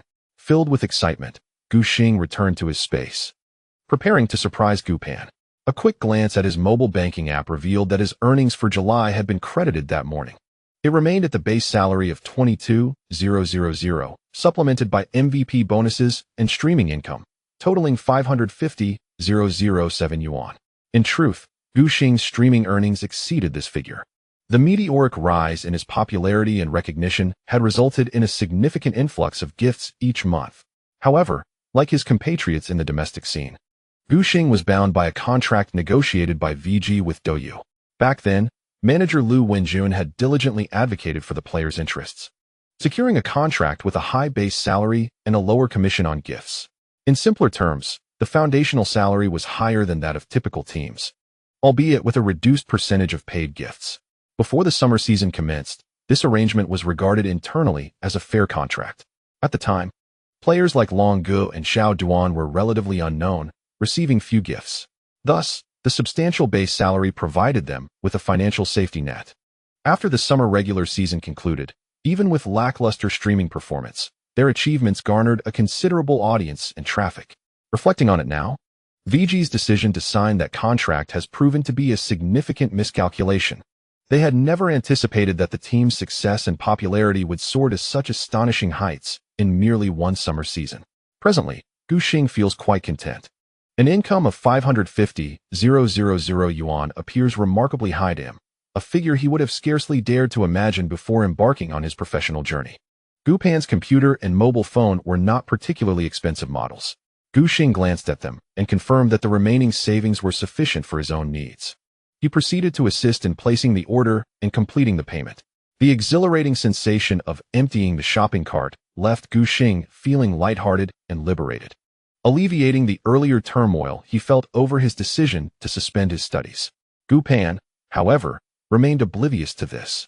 She was at the Zhaobao Square in town, watching a movie with Shen Guanshan. After the film concluded, Shen Guanshan animatedly discussed Aaron Kwok and the unfolding plot with her, leaving Gu Pan too preoccupied to check her phone. It wasn't until she returned home that she discovered her brother had cleared her shopping cart. How about that? I treat you well, right? Gu Xing puffed out his chest, attempting to take credit for his actions. Shouldn't you express your gratitude to your brother? Fuming, Gu Pan retorted. You have nothing better to do, do you? What on earth were you thinking? Gu Xing looked bewildered at his sister's reaction, responding innocently. I helped you pay. Is that not worthy of thanks? I'm not short on money, and besides, I never asked you to pay. Gu Pan was exasperated, her chest heaving with indignation. She insisted on reimbursing Gu Xing, annoyed by her attitude. Gu Xing felt frustrated. He had expected at least a token acknowledgement of his goodwill. Yet he was met with complaints instead. Consequently, Gu Xing resolutely refused to accept any transfer from Gu Pan, declaring that she could simply return the items. The siblings' quarrel quickly caught the attention of their parents from the adjacent bedroom.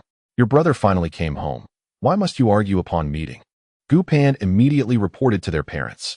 After hearing the full story, their father was perplexed, stating, just pay if it's paid. Your brother was acting out of kindness. You should be more considerate. Gu Pan recognized that her earlier demeanor had been rather ungracious.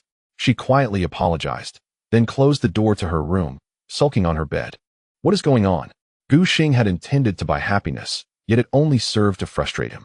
After some thought, their mother gently opened the door to her daughter's room. Compared to her husband, she was more perceptive. From Gu Pan's usual demeanor and her extreme reaction this time, she could surmise her daughter's feelings. The two whispered to each other for about half an hour, emerging just before dinner.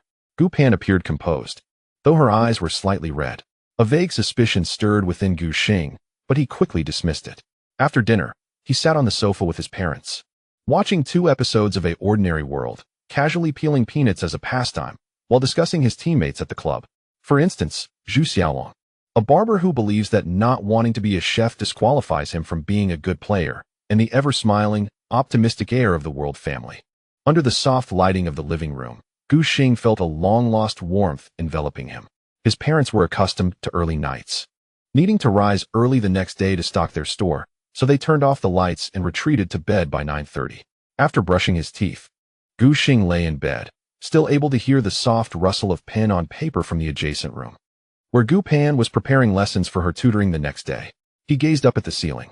Although the room was cramped and could not compare to the spacious villa bedrooms at the VG base, it provided Gu Xing with an immense sense of security.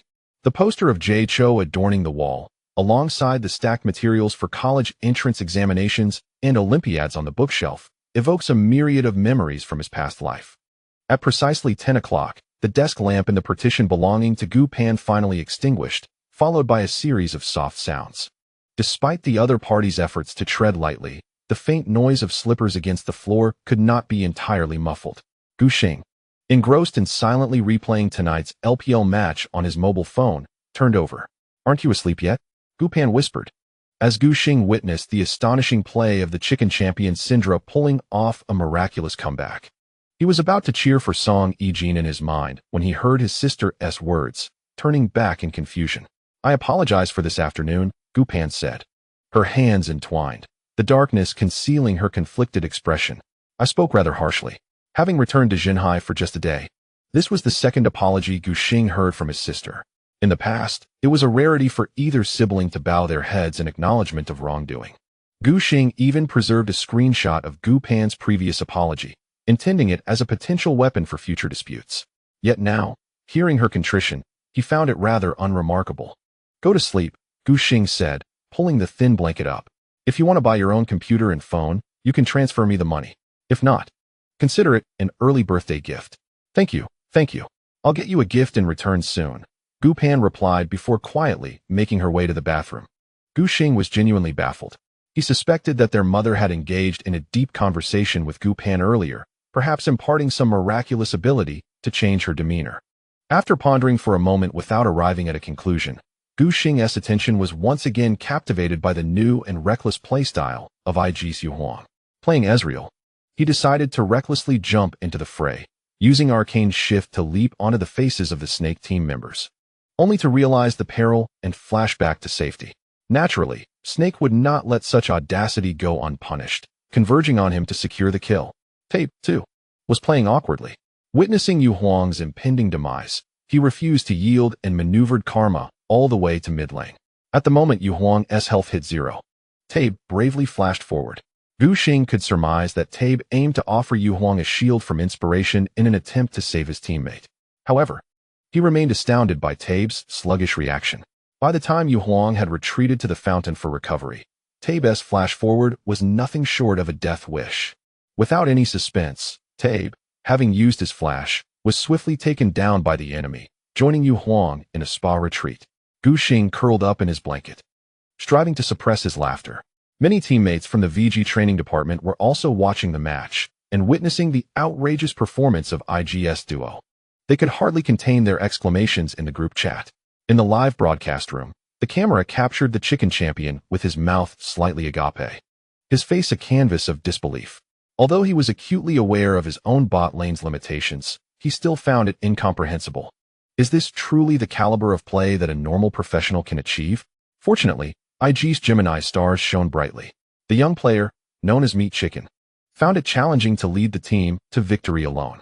In an instant, he unleashed his inner cosmos, performing admirably in the Ancient Dragon team fight, successfully executing a control showcase that created ample output space for Song Yijin. The captain, skilled in maneuvering, triggered familiar moments in the fiery battlefield, breaching the Snake team's defenses with a triple explosive barrel. However, IG's vision issues were quite pronounced. Regrettably, they could not withstand the Snake team's late-game disarray either, leading to a situation that could only be described as a battle of wits akin to the legendary heroes Zhuge Liang and Pang Tong. Ultimately, IG triumphed over the Snake team with a score of 2-1, narrowly securing a place in the playoffs as the fourth seed from Group A. In the frame, Song Yijin smiled with relief. For IG, simply making it to the playoffs this summer was a success, a goal now accomplished. Filling Song Yijin's heart with the joy of harvest, Gu Xing felt genuinely happy for Meat Chicken, browsed through the match reviews, and then turned off his phone, closing his eyes to adjust his breathing and drift into a deep slumber. Upon waking the next day, it was already noon. Having just returned to Jinhai, he maintained the training schedule he had adhered to previously. Gu Xing had no intention of changing his routine. With only 3 days of rest at home, it was hardly worth the effort to readjust his biological clock, knowing he would have to revert it again upon returning to the base. At home, only Gu Xing and his father remained. His sister had risen early to practice driving, and after a makeshift lunch outside, she headed straight to her tutoring job. Their mother worked at the store during the day and would swap shifts with their father in the afternoon. After confirming with Shen Guanshan that he had not yet had lunch, Gu Xing tidied up and prepared to head out. His father, noticing Gu Xing getting ready to leave. Inquired, "Aren't you having lunch at home?" "No, I have plans with Guanshan to eat out, and later there's a classmate gathering." After changing his clothes and packing his umbrella and tissues into his backpack, Gu Xing's father looked at him with a hint of peculiarity in his gaze. However, he did not voice any concerns, simply handing him a stainless steel lunchbox. "Take this to your mother. It contains 2 meatballs. She should eat them while they're hot." Gu Xing, oblivious to his father's expression, accepted the lunchbox and stepped out. As he hurried downstairs, he scrolled through esports news. Last night, the LCK regular season had concluded. In the final round, ROX effortlessly secured victory with a 2-0 score, firmly maintaining their top position. Unlike the LPL format, the Korean League's playoffs allow the first-ranked team to advance directly to the finals. This means that the ROX Tigers are guaranteed at least a second-place finish. As they had previously placed second in the spring season, they amassed a significant number of points. With both achievements combined, ROX has directly qualified for the S6 World Championship. Regardless of their opponent, winning the finals would grant them the title of the region's top seed. Even if they were to lose, ROX would still be the team with the highest points, aside from the summer champions, entering the world stage as the second seed. In summary, ROX is the earliest team preparing for the S6 World Championship, allowing them ample time to study their potential adversaries. As Gu Xing perused forum posts, he discovered that ROX had participated in interviews with Korean media following the conclusion of the regular season last night. In the forum, there are numerous posts featuring interviews. One question piqued Gu Xing's interest, posed by an esports journalist to the remarkably talented Peanut, who has shown brightly this year. The reporter inquired, "Peanut, as we approach the upcoming World Championship, are there any particular teams or players you are eager to face?" The journalist notably emphasized that the selection should exclude Korean teams, likely anticipating that Peanut would choose SKT, the arch-rival of his team, the Tigers. After a moment's contemplation, Peanut responded, "I believe the LPL's VG team is quite formidable. Their jungler, Virtue, possesses exceptional skill and is an opponent not to be underestimated. We encountered each other twice in scrims, and his unique and aggressive playstyle truly capitalizes on his strengths." Peanut paused and added, "Virtue even managed to solo kill me during our practice matches. If given the chance, I would love to compete against him at the World Championship. I want him to witness the strength of ROX." Beside him, Smeb looked on in horror, incredulously questioning Peanut. "Is that something you can actually say?" In the mainstream Korean esports culture, scrim details are considered team secrets and should not be disclosed lightly. Peanut, chuckling, responded, "I didn't specify any other circumstances. I wouldn't classify it as a leak, would I?" In the latter half of the interview video, the members of the Tigers engaged in playful banter and lighthearted exchanges. Their interactions clearly revealed the camaraderie among the ROX members. Gu Xing was rather surprised by Peanut's remarks. This segment of Peanut's response sparked considerable discussion in the community. In this dark era for the LPL, having the leading team from the current top-tier region, the LCK, offer high praise to LPL players is indeed a topic worthy of discourse. Consequently, the forum was abuzz with comments regarding Peanut's interview. Virtue solo killed Peanut? Could this truly be LPL's year of hope? Peanut also expressed his desire to face Little Gu at the World Championship. "This is hilarious. It's practically impossible." Virtue remarked, "Dude, go to college first." Peanut, take your time. VG didn't even release a statement. Are they really going to let their top player abandon the World Championship to pursue studies? I advise VG to secure their S6 World Championship ticket before anything else. They haven't even played the playoffs yet, and they're already planning for the World Championship? Gu Xing was well acquainted with the roads of the Gushi community, and walking while looking at his phone did not hinder his efficiency. Upon arriving at the community entrance, he coincidentally encountered Shen Guanshan.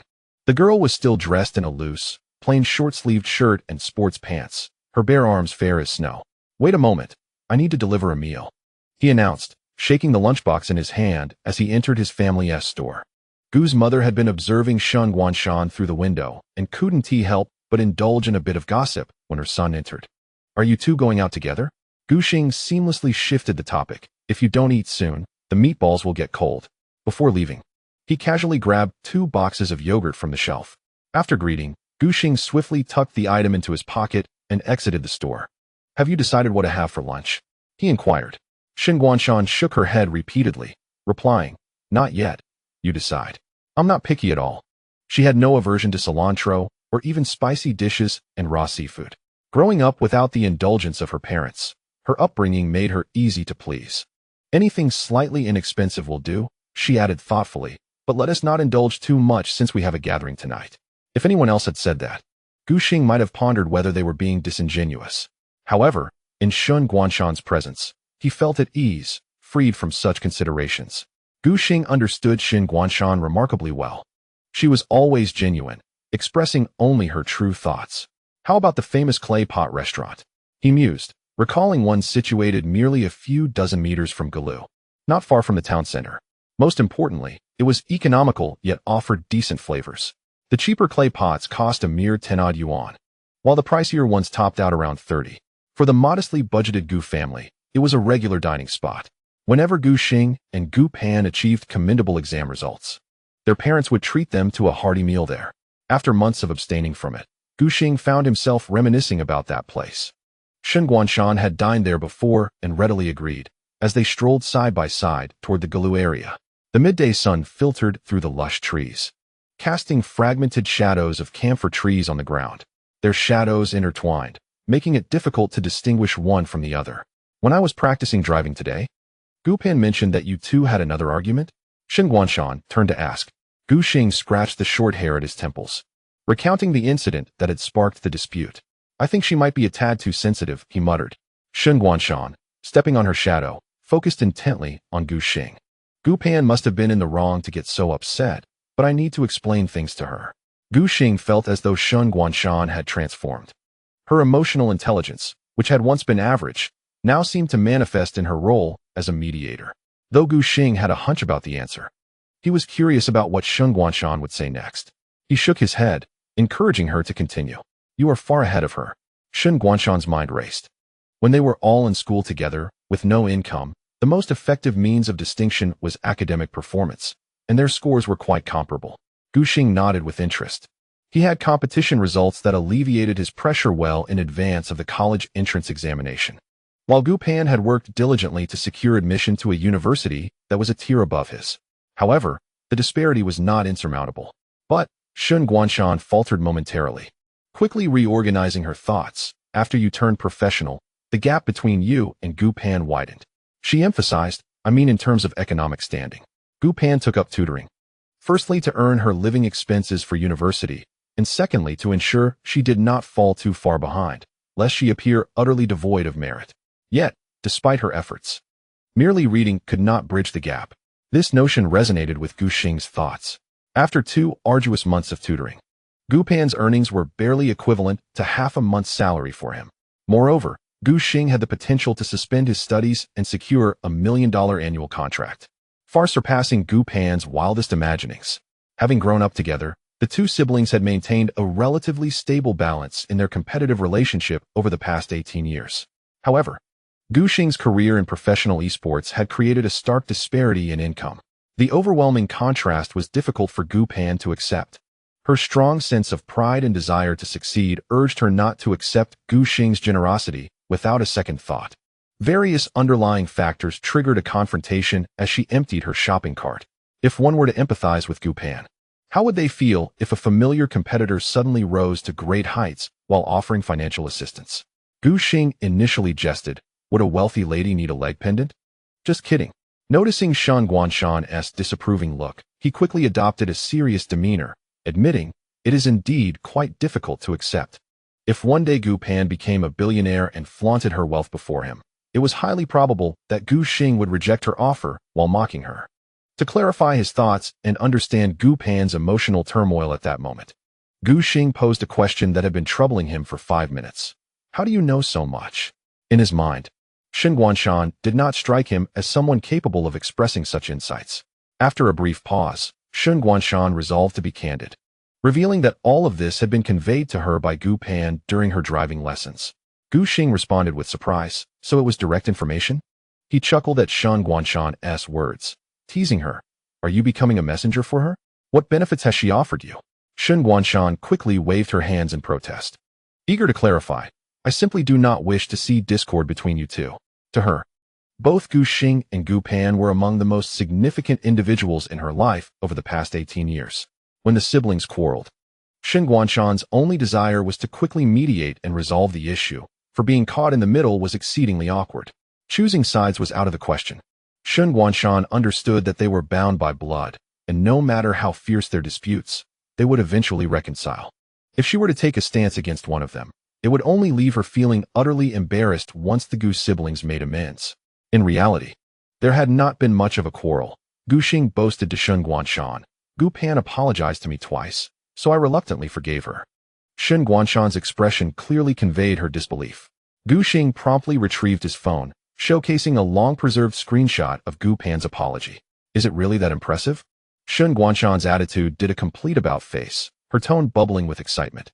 "Quick, send me a copy." The two walked for about a mile before arriving at the entrance of a clay pot restaurant. Adjacent to the shop lies the ancient ruins of Zhenhai County Town, including the iconic Drum Tower, along with the picturesque People's Park. The surrounding architecture exudes a charming antiquity, and the scenery is nothing short of enchanting. This clay pot restaurant typically sees a bustling crowd, and today, being the weekend, both floors are filled to capacity early on. After a brief wait, we are escorted to a window-side table. We order 2 servings of clay pot dishes and a selection of fried skewers. While the sounds of nearby conversations intermingle with the fragrant steam rising from the bubbling pots, creating a vibrant atmosphere. Gu Xing picks up a skewer of grilled rice cake. Biting through the crispy exterior and the soft, glutinous texture of the cake spreads delightfully in his mouth. Shen Guanshan meticulously transfers all the shrimp from her seafood clay pot onto her plate, methodically peeling each one to reveal the firm flesh within. Despite her slender fingers, her dexterity leaves much to be desired. During the peeling process, shrimp paste trickles down her palm to her wrist, leaving a striking crimson mark on her fair skin, which is rather conspicuous. However, Shen Guanshan pays it little mind, casually wiping her hands with a napkin. Gu Xing notices this scene and feels a sense of relief. After their previous exchanges, Shen Guanshan has become significantly more relaxed in his company, no longer the girl who once pondered for ages over how to hold a hamburger.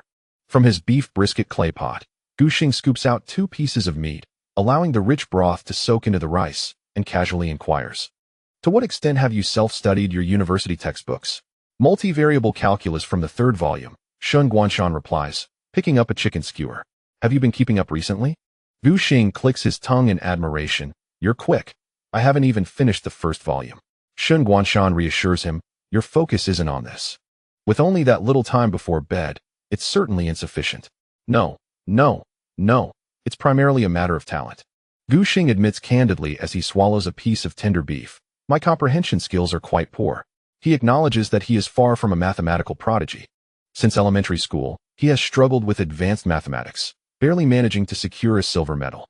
At that time, Gu Xing held on to the belief that university courses were entirely different from math competitions and thought he still had a chance to excel. Halfway through the 1st volume of calculus, he realized this notion was misguided.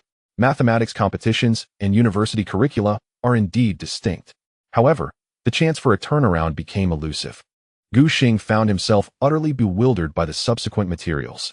What on earth were they discussing? The old adage rings true: comparisons breed discontent. In contrast, Shen Guanshan, who began her journey in mathematics later, effortlessly dominated the competitions, making it to the provincial team by her 1st year of high school. By fantastical standards, she was undoubtedly invincible among her peers. Gu Xing came to terms with the reality: he is simply not suited for a path in mathematics. One cannot generalize experiences among individuals. I had previously inquired with several upperclassmen about situations similar to mine, and they indicated that with a solid foundation in mathematics, one could pursue graduate studies in computer science or finance after completing an undergraduate degree, which bodes well for employment prospects, albeit requiring substantial effort to catch up on many specialized courses. Gu Xing shares his future aspirations, his eyes filled with uncertainty. Standing at the crossroads of life, he found himself enveloped in uncertainty, unsure of which path to take. The anxiety and apprehension stemming from the unpredictability of his future loomed over him incessantly. Were life to be abundantly generous, he could pursue his passions freely. However, his family's modest circumstances imposed a stark reality. The margin for error in life was perilously slim, and he treaded cautiously. Compounding his dilemma was the dwindling time left for decision-making. By early September, he would need to have made a choice. With a serious and focused gaze, Shen Guanshan regarded him intently. In her memory, Gu Xing had always been a beacon of sunshine, exuding positivity and cheerfulness. Yet now he displayed unmistakable signs of despondency. This shift left Shen Guanshan feeling unsettled. Choosing to divert the conversation, she remarked, "I've reached platinum in the league.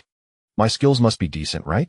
Upon the mention of gaming, Gu Xing's interest reignited. "Are you using Qiyana?" he asked. "Indeed, nobody bans her. And I can manage just fine." Shen Guanshan picked up a crab leg from the pot, sometimes finding it rather peculiar.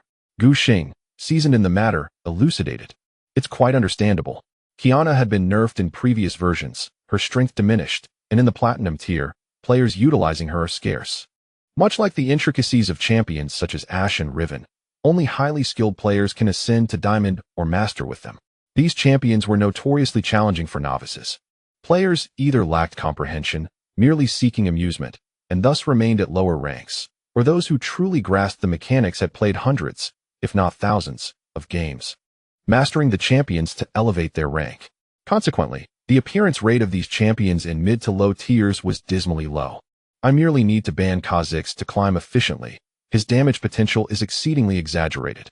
In a balanced match, encountering him at level 6 in the jungle can lead to a swift elimination. Shen Guanshan humbly inquired, "In your opinion, aside from controlling marks, what other aspects should I pay attention to with Qiyana?" It was witnessing Gu Xing's commanding performance with Qiyana on the battlefield that inspired her to master this champion. His proficiency in Qiyana was widely acknowledged within the professional circle, and Shen Guanshan believed she could glean valuable techniques from him. After a moment of contemplation, Gu Xing responded, "You must understand the champion's power spikes. Characters like Ramus, Lee Sin, and Kha'Zix all experience a significant boost in combat effectiveness at level 6. However, Qiyana is different. Her ultimate offers minimal enhancement to her combat prowess. Instead, her abilities are more suited for team fights. In one-on-one situations, it is essential to invade before the opponent reaches level 6. By leveraging her advantages, Qiyana possesses a range superiority compared to melee champions, and her Q ability allows for strategic maneuvering. Even if you cannot eliminate your opponent, you can still pressure their health and execute counter-jungle tactics." Gu Xing spoke with fervor. Shen Guanshan, engrossed in his words, momentarily forgot about the steaming hot pot before her, her gaze fixed intently on him. When he spoke of his expertise, the burdens of reality seemed to dissipate, revealing once more the spirited 18-year-old boy. Shen Guanshan recalled her previous solo trip to Shanghai to watch a match, where she had been wholly absorbed in calculating various strategies, only to later realize that Gu Xing had been watching her intently. Now, the roles had reversed. She found herself captivated by Gu Xing as he shared his insights on league strategies. Could this be considered a polar reversal? Shen Guanshan's mind took an unexpected turn, prompting a sudden realization. At that moment, it was precisely akin to this very instant. Gu Xing casually mentioned a few intricate details about Qianju, but upon noticing Shen Guanshan's unwavering gaze, he hesitated, leaving the topic unfinished, and urged her to hasten her meal. The clay pot restaurant was quite boisterous, surrounded by a cacophony of voices, making it far from an ideal setting for conversation. Additionally, the lunch rush had not yet subsided, with patrons awaiting tables outside the establishment. Thus, the two refrained from lingering any longer, finishing their clay pot and fried skewers before swiftly making their way to the sidewalk. "Let's take a stroll in the nearby park first. It's too scorching by the drum tower," Gu Xing suggested. At noon in August, the sun was particularly fierce, and running over to the expansive square next to the drum tower would be akin to courting discomfort. However, upon entering the park, they soon discovered that even the shade of the trees offered little respite. While the sunlight no longer directly beat down upon them, the oppressive humidity and heat enveloped them, rendering the air stifling. Only a handful of exuberant children remained in the park, chasing and playing joyfully. Within the People's Park, there was a decently sized artificial lake, and the two strolled along its edge. Gu Xing slightly slowed his pace to ensure his friend could keep up. Shen Guanshan glanced down. Despite being relatively tall among women, she was still over 10 centimeters shorter than Gu Xing, which naturally meant her strides were shorter as well. Therefore, their steps varied in length. Without hesitation, Shen Guanshan extended her legs, striving to match Gu Xing's pace, embodying the essence of synchronized movement. After just a couple of steps, Gu Xing noticed her little scheme. A faint smile graced his lips as he reduced his stride to maintain harmony with Shen Guanshan. They moved in unison, resembling a synchronized formation at a sports event. After circling the lake, they reached the shade of a tree, where Guxing finally paused, opening his backpack. "Would you like some yogurt?" Shen Guanshan's eyes brightened, and there was no reason for her to decline. Standing side by side beneath the tree, they sipped their yogurt while observing the children playing nearby. Their high-pitched laughter and shouts were muffled by the trees and the lake, rendering the sounds far less jarring. Guxing had been yearning to steal a glance at what Shen Guanshan was doing, yet he hesitated to turn his head overtly. Fortunately, the mischievous children provided him with cover as they dashed to Shen Guanshan's side. Feigning interest in the children, Guxing turned his head, discreetly watching his friend's movements out of the corner of his eye. To his surprise, he found Shen Guanshan was also surreptitiously watching him.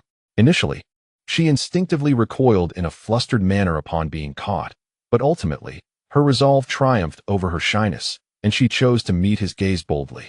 Their eyes danced with unspoken emotions, and as their gazes locked, Guxing took the initiative, posing a question. "What are you looking at?" Shen Guanshan pondered for a moment, offering an explanation for her behavior. "I was wondering how many more times we could enjoy yogurt together."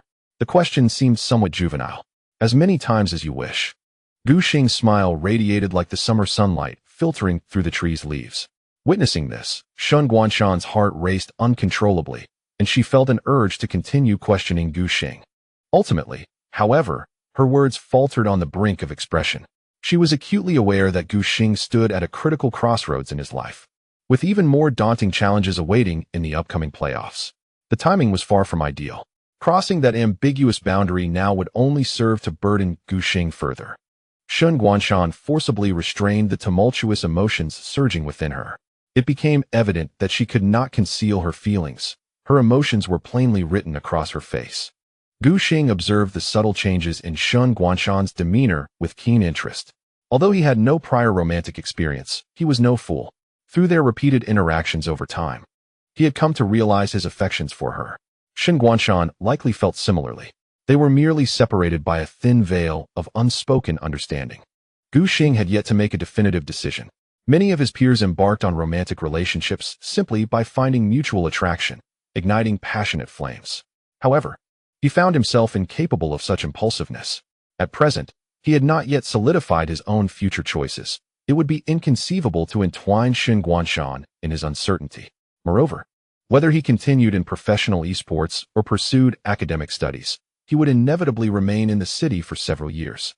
Shen Guanshan, attending Peking University, would mean that if they were to enter a relationship, it would be long distance. As the saying goes, long-distance relationships are not even worth pursuing. Even without any personal experience, Guxing could readily conjure a multitude of drawbacks to such an arrangement. He was uncertain whether he and Shen Guanshan could endure the test of time, and his heart was torn in conflict. Gazing into Shen Guanshan's clear eyes, he saw ripples of emotion reflected therein, nearly losing himself in their depths. "Give me another half-month," he resolved silently, imposing a deadline upon himself.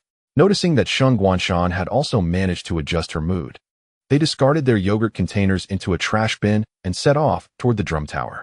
The attraction was free to visit, yet the daylight revealed a lack of enchanting illumination, rendering it far less captivating than at night.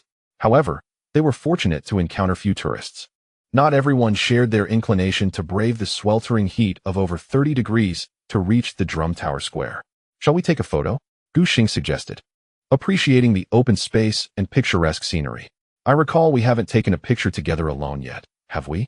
Typically, Gu Piao would accompany them, resulting in group photos of the three. This time, he was rather pleased to finally have the opportunity to break away from his sister. Shen Guanshan, however, recalled a cherished group photo with the members of their CMO town. She had always considered that picture as her and Guxing's, conveniently ignoring the presence of their other three classmates. Now, the request aligned perfectly with her own desires, and she nodded in agreement.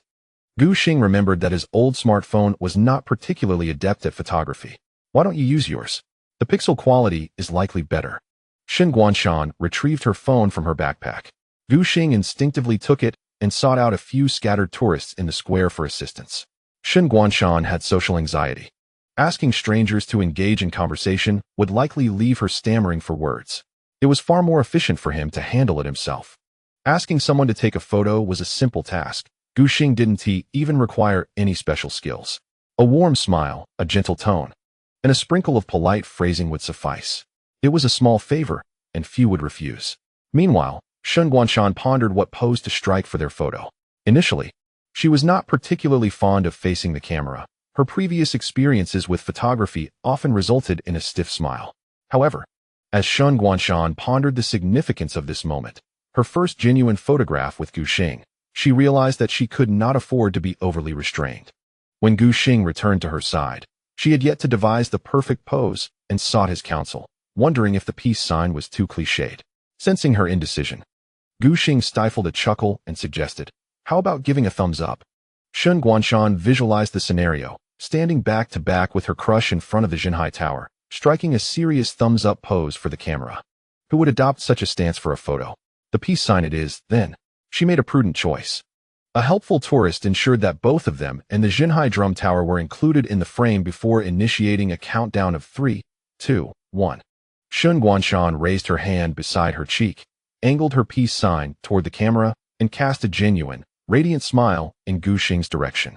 Grateful for his assistance in retrieving her phone, she glanced at the captured image and was instantly filled with delight. The outcome was rather pleasing. Shen Guanshan leaned closer to him, curious to see the screen. In the photograph, the two shared an intimate gaze, their brilliant smiles outshining the sunlight, with the Jinhai Drum Tower standing majestically in the background. Steeped in the weight of time, from her entirely subjective perspective, she could perceive a hint of affection in their shared glance. Her heart rejoiced. After sending the photo, she felt satisfied when she saw Gu Xing had downloaded it. Where shall we head next? The class reunion doesn't start until 6. Shen Guanshan realized they had over 3 hours of free time. The scattered clouds that had once floated in the sky had vanished, leaving them exposed to the unrelenting warmth of the sun. Noticing the rosy hue on her cheeks and the damp strands of hair clinging to her fair skin, Gu Xing quickly retrieved a tissue from his bag to offer her. He had brought an umbrella, but it was only useful for rain and offered no protection from the sun's rays. The only sunshade at home was one that Gu Pan had acquired at a bargain price, and she was currently using it. Facing the relentless assault of sunlight, Gu Xing found outdoor activities torturous. Shall we head back home instead? Shen Guanshan, usually indifferent to sun protection and lacking a sunshade at home, could only endure the heat. Wiping the sweat from her face, she realized she had nothing to do at home. Suddenly, an idea struck her. How about we go to an internet cafe? Gu Xing was taken aback that Shen Guanshan would even suggest such a place. Are you serious? Come on. I remember the one you used to frequent was called Joyful Times, Shen Guanshan exclaimed eagerly. I've never been to an internet cafe in my life. Take me to broaden my horizons. The internet cafe was not far from their location, just a short walk away. Gu Xing, unable to resist her enthusiasm and lacking a better alternative, reluctantly agreed. His own computer was inadequate, and the Shen family only possessed one machine. With no other options, Gu Xing led Shen Guanshan directly to Joyful Times. As the familiar establishment came into view, Gu Xing was reminded of the humorous slogans plastered on the walls, which conjured images of burly men with protruding bellies. Upon entering, Shen Guanshan let out a long sigh of relief. The air conditioning in the internet cafe was exceedingly brisk, creating a stark contrast to the sweltering heat outside. Gu Xing felt goosebumps rising on his forearms. The young network administrator manning the front desk was a familiar face, someone he had encountered while ranking up previously, and he had always struck Gu Xing as a rather naive individual. Gu Xing was relieved to have brought his identification, which he placed on the counter while speaking in a hushed tone, announcing his intention to use a computer. In 2016, during the zenith of League of Legends popularity in the country, it was an understatement to say that the game occupied a significant portion of the internet cafe landscape. Among the vast player base, Gu Xing harbored doubts that anyone would recognize him. He had returned for a brief respite and wished to avoid being treated like a rare specimen on display, thus he endeavored to maintain a low profile. Upon catching sight of Gu Xing, the young administrator instinctively gasped in surprise. However, upon noticing Gu Xing's gesture for silence, he forced himself to lower his voice. Virtue. It's been so long since I last saw you. Before Gu Xing could respond, the administrator continued with unbridled enthusiasm. I never imagined that an LPL star would appear in this little internet cafe. I told the other customers, but they didn't believe me. By the way, I'm a fan of yours now. Gu Xing was taken aback by this revelation, his body jolting slightly. Aren't you a fan of the factory manager? He asked. I only started liking you after I saw your match against him. Your hits were incredibly powerful. The administrator, seeking to justify his stance, retorted that there was no rule stating one could only admire a single professional player, akin to how he simultaneously appreciated both Aragaki Yui and Ayu. Gu Xing thought to argue that those two actresses hailed from different countries, with one focusing on singing and the other on acting, thus making a direct comparison rather tenuous. However, he chose not to dwell on the matter. After leaving an autograph and completing the check-in process with Shen Guanshan, Gu Xing swiftly made his way inside. Brother Xing, let me get you a bottle of cola. The administrator turned to grab a bottle of Pepsi from the shelf. Upon seeing the blue and white logo, Gu Xing instinctively recoiled. No, I'm not thirsty right now, he replied, glancing at Shen Guanshan. Do you want it? Shen Guanshan was not particular about the cola brand. Yet she resolutely aligned herself with Gu Xing's decision. The two declined the cola and sought out a secluded corner in the cafe. Fortunately, the patrons engrossed in their screens were oblivious to Gu Xing's presence. This internet cafe had a fascinating atmosphere, with voice announcements ranging from bronze to challenger. As Gu Xing powered up the machine, he engaged in conversation with Shen Guanshan. It didn't take long for her to identify a flaw in the system. Noting that Ding Ran must have endured relentless torment back then, Gu Xing recalled the voice announcements heralding the Silver Master and Ding Ran's reactions, nearly choking on laughter. As he logged into the game, Gu Xing appeared remarkably composed. His national server account had been dormant for an extended period, now reduced to a mere trashy Diamond 4. This status would not attract undue attention in the cafe. Quickly, open up Kiana for me to see. Gu Xing complied, initiating a ranked match and preparing to seek out 4 fortunate teammates and 5 unfortunate souls. It was a weekend afternoon, and with a plethora of players in the first server, he was matched into a game within just 2 minutes. Upon selecting Kiana, Gu Xing's username captured the attention of his 4 teammates, flooding the chat with a cacophony of compliments and friend requests. Gu Xing briefly responded, stating that he would add friends once the match concluded, and then proceeded to adjust his runes before engaging in conversation with Shen Guanshan. It was not until the loading screen appeared that he recognized the ID of the opposing jungler, the Panther Girl, which seemed somewhat familiar. Bing Bao Li Hua Fan Wen Tian, commonly referred to as Bing Fan. The playoffs were about to commence, and there was no timely pop-up update. I cannot accept this. Shen Guanshan noticed Gu Xing's intense focus on the monitor and, curious, followed his gaze. Do you know this Panther Girl player? As Bing Fan did not stream on any platform, Shen Guanshan was unaware of her identity. She is a streamer who plays the Panther Girl. A colleague of mine on the same platform, Gu Xing succinctly explained. Her skill level is decent, I suppose. He pondered for a moment before arriving at that judgment. Gu Xing had encountered Bing Fan twice while climbing ranks in the national server. However, in his view, her performance as a jungler was average. Not on par with the 2 exceptional players he had previously encountered, Xiao Zhuang and Jiang Yuping. Their jungle strategies were in a completely different league. Upon reflection, it could also be attributed to Li Jia. At that time, the Panther Girl was in vogue in the top lane, and Bing Fan had garnered considerable attention. Later, when Nidalee was nerfed to the point of being relegated to the jungle, she was reluctant to abandon the champion she had painstakingly mastered, thus transitioning to the jungle as well. Essentially, she was starting from scratch and adapting to the jungler role of the Panther Girl, and given her advancing age, if she could quickly acclimate and reach an extraordinary level of proficiency, that would indeed be a remarkable talent. In Douyu, Bing Fan's livestream was thriving, buoyed by the fanbase amassed during her time as a top-lane Panther Girl and her engaging content. After the upheaval last year that saw a mass exodus of streamers from Douyu, many larger influencers had departed, allowing her to consistently rank on the homepage with a substantial audience.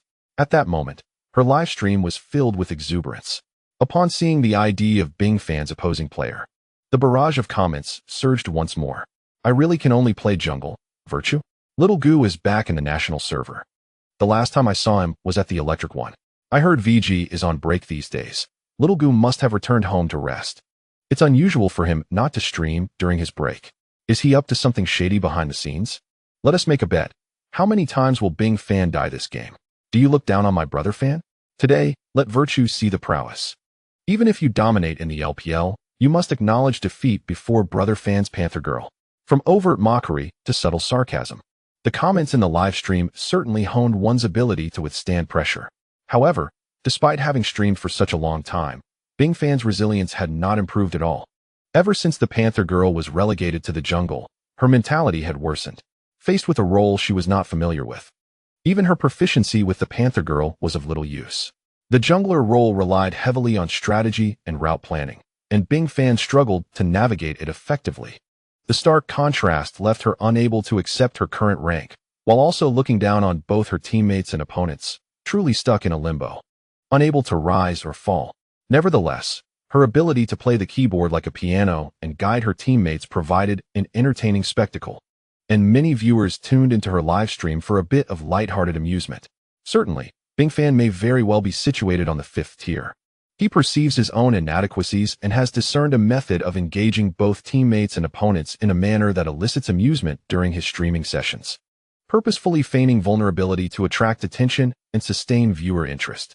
After all, there is no shame in earning a living, and there are plenty willing to play the fool. Aside from Bing Fan himself, none are privy to the true circumstances. With dark circles under his eyes reminiscent of the national treasure, the giant panda, he sits before the camera. Upon catching sight of Gu Xing's ID, his eyes instantly gleam with excitement. Facing a professional player, this match presents a golden opportunity to showcase his abilities.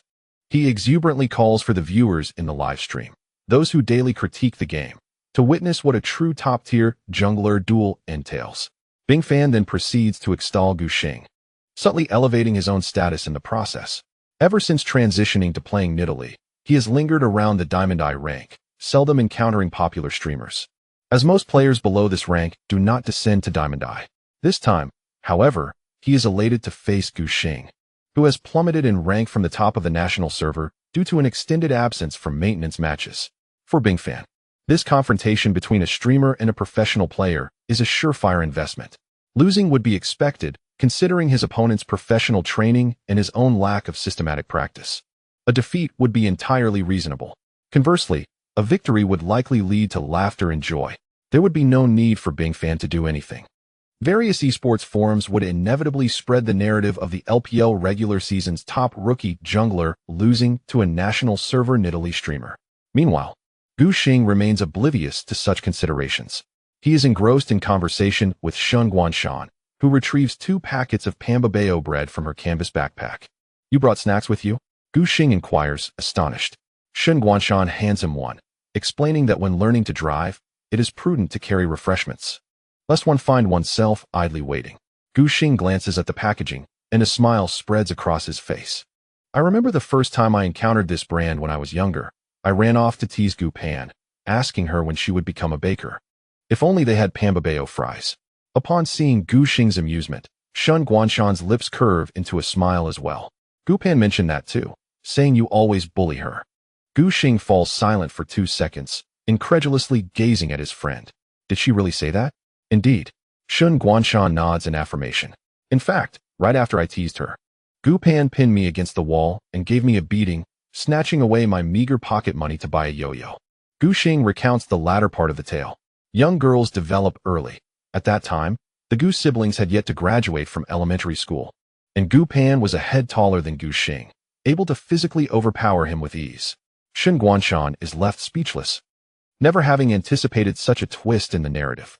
With her remarkable memory, she privately rejoices, thankful that she did not use the home's anti-theft door plaque, also bearing the name Pambabeo, to mock Gu Pan, lest Shen Guanshan senses that discussing such embarrassing matters might be awkward for Gu Xing, leading her to clumsily attempt to change the subject. "By the way, the game has started. You should hurry and purchase your equipment." Only then does Gu Xing turn his attention to the summoner's rift on the screen, still feeling a bit out of his element. The monitors utilized in both the base and during competitions are standard 24 inches. After becoming accustomed to this size, the larger screens in internet cafes seem excessively vast. Gu Xing, opting for a windowed mode, reduced the size of the summoner's rift. In the chat channel, all 9 players engaged in lively interaction on the public screen. The 4 players on Gu Xing's team fervently communicated, convinced that this was undoubtedly a guaranteed victory without any risk of defeat. On the other side, upon seeing Gu Xing's ID, some players felt an overwhelming sense of inevitability regarding their loss. After all, apart from Gu Xing's status as one of the top junglers in the LPL, he was also the former #1 in the national server. Surely, entering a diamond match would lead to a massacre, right? Nonetheless, a few others sensed an opportunity before them, thinking that today could be their chance to achieve fame and recognition. As Gu Xing observed the rapidly scrolling chat, where nearly everyone claimed to be his fan, he finally understood the distress that the factory manager experienced when facing him in ranked matches. Under the scrutinizing gaze of Shen Guanshan, after a unified response, Gu Xing chose to disable the public chat display. Focus and learn well, he advised Pampan while consuming a small bun, instructing her to initiate the reverse strategy from the blue side, starting from the upper half and gradually moving downwards. Although Shen Guanshan was astute, her experience with Nidalee, the champion known as the Leopard Woman, was limited. Her appearance in gold and platinum tiers was exceedingly rare, making her difficult to encounter.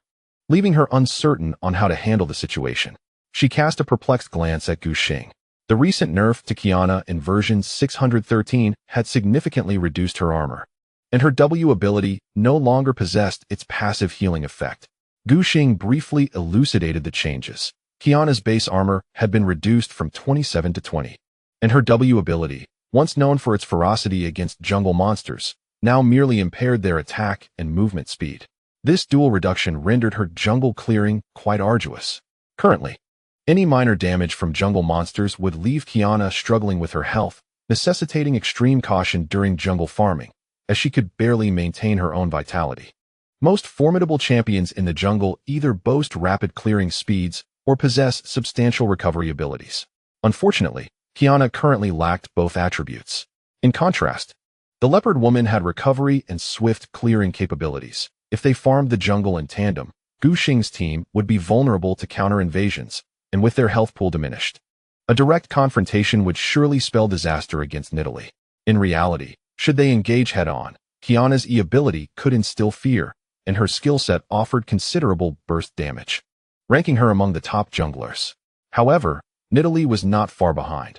With her dual forms, she possessed at least 4 damage skills by level 3 and was equally agile.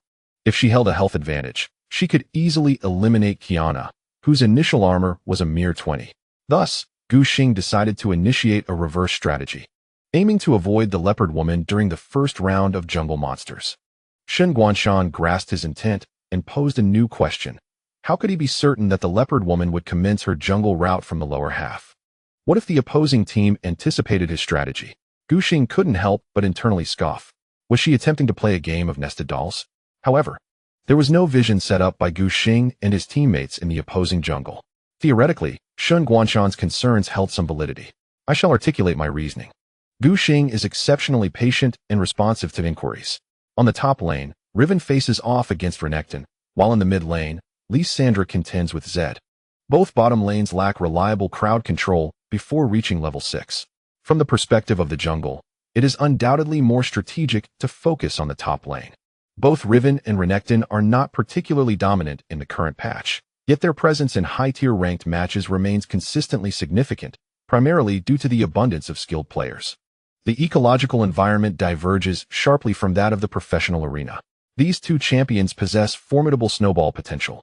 Even a slight advantage in the early game can lead to overwhelming dominance over their opponents. Should the enemy's kindred anticipate my reverse jungle path and insist on transitioning from the top to the bottom, they will find themselves incapable of assisting Renekton in the top lane before the next spawn of jungle monsters. If the counter jungle fails, Kindred may find herself idly wandering for the first 4 minutes. Conversely, if she initiates from the bottom to the top, even if her invasion yields no results, she can still aid the top lane in establishing an advantage, thereby ensuring her own escape route remains intact. In conclusion, Gu Xing remarks that while the scenario proposed by Guanshan could indeed occur, its probability is relatively low. When playing as a jungler, one must invariably assess the team composition to determine the primary focal points for aggression, a principle understood by most players. However, interpretations vary among individuals. As evidenced by Shen Guanshan, she believes that if she were Kindred, she would certainly predict Qiyana's reverse jungle and would likewise initiate her own route from top to bottom, forcefully seeking opportunities for invasion. If she successfully counters even once, severely damaging Qiyana. The unhealed kindred would be compelled to return to base, disrupting the rhythm entirely. Gu Xing speculates on the possible jungle path of the enemy, relying on various analyses to deduce the most probable conclusions, though certainty remains elusive. Compared to the more mechanically demanding lanes, the jungle's unpredictable nature poses a greater test of strategic thinking. The thrill of such a contest lies within. Gu Xing begins his journey from the upper swamp frog camp, gradually making his way downwards while continuously monitoring the conditions of the minion waves and the health status of the champions across all 3 lanes. He signals to the top lane, acknowledging that they cannot engage against the formidable combination of Renekton and Kindred once both champions reach level 3. Their crowd control and burst damage can lead to instant eliminations. Gu Xing refrains from recklessly seeking confrontation, knowing that a misstep could cost him dearly. After clearing the entire upper quadrant and ascending to level 3, the time reaches 2 minutes and 30 seconds, at which point the wolf spirit embarks on its first hunt within the jungle. In the current patch, Kindred's passive, the Mark of the Kindred, only activates on the river crab and the enemy's F4 when at level 2. Unfortunately, luck is not on Gu Xing's side, as the wolf spirit mark appears in the enemy's upper half of the jungle, specifically on the feathered bird camp. Unable to secure the first mark, Gu Xing remains undeterred, multitasking as he explains to Shen Guanshan that Qiyana can utilize her passive for various tasks. The wolf spirit captures only the surviving jungle monsters on the map, indicating that the enemy's F4 still exists. Thus, we can ascertain that Kindred's jungle route is indeed from the bottom to the top, precisely the reverse of our own. Shen Guanshan nods in understanding. In a casual match, a Kindred player, lacking prior design and meticulous tactical arrangements, would not neglect to clear F4, as it is the fastest and least harmful monster to farm in the early game, providing excellent gold efficiency. If the leopard woman is clearing from the upper jungle, Gu Xing has already finished his portion in the upper half. Unless Nidalee makes a significant blunder while farming the jungle, she will undoubtedly be faster than Qianju. The upper jungle should also be cleared, and the already fallen F4 will not be marked by the wolf spirit. Thus, the leopard woman is left with the conventional route of starting in the lower half of the jungle. This is the advantage of ranked matches, Gu Xing mused. The frequency of deception and underhanded tactics is remarkably low. If it were a professional setting, such information would not guarantee the ability to lock in the opponent's route. Having navigated the LPL for 2 months, he has come to realize that many jungle players are quite cunning. Deceptive thoughts come easily to them, employing various tricks and schemes. In contrast, ranked players are refreshingly straightforward, like a blank canvas. The second effect of the wolf spirit's mark is that regardless of who has slain the jungle monster, whether within their own vision or not, the mark will remain for 15 seconds from the moment the monster perishes before dissipating. Gu Xing articulated this observation. Although Shen Guanshan isn't considered a veteran of the league, she has consistently played only Qianju and possesses a certain understanding of the character's skills and mechanics. She comprehended her friend's meaning. After Gu Xing finished off the F4 in his lower jungle, he took a detour and lay in wait in the brush below mid lane. The disappearance of the F4's wolf spirit mark indicated that the leopard woman had cleared the camp 15 seconds prior. And Gu Xing's thoughts were clear. She was very likely heading up to farm the red buff. Let us ambush mid. He traversed 4 jungle camps to mid lane, deviating from the typical rapid 3 or 4 clear routes. The opposing mid laner, Zed, remained oblivious to this, naively approaching to place a ward. Gu Xing signaled to his mid laner, the Ice Maiden, to prepare her freeze. With a forward thrust, Lissandra used her flash and W to freeze Zed in the frost ring. And Gu Xing leaped forward to apply E, instilling fear. As Zed regained his senses, he attempted to cast W, Shadow Slash, and escape with his clone in conjunction with Flash. Without hesitation, Gu Xing followed up with a flash to execute Q, Rain of Arrows, successfully triggering the damage from his fear, leaving Zed with little health. The final arrow effortlessly secured first blood. Impressive, Shen Guanshan praised sincerely. In terms of intellectual calculation, her mechanical skills were not particularly strong, but witnessing Gu Xing's kill now felt fluid and exquisitely smooth. Not only Shen Guanshan, but all 4 teammates showered Gu Xing with various compliments in the team chat. Gu Xing forced himself to disregard the flattery. Let's return to farming, he stated. No sooner had he spoken than Bing Fan appeared in the top lane, attempting to gank Riven. The strengths of the crocodile and leopard woman were showcased as the desert butcher flashed in with W, ruthlessly catching his prey, while Nidalee threw her spear from a distance and switched forms to pounce. Riven used W to immobilize her foe and tried to E to escape quickly. Bing Fan decisively used Flash to bite her down. Did you see that? He shouted excitedly in the live stream, having secured a kill and soaring in momentum. This stage is all mine.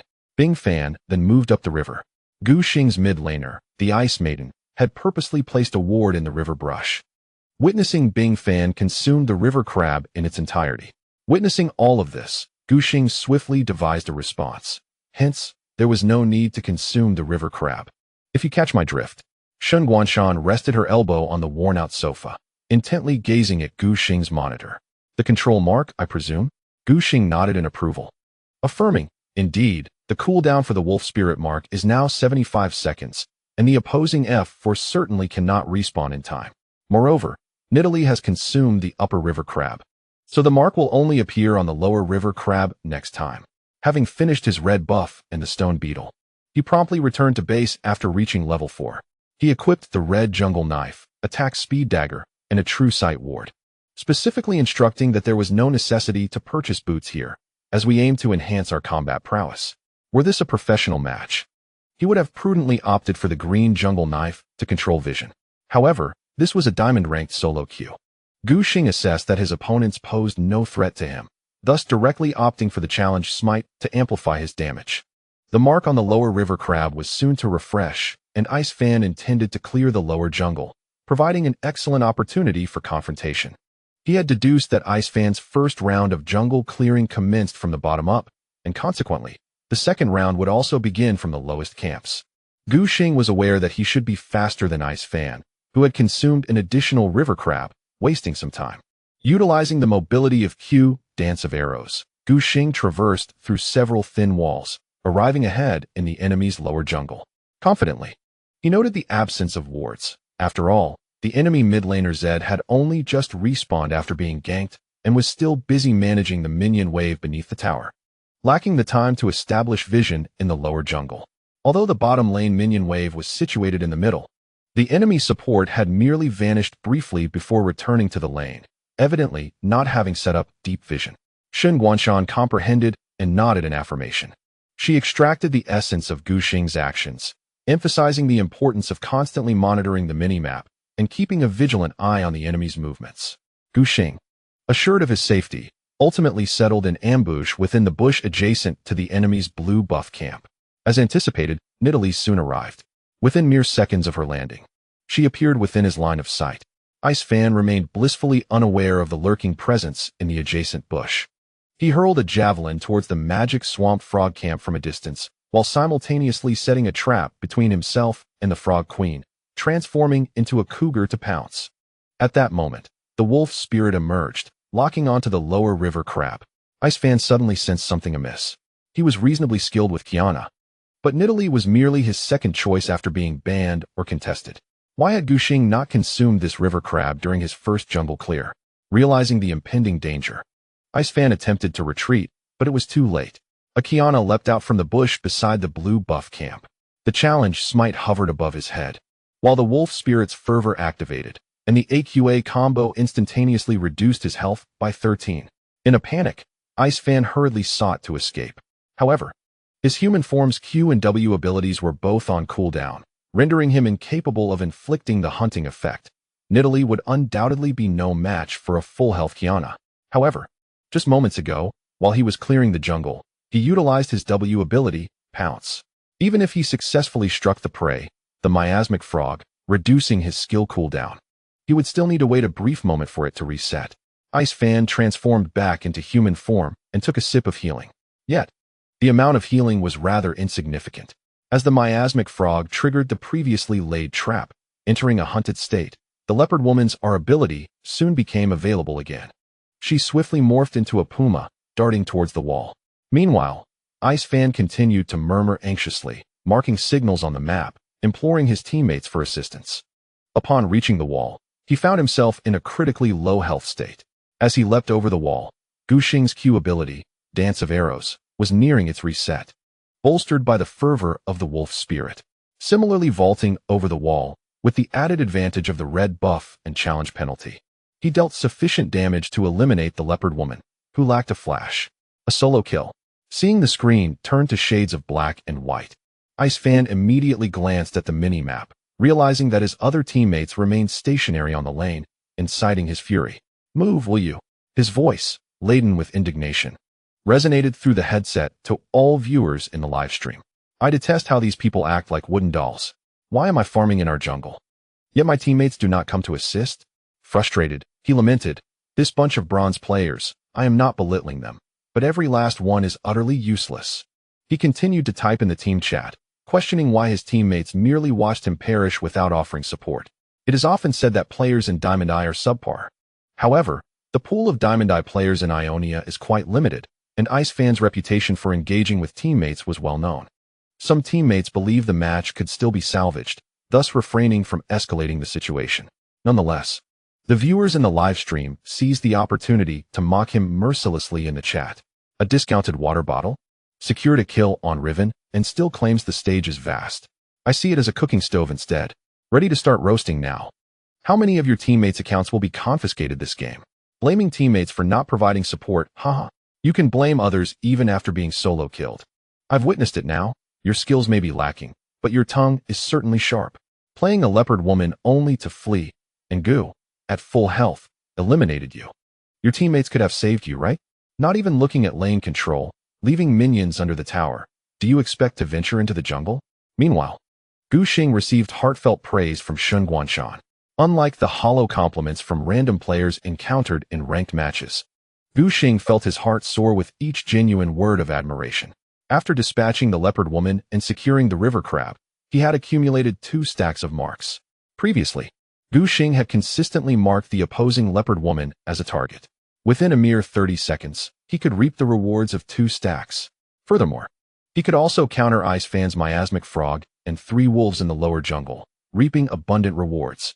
Placing a control ward strategically in the opponent's lower jungle, he returned to base, heading towards the upper lane to set an ambush.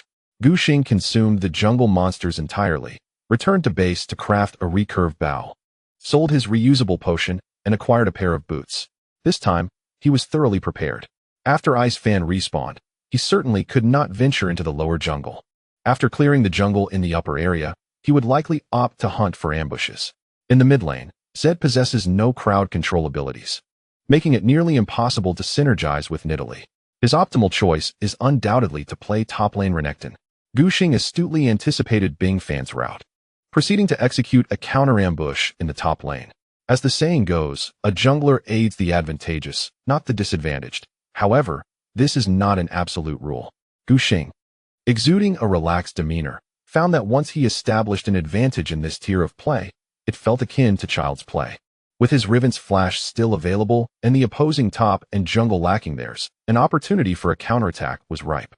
More importantly, the advantage rested with him. He was now akin to a powerful Gnar, free to roam wherever he pleased. Upon arriving at the top lane, Gu Xing spotted Bing Fan.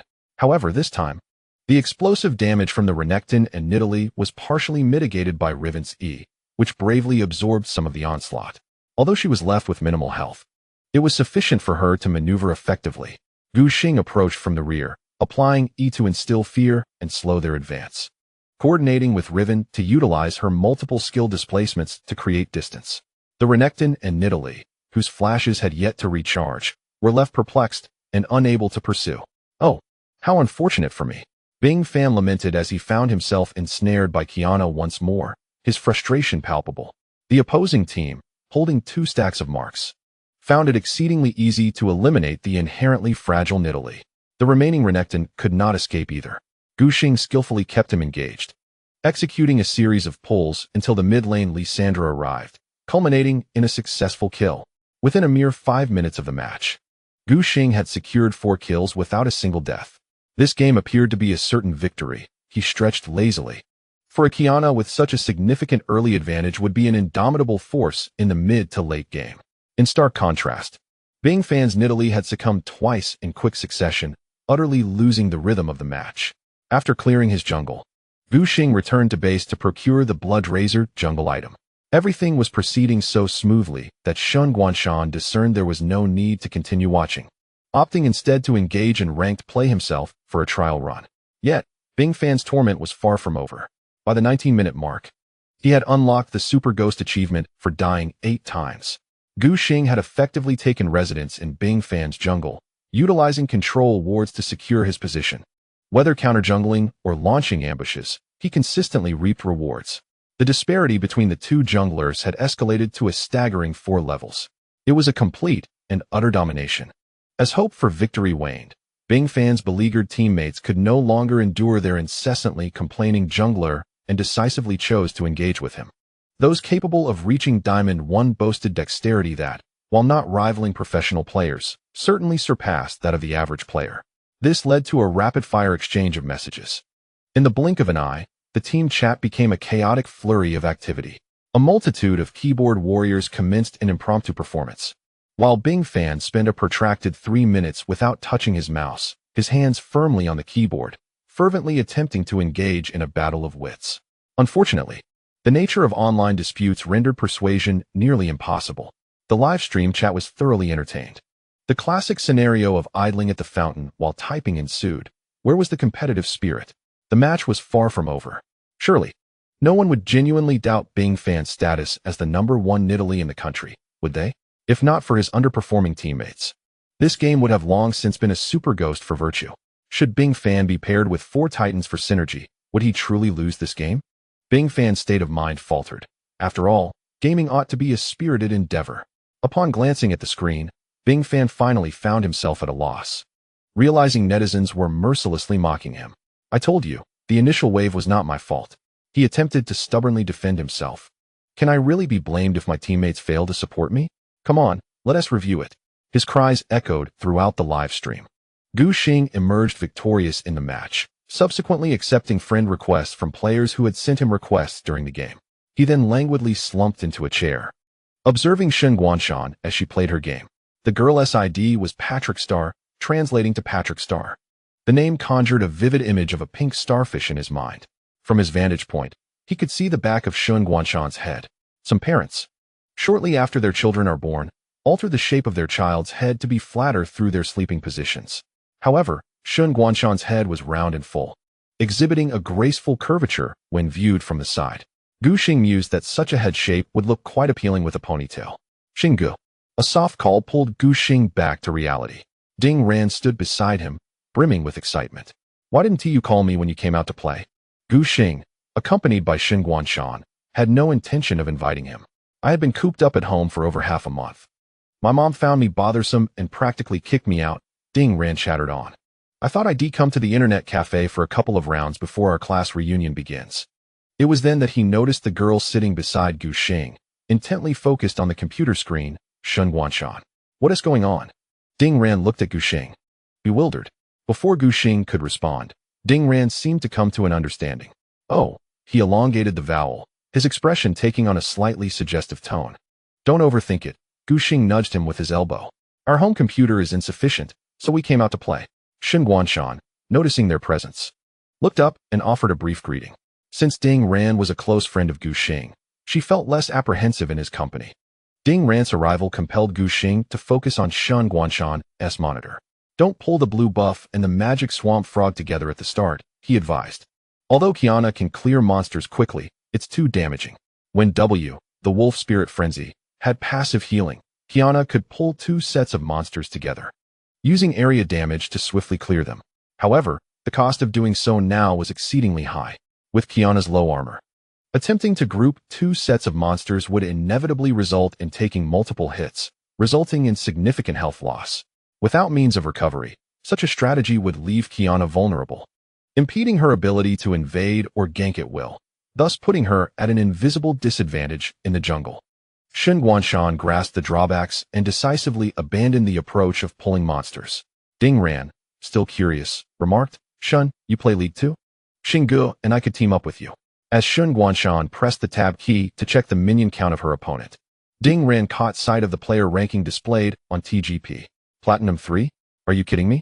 Ding Ran, having been imparted with the art of nurturing by Gu Xing, has now ascended to Platinum 4 with a meager win rate of 51. In the context of the immortal realm, he has only just begun to solidify his nascent essence. To his dismay, he discovers that he is even shorter than Shen Guanshan. It felt as though he had been struck by lightning. Initially believing Gu Xing to be an anomaly, he realizes that he himself is the true exception. Upon checking the ranking alliance and entering Shen Guanshan's battle record, Ding Ran is plunged into despair. Patrick Star, with a record of 69 wins and 34 losses, boasts a win rate of 67. Previous seasons show a blank slate.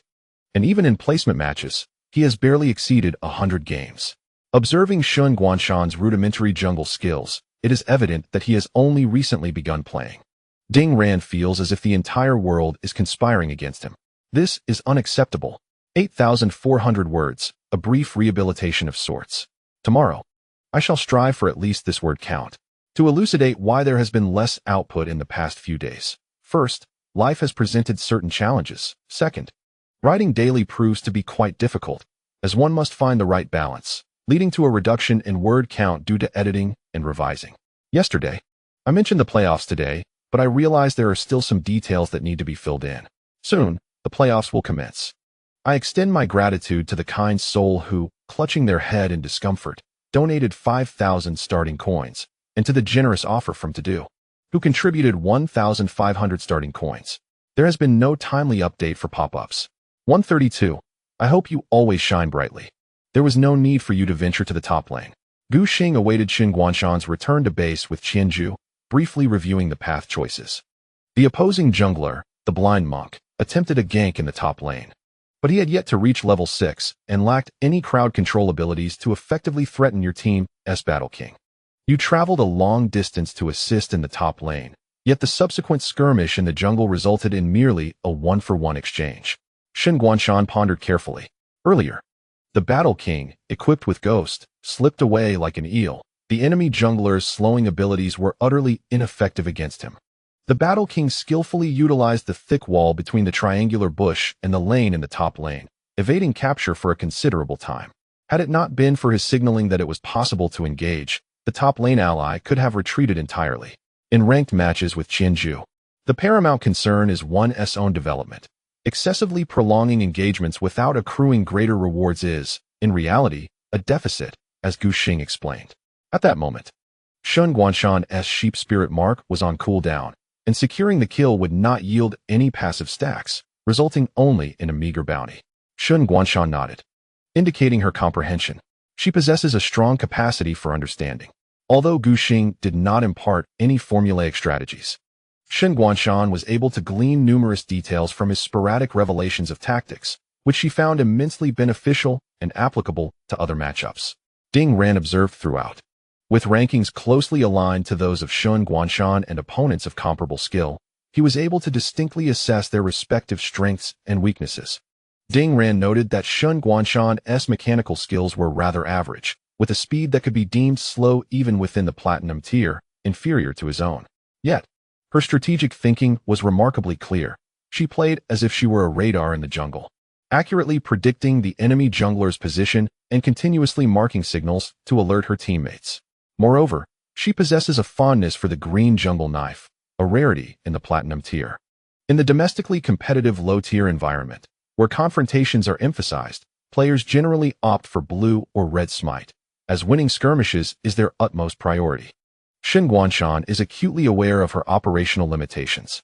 She employs the green jungle knife to strategically control the map, utilizing the passive mechanism of Qianzhu to manage marks while simultaneously securing dragons to establish advantages for her team. During the landing phase, she predominantly focuses on farming in the jungle, with limited proactive engagements, relying on counter-jungle tactics and dragon control to maintain team equilibrium. This approach can be aptly described as quietly amassing wealth. With her keen instincts and the vision provided by the green jungle knife, Shen Guanshan often alerts her teammates to potential ganks in advance, making it difficult for the enemy jungler to achieve frequent kills and snowball the game. By the time team fights commence, the opposing side finds themselves facing a Qianzhu with an impressive number of marks and exaggerated equipment levels, posing a significant threat that her ultimate ability, our Spirit of the Lamb, enables her team to deal with effectively. As Shen Guanshan gazed at the victorious words displayed on the screen, Her body relaxed suddenly. I did fairly well, didn't I? She turned to seek encouragement from Gu Xing. Her voice laced with a hint of joyful exuberance. Quite well, Gu Xing replied with a smile in his eyes, though there were a few minor missteps. They hardly detract from your performance. Having played 100 ranked matches, achieving such a level is indeed remarkable. When he reached level 30 in Season 3, he too played over 40 ranked matches, achieving a win rate close to 70 in Platinum 5, much like Shen Guanshan's current standing. What surprised Gu Xing was Shen Guanshan's unique understanding of Qianzhu, her cerebral approach to map control being particularly impressive, especially in mark management. She surpassed him in this regard. Gu Xing needed to mentally rehearse his own map control strategies, while Shen Guanshan seemed akin to a humanoid auto-chess calculator. Her command over the jungle resources across the entire map was swift and error-free. The primary challenges hindering her rank ascension were her operational skills and the limited familiarity with various champions, as her exposure to the game had been relatively brief, leaving her unaware of the abilities of some lesser-known heroes. Ding Ran sat nearby, observing the exchange between Gu Xing and Shen Guanshan with a smile. Unable to suppress the urge to curl up in the sofa chair to diminish her presence, she felt that her visit to the internet cafe today was a mistake. Struck by the disparity in rank with Shen Guanshan, she felt somewhat overwhelmed. Gu Xing finally acknowledged Ding Ran's presence. Aren't you going to play? Let me see how your practice is progressing. Just then, Liu Yushuang logged on, eager to duo with Gu Xing, only to be met with his unrelenting refusal. He had no intention of continuing to play. The diamond tier in Ionia held no practical value for Gu Xing in terms of practice, at best. It merely served to maintain his dexterity. He preferred to engage in conversation with friends. In truth, if not for the comparison with Shen Guanshan, Ding Ran's rate of improvement was not particularly slow. Evolving from a bronze warrior to a level surpassing the average in the league, she steadily climbed the ranks. One step at a time, with solid and stable progress. By the time the clock struck 5:30 in the afternoon, Shen Guanshan had secured a remarkable 4 consecutive victories, advancing to Platinum 2. Meanwhile, Ding Ran oscillated between triumph and defeat, ultimately managing a hard-fought victory in the final match, accumulating an impressive 22 points throughout the afternoon. As the trio glanced at the time, they decided it was appropriate to set off for the rendezvous point of their class reunion, though summer had yet to wane. The sun was working overtime, seizing every opportunity to radiate warmth and light upon the earth. The orange-red glow of the setting sun was no longer as glaring as it had been during the afternoon. It cast a gentle slanting light that was quite pleasant. Ding Ran answered a call from her mother, occasionally responding as she trailed behind, while Shen Guanshan and Gu Xing walked side by side along the sidewalk, quietly recounting the day's achievements with palpable joy. Suddenly, Shen Guanshan recalled something and turned to Gu Xing. Do you know what the polar bear is also called? Gu Xing paused for a moment upon hearing the question. White bear, he ventured, uncertain of his answer and guessing what seemed the most plausible. Shen Guanshan shook her head vigorously, as if to say not quite. There is another nickname, she added, her eagerness evident in her eyes. Another one? Gu Xing furrowed his brow, puzzled by the situation. He looked at Shen Guanshan and noticed her barely concealed desire to share. At that moment, Ding Ran ended her call and joined the conversation. What is the other nickname? She too was baffled by Shen Guanshan's cryptic expression, seeing that neither could guess. Shen Guanshan gleefully revealed the answer. It's called the polar coordinate bear. A profound silence enveloped the trio, the sound of cicadas in the trees resonating clearly in the air. The atmosphere quickly turned awkward. After a couple of seconds, Gu Xing grasped the pun, feeling a mix of amusement and exasperation. The English name for the polar bear references its geographical significance, and when viewed through the lens of mathematics, it pertains to polar coordinates. When combined with bear, it results in polar coordinate bear. However, this joke indeed had the feel of a rather corny pun. In the sweltering heat, Ding Ran felt a chill run down her spine, her hands and feet turning cold as she pondered how to respond. Gu Xing, initially caught off guard, couldn't help but smile genuinely upon witnessing Shen Guanshan's triumphant expression, as if to say, aren't I clever? Ding Ran looked at her friend with an expression of shock, surprised by the low bar of humor Gu Xing had just demonstrated. Is it really that funny? By 6 o'clock in the evening, the trio arrived at the agreed-upon location. A few classmates had already gathered at the entrance of the restaurant. Although it was termed a reunion, the actual number of attendees barely exceeded 20. With early August upon them, Many high school friends had departed Jinhai to travel after receiving acceptance letters from their desired universities, while others were preoccupied with personal matters and could not attend. The original class reunion had taken place in mid-June, but Gu Xing had been away in Shanghai pursuing his professional gaming career and thus had missed it, due to his well-established rapport within the class. Several close friends had kindly arranged a table for him, insisting they must meet before the new academic year commenced. Even their long-absent homeroom teacher made an appearance, exchanging pleasantries with Gu Xing. "I truly didn't expect one of my students to make a name for himself in esports," he remarked with a look of satisfaction, his expression considerably softer compared to his days of teaching at school. A familiar classmate draped an arm around Gu Xing's shoulders and asked, "Brother Xing, could you kindly sign this for me? Nicole is truly on fire right now." Over the past 2 years, the LPL fan community has remained a realm dominated by the likes of Zhu and Go, with the renowned coach relying on his triumph in the 2015 mid-season championship to overshadow Uzi. Following closely are the optimistic family, Wei, and IG. This summer, VG has emerged unexpectedly, propelled by commendable regular season performance and a roster devoid of any controversies. Their fanbase has evidently ascended to the second tier. Regardless, Gu Xing and his teammates are undoubtedly popular figures within the league. A few classmates who play League of Legends eagerly clamored for a photo with Gu Xing, perhaps envisioning a future opportunity to flaunt it. After finishing her tutoring session, Gu Pan joined the fray. Earlier that afternoon, Gu Xing had learned from Shen Guanshan the underlying reason for the discord between him and his sister, yet he remained uncertain about how to communicate with her. To his relief, Gu Pan appeared unfazed, greeting him before settling beside her best friend. This eased Gu Xing's concerns, allowing him to treat Gu Pan as he usually would. Thus, the Gu siblings stood like guardians on either side of Shen Guanshan. Flanked by familiar friends provided Shen Guanshan with a sense of security. However, she soon recognized a new dilemma.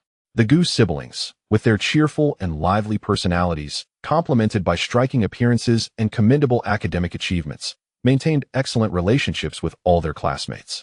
This resulted in an incessant stream of classmates gravitating towards Gu Xing and Gu Pan. Once the classmates had conversed with the Gu siblings, it was only natural that they would not neglect Shen Guanshan, enthusiastically inquiring about her holiday plans and university arrangements. This left her feeling quite uneasy. Fortunately, the siblings were considerate enough to frequently intervene, sparing Shen Guanshan from excessive embarrassment. Gu Xing then employed a clever tactic, summoning the homeroom teacher, Old Chun. "Please say a few words." Aware that his presence today would inevitably involve a speech, the homeroom teacher rose to address the class, encouraging them to maintain their resolve and continue striving forward. The previous 18 years spent in Jinhai had come to a close, while the true journey of life was just beginning. The world beyond was vast, the seas were wide enough for fish to leap, and the skies high enough for birds to soar. The teacher hoped that they would cherish the memories of their time at Jinzhou. Old Chen beamed with pride, nearly wearing the words overjoyed upon his face. Although 2 months had elapsed since the college entrance examination concluded, he still felt a surge of excitement when reflecting on it. Traditionally, the strongest class at Jinhai Middle School has been the innovation class, following the school's remarkable rise in overall academic performance in recent years. The previous 4 cohorts of the innovation class had captured the provincial science laurels in the college entrance examination. At this time, the higher-ups had yet to issue a ban on promoting the top scorers, which was evidently a golden endorsement for various high schools to demonstrate their educational quality. Given the illustrious achievements of Zhenzhong, the responsibility of leading the innovation class weighed heavily on their shoulders. It is well known that producing top scorers often hinges on luck. Even those ranked in the top 30 or 50 in the province could emerge as the greatest victors in the examination. Fortunately, Zhenzhong boasted exceptional student resources and faculty. And with the students' diligent efforts and consistent performances, along with the dedicated support of the homeroom and subject teachers, they ultimately lived up to expectations, maintaining the school's dominant position in the realm of provincial college entrance examinations.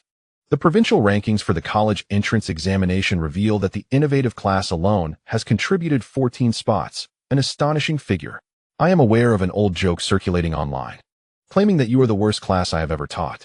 However, I, Old Chun, have softened from my previous stern demeanor and now exhibit a more benevolent disposition.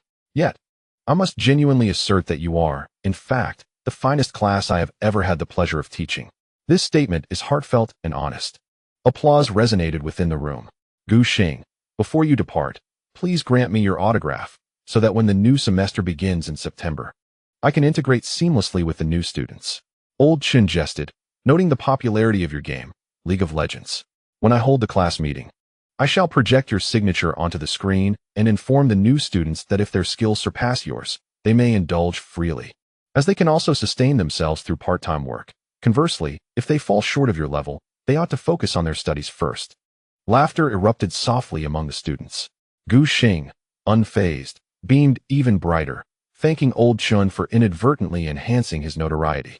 Shen Guanshan stole a glance at him, his eyes crescent-shaped with mirth. By the time the gathering concluded, it was already 9 in the evening. Brother Xing, are you returning to the base tomorrow afternoon? Ding Ran inquired. Receiving a positive response from Gu Xing, she continued, then I shall accompany you. I am rather weary of staying at home. The Ding couple, usually preoccupied with their work, realized that their time spent with Ding Ran was alarmingly scarce as their child prepared to leave for university. Yet, constant proximity inevitably breeds friction. Ding Ran lamented that her parents were overly controlling, dictating even her wake-up time. Meanwhile, her parents criticized her for leading a rather lazy lifestyle.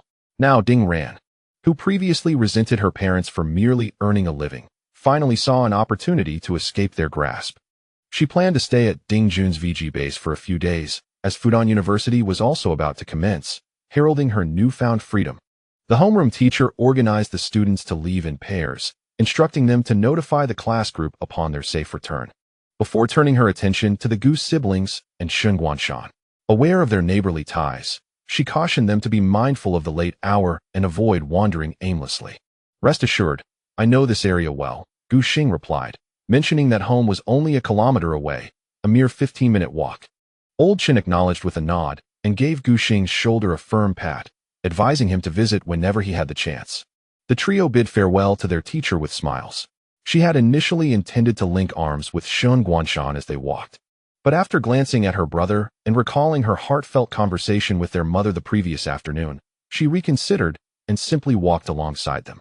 So, you two went to the internet cafe this afternoon, Gu Pan stated flatly, arriving at a conclusion.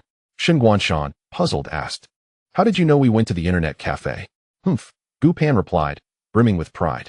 I could smell the distinct scent from the cafe while sitting beside you during lunch. Gu Xing frequently visited internet cafes to play games as an adult, and even when seated in the non-smoking area, Gu Pan could detect the peculiar odor upon his return home. Over time, she had grown accustomed to it. In contrast, Shen Guanshan had no habit of wearing perfume, and the faint scent of laundry detergent on his clothes, mingled with the internet cafe aroma, made it effortlessly discernible to Gu Pan. Gu Xing, calm and composed, deftly shifted the topic, while Ding Ran joined him. Gu Pan disregarded him and continued her inquiry with Shen Guanshan, asking if it was enjoyable. I haven't been there yet. What is it like inside? She probed. It's decent, Shen Guanshan replied, though I'm not quite accustomed to the mouse, keyboard, and monitor. Other than that, it's nothing special, just rows of computers. After a moment's contemplation, she added, but that internet cafe only sells Pepsi. Upon hearing this, Gu Pan's eyes sparkled with excitement. Is there such a delightful perk? I must go take a look. Do you think it's a shopping trip? Gu Xing couldn't resist teasing her. You don't even play games. What is the point of going to an internet cafe? Gu Pan instinctively shot back. I'm already level 30 in League of Legends, okay? Don't underestimate me. For the past 2 months, during her idle evenings, she occasionally played a few matches on the family computer. Despite its outdated connection, she found it adequate for playing against bots. Gu Pan navigated her way smoothly, achieving an impressive win rate of 100 to reach level 30. I'll fetch the new computer. I want to be slower than you guys, she declared confidently. Where does that confidence come from? Gu Xing retorted without mercy, recalling how she had previously asked Guanshan a rather naive question. Mimicking his sister's voice, he said, Guanshan, why does economic superiority confer an advantage? Are you looking for trouble? Gu Pan exclaimed, playfully swatting at him, her gesture reminiscent of Uder's bear stance. Shen Guanshan watched the sibling antics with a smile illuminating her eyes.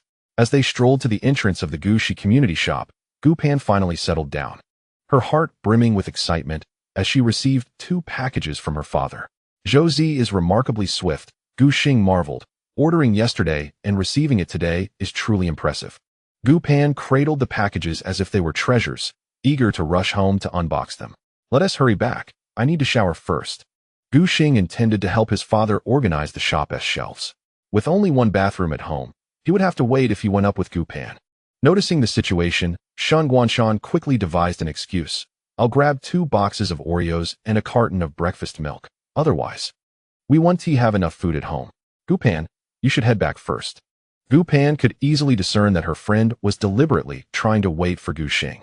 After a moment of contemplation, she decided to hold on to her packages and walked into the community alone. Gu Xing organized the items on the shelves and found a carton of milk with a later production date.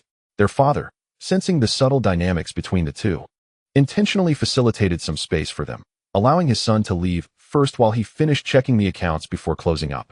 Gu Xing stood by Shen Guanshan, holding the milk carton. I can manage. Shen Guanshan offered to take the breakfast milk, but Gu Xing firmly declined. My phone is dead, and it's dark in the hallway. Can you help me with the flashlight when we go downstairs? Shen Guanshan agreed, her curious mind swiftly shifting to another topic. You have the semifinals on the 14th. I might not be able to watch, she lamented. I have a driving test that day. Gu Xing pondered for a moment. Perhaps that's for the best. If we win the semifinals, VG will need to prepare immediately for the finals. Should VG lose the match, they would need to prepare for their opponents in the bubble tournament ahead of schedule. Regardless of victory or defeat, Gu Xing would find it difficult to carve out time to accompany Shen Guanshan. I wish you triumph in the playoffs. Shen Guanshan cheerfully conveyed her blessings. Until we meet again in the finals in Guangzhou. Gu Xing gazed at her profile as they reached the base of the residential building. The overhead cables no longer obstructing the view of the moonlight, which cascaded down to illuminate Shen Guanshan's jade-like features. Her graceful and dignified countenance appeared even more radiant beneath the moon, while her slightly sharp brows softened considerably. Witnessing this scene, Gu Xing felt as though he had been playfully nudged deep within his heart. He blurted out, Do you think I should pause my studies to pursue a professional career? Or should I follow the conventional path and attend Fudan University? The moment the words left his lips, he regretted them. It was neither appropriate nor fair to pose such a question to her. Shen Guanshan halted, thoughtfully considering her response before earnestly meeting his gaze. Gu Xing, I neither possess the ability nor the authority to make this decision for you.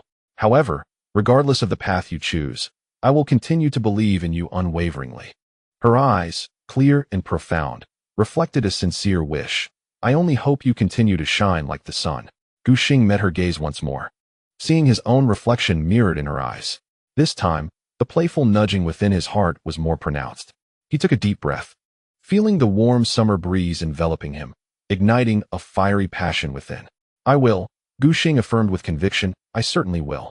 Upon returning home, Gu Pan had already finished her shower. With a towel wrapped around her hair, resembling an Arab woman, she sat on the sofa unboxing a brand new laptop. She gingerly extracted it from its packaging, caressing it with affection before deciding to purchase a protective film and stickers online to cherish her first computer. Gu Xing, she inquired without looking up, what gift would you like? I can buy it for you. Realizing her wording was inadequate and lacking conditions, she quickly added, just to clarify, the price should be similar to the computer and phone you gifted me. I can't afford anything more expensive. She had managed to save less than 30,000 yuan. Apart from paying her tuition, Gu Pan did not intend to ask her parents for living expenses during her university life. If the gift Gu Xing desired was too extravagant, she would need to be particularly frugal before the new year. I'm not sure, Gu Xing contemplated, realizing that he seemed to lack any particular desires. He had already ordered a new phone and did not require her assistance in purchasing one. Gu Pan found herself in a quandary. The combined cost of the phone and computer gifted by her brother exceeded 10,000 yuan, and she felt that her return gift should not be too inexpensive. Until the next day, just before Gu Xing departed, she remained uncertain about what would be an appropriate gift. Once you arrive at the base, give me and your father a call, their mother reiterated, meticulously checking Gu Xing's backpack once again. While you are away, don't be too frugal. Spend what needs to be spent without hesitation. As the saying goes, a poor family may have a rich road. Our household finances are sufficient. So keep your earnings for yourself. Gu Xing, dressed neatly and with his bag slung over his shoulder, embraced his parents. When it came time to hug Gu Pan, he hesitated slightly, merely patting her head. This time, Gu Pan surprisingly refrained from retaliating. Return and prepare diligently. Do not let down the expectations of my parents and me. She pondered whether she was overly concerned about Gu Xing and then murmured, I am still looking forward to my trip to Guangzhou. Gu Xing was accustomed to Gu Pan's stubbornness. After bidding farewell to his family, he turned and left the community, taking a taxi to the train station to meet Ding Ran. After more than 4 hours of travel, Gu Xing finally arrived at the VG base. Upon entering the training room, he noticed Jack's computer screen where we was fiercely battling RNG. 957's Shun emerged from the side, executing a perfect E-flash to taunt Uzi. Amidst the passionate commentary, Uzi was immobilized, facing 957's onslaught. Meanwhile, Candy's Lee Sin effortlessly landed a sonic wave, following up with a precise R-flash that sent the stranded Uzi into his own team's midst. In the blink of an eye, Uzi was obliterated. With their primary source of damage eliminated, RNG was forced to retreat, yet we was unwilling to let them escape. Yu Wenba took a bite of a fragrant pancake, exclaiming in disbelief, is we truly capable of such an explosive performance? From the gods' perspective, the score was already 1-0 in favor of we, and they held a significant advantage, with victory within reach. Old Gu, would you like an egg tart? I bought too many and couldn't finish them. Jack offered a paper bag. Having not eaten dinner, Gu Xing was famished and, without hesitation, shared 2 egg tarts with Ding Ran, devouring them entirely. So, our playoff matchups must be finalized now, he noted as he observed RNG's continuous decline, realizing the royal family had little chance for a comeback. Jin Wonha opened the tournament interface, swiftly organizing the playoff brackets. In the final team fight, Uzi's maximum output proved futile as the economic disparity between the teams was insurmountable. The iceborn of his uncle dominated the match entirely. The score settled at 2-0. Commentator Su Xiaoyan, brimming with excitement, congratulated Wii for sweeping RNG, successfully claiming the second position in Group B, thus altering their playoff destiny. In this concluding battle of the summer regular season, the ancient powerhouse Wii unleashed their full potential, decisively conquering the formidable RNG and relegating their opponents to third place in the group. The playoff situation is as follows. I will send it to the group. Jin Wenha pressed the enter key. Be sure to take a look. We resume normal training tomorrow after the break. Gu Xing received the notification and glanced at his phone. The upper half of the bracket, ranked from bottom to top, faces IMB Group 4th, GTA Group 3rd, Web Group 2nd, and EDGA Group 1st. The lower half consists of IGA Group 4th, RNGB Group 3rd, Snake A Group 2nd, and VGB Group 1st. Each half will produce one victorious team through a BO5 elimination format to advance to the finals. The conclusion of the final battle signifies the imminent commencement of the more brutal and fierce playoffs. Gratitude is extended for the 10,000 starting coins gifted by the individual clutching their head in stomach pain, and the 5,000 starting coins bestowed by the young one. 133. A decisive battle with no retreat. As the clock struck midnight, Hongmi appeared in the training room, urging the players to practice urgently. Gu Xing swiftly reined in his somewhat restless thoughts, a consequence of the holiday, and resumed his training in the Korean server, diligently enhancing his proficiency with the designated heroes as per the head coach's plan. As for Ding Ran, he requested a computer from Lu Wenjun and settled in a corner of the training room to climb the ranks, remaining silent and not disturbing the ongoing practice sessions. We found ourselves in the same half bracket as IG, RNG, and Snake Team, with RNG being the most formidable opponent. Hongmi briefly reiterated to the team that, until the semi-final adversary was confirmed, we should regard RNG as our hypothetical enemy for strategic analysis. Despite RNG's recent string of defeats at the season's conclusion, Hongmi did not underestimate them. After all, they were the spring split champions and boasted several star players, along with a wealth of playoff experience. In contrast, VG had consistently epitomized the concept of a mid-playoff collapse. It was rare for them to exit in the first round. They often managed to secure at least one victory. However, they frequently stumbled after merely 2 rounds. Hongmi approached this matter with caution, meticulously preparing to avert any missteps. Securing the top spot in the regular season had ignited his hopes of clinching a ticket to the World Championship. Last year, the former Samsung team, under the VG banner, held considerable promise but was ultimately vanquished in a grueling 5-game series by IG's formidable duo of Meat Chicken and Kaka. Song Yijin's remarkable Yasuo play had successfully propelled IG into the fray, liberating their owner, Wang Xikong, from the embarrassment of a live broadcast wherein he vowed to eat excrement should IG fail to qualify for the S5 World Championship. Meat Chicken had salvaged some dignity for the IG owner. However, as the defeated Hongmi, he resolutely refused to allow a repeat of such an incident this time. The World Championship ticket was a goal he was determined to secure. In the forthcoming days, I have arranged our training match opponents. Hongmi opened his black notebook and transcribed its contents onto the whiteboard in the center of the room with a marker for all to see. Guxing had just triumphed over IM's jungler, Voidless, in a ranked match, accepted the friend's invitation, exchanged a few pleasantries, and took a glance back during the queue, immediately noticing the differences from before. First and foremost was the match schedule. Previously, during the regular season, the team's training matches were fixed for two groups, one at 2 in the afternoon and another at 7 in the evening. Each group was ostensibly meant to play 3 games, but in reality, few teams adhered strictly to this guideline. Teams like IG probably completed their 3 games and the accompanying draft in under an hour. It was hardly acceptable to hastily finish 3 games and consider the task complete. Thus, most clubs, including VG, opted for a steady 3-hour training session per group, with no limitations on the number of games played, often interspersed with reviews.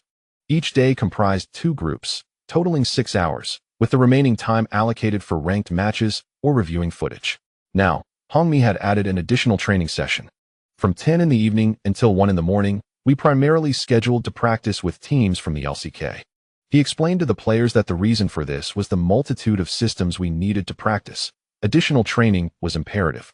After listening to Zeyuan's translation, Guxing nodded in understanding. As the playoffs approached, Hongmi had devised several strategies based on the current meta and had meticulously planned the training schedule. Unexpectedly, Guxing suddenly proposed to emulate the unconventional strategy of ROX, which was a delightful surprise, yet it also imposed a burden on the team. The additional practice of this new tactic, without supplementary training, would inevitably encroach upon the time needed for the cohesion of other systems. Several teammates voiced their concerns about this. Ever since the team's sole slacker, IMP, resumed rigorous training, the VG training department has transformed into a bastion of industriousness. When results are lacking, players often lack motivation. However, VG is currently achieving remarkable results, and the players are brimming with enthusiasm, naturally raising no objections to increased training. In comparison to earlier times, a second notable characteristic of VG's training matches is the relatively fixed nature of their opponents. Within the league, they are matched against EDG, IM, and WE, who belong to different playoff halves. Since VG can only encounter them in the finals, engaging in practice matches presents no burdens, allowing them to refine their strategies. Conversely, arranging practice matches against teams from the same playoff bracket during the postseason carries a risk of information leaks, making it difficult to achieve effective training outcomes. In the international arena, they face the likes of ROX and SSG from Korea. Although the Tigers have secured their place as the first team from the 5 major regions to qualify for the World Championship due to their points advantage, they remain undeterred. For ROX, there exists a more significant motivation beyond merely entering the global finals. They harbor a strong desire to conquer SKT. In the 2015 LCK Spring Finals, the Tigers were swept aside by SKT, led by Huan Yi. In the 2015 World Championship Finals, they fell to SKT, with Faker in play. In a match that was widely deemed a foregone conclusion, their greatest achievement being that they allowed the other 14 competing teams to witness the grandeur of SKT's stronghold. In the 2016 LCK Spring Finals, ROX once again faced a humiliating defeat at the hands of SKT, with a score of 13-0, across 3 major tournaments. The Tigers have yet to best SKT. Moreover, aside from Peanut, who joined the team at the end of 2015, the other 4 ROX players have fully experienced these 3 disheartening losses. Now, the members of ROX are fueled by a burning desire to prove themselves in this summer season and to bring SKT down. To this end, their training has been exceptionally rigorous, extending their practice sessions deep into the night. Turn left. Guxing followed the staff's instructions, turning to face the camera. The other teammates nearby mimicked his actions. The 7 players maintained serious expressions, their hair styled in a more mature fashion, adorned with makeup, looking entirely different from their usual selves. Okay, Upon hearing the director's command, everyone collectively exhaled in relief. Just as Gu Xing was about to step down for a drink, he heard the director add, "Virtue and Zeyuan, please stay behind for a few more shots." This was the filming scene for the promotional video and materials for the playoffs. The VG Club had set aside an entire day of training to allow the players to assist the league in enhancing their promotional efforts. Gu Xing had already been shooting for 2 hours, and standing for so long inevitably made his legs weary. Nevertheless, with the mindset of being present, he obediently complied, continually engaging in friendly banter with the staff on site. Gu Xing has always possessed commendable social skills, amusing the cameraman to the point where his hands trembled with laughter. "Let us focus. We'll discuss later," the director suggested, urging them to move closer to the camera and to improvise some poses. After a brief consultation with Lord Ho, Gu Xing and he stood side by side, extending their arms tightly together towards the lens, their palms upward as they mimicked a galloping motion. Jack, who had been resting backstage, caught sight of their gesture and exchanged a few words with his fellow teammates, resulting in a chorus of laughter. The once slim OMP's Ji Xingbin, now somewhat out of shape, grinned like a chubby mouse. The VG summer team uniform was relatively fitted, yet on IMP, it emphasized a slight paunch, causing his belly to jiggle when he laughed, reminiscent of the character Majin Buu from Dragon Ball. This thought nearly made Gu Xing chuckle aloud. After several photos were taken, the director finally announced a break, and Gu Xing expressed his gratitude to the staff before hastily making his way backstage. He quickly gulped down 3 cans of cola and then pulled Jack up. "Hurry, the hot pot is waiting." According to their prior arrangement, the 7 Wolves were set to hold their inaugural gathering that evening. Gu Xing informed Lu Wenjun, and the manager, aware that there were no training plans for the night, hoped to allow the team some relaxation, suggesting that prolonged tension could be counterproductive. Lu Wenjun only requested that the players return to the base before 10 o'clock. After agreeing, they checked the group chat and noted the location set by others, a Thai restaurant in Hangzhou Tiandi, and soon made their way there. "Long time no see, Xingge." Lin Weixiang, as always, was endearingly naive, though his voice had matured significantly. Lu Qingsong and Beethoven, standing behind him, greeted Gu Xing with a hint of awkwardness. Their personalities differed from Lin Weixiang's. Their previous encounter had been merely during a trial, and the rest of their interactions had occurred online, resulting in a relationship that was not particularly intimate. Now, as Gu Xing flourished in the LPL League, they remained relatively obscure, creating a palpable sense of distance between them, akin to a sorrowful barrier. Sensing their reticence, Gu Xing approached with a warm smile. "What are you two doing, trying to act aloof?" Lu Qingsong, encouraged by Gu Xing's friendly demeanor, relaxed slightly and smiled. "Long time no see. I've been watching your matches, and am almost a fan now." Lin Weixiang then pulled Jack in front of him. "Wow, you look so young." His thick eyebrows seemed to express disbelief. "I wasn't this youthful at 15. Standing just over 1.8 meters, Lin Weixiang was only slightly shorter than Gu Xing. Jack, however, was certainly under 1.7 meters, a fact Gu Xing was sure of, as he had yet to reach the height of 169 centimeters. Get away, you Wenba grumbled, pushing Lin Weixiang's large hand off his head. "Buddy, you still have plenty of room to grow. They say 23 is when you really shoot up." Gu Xing greeted Xianghua and then shifted his gaze to the last person. "Sure, Sunming?" Gu Xing inquired, uncertainty lacing his voice. The individual before him bore an innocent countenance, exuding a complete lack of aggression. He was slender, dressed in short sleeves despite the sweltering summer, and the exposed forearms revealed that he was only slightly less emaciated than Xianghua. His laughter was as delightful as a blooming flower. Upon hearing that familiar laugh, Gu Xing instantly confirmed his previous assumption. Before turning professional, Shi Sunming was always cheerful during their gaming chats, occasionally teasing the microphone, to the point that Gu Xing had nearly developed a reflexive response to it. The 7 of them lined up in 2 rows according to height, enlisting the help of a waiter to capture a group photo, which was promptly sent to their chat group, the 7 Wolves. For those unable to attend, like Jack, the message read, "Just Photoshop yourselves in. We'll have our first grand group photo." Several notable players from the national server, such as Wu Dan and Xiao Jinban, were unable to attend the professional matches as they were busy streaming elsewhere, opting instead to send a few red envelopes in support. Seeing everyone engrossed in the frenzy of collecting money, Lin Weixiang grew impatient. "Brothers, shall we order first?"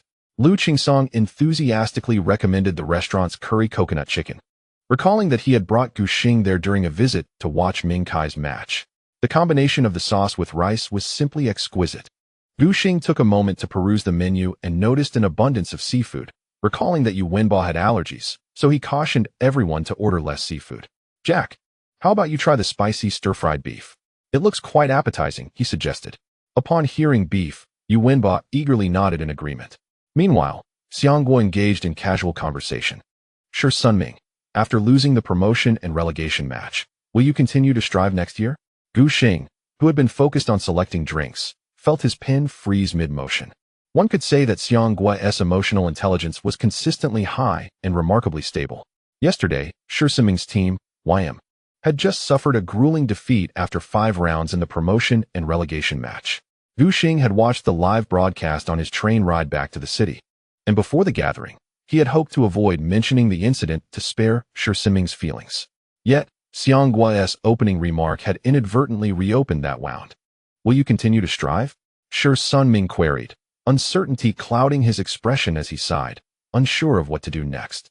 All things considered, he had been in the city for about a year, navigating the secondary league, and his initial ambitions had nearly been worn down. Having been with the team since it was still MGB, he was a true veteran. He didn't want to leave. Not having taken the team to the LPL left him with a lingering sense of indebtedness. "You guys really have had a string of bad luck," Xiangguo remarked without a hint of mercy. "What kind of prized possessions have you been playing for in the spring and summer seasons?" This year, during the spring season, YM had ranked second in the LSBL regular season, finishing as runners-up in the playoffs. The team that secured the first place and a direct ticket to the LPL was Gu Xing's old acquaintance, IM. Back in the secondary league, they were known as ED, the second team of EDG. Apart from Athena, the original squad was now battling in the LPL. The players from the Avoidless team, including Jin Jiao, are undoubtedly above average in the top-tier league. Competing in the LSBL is hardly different from being a substitute player. The coaching staff comprises Sun Daong, the former LGD analyst Hua Hu, and Goba. While these 3 cannot be compared to elite coaches like Hong Mi, Edgar, or KKA on the international stage, they are more than competent domestically, particularly in the context of a secondary league. In the LSBL of 2016, the concept of a coach was still poorly understood, often relegated to merely testing takeout meals to determine which was more palatable. The ED roster, from players to coaching staff, executed a profound dimensionality reduction in the LSBL. At that time, the newly formed YM team was comprised entirely of inexperienced youngsters, making it entirely reasonable for them to struggle against IM. However, according to the LSBL's format, aside from the league champion securing a direct spot in the LPL, other top-ranking teams could also partake in the promotion and relegation matches. By defeating the weaker LPL teams, they could easily replace them in the top league. YM faced HYG, battling through 5 intense matches before succumbing to a critical error just steps away from LPL qualification. The player known as Killer 17 is truly detestable. Shi Sunming grimaced, having endured his torment twice already. Gu Xing found the name somewhat familiar. It seemed he had heard it from Ping Yiling and Gao Dui, recalling that he was the expert Yasuo player. Indeed, he was the one who once claimed the title of the best Yasuo top in the national server, having spent some time with LGD. Shi Sunming nodded repeatedly, recalling that HYG's top laner this spring, after defeating YM in the relegation matches, went on to become their regular season adversary in the summer at NBY. In the Summer League, YM's principal rival in the secondary league was NBY. With top players like Killer 17, Jungler Clid, and mid laner Doimb, NBY's upper echelon was exceptionally formidable within the LSBL. Particularly noteworthy was mid laner Doimb, who, after a falling out with his jungler, moved to the secondary league as a dominating force. Across a total of 29 games, Doimb achieved an astounding average damage of 768 per minute, with a team output share of 33.9, ranking first in both statistics within the league. YM faltered effortlessly against them, swiftly succumbing to defeat. Reflecting on Doimb's prowess during his time with QG, where he mingled with top-tier mid-laners like Fat General and Song Yijin, it was clear that the mid-laners in the secondary league were no match for him. Consequently, Killer 17 once more led to YM's elimination that same year. Gu Xing listened to Shi Siming's grievances, stifling laughter throughout the tale. The tragic experiences of YM indeed evoke a sense of helplessness. Jack, employing Gu Xing's theory, teased Shi Sunming. As for the recent promotion and relegation matches, it was evident that Xiao Ming could only shrug in resignation. Sima Lao Ze was truly ruthless. Yesterday, YM's opponent in the relegation match was the formidable team, Starlight OMG, whose skill level is undeniably high. During the summer competition, when facing off against VG, they adeptly seized upon minute details, capturing the notoriously underperforming imp, which ultimately led to Zhu Shengbin being relegated to the bench and ushered in Yu Wenba's ascent in the latter half of the season. With the dual carry of Sima Laozhai complemented by the highly intuitive support of Xiao Wu, their paper strength appeared commendable. However, the primary reason for OMG's unsatisfactory performance lay in their confusion during the mid to late game phases, struggling to execute effective strategies. Yet this was merely a flaw when compared to LPL-level teams. Should they contend with LSBL-level teams, the adversaries would likely falter even during the landing phase, leading to their swift collapse. It is often said that late-game mistakes are inevitable, but YM could hardly survive to witness that moment. It is essential to recognize that their rise in the LPL was predicated on their capacity for solo kills during the landing phase, showcasing formidable strength. Furthermore, with Sima Laozhai in the mix, OMG effortlessly dismantled YM. They missed out on 4 opportunities. Such misfortune is indeed perplexing. Lin Weixiang's laughter was particularly amusing. Reflecting on it, Shi Sunming felt quite dejected. Sometimes, one fleeting opportunity, if not seized, is irrevocably lost. Objectively speaking, among the teams encountered by YM on their journey to qualification, IM, HYG, and BY, and OMG, Shi Sunming recognized that their truest opportunity lay with HYG, the team with the least overall strength. The other 3 teams boasted at least one LPL star-level player, far beyond the reach of LSBL. Jack poured cola into a glass while casually picking up a piece of curry chicken, remarking on their gluttony. Lin Weixiang, who had just been mocking Shi Sunming, swiftly changed his demeanor. Xiao Ming resumed his familiar grin, teasing, "Oh dear, who could possibly lose even in the relegation matches?" Lu Qingsong's expression instantly fell. "Quickly tell us, what is the story behind Dong Xiaosa's little essay?" Shi Sunming attempted to stir the pot. "Oh, it's merely a misunderstanding," Lu Qingsong interjected. Gu Xing stood nearby as an observer. It was not that he refrained from speaking. Rather, the topic was too sensitive. This summer, Shi Sunming failed to reach the top-tier league, yet he had carved out a certain reputation within the community. As for the gluttonous trio, they left behind a trail of devastation. Not only did the team face relegation, but they were also barred from participating in next spring's TGA. And Dong Xiaosa had yet to fulfill his dream of becoming a professional player, swiftly awakening from his reverie. Over time, the gluttonous team had poured approximately 1 million into their venture, only to see it wash away. Following their failure in the relegation matches, Dong Xiaosa erupted in anger, denouncing the players' lackadaisical training attitudes on Weibo, accusing them of having no ambition whatsoever. Typically unassuming, Dong Xiaosa was nonetheless a prominent figure in the league, and this news quickly surged to the top of Weibo's trending topics. One post turned him and the gluttonous team into irreconcilable adversaries. Subsequently, the players from the gluttonous team retaliated vehemently, condemning Dong Xiaosa's claims as unfounded. Gu Xing, who maintained a good relationship with Dong Xiaosa, had inquired prior to the gathering and learned that the conflict had been largely resolved. The team disbanded on the spot, and player contracts were terminated. It seemed an agreement had been reached, as Dong Xiaosa even took the initiative to assist several players in finding new teams.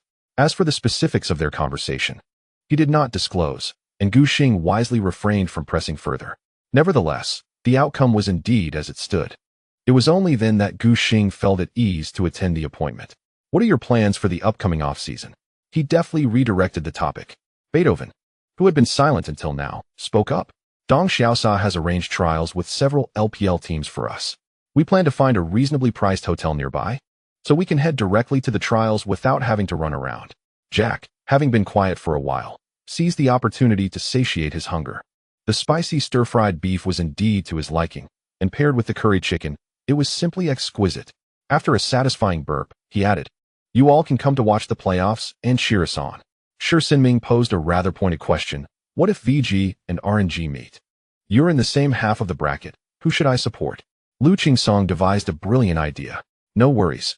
The team emerging from the lower half will most likely face EDG in the finals. By then, I will be your loyal fan for a decade." Gu Xing was taken aback. Aren't you and Ming Kai rather close? Why would you want EDG to lose? He picked up a signature dish, the moon shrimp cake, which was fried to a golden crisp on the outside, with tender shrimp inside. The dual textures burst in his mouth, and with the addition of the tangy chili sauce, the flavor was delightfully rich and savory. Lu Qingsong then pulled out his phone to show him the chat records. Ming Kai declared that this summer's championship is definitely his. And EDG has already begun analyzing their final opponent. Teams like IM, GT, and We, sharing the upper bracket with EDG, seemingly pose little threat to them. It can only be said that EDG indeed has the capital to be arrogant. He continued, moreover, Ming Kai bet me that if he fails to secure the summer championship, he would treat me to a meal and send a generous red envelope. Lu Qingsong was quite exhilarated, eager to witness the arrogant Ming Kai face a setback. When you face Ming Kai in the finals, make sure to give it your all. Let us split the red envelope 3-7. He attempted to negotiate. Why only 70%? Gu Xing casually replied. Lu Qingsong paused for a moment, blinking before responding. You take 30%, 70% is mine. Lin Weixiang wrapped an arm around Gu Xing's shoulder. Those of us from the group are out. The secondary league has been completely wiped out. The LPL members must reach the end, right? Xiang Guo was filled with determination. In the spring season, I taught Ming Kai a lesson, and it seems he learned from it. When I reach the finals, I must teach him another. He spoke with a resolute expression. Xiang Guo, you don't really think you can defeat old Gu, do you? And you have to face the factory manager. I doubt you're fully aware of your capabilities. Jack, embodying the essence of ADC, displayed solid skills in his retorts. Upon hearing this, Xiang Guo immediately became agitated, rushing to pin Yu Wenba down. I'll silence you today. The room erupted with a few cries of mock distress. Gu Xing observed his friends playfully bickering while he leisurely savored his rice. Why on earth is the blind monk here? The slender little peanut shrank into his chair, incredulously staring at the monitor. He found himself devoid of any operational space. As the blind monk, Gu Xing, struck the ground, he unleashed a flurry of damage, followed by a swift kick that sent his opponent crashing against the wall, seamlessly transitioning into a basic attack. The blind monk, shrouded in a crimson blindfold, then unleashed his Q ability, the sonic wave. In midair, Xiao Huaxing found himself devoid of any means of evasion, helplessly witnessing the impact of the sonic wave. Almost immediately, the second strike of the blind monk's resonating strike extinguished all hope of survival. In the top lane, while fully focused on trading blows with Long Go, the top laner was startled by Xiao Huaxing's cries and the announcement of a kill, realizing that within mere moments, their jungler had been eliminated in the jungle. He was taken aback. Had anyone kept count? This was Wang Hao's third time being caught tonight. Xiao Huaxiang, whose real name was Han Wang Hao, felt a tinge of embarrassment, scratching his head in a futile attempt to brush off the incident. The team's captain, Prey, jested with his teammate. It's not just once or twice, but 3 times. Wang Hao, with a temperament known for its tranquility, the support player chuckled. Wang Hao, have you lost your senses? Peanut retorted with dissatisfaction. I've also managed to catch Virtue 3 times, you know? It's an even trade. I often single him out too. He continued to interact with Gu Xing in the chat, exclaiming, bravo, earning a playful response from Gu Xing determined to seek revenge upon his resurrection. Xiao Huaxing was met with a sudden crackle as all electronic devices, including the players' computers, abruptly ceased functioning. Monitors turned pitch black in unison, leaving the members of the Tiger team capable of using their screens as mirrors to examine their own reflections. The mainframe and overhead lights lost their glow, plunging the room into an impenetrable darkness as the night outside encroached. A few players murmured their grievances, but soon composed themselves. They had grown accustomed to such occurrences. The power is out, bellowed Beb. A gentle-looking woman hurriedly entered the room, instructing, Luja, please inform the opposing team. I'll check what is going on. She was addressing Nof, the head coach of ROX, who wore glasses and possessed a scholarly demeanor. It's too dark outside. Perhaps I should go, he began, but was promptly interrupted by the woman. You wouldn't know how to handle this. Just go notify them. Initially speaking softly, she had become quite decisive after over a year in her managerial role at ROX. Nof, taken aback by her assertiveness, glanced apologetically at his team, only to find them illuminating their phones to provide rudimentary lighting, grinning teasingly at him. The romance between their manager and head coach was no secret within the ROX team. Standing tall in front of his younger teammates, Nof asserted, What are you all staring at? Take a moment to rest. We'll resume training once the power is restored. The players exchanged knowing smiles and chuckles. Xiao Huaxing reclined in a second-hand gaming chair, reflecting on the events of the evening's scrimmage. The match consisted of 4 games, with ROX leading 2-1 in the first 3. However, the 4th game was interrupted by a power outage, during which VG had gained a significant advantage, suggesting that, under normal circumstances, they should have emerged victorious. Thus, the training match concluded in a rare stalemate between ROX and VG. Since VG resumed their break, the two teams have engaged in a series of matches for 3 consecutive days, during which Peanut has witnessed the progress of the opposing team firsthand. It is noteworthy that they only began to face VG officially in the latter half of the regular season. Initially, VG's win rate in training matches hovered around a mere 30%, rendering them an average team in ROX's eyes, not formidable enough to warrant substantial concern. However, their win rate has gradually climbed, nearly matching that of ROX. Virtue's playstyle has become rather peculiar, and Peanut feels a sense of strangeness about it. In today's 4 training matches, he and Gu Xing engaged in intense skirmishes in the jungle. As he observed, both sides meticulously timed their incursions into the jungle, resulting in 3 kills for each team. Typically, direct confrontations leading to kills in the jungle are rare due to the map's constraints.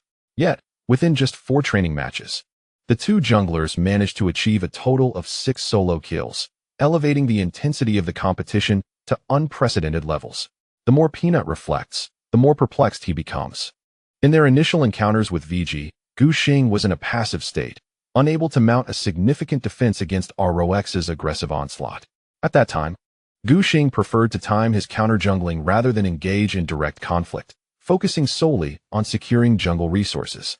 However, in the days leading up to the playoffs, the opposing team's playstyle has visibly transformed, becoming more aggressive and unabashedly seeking confrontation. Furthermore, VG's overall synergy has markedly improved, with the team operating as a cohesive unit, with the jungler as the absolute core of their offensive strategy. Suddenly, a thought crossed Peanut's mind. Why does Virtue's style resemble his own so closely? Am I merely playing myself? Confusion enveloped Peanut, leaving him unable to comprehend the situation. With the power outage, he could not review the footage to validate his thoughts. Meanwhile, at VG's base in Hope Mountain, Shanghai, Gu Xing reacted instinctively after hearing Hongmi recount the unexpected incident at ROX's base, questioning, "Isn't this a bit unusual?" Hongmi pondered for a moment, responding that the electrical wiring in ROX's neighborhood was quite outdated, making power outages not surprising. Jack, who did not participate in the training match today, was munching on a corn cob and curiously asked the coach, "Why not move to a better neighborhood?" To which Hongmi replied, "We have no money." At first glance, this response seemed reasonable. However, Gu Xing detected a logical inconsistency. As the S5 World runner-up and the Spring Seasons League runner-up, how could they be short on funds? Such a record is not poor by any measure in any league. So it stands to reason they should not be lacking in sponsors. Riot's peculiar policy, which led to the disbandment of multiple teams to prevent having 2 teams from the same club in the same league, had left OGN in disarray at the time. Riot Games implements this policy primarily to enhance the vibrancy of competitions and to avert the emergence of corruption following encounters between teams from the same club.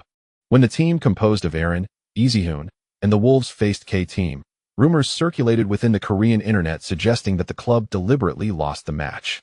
Even after OGN released the game recordings to clarify the situation, many netizens felt there was something amiss. Consequently, Riot introduced restrictive measures. While this policy now appears healthy and reasonable, it was initially difficult for many, especially professional players, to accept. The consolidation of numerous teams within OGN led to the emergence of formidable entities like the 2015 SKT, resulting in increased unemployment among players who were compelled to seek re-employment. Gu Sungbin expressed profound dissatisfaction, as his team, Samsung White, had just clinched a championship, only to disband upon returning due to this policy and salary disputes. Had it not been for the optimistic offer from the team, he might have struggled to find work locally, given his contentious reputation within the Korean League of Legends community. Aside from Samsung players, he had criticized many others, and LCK clubs feared that acquiring Gu Sungbin would lead to discord within their teams. The formation of the Tigers was attributed to the contributions of OMG in 2013. During the S4 World Championship, the team, led by the indomitable Go-Going, effortlessly eliminated Zeyuan White Shield with a score of 3-0, marking the first instance in LPL history of a team defeating a Korean powerhouse in a best-of-5 at the World Championship. At that time, aside from the stubbornly chosen Zed by the Korean mid-laner Gung and the handsome support player Watch, the defeat left the entire team disgraced within the Korean internet community. Following Riot's policy mandating that clubs could only field one team in the top league, Zeyuan White Shield and Black Sword merged. And it was only natural that those with mediocre performances at the World Championship lost their positions. In contrast, NBP's Grella was a congenial figure, well regarded in the community.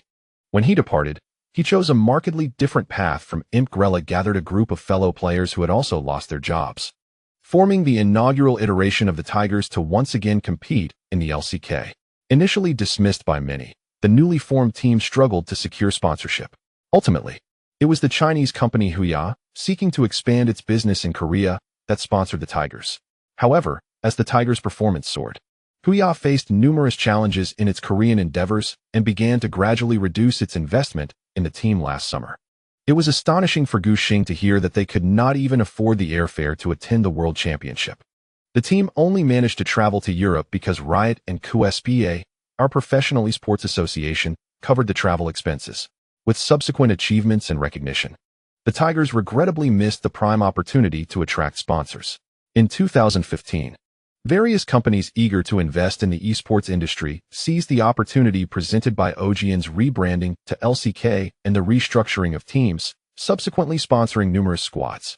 At that time, the once derided Tiger team could barely survive on the meager investments from Huya. However, by 2016, the team gained considerable recognition after achieving second place at the World Championship. Yet, despite their newfound fame, no one was willing to invest in them, as the majority of sponsors had already solidified their investments in 2015, primarily for advertising purposes. According to the principle of diminishing marginal utility, there was no necessity for them to sponsor another team. Consequently, ROX found itself with only a handful of minor investors, unable to afford luxurious accommodations or live in their own buildings like Samsung or SKT. Reluctantly, the Tiger team had to rent a modest apartment in an aging community to serve as their base, enduring power outages as a result. A wave of mixed emotions washed over Gu Xing as he reflected on the dire circumstances faced by a team of ROX's caliber in a nation where the esports industry thrived. Yet, he also found a sense of admiration in the fact that, despite their impoverished conditions, the players united in their pursuit of greatness, striving to challenge the most renowned adversaries in League of Legends history, embodying an essence of solitary courage. This reminiscence stirred memories of his own life over the past 18 years. Once ROX regained power, they prepared for another match. Redmi ended the call and informed the players to continue with the jungle strategy, complementing Gu Xing's previous performance. Gu Xing promptly refocused, ready to engage earnestly in the training match. He had always held ROX in high regard, and learning about the Tiger team's plight deepened his respect for them. To him, the most profound way to honor an opponent was to exert oneself fully. Standing behind Gu Xing, Redmi attentively observed his jungle route. Although Redmi was not primarily a jungler, his extensive coaching experience made him acutely aware of the significance of this pivotal role within the team. He could distinctly perceive Gu Xing's progress alongside the team's development. Confident in their ability to compete with ROX, he eagerly anticipated the forthcoming playoffs, uncertain of which team from the lower bracket would advance to the semifinals. Becoming the first to experience the VG jungle strategy, the LPL schedule in 2016 was tightly packed. Shortly after the conclusion of the regular season, the promotion and relegation matches, as well as the playoffs, commenced in succession. In the first playoff match, IG faced off against RNG, resulting in a one-sided thrashing. IG's coach, Song Yijin, found himself firmly restrained by Xiaohu in the lane. In just 15 minutes, the top and bottom lanes, along with the jungle, were utterly overwhelmed. Moreover, the playoff system allowed for a rule where the higher-seeded team could start with a one-game advantage in the best-of-3 format, granting RNG a lead of 1-0. It is often said that leading a match brings boundless potential, with damage levels soaring. RNG thus took a decisive lead. This development rendered the first playoff match devoid of any suspense, culminating in RNG's clean sweep of IG with a final score of 3-0, propelling them into the next round. Immediately following this, In a situation where IM was trailing by a small margin, they triumphed in 3 consecutive games, toppling GT. Dean Gong wore a face full of helplessness. He opted for a trio of carry-type characters, including the captain. Unfortunately, under IM's impregnable defense, they found themselves utterly ineffective. The next day, RNG engaged in fierce combat with the Snake team. The Royal Club, shaking off their recent streak of defeats in the regular season, surged forth with the determination of an army, prompting numerous supporters to proclaim that RNG was making a grand comeback. Ding Huang was ruthlessly outplayed by Uzi. Unable to even stand beneath the tower, the eliminated Snake team could only enter the bubble tournament, gambling for the final spot in the World Championship. They witnessed Ding Huang's dismal performance and even contemplated bringing back the injured Crystal Brother for a last-minute rescue during the bubble tournament. Meanwhile, one of the most suspenseful matches of the playoffs unfolded between Wei and IM.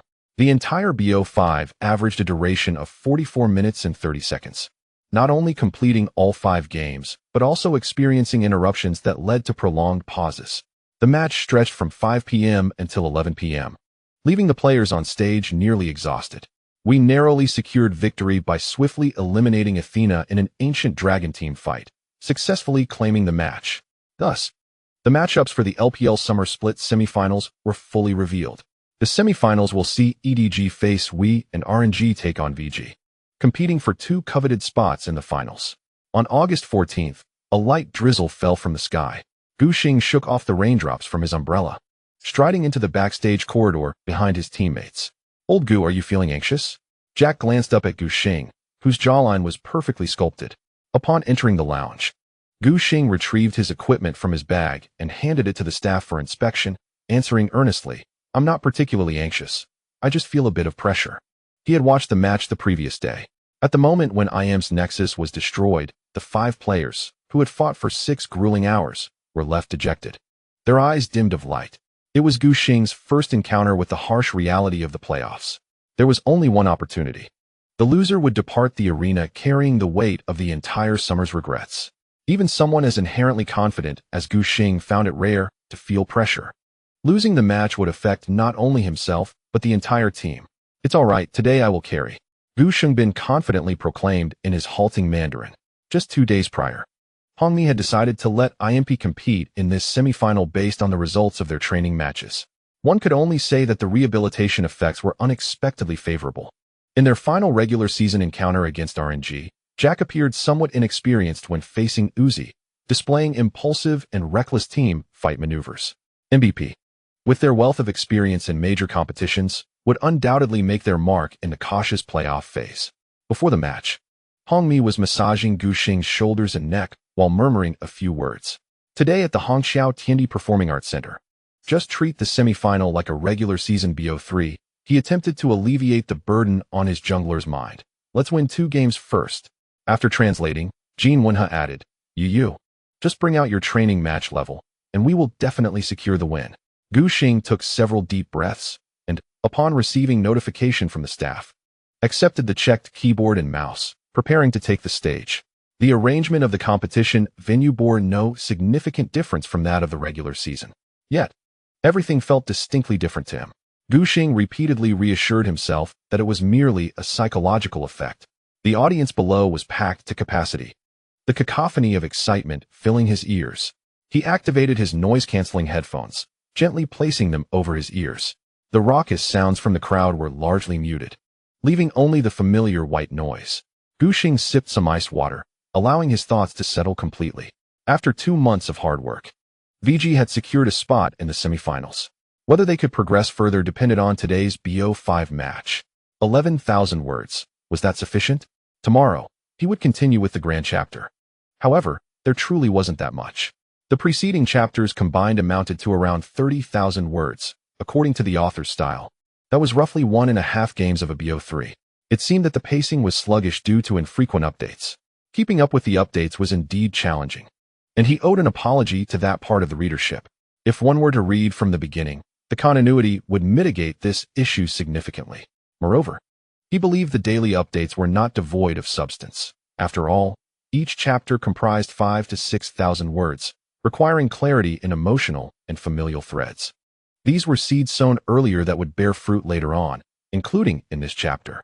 Many elements were laid out, all of which would be relevant to future plots, enriching the narrative rather than merely stacking matches, thereby preventing the players from appearing as mere tools. He expressed gratitude to Xiaoming for the generous donation of 6,500 starting coins, and to the supporter who lamented a stomach ache with a donation of 5,000 starting coins. An array of ingenious tactics unfolds. Welcome to the live broadcast of the 2016 LPL Summer Playoffs. Remember to project your voice clearly. We are here at the Hongqiao Tiandi Performing Arts Center. Today, I am partnered with Zeyuan. Both of us have limited experience in the LPL League, and being assigned to a highly anticipated semi-final naturally fills us with enthusiasm to perform well. With this in mind, my voice grew ever more resonant. The two competing teams were also old rivals in the regular season, having previously faced each other in Group B, with VG emerging victorious in both encounters. Zeyuan quickly spoke on behalf of RNG, creating an atmosphere of balanced competition. However, RNG's current form was scorching hot, having decisively defeated IG and Snake in the first 2 rounds of the playoffs, advancing with great momentum into the semifinals.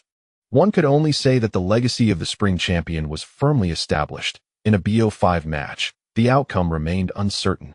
The broadcast shifted its focus to the audience, where RNG fans waved their flags and cheered passionately for their team. After witnessing RNG's humiliation at the hands of Wii in the regular season finale, supporters had initially harbored no hopes for the playoffs.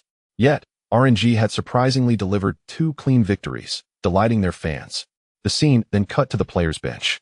The 5 starting members of RNG wore serious expressions. Even the most optimistic among them, Xiaohu, was devoid of a smile. The legacy of the spring champion, as Zeyuan had mentioned, was indeed a matter of mystique. On the battlefield, this translates to the experience and confidence required to confront the playoffs in a best-of-5 format. However, this does not imply that they are devoid of pressure. In fact, the burdens they bear may be even greater than that of ordinary teams. As the champions of the spring season, they fortified their roster during the transfer period, and prior to the commencement of the season, both the league and the club were rallying support. Surely, achieving merely a top 4 finish cannot be deemed a success, can it? In the previous 2 rounds of the playoffs against IG and Snake, to be frank, RNG faced minimal threats. Even the rising star jungler, Psalm, found himself at a loss when confronted with the disadvantages in lanes against Snake, resorting instead to clearing the jungle as a mere janitor. As RNG has sailed smoothly thus far, they do not let their guard down against VG, who also features a rookie jungler in the starting lineup. They are acutely aware that Gu Xing is not akin to Psalm. Virtue is considerably more seasoned in terms of tactical execution and possesses a remarkably comprehensive playstyle despite bearing the label of a newcomer. In contrast, Psalm currently relies solely on his precise counter-jungle strategy, and before the cunning veteran, he appears as naive as a blank canvas. During the latter half of the regular season, his gameplay was thoroughly deciphered by the veteran player, leading to his immediate decline. Furthermore, VG's overall strength far surpasses that of Snake, lacking any apparent weaknesses. Particularly, their central and bottom carry duo serves as a steadfast anchor in the late game, exhibiting formidable capabilities in both seizing opportunities and dealing damage during team fights. Today, VG opted to reinstate Imp as a starter. I recall speculating that Jackie Love had performed commendably in the latter half of the regular season, yet ultimately he lacked experience, prompting the team to rely on the seasoned veteran for stability. His rapid speech and clear articulation allowed the audience to comprehend him well, aside from a slight accent. There were no other flaws. Moreover, he recently ascended to the top of the Korean server, indicating a promising form. At this moment, the director provided a comparison of the 2 teams' previous regular season statistics, with VG's silver-white emblem sharply contrasting against RNG's black and gold. VG's average game duration stands at a remarkable 28 minutes and 22 seconds, an astonishing figure indeed. Zeyuan expressed his astonishment, noting that in the current slow-paced operational version, the average game duration across various LPL teams hovers around 34 minutes. Yet VG maintains a duration shorter by over 5 minutes than the average. I recall adjusting my headset when the backstage director relayed an intriguing piece of information. VG's average game duration is the shortest among the 5 major leagues. Following OG and LCK's triumphant completion of a 3-peat at the World Championship, The Korean operational style has thoroughly captivated the 5 major leagues. Korean players and coaches have introduced mature operational concepts to all regions, inspiring countless teams to emulate them. Their tactical style, emphasizing resource exchanges, tends to be less bloody with fewer kills. Many spectators perceive it as lacking in entertainment value. Indeed, the gameplay can feel sluggish. Often, it is only in the late game, during crucial neutral resource skirmishes over objectives like Baron or Elder Dragon, that battles erupt, swaying the scales of victory. Some teams understand how to operate effectively, leveraging their strengths. In contrast, many teams of mediocre skill fail to grasp even the fundamental concepts of operation, merely dragging the game on aimlessly. They exemplify what it means to mimic without understanding. When asked about the reasons, the coaching staff could only deflect with the excuse that the Korean teams all play this way. As the pioneers of the Korean-style operation, the LCK League recorded an average match duration of an astonishing 38 minutes in this summer's competition. The renowned aggressive team ROX averaged 35 minutes, slightly surpassing other teams in the region, yet still showing a considerable gap compared to VG. However, this does not imply that VG's offensive capabilities are unrivaled globally. As Zeyuan aptly noted, we must consider the disparities between regions. He was not referring to tactical styles, but rather to overall strength. ROX has faced formidable teams such as SKT, Samsung, and KT, engaging in back-and-forth battles that naturally lengthen the average match duration. VG, on the other hand, competes against LPL teams. According to the prevailing opinion in esports forums, should the top 3 teams of the LCK join the LPL, they could be awarded the championship trophy without the need for competition. As for the elite teams within the LPL, they would likely serve merely as playoff gatekeepers in the LCK. In the eyes of many, the LPL's VG stands out, dominating the competition, and thus requiring less time to achieve victory is quite understandable. Nonetheless, when the focus shifted to the specific statistics of VG's 5 players, it still stirred a significant uproar among the audience. I remember gasping in astonishment alongside Zeyuan, catalyzing global warming. The data for the top laner and the bot lane duo were within acceptable ranges. However, the mid laner, Howie, and Gu Xing appeared utterly outrageous. A level of absurdity beyond belief. Easyhoon averaged 10.5 deaths per match with a KDA of 1.47. Virtue, on the other hand, averaged merely 1 death, boasting an astonishing damage ratio of 15. The excitement continued to build as we noted that the combined KDA of VG's jungler and mid laner reached an impressive 297. Both ranked among the top 2 in damage ratio across all positions in the LPL, which seemed excessively exaggerated. The Spotlight battle today drew countless online viewers. The LPL live streaming room was already packed, with the chat channels scrolling messages overwhelming the eye. No wonder Xiao Gu claimed to be a fan of the factory leader. Indeed, he has mastered the essence of KDA. Isn't Virtue's performance surpassing that of the factory leader in his highest KDA season? It seems the student has surpassed the master. Despite his naturally low death rate as a mid laner, how is it possible for his KDA to be lower than that of Virtue? I cannot accept this. The only KDA I truly respect is that of Bang during last year's World Championship group stage, with a damage ratio of 71 that was genuinely disheartening, rendering him almost untouchable. Did no one notice Xiao Gu's other statistics? His average damage output was 443, the highest among his position. His damage taken percentage was 28, second in the league, and his participation rate was 77, leading the league. Isn't that remarkable? The broadcast cut to the VG player bench, capturing Gu Xing engaged in conversation with his opponents while glancing towards the RNG players on the other side of the stage. A subtle smile suddenly appeared on his otherwise calm face, gradually becoming more pronounced. Fans of VG in the audience noticed this moment and erupted with cheers from their seats. This marks Virtue's inaugural playoff match, and it appears that Zeyuan is remarkably composed. He raises a lingering question that has troubled him. Does he not feel any anxiety? Balancing responsibilities between the LSBL and LPL, Zeyuan seldom has the opportunity to commentate on VG's matches.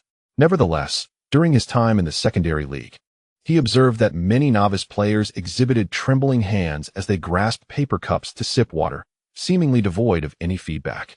The audience for LSBL is scant, numbering at most in the dozens, while the scale of viewers for LPL is immeasurably grander. Not to mention, this is an exceedingly crucial playoff. pivotal in determining the team's performance. However, Zeyuan notes that Gu Xing, participating in the playoffs for the first time, remains unfazed, engaging in lighthearted banter with Hai beside him. He reminisces about his own initial experience on the commentary stage, where he felt both constrained and apprehensive, often stumbling over his words, gradually correcting himself over time. Zeyuan has yet to encounter a player like Gu Xing. He recalls numerous occasions of commentating on VG's matches, acknowledging that one cannot generalize across individuals. Indeed, virtue players do not shy away from the spotlight. Gu Xing also experienced pressure upon his arrival on stage. Just moments ago, when he glanced towards the RNG player bench, any negative emotions dissipated in an instant, for he realized that his opponents appeared even more anxious than he. Thus, what was there to fret about? After confirming the equipment was in order, the referee instructed VG's top player to commence the match. Gu Xing, who had been eager to discuss a trivial matter with his teammates, promptly silenced himself upon hearing the referee's command. As the sharp, resonant sound echoed, the BP panel illuminated on the grand screen. The audience erupted in cheers, and the two commentators were invigorated, owing to their strong regular season ranking. VG secured the choice of sides for the first, third, and fifth games of this semifinal, opting for the blue side first and banning Braum. In this summer season, amidst a meta favoring tanky supports, the formidable Braum has indeed garnered significant attention, leading in both ban and pick rates.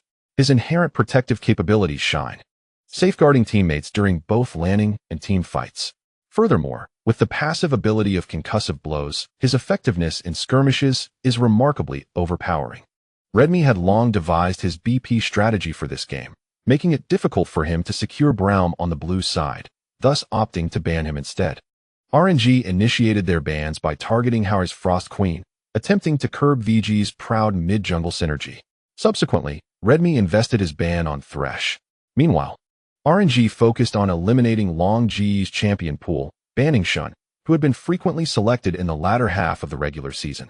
To prevent his influence from spreading across other lanes, VG's final ban was Alistar. All three initial bans were directed at supports. Zeyuan expressed his astonishment, noting VG's significant regard for Mata. Witnessing his former colleague and coach targeting him so specifically elicited a wry smile from Mata. Redmi and Imp huddled together, undoubtedly aware of how to curtail his effectiveness. One of RNG's signature strategies in the Spring Championship is the dual roaming of the jungle and support, which has evolved from the systems employed by Samsung White and VG. Mata is often regarded as the cerebral tactician of the battlefield, possessing an unparalleled vision and insight that set him apart from professional players across the 5 major leagues. He exemplifies the notion of playing the game with intellect. The transformation of Spicy Hot Pot into one of the premier junglers in the league owes, to some extent, a debt of gratitude to Mata. Redmi laid their strategy for the first game openly on the table. In the draft phase, they sought to restrict RNG's support, severing the synergy of the jungle support duo. Let us release Ashe, Vladimir, and Rek'Sai. If they pick one, how about we take the other two? Suggested Spicy Hot Pot. Mata immediately voiced his dissent. No. If VG picks Ashe, are we really going to opt for Vladimir and Echo? His urgency was palpable, knowing the draft time was limited. This combination would leave their mid-jungle duo exceptionally vulnerable, easily susceptible to invasion. We must withstand VG's mid-jungle aggression. Throughout the negotiation process, conducted through translation, head coach Fly remained silent in the background. Formerly a StarCraft player, he transitioned his talent to League of Legends as a full-time coach. To be fair, Fly's abilities and achievements have been somewhat lackluster. Prior to 2016, his coaching career's highlight was leading LMQ, yet their performance at the S4 World Championship was mediocre, failing to advance from the group stage. Subsequently, he joined RNG, and one could argue that among the roster of Korean players and coaches, Fly possesses the least impressive resume.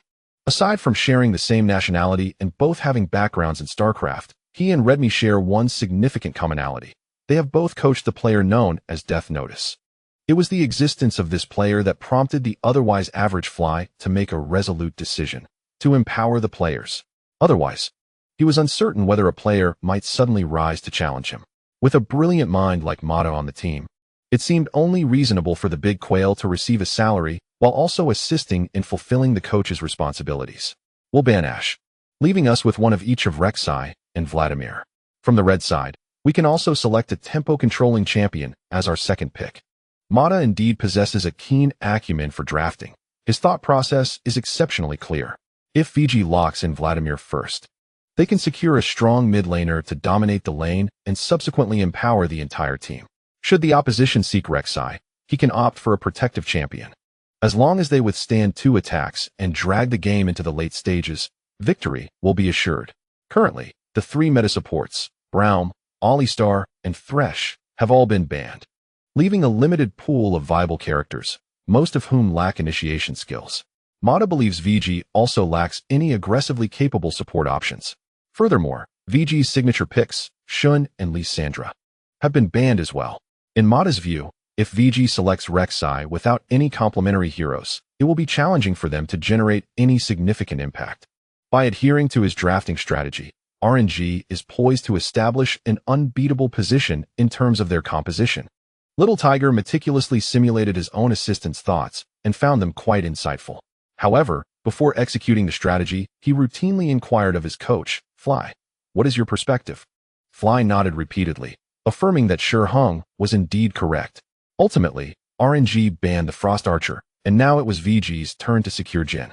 The image of the virtuoso appeared in VG's hero selection frame, and before the commentators could react further, it was promptly locked in. The decision was made with great decisiveness.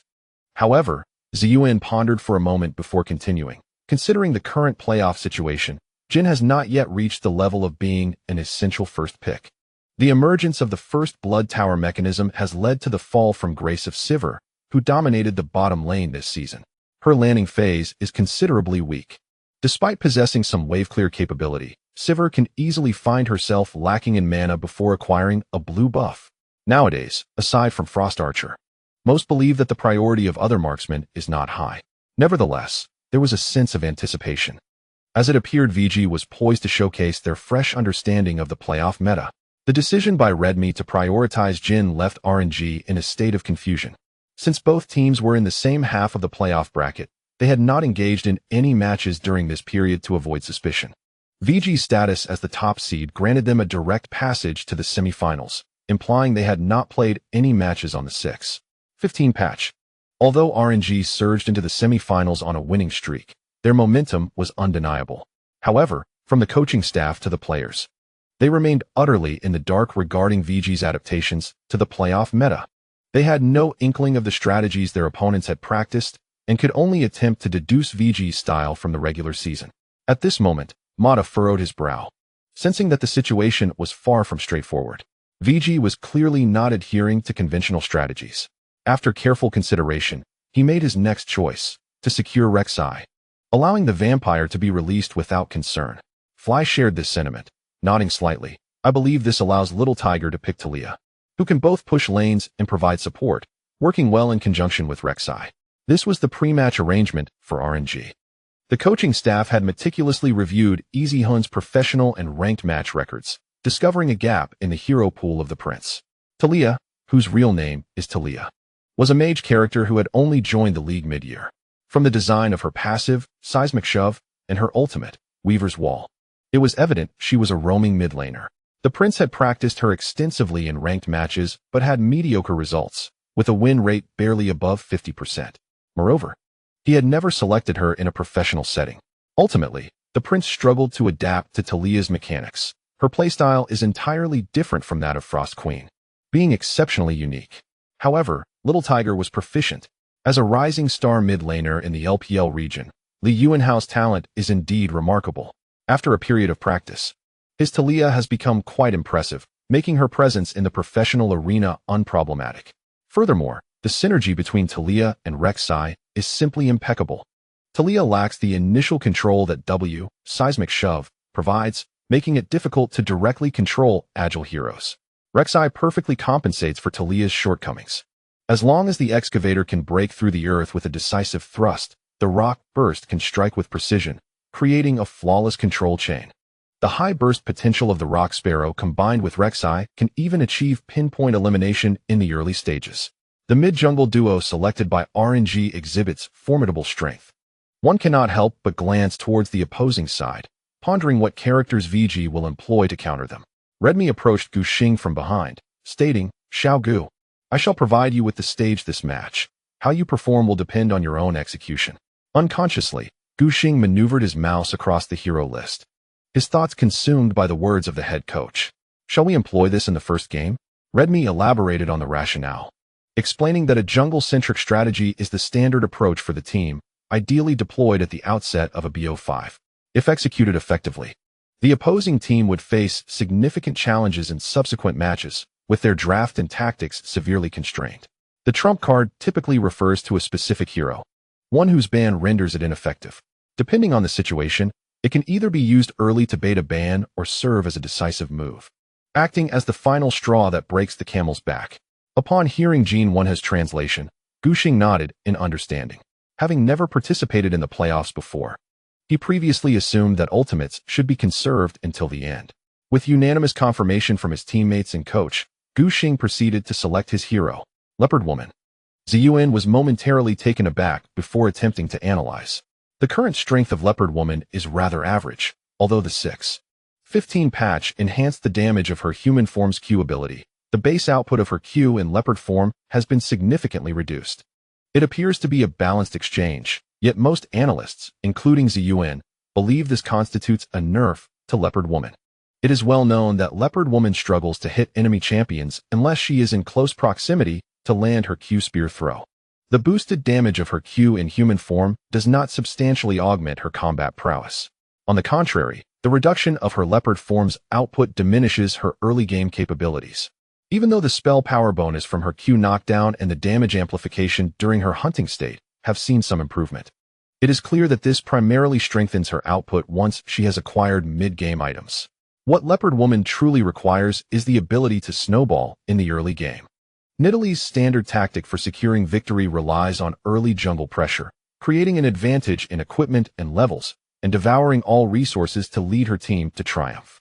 If an early lead cannot be established, entering the mid-game at parity means Leopard Woman has already lost half the battle.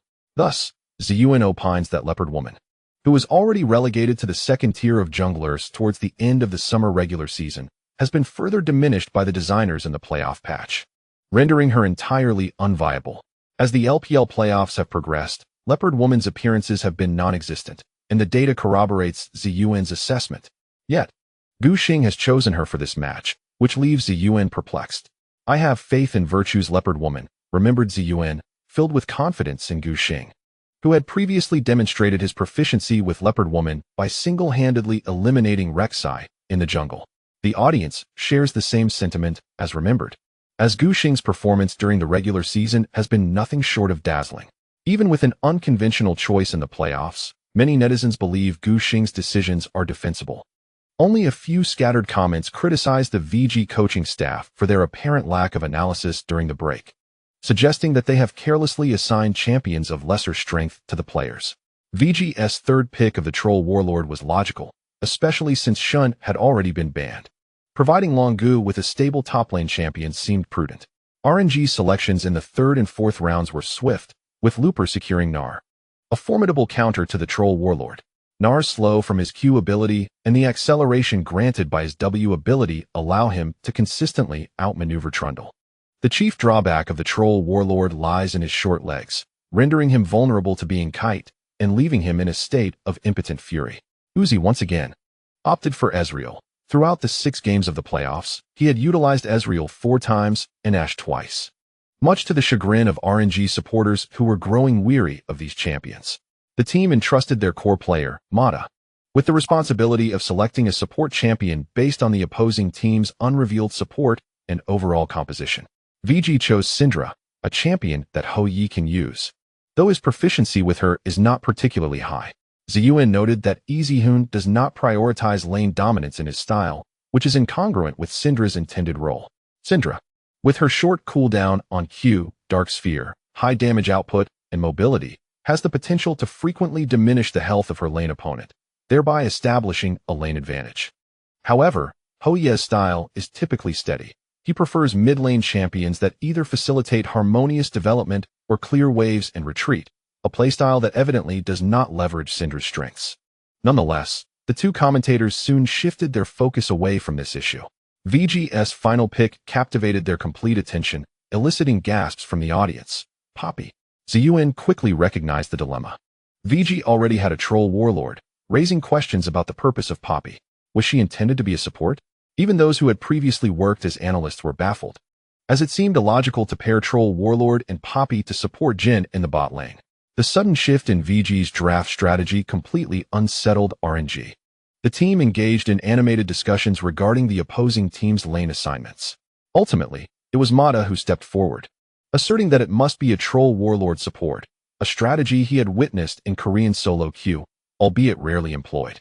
He calmed the team, urging them to remain composed, emphasizing that this champion has poor landing capabilities and is primarily functional, due to the troll warlord's weak landing ability and lack of reliable crowd control. Mata had not delved deeply into his research. I shall select Karma.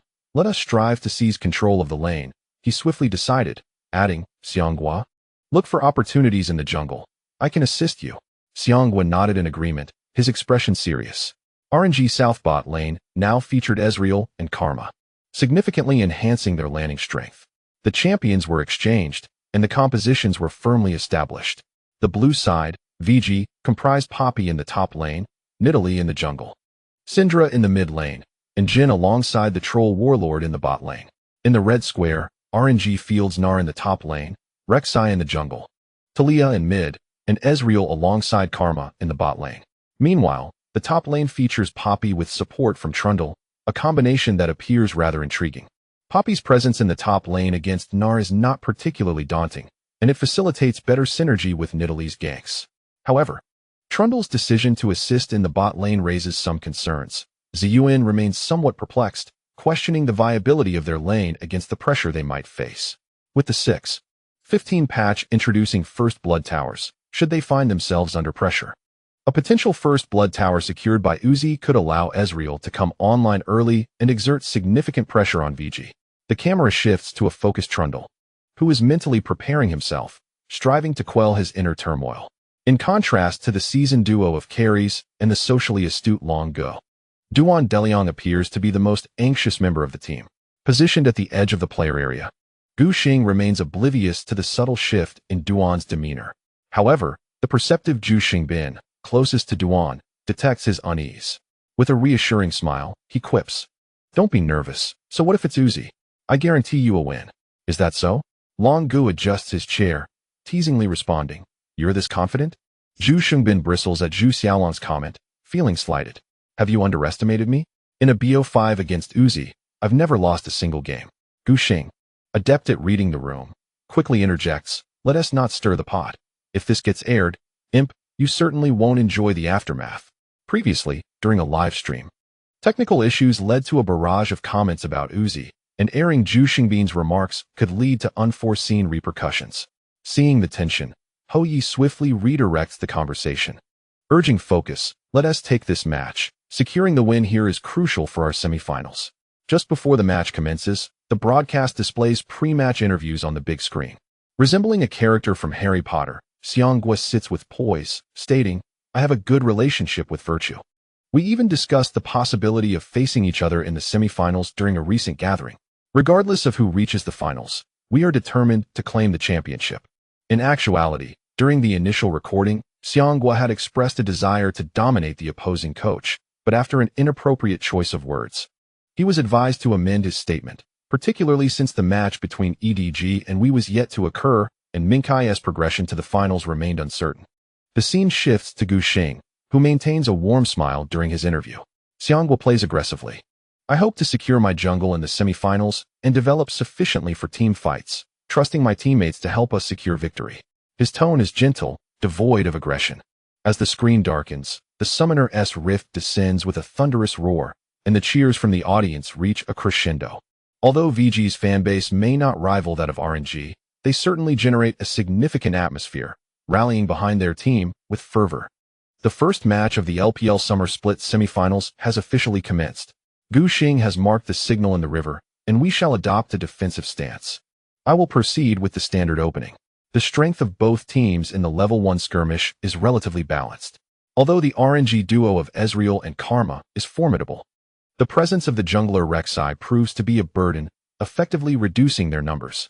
If VG allows Gu Xing to successfully land a few spears, the dynamics of the battle could shift dramatically. RNG appears to have no intention of invading. In this inaugural game of the semifinals, stability is paramount. It is crucial to keep an eye on the minimap, as both duos typically begin by clearing jungle camps, aiming to expedite their ADCs to level 2.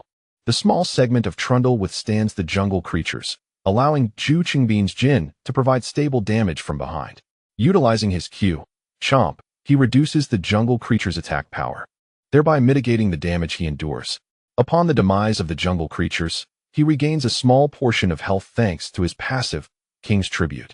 In contrast, the RNG duo evidently lacks this capability. Despite Karma and Ezreal being ranged champions, they find it challenging to kite the frog monster and inevitably suffer some damage. Both teams' bot lanes arrive on the line nearly simultaneously, having secured experience from the first wave of melee minions. Upon realizing that the opposing duo also commenced by clearing jungle camps, both supports promptly communicated this information to their junglers. Duan go, proceed as planned. I'm all set. Gu Xing conveyed to Xiao Duan, instructing him to adhere to the original strategy. He expertly launched a spear from a distance, striking a jungle creature and transforming into leopard form to unleash a flurry of attacks. Nidalee's jungle clearing is both fluid and rapid in his capable hands.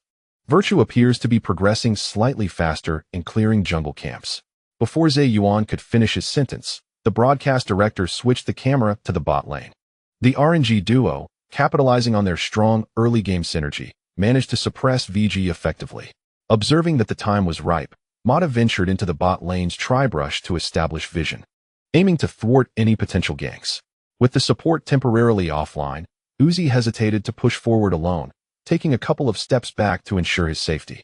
However, a lurking danger remained. The RNG minion wave had not completely advanced to VG's next tower due to the time lost in clearing jungle camps at the start. Uzi and Mata were unable to cleanly deal with the minions before the moment arrived for the swift level 3 gank from the leopard woman. Currently, the minion wave is stuck in front of VG's tower. Uzi, standing at a considerable distance, intended to use Ezreal's mystic shot to secure last hits. He believed this distance was ample.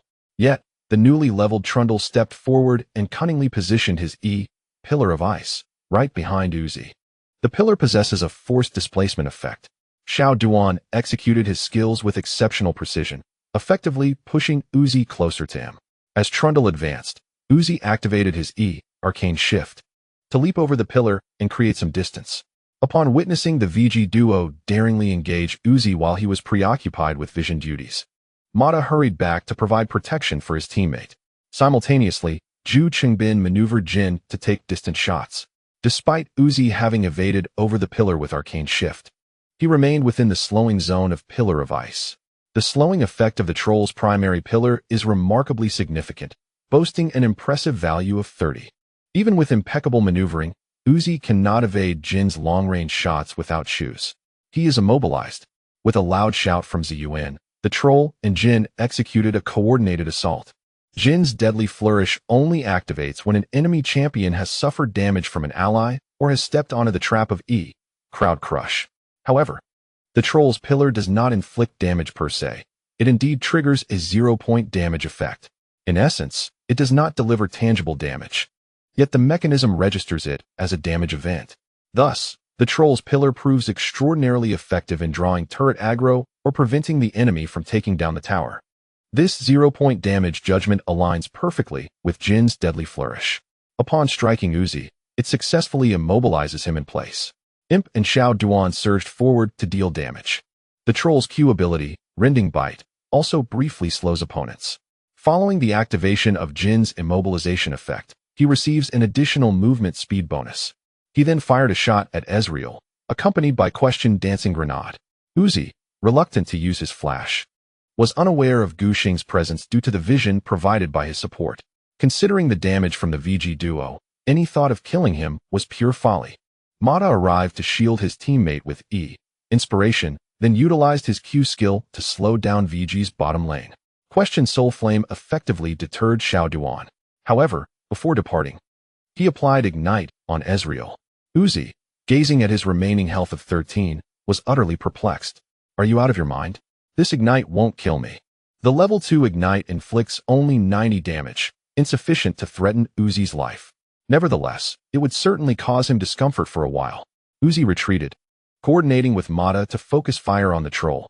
Xiao Duan, relying on his substantial durability, absorbed a full array of damage before returning to the tower, with merely 14 health remaining.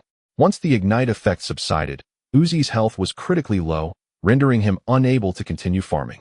He resolved to push the minion wave entirely before retreating to replenish.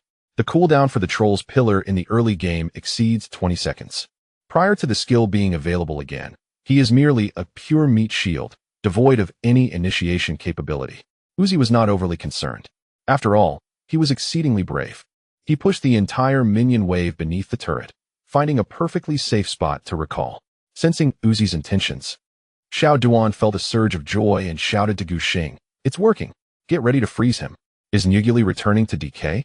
He was pulled down for a nucleic acid test. 200 words, just shy of a daily 10,000. Tomorrow, we shall continue the pursuit. Gratitude for the monthly votes. I tore up the 10,000 starting point coins reward, thanks to Xiaoming, who held his head in pain and donated 5,000 starting point coins. And to the contemporary disillusioned youth, Deba P. Jazz, for the 500 starting point coins reward. 135, meticulous planning and seizing opportunities. Gu Xing descended from the upper map and has now arrived in the red zone. Upon hearing Xiao Duan's information prompt, he glanced at the bottom lane and felt a sense of reassurance. Xiao Duan, you and Imp quickly push the lane. I'll be in position shortly. Duan Deliang understood precisely what he needed to do. Just moments ago, the low-health Uzi pushed the first wave of cannon minions to his tower. Without hesitation, Xiao Duan swung his club and struck the cannon, resulting in its swift destruction by the execution effect of the Holy Relic Shield. Zhu Chengbin acted decisively. Utilizing Q, Dance Grenade, in conjunction with W, Lethal Flourish, to hit multiple minions, preparing to swiftly clear the minions beneath the tower. Moreover, Xiao Duan, whose health had been reduced to 14 during the previous skirmish, managed to restore his vitality using the troll's passive, King's Tribute, and a health potion. Replenishing his health after the minion wave, the broadcast camera focused on Nidalee in her cougar form. With a final Q takedown, she secured the red buff and seamlessly transitioned into W, Pounce, to reposition herself backward. This maneuver could be classified as a kill, shortening the cooldown of Pounce, a standard tactic employed by Nidalee players. She then arrived at the edge of the dragon pit, waiting for her skills to refresh before leaping down. At this moment, the clock read merely 3 minutes and 8 seconds. Why does it feel like Nidalee's jungle speed is remarkably swift? Remembering that Rek'Sai, piloted by Xianghua, had just finished clearing the 3 wolves not long ago and had only just engaged the blue buff, Virtue seemed to have completed nearly an entire camp faster. Zeyuan chuckled, teasing that it was hardly surprising. Virtue's jungle fundamentals were indeed commendable, yet he felt there was no need for excessive astonishment. After all, they were all professional players. It was unlikely that anyone was incapable of jungling. However, he soon realized something was amiss. He was indeed clearing faster than before. Unlike many commentators, he considered himself a semi-professional, having worked with the Flash Wolves in the past, and even reached the King tier on the Taiwan server. He felt his current skill level had soared far beyond that of many commentators who struggled to even reach Diamond in solo queue. He noticed the subtle detail that Gu Xing's jungle speed was slightly superior. Had Virtue refined his jungle techniques? As this thought crossed his mind, a fervent curiosity ignited within him, making him eager to inquire about it during the intermission. In reality, it had nothing to do with technique. Gu Xing was simply jungling as usual, yet his speed had noticeably improved. The reason lay in his deep understanding of the essence of the changes made to Nidalee in patch 6.15. Most teams and commentators believe that enhancing the Q damage in human form while reducing the Q output in cougar form was a nerf to Nidalee. However, Gu Xing viewed it as a significant buff. Indeed, during early skirmishes, it was challenging to land the spear on enemy champions, and the reduction in cougar form damage would affect Nidalee's combat effectiveness in the jungle. Nevertheless, there was one exception: jungling.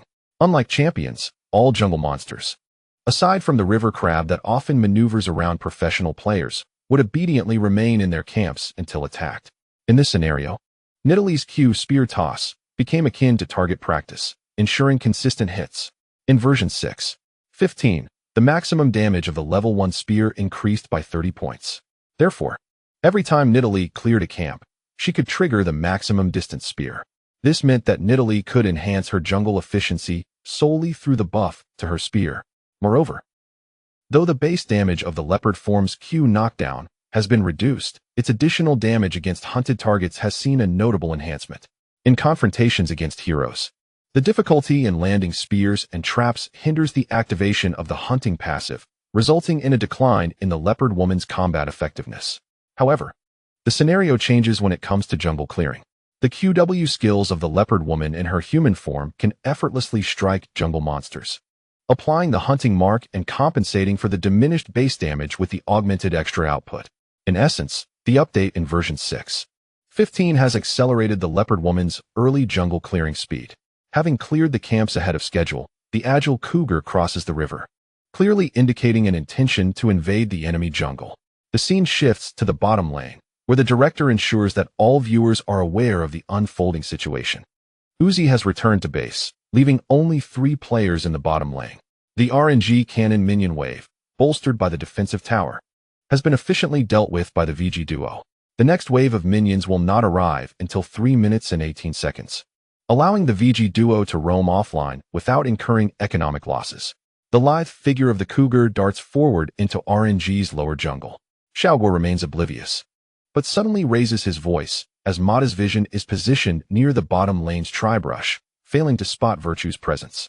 If caught, it could prove perilous, as the VG duo, having cleared the minion wave, could swiftly provide support. The anxious murmurs of RNG fans fill the enclosed arena. Xiaoguo is unaware that while the leopard woman's jungle clearing speed is at its peak, Rek'Sai's initial jungle efficiency is remarkably low.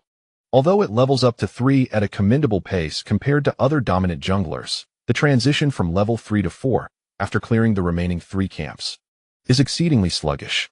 Thus, the majority of Rek'Sai players tend to opt for a level 3 gank or invade. Xiaoguo initially planned to do the same, but reality has thwarted his intentions.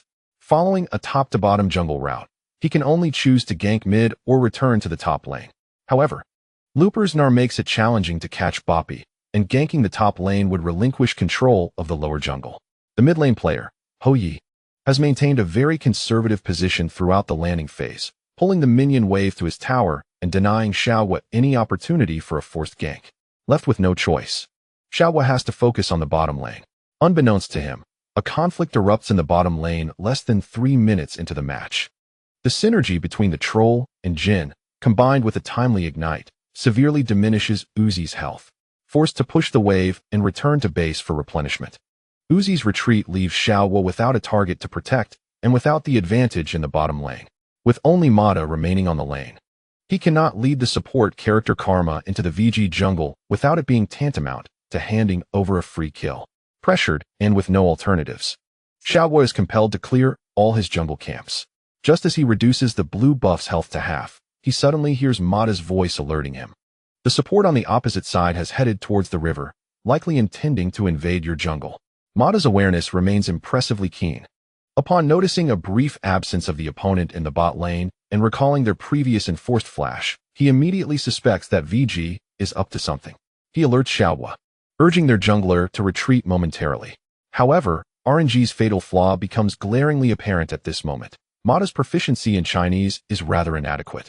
While Gu Shengbin can express himself, his peculiar accent and manner of speaking often render him difficult to comprehend. In contrast, Mata struggles even to convey his thoughts. During the Spring Splits microphone segment, he communicated with teammates in a mix of Mandarin, English, and Korean, with the pun Xiaowanog circulating widely online. In a moment of urgency, Mata's tongue inadvertently blends various languages. Even after half a year of collaboration, Xiaoguo finds it challenging to grasp Mata's precise intentions. Fortunately, he is not lacking in intelligence. Upon observing the movements of the opposite jungler, he senses potential danger, albeit 2 seconds slower than Mata's direct warning. In that fleeting moment, the silhouette of Nidalee appears at the edge of vision, engaged with the blue buff. Xiaoguo has not utilized his ability to gain information from the terrain and thus directly sees Nidalee. Level 3, with double buffs, Xiaoguo instinctively checks the scoreboard. Nidalee's last hitting count stands at 14. He quickly deduces that aside from the unrefreshed stone crab, Gu Xing has cleared all 5 remaining camps in VG's jungle before arriving to contest his own. Xiaoguo is astounded. What kind of jungle speed is this? Is there no sense of fairness? In reality, if it were merely Nidalee's enhanced jungle speed from patch 6.15, it would not account for such a dramatic discrepancy in clearing speed compared to Rek'Sai. Another crucial factor lies in the smite. Positioned on the blue side, Gu Xing starts at the upper magic frog, gaining the enhancement of Gift of the Fungus, which poisons his target and applies a continuous damage buff. Conversely, Xiaoguo, on the red side, first uses smite on the stone crab, acquiring the Gift of the Heavy Hand, which allows his first attack and every 5th attack to stun minions or monsters. Clearly, the Gift of the Fungus inflicts damage, enhancing jungle speed, while the Gift of the Heavy Hand merely stuns monsters, preserving his health and state with minimal improvement to his jungle progression. As Gu Xing maneuvers Nidalee, her inherent speed, combined with the patch changes and the advantages from smite, enables such an extraordinary lead in his initial jungle clear. Remember to keep a vigilant eye on the canyon. Missing no detail, Virtue hurls a spear. The angle and timing of this Q spear toss are exceptionally cunning. Rek'Sai, being a melee champion, is practically face-to-face with the blue buff while clearing. If Xiaoguo attempts to dodge the spear, he risks hitting the blue buff. Should he choose not to evade, he will take substantial damage from the long-range spear. There was no better course of action for Xiangguo than to evade, watching as the spear embedded itself in the wild creature, reducing the blue buff's health to a mere 777 points. The leopard woman applied her hunting mark, triggering her passive bonus to movement speed and advance to close the distance, landing a basic attack on Rek'Sai. Although Nidalee's attack power was not particularly high, the burning effect from the red buff combined with her basic attacks, which slowed the opponent while inflicting damage, left Xiangguo feeling quite vexed. Yet, he dared not retaliate. Xiao Duan had been absent from the bottom lane for some time, and even Imps Jin had vacated the lane.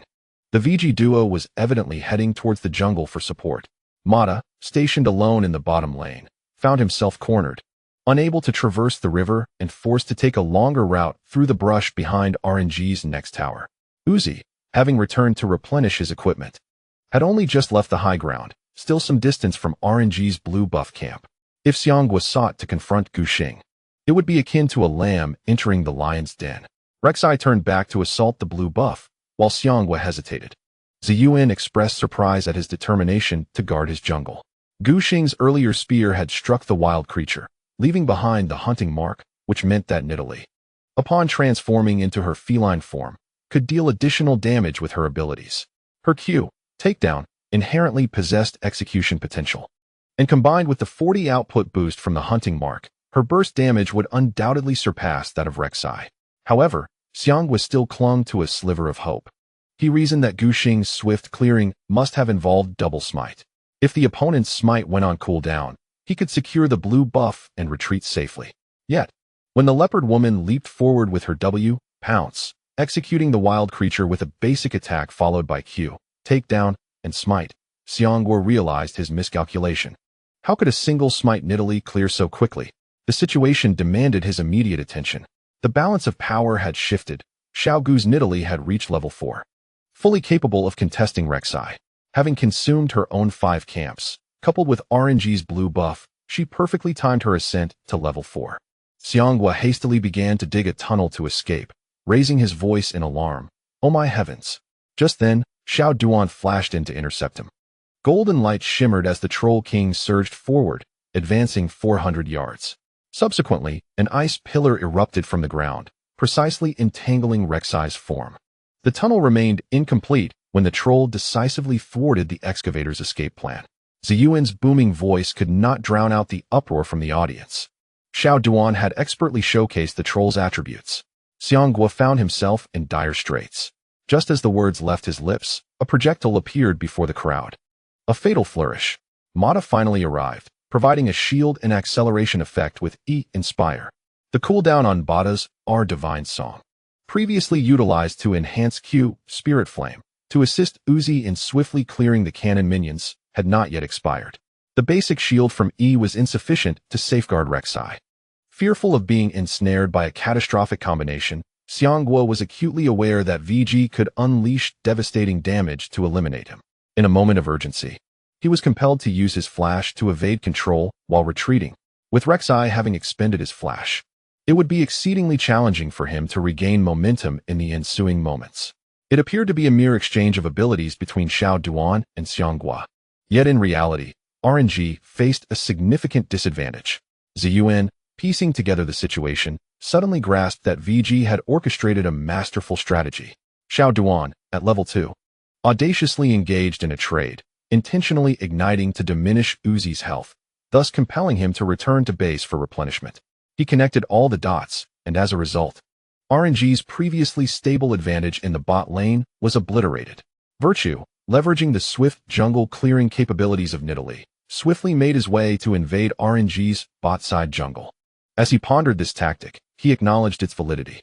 The live chat in the tournament stream exploded with comments. Wow, what an aggressive troll. The support troll is surprisingly effective. This truly opens one's eyes. First, he coordinated with Uzi and Jin, then blocked the escape route for Rek'Sai. Xiao Duan is truly impressive. For Uzi to be fooled by a support, one can only assume his skill level is top-notch. But the question arises, why is Virtue clearing so quickly? Within the VG team's voice chat, they noted that Xianghua's retreat had been observed, prompting Gu Xing to remind his teammates. Take a couple of steps back. The Talia is approaching. Mid-laner Xiao Hu hastened to the battlefield upon witnessing the skirmish in the jungle. Gu Xing, momentarily fixated on the health of the blue buff for a potential secure, neglected the minimap. He gleaned this information from Hou Yi, calculating that Uzi's Ezreal would soon arrive as well. Should he commit his flash to pursue, he could indeed eliminate the immobile Xianghua, but it was likely that he would also meet his demise in the process.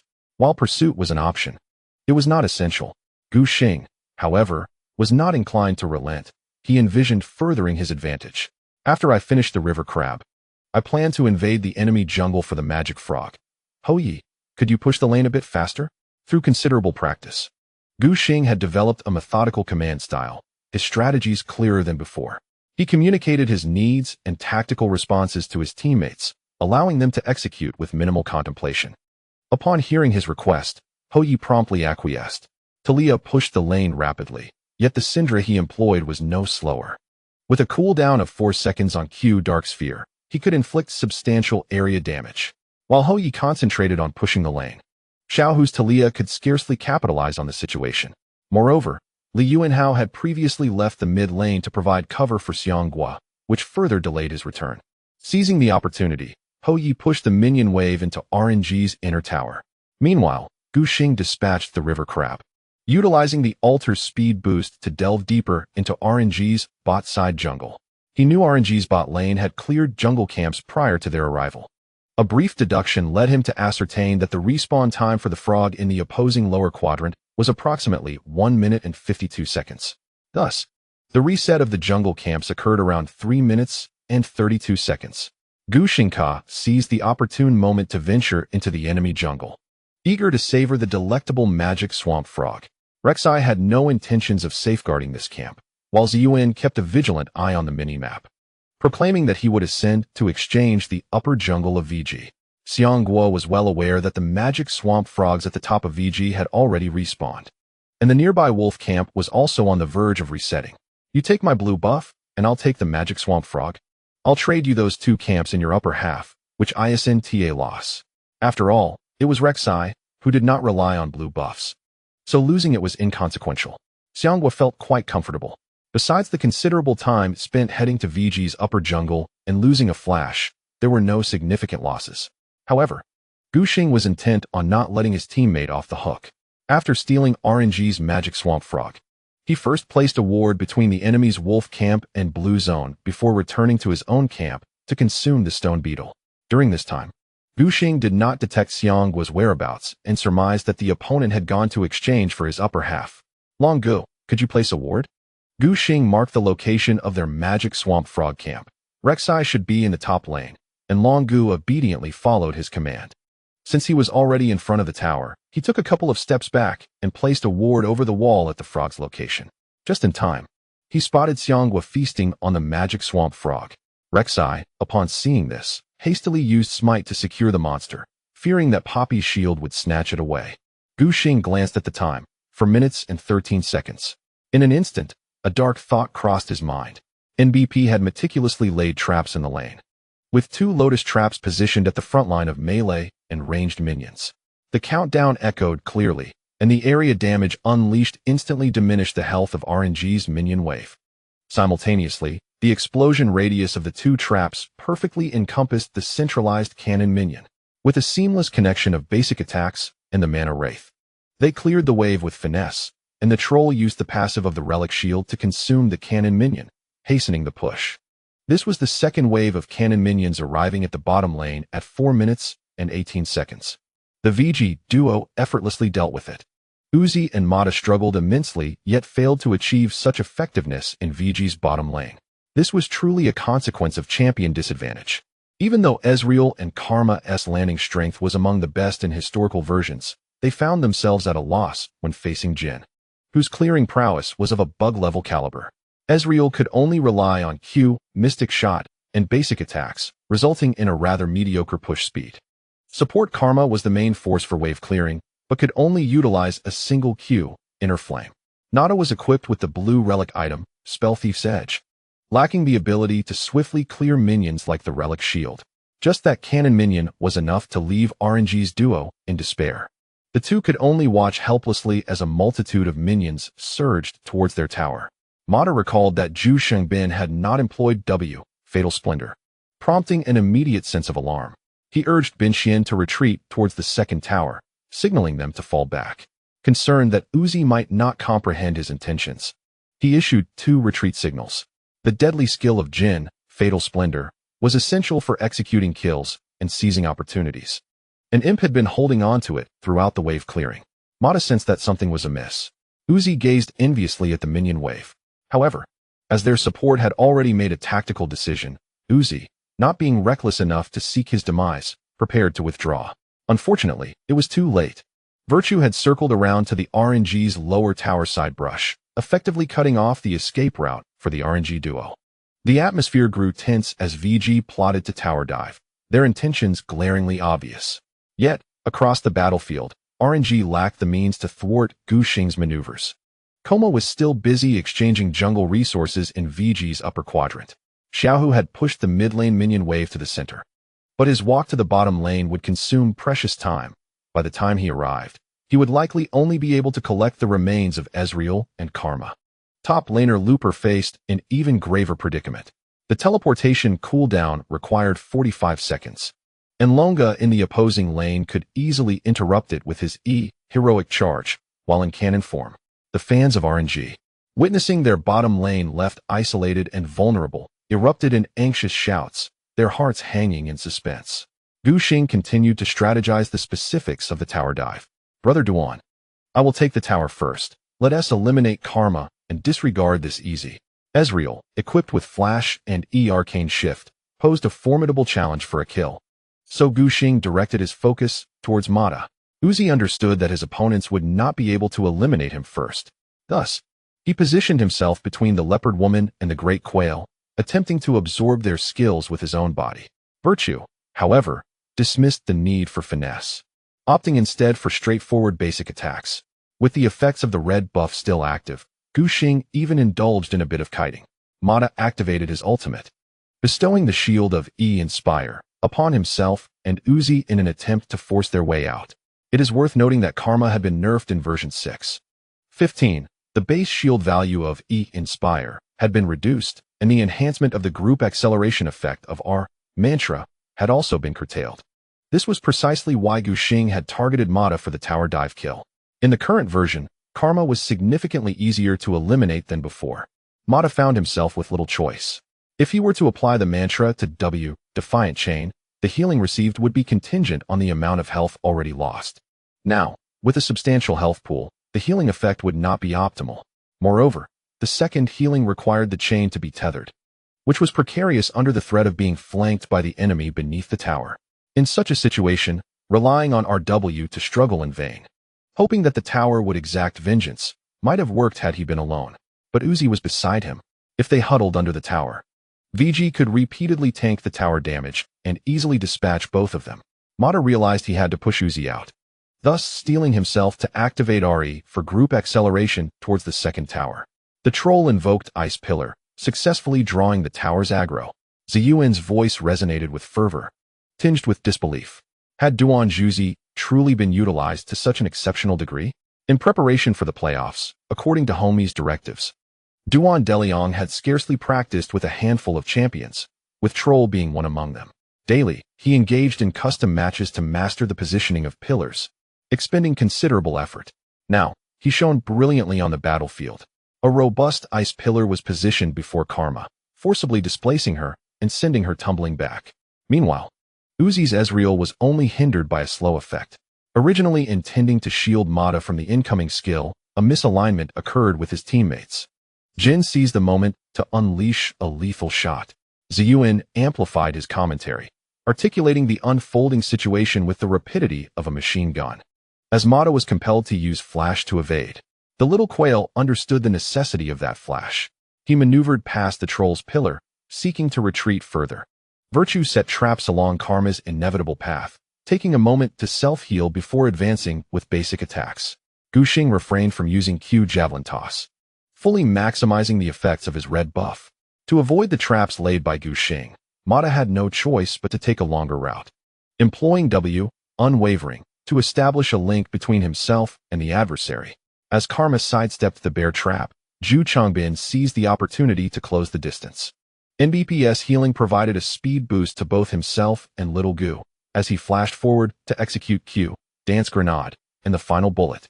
The damage flooded into Karma, reducing her health to a mere 13. Uzi swiftly utilized his healing ability to assist. Virtue capitalized on his teammates' healing and speed, first pulling back to break the link, then tossing a javelin towards Karma.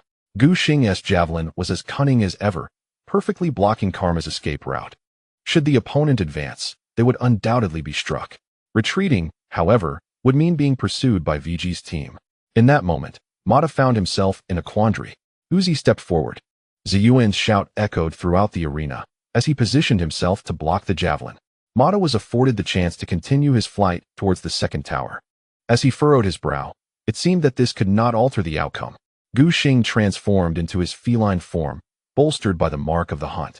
Leaping from a distance with W, pounce, to reach Uzi. At this juncture, he was almost within arm's reach of Mata's Karma. Virtue remained composed, even refraining from using flash, simply trailing behind Mata. In Guxing's eyes, RNG's bot lane had exhausted all their escape abilities, leaving no means to impede his advance. Upon reaching Mata once more, a simple AQE in feline form obliterated Karma's health bar. First blood was drawn. Zeyuan's tones soared with vigor, as RNG's duo had executed everything within their power, yet still faced demise. The RNG fans below sighed in dismay, their expressions filled with despondency. The sole silver lining was that Uzi had survived this encounter, prompting Zeyuan to attempt to salvage the situation for RNG as they returned to a safe position before the second tower, allowing the next tower to consume the entire cannon wave unopposed. As the skirmish unfolded in the bottom lane, Xiaohu cleared the minion wave and hastened his way down. However, by the time he arrived, Mata's Karma had already succumbed. Relying on the W ability of Talia, the seismic shove, without any additional crowd control to assist, was evidently an unrealistic expectation. Virtue adeptly evaded the seismic shove and retreated into the brush to return to base. Xiaohu, having gained nothing from the encounter, had no choice but to return empty-handed. Fortunately, thanks to Talia's passive ability, Stoneweaver, his travel speed was remarkably swift, which minimized his downtime. Observing that the vicinity posed no threats, Guxing leisurely indulged in some shopping, clearing a total of 8 camps along with the river crab, amassing first blood gold. With the automatic bounty from the system, Guxing acquired a green jungle knife and sorcerer's shoes. The absurdity of this equipment left him in awe, especially considering that less than 5 minutes had elapsed. He noted Uzi's itemization. Having been forced back to base previously, Uzi could only afford a catalyst, attempting to compensate for his development through minion farming. However, having spent 450 gold, Uzi had garnered little benefit before his catalyst was detonated, and he had missed out on the cannon minion wave. Consequently, the formation of Ezreal's Muramana would be significantly delayed. Uzi had yet to secure the tier of the goddess. Initially, he had been eager to leverage the formidable duo of Ezreal and Karma to suppress or even overwhelm Imp. Yet, A series of unforeseen events had completely derailed his plans. Now, Uzi was compelled to stubbornly hold onto the tier, otherwise, the late arrival of Muramana would jeopardize Ezreal's mid-game prowess. He was destined to remain subdued for a while, focusing solely on his development. Xianghua, having observed Gu Xing's actions on the bottom lane, was not one to passively accept the situation. He resolved to retaliate, to give Gu Xing a taste of his own medicine. With the top lane's Long Ji's Poppy demonstrating formidable tower diving capabilities, Xianghua felt that an aggressive move could easily result in a trade-off. After careful consideration, he ultimately decided to target the mid lane, lurking between the three-wolf camp and the mid lane. As Xiaohu pushed the wave, Xianghua prepared to make his move. Rek'Sai tunneled into the mid lane, and before Xianghua could fully appreciate Syndra's elegant form, a flash of gold surged past. Such a swift flash. Xianghua was left astonished. As the moment Hou Yi saw Rek'Sai's tunnel, he promptly used his flash. The audience erupted in a cacophony of excitement. His execution was indeed remarkably steady. Zeyuan was rendered momentarily bewildered, while Ezehun had no intention of counterattacking under the safety of the turret. Frustrated, Xianghua endured a couple of hits from the turret before retreating in defeat, returning to his jungle to continue farming. Meanwhile, Gu Xing, who had established an early advantage, began contemplating how to conclude the match. With the game progressing, Gu Xing felt he had already won half the battle. He merely needed to deliver a fatal blow to secure victory. Without much deliberation, Gu Xing quickly identified an opportunity. This is an 8,000-character medium-length chapter, filled with an abundance of details that left me quite bewildered after a night of reading. It took considerable time. I will catch up tomorrow. 136. Insidious. The answer lies in the jungle. The current situation in the jungle is entirely under the control of Gu Xing. The magic swamp frog in the lower area has been countered by him. Xianghua's attempt to ambush in the mid lane was thwarted, and he subsequently ventured into RNG's upper quadrant to farm the armored beetles and the sharp-beaked birds.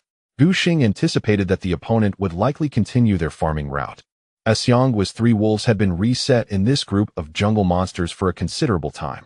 Gu Xing initially planned to counter after eliminating Mata under the tower, but a timely intervention from Xiaohu's Vel'Koz derailed his strategy. If Rek'Sai finishes off the Shadow Wolves, he can conveniently proceed to eliminate the respawning Frog Queen, making for a highly logical path. Understanding Xianghua's route, Gu Xing swiftly cleared his own two camps in the lower area and immediately maneuvered the Leopard Woman into the enemy's lower jungle. He marked the path towards RNG's three wolves and inquired of a teammate, "Can you hold off Vel'Koz for this wave, Hou Yi? I can counter him." Ezehun glanced at the mid-lane minion wave. "If I can create a bit of time for you to invade and fight, you must end the skirmish quickly." Hou Yi had just used his flash. If he were to engage in a tussle with Xiaohu, blocking Vel'Koz's support in this manner might provoke Xianghua to launch another assault on the mid lane. Thus, Ezehun opted for a different approach, allowing a few enemy minions to pass. He could not let too many through, just a few would suffice. If too many were let through, Bin Xian would reach the tower, and Vel'Koz could freely and costlessly move to assist. Hou Yi simply repositioned the minion wave to in front of the tower and utilized Syndra's inherent lane strength, applying pressure through positioning or skill exchanges to prevent Xiaohu from easily pushing the minions into the tower. This way, as Gu Xing ignited conflict in the jungle, Vel'Koz would have to abandon the minion wave stuck in front of the VG tower to provide support, even if Xiaohu decided to forsake the minions to roam. Given his proximity to the VG defensive tower, retreating to RNG's jungle would take him some time. Gu Xing merely needed to act swiftly to escape before Xiaohu could come to his aid. "Shall I use myself?" Duan Deliang, hearing that his jungler was up to something, was instantly eager to join the fray. Gu Xing switched to check the bottom lane. "What are you doing? You've already arrived at the lane. If you leave to enter the jungle, the opponent will surely catch on." He had no intention of relying on his teammates' support. Firstly, he believed it would expose them too easily. RNG was certainly not foolish, and Duan's sudden disappearance from the lane would undoubtedly raise suspicions. Secondly, it was unnecessary. He currently held an absolute advantage in levels and equipment, and his combat prowess in a jungle duel would utterly overwhelm Rek'Sai. Quietly waiting in the brush, mere walls separating RNG's first tower from the lower jungle, Gu Xing steadied his breath, poised to pounce. Before long, Rek'Sai's figure appeared before him, making his way towards the three wolves' camp. Xianghua is in a perilous position. Zeyuan exclaimed loudly. Without a flash, Rek'Sai is even at risk of being soloed. The director switched to RNG's perspective. As the leopard woman remained motionless in the bush, pretending to be a turtle, the lurking Rek'Sai was unable to detect Nidalee's whereabouts with his tunneling ability. The fans of RNG, anxious and restless, erupted in a chorus of shouts. Should Xiangwa be caught once more, RNG's early momentum would be completely extinguished. In the backstage lounge, the RNG coach Fly clenched his fists tightly, his face etched with anxiety as he fixated on the television screen. At a moment of impending crisis, Rek'Sai seemed to sense something amiss. Suddenly, it turned its head and unleashed a shockwave towards the bush where the panther woman lay concealed. The expression of the excavator, who was on the verge of being condemned, was one of astonishment. Guxing did not anticipate such a twist. Hiding in the foliage, he realized that if he dodged the skill, his movement would be revealed by the ground detection technique. Conversely, if he failed to evade the shockwave, he would also be exposed. In a decisive move, he hurled his Q spear. By not avoiding the shockwave, his opponent would inevitably suffer the impact of his spear. The underground-dwelling Xiangwa had a limited vision range of merely 250 yards. By the time he spotted the spear, it was already too late to evade. The dull thud of impact resonated in the ears of Guxing and Xiangwa. At that moment, the effects of the panther woman's sorcerer's boots erupted in full force.